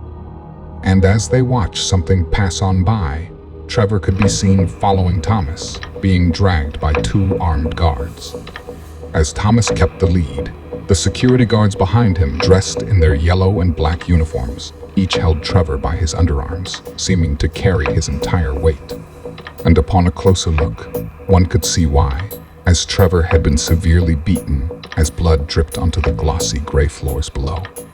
Thomas, meanwhile, held a smug face as he walked down the hall, knowing that he was soon to close this Meeks case once and for all. He also knew that this time, unlike the last, he had the correct man before him, as this time he had observed an increase in caution, not wanting to repeat his recent affairs.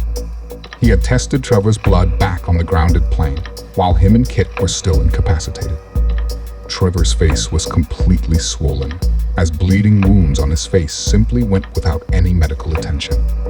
He had been beaten while being questioned, during a quick debriefing from his captor, just upon waking up.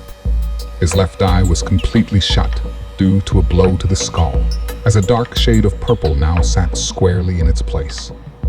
As they rushed him down the familiar hallway, they came across two large familiar doors, where a familiar guard stood in his familiar spot.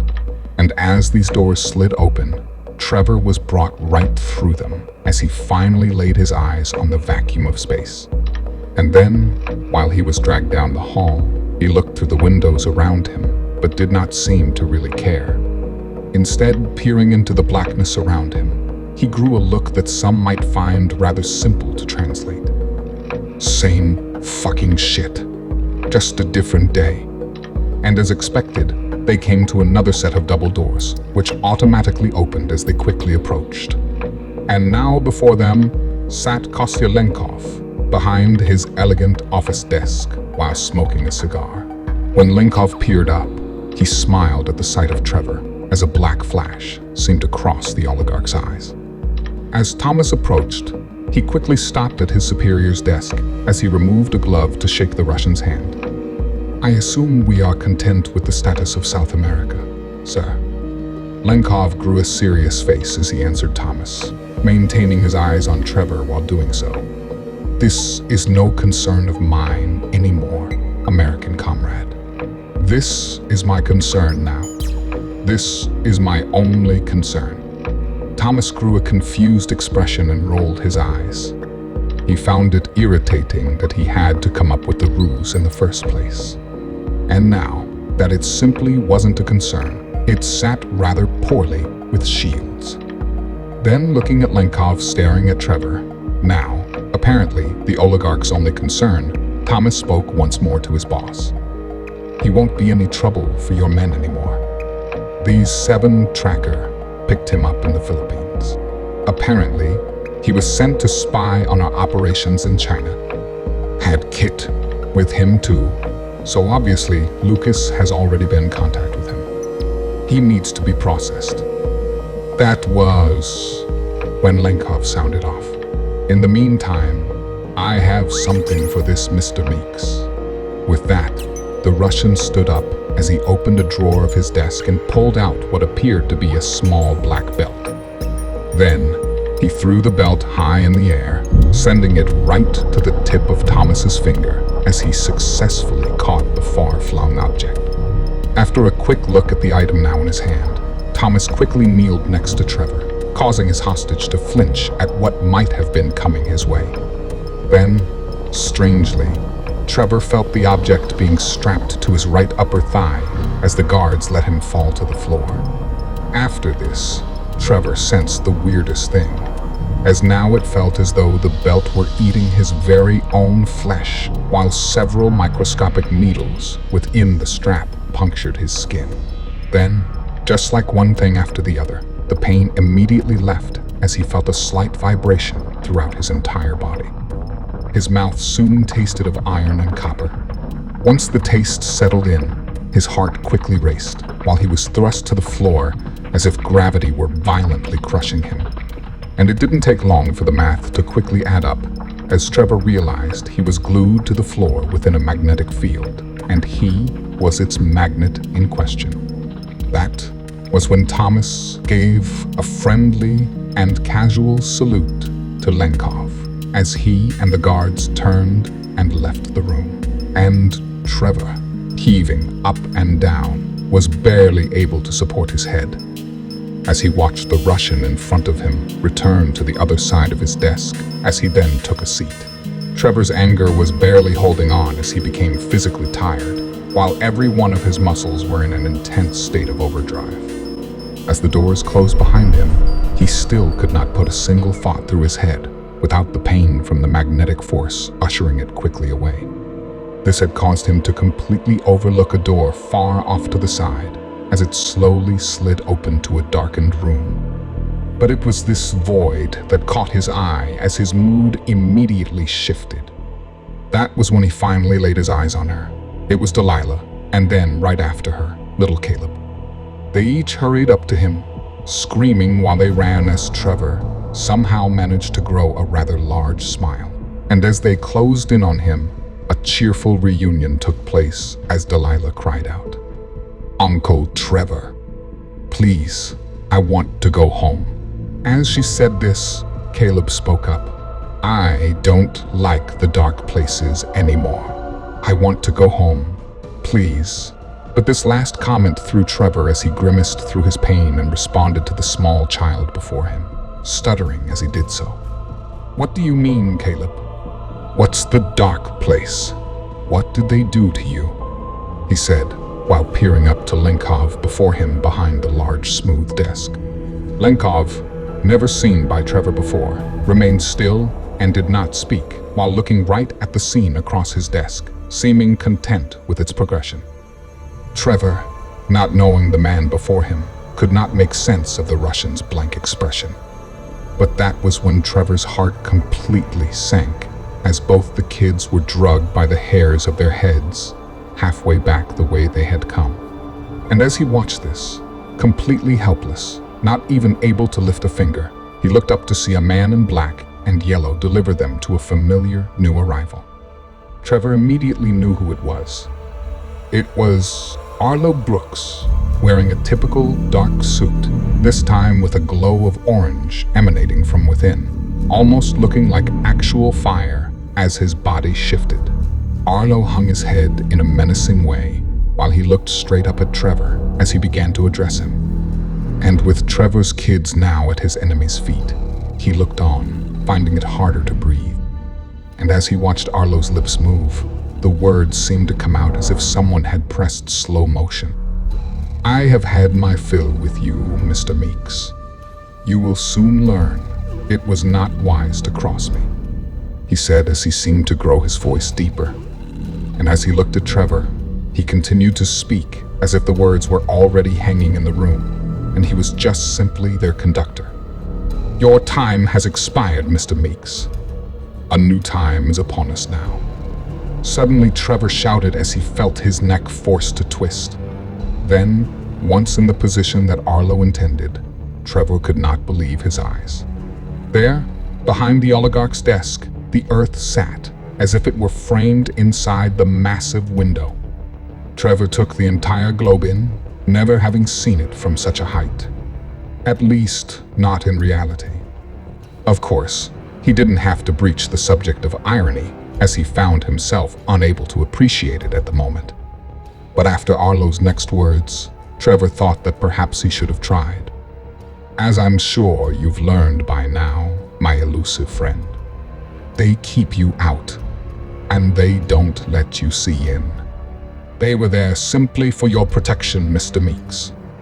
For if you were to simply shut them all off, perhaps if I put them in a state of suspension, then, my friend, you would see that your human mind simply could not take it."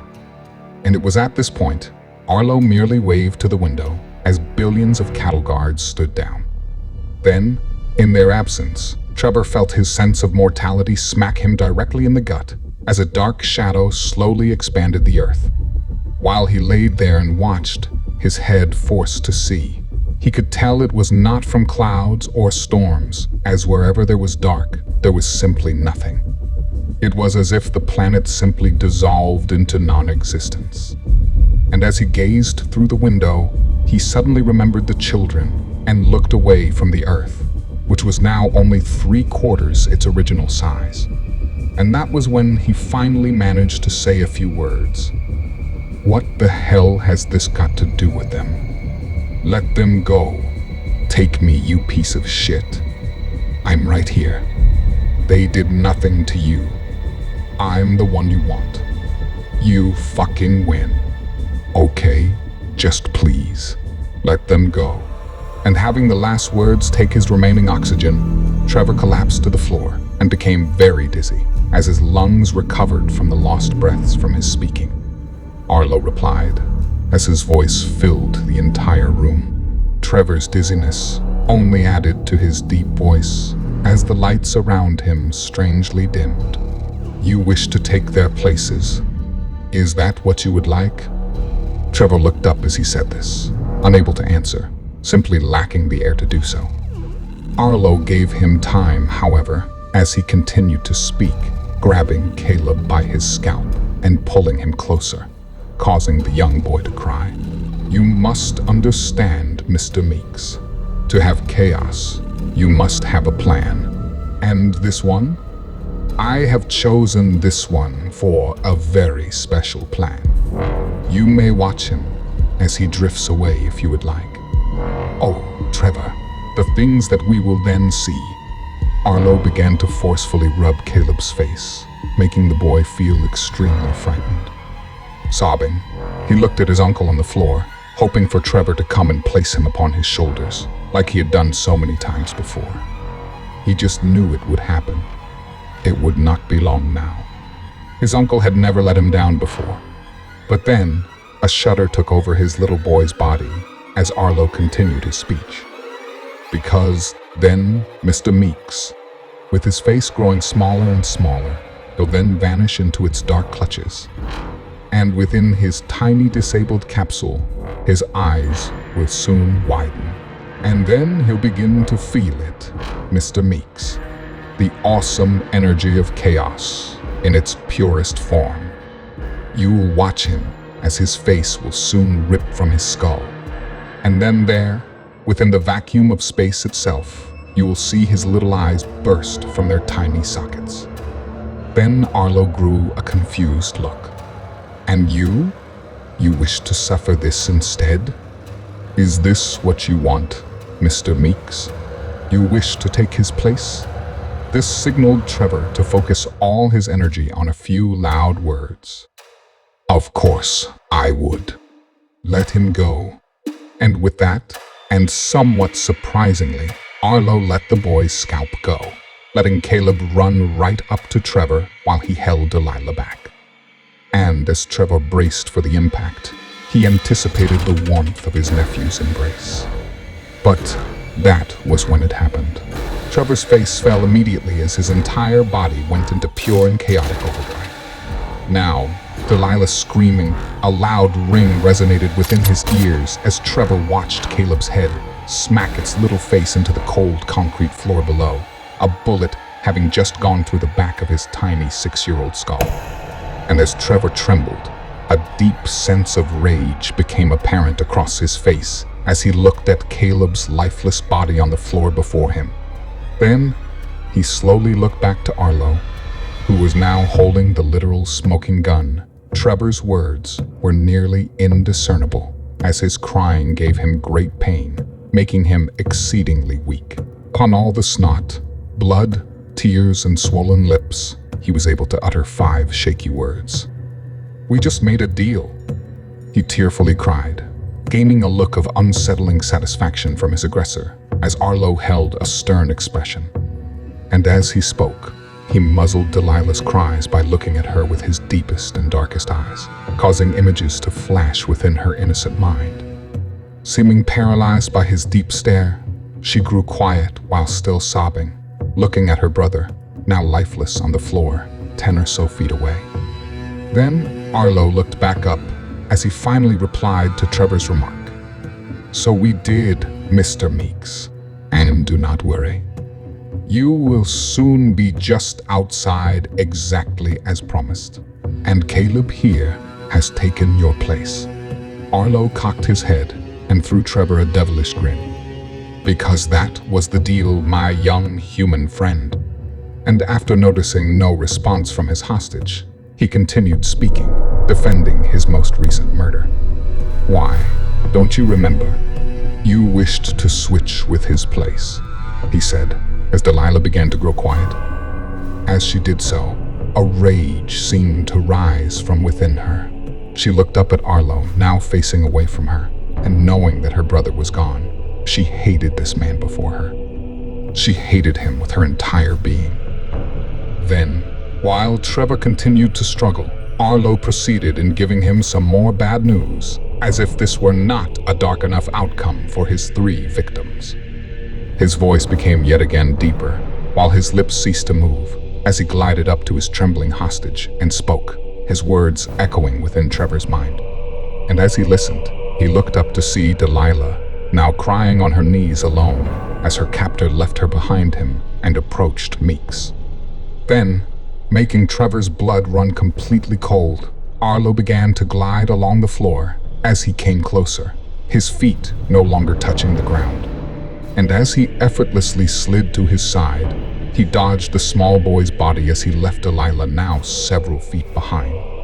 He spoke, this time within his captive's own mind, leaving Delilah to hear nothing as his words filled Trevor's entire soul.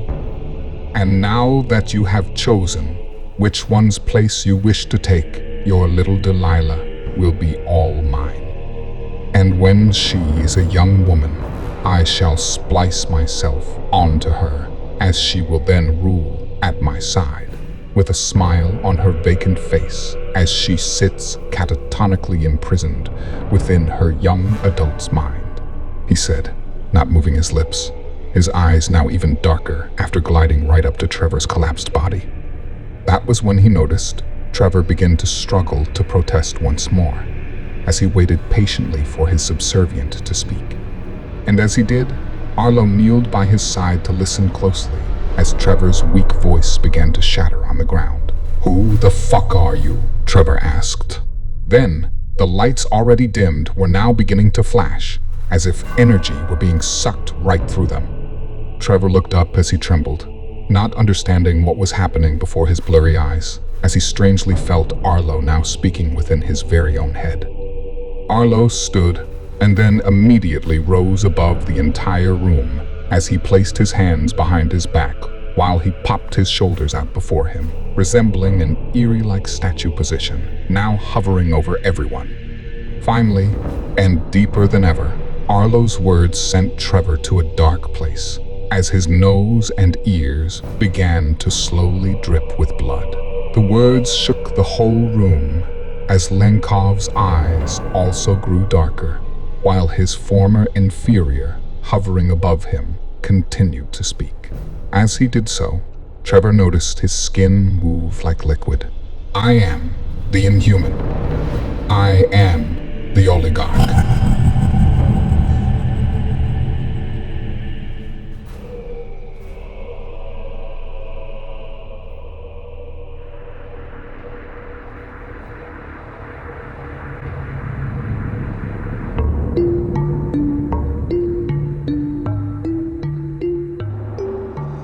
The window seemed to be made of several panes, as it appeared to be somewhat thick in size. Both sides of the glass were dark, as no light seemed to be emanating on either side. Peering out of the window, directly across a small black void, was a thin crack of light that appeared to shift as shadows ran up and down its length.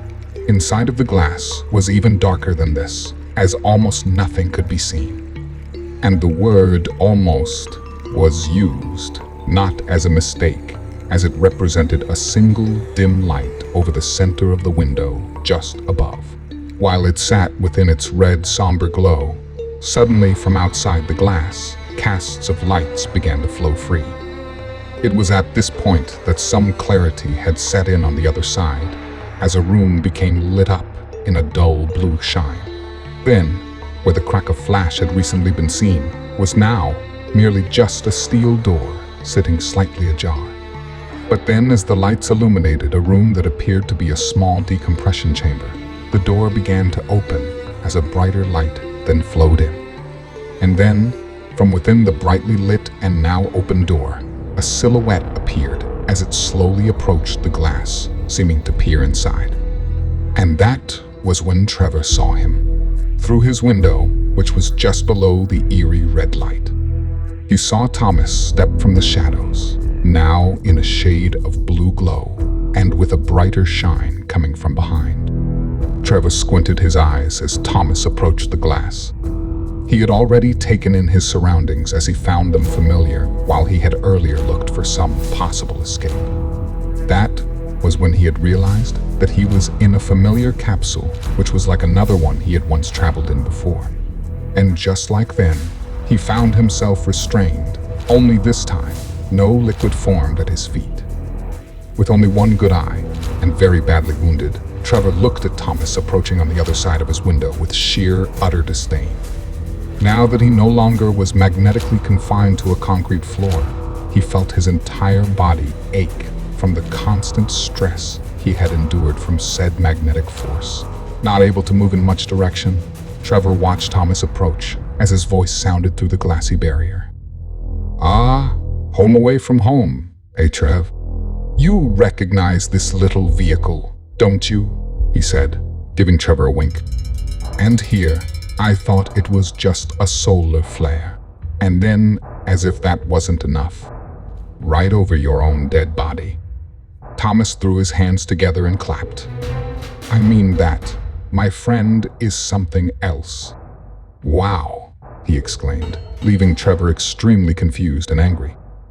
Trever, now able to finally muster a partial conversation, pain still pulsating throughout his body, grimaced as he replied to Thomas. You know, I thought you were smart. But then that version of you died. The man before me now is just a fucking coward," he said, seeming to force Thomas to roll his eyes. I know. He spoke, then growing a very stern expression. He looked at Trever while wagging his finger in his face just behind the glass.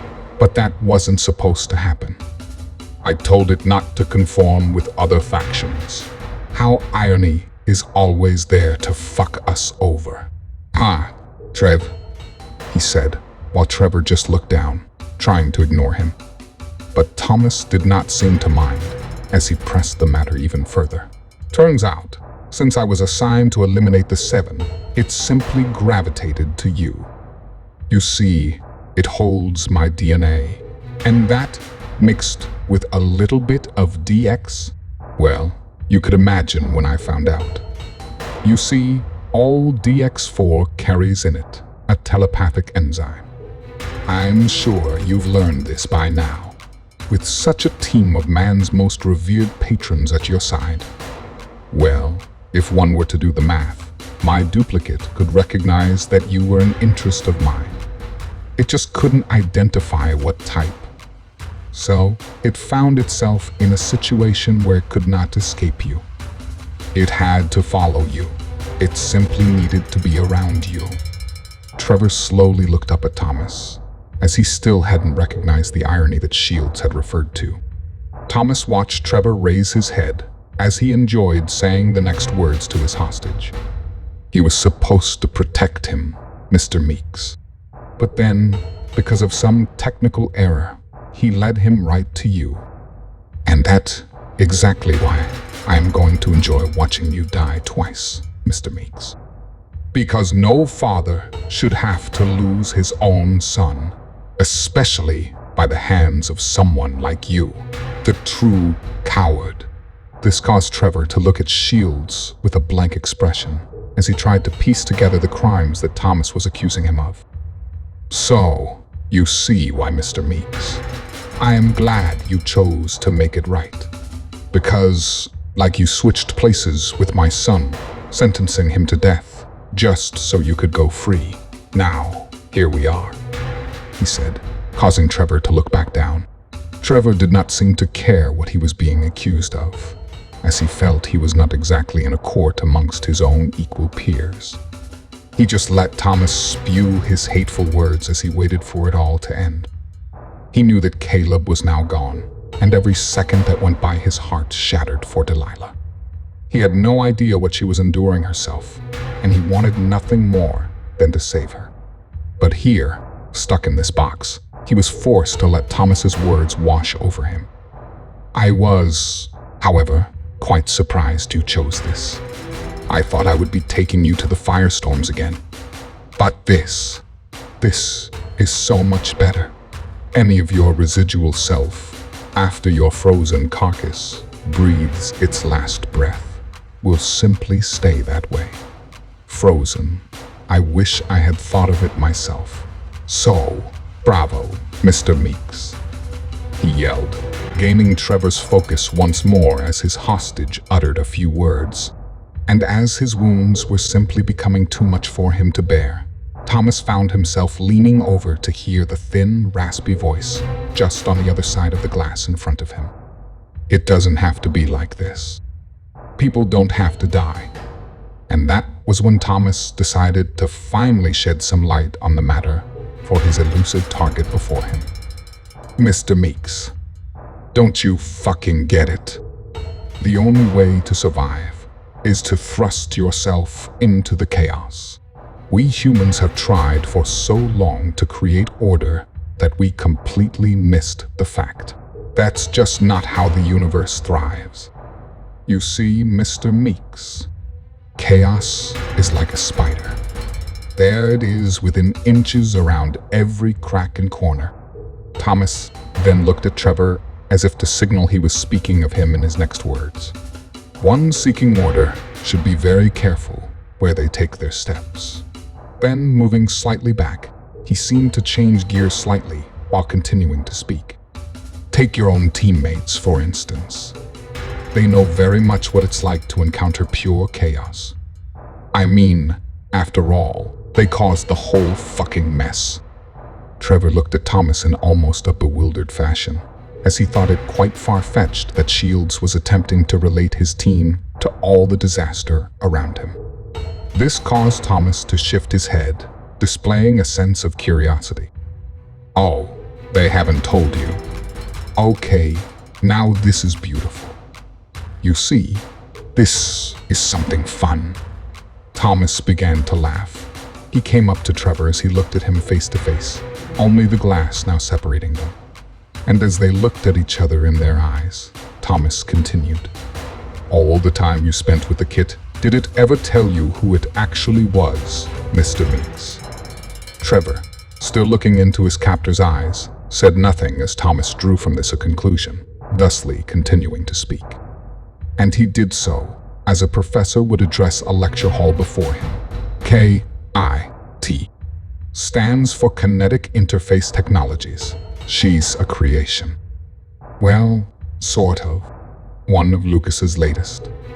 Somewhere underneath it all is a real human, though.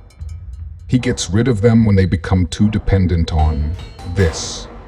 As he said that, he pulled from his coat pocket a very familiar object. It was a small, clear cube.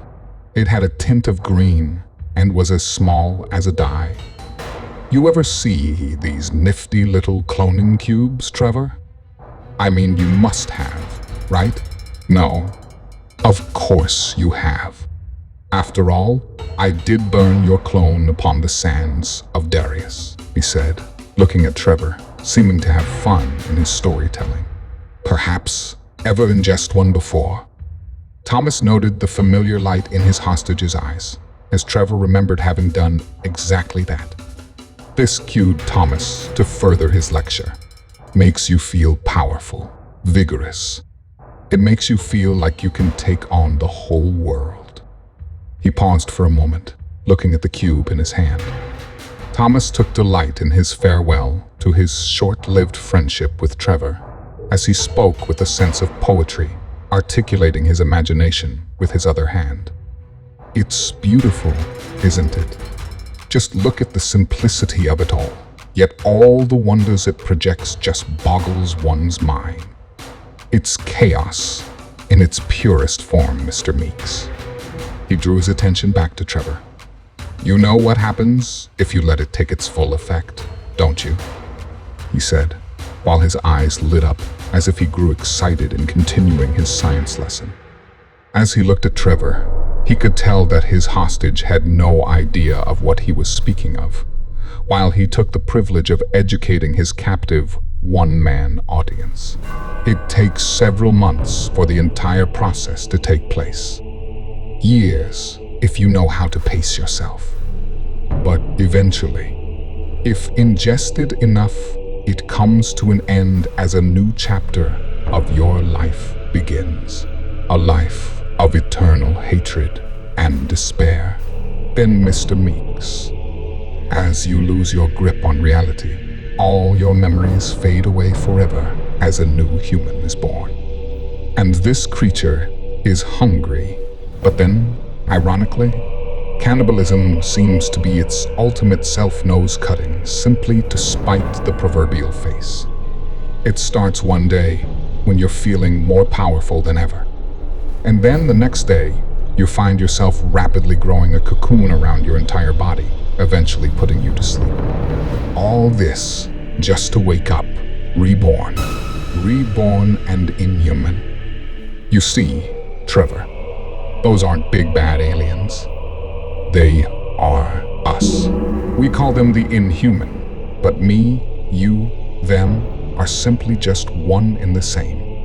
And oh, how we truly despise ourselves, he said, looking up as if to listen to the universe itself. Then you're left to simply roam the heavens, unable to feel your own skin, robbed of all ability to function outside the realm of what most would see. As a revolting monster, he said, looking at Trever with a morbid grin. Then, searching for a semblance of normality, desperately seeking your very own redemption, only to find the chaotic universe simply empty, void of all hope. Finally embracing the irony that is your fate, you are soon forced to return and feed off what was once your very own kind, the human race. And it was that which had cued Trever to reflect on his own recent trials and tribulations, as he slowly pieced together the bleak puzzle all around him. And then you find home, a dark and seedy place of torment and despair, a home on the darker side of a little planet, a planet we call Darius. Then Thomas put the cube back in his pocket as he appeared to begin rushing the last of his lecture, looking at his watch as he did so. That's where they all go, even your kit. What is she now? Version 6, if I'm not mistaken. Lucas eventually sends them all to the Inhumans, the dark side of Darius, simply removing the garbage before him, to a place where Arlo has populated an entire world of those things. And there, still not yet fully like them, she is left to wander their world, soon becoming a slave to their cause. Trever looked at Thomas with hatred filling his eyes. He could now feel Kit's fear that she had earlier revealed to him a while back. Thomas stayed focused on his one-man audience as he continued to narrate what Trever felt was the final blow to all his past efforts over the last couple of decades. This team you're working with, Mr. Meeks, this outpost of Darius, which Lucas has, let's just say you should do better research before accepting a position at such an organization. Then, suddenly, and making Trever feel somewhat uneasy, Thomas changed his demeanor in a positive way. He smiled as he said his next few words. But you should feel proud. You helped us bring her in. After the 7 tracker was developed, you simply led us right to her. And now you have allowed all of this, he said with a smile, gesturing to the entire room. Noting Trevor's look of pure disbelief as he thought of his estranged partner, Thomas rolled his eyes and stood up as he began his exit from the room. As the steel door slid mostly closed, the room grew dark as Trever could hear Thomas address him one final time. Let's face it, Trever. You've done well. You are now among us. You are now among the chaos. And that was when Trever saw it, as a loud noise behind him sounded as if large bay doors were being opened.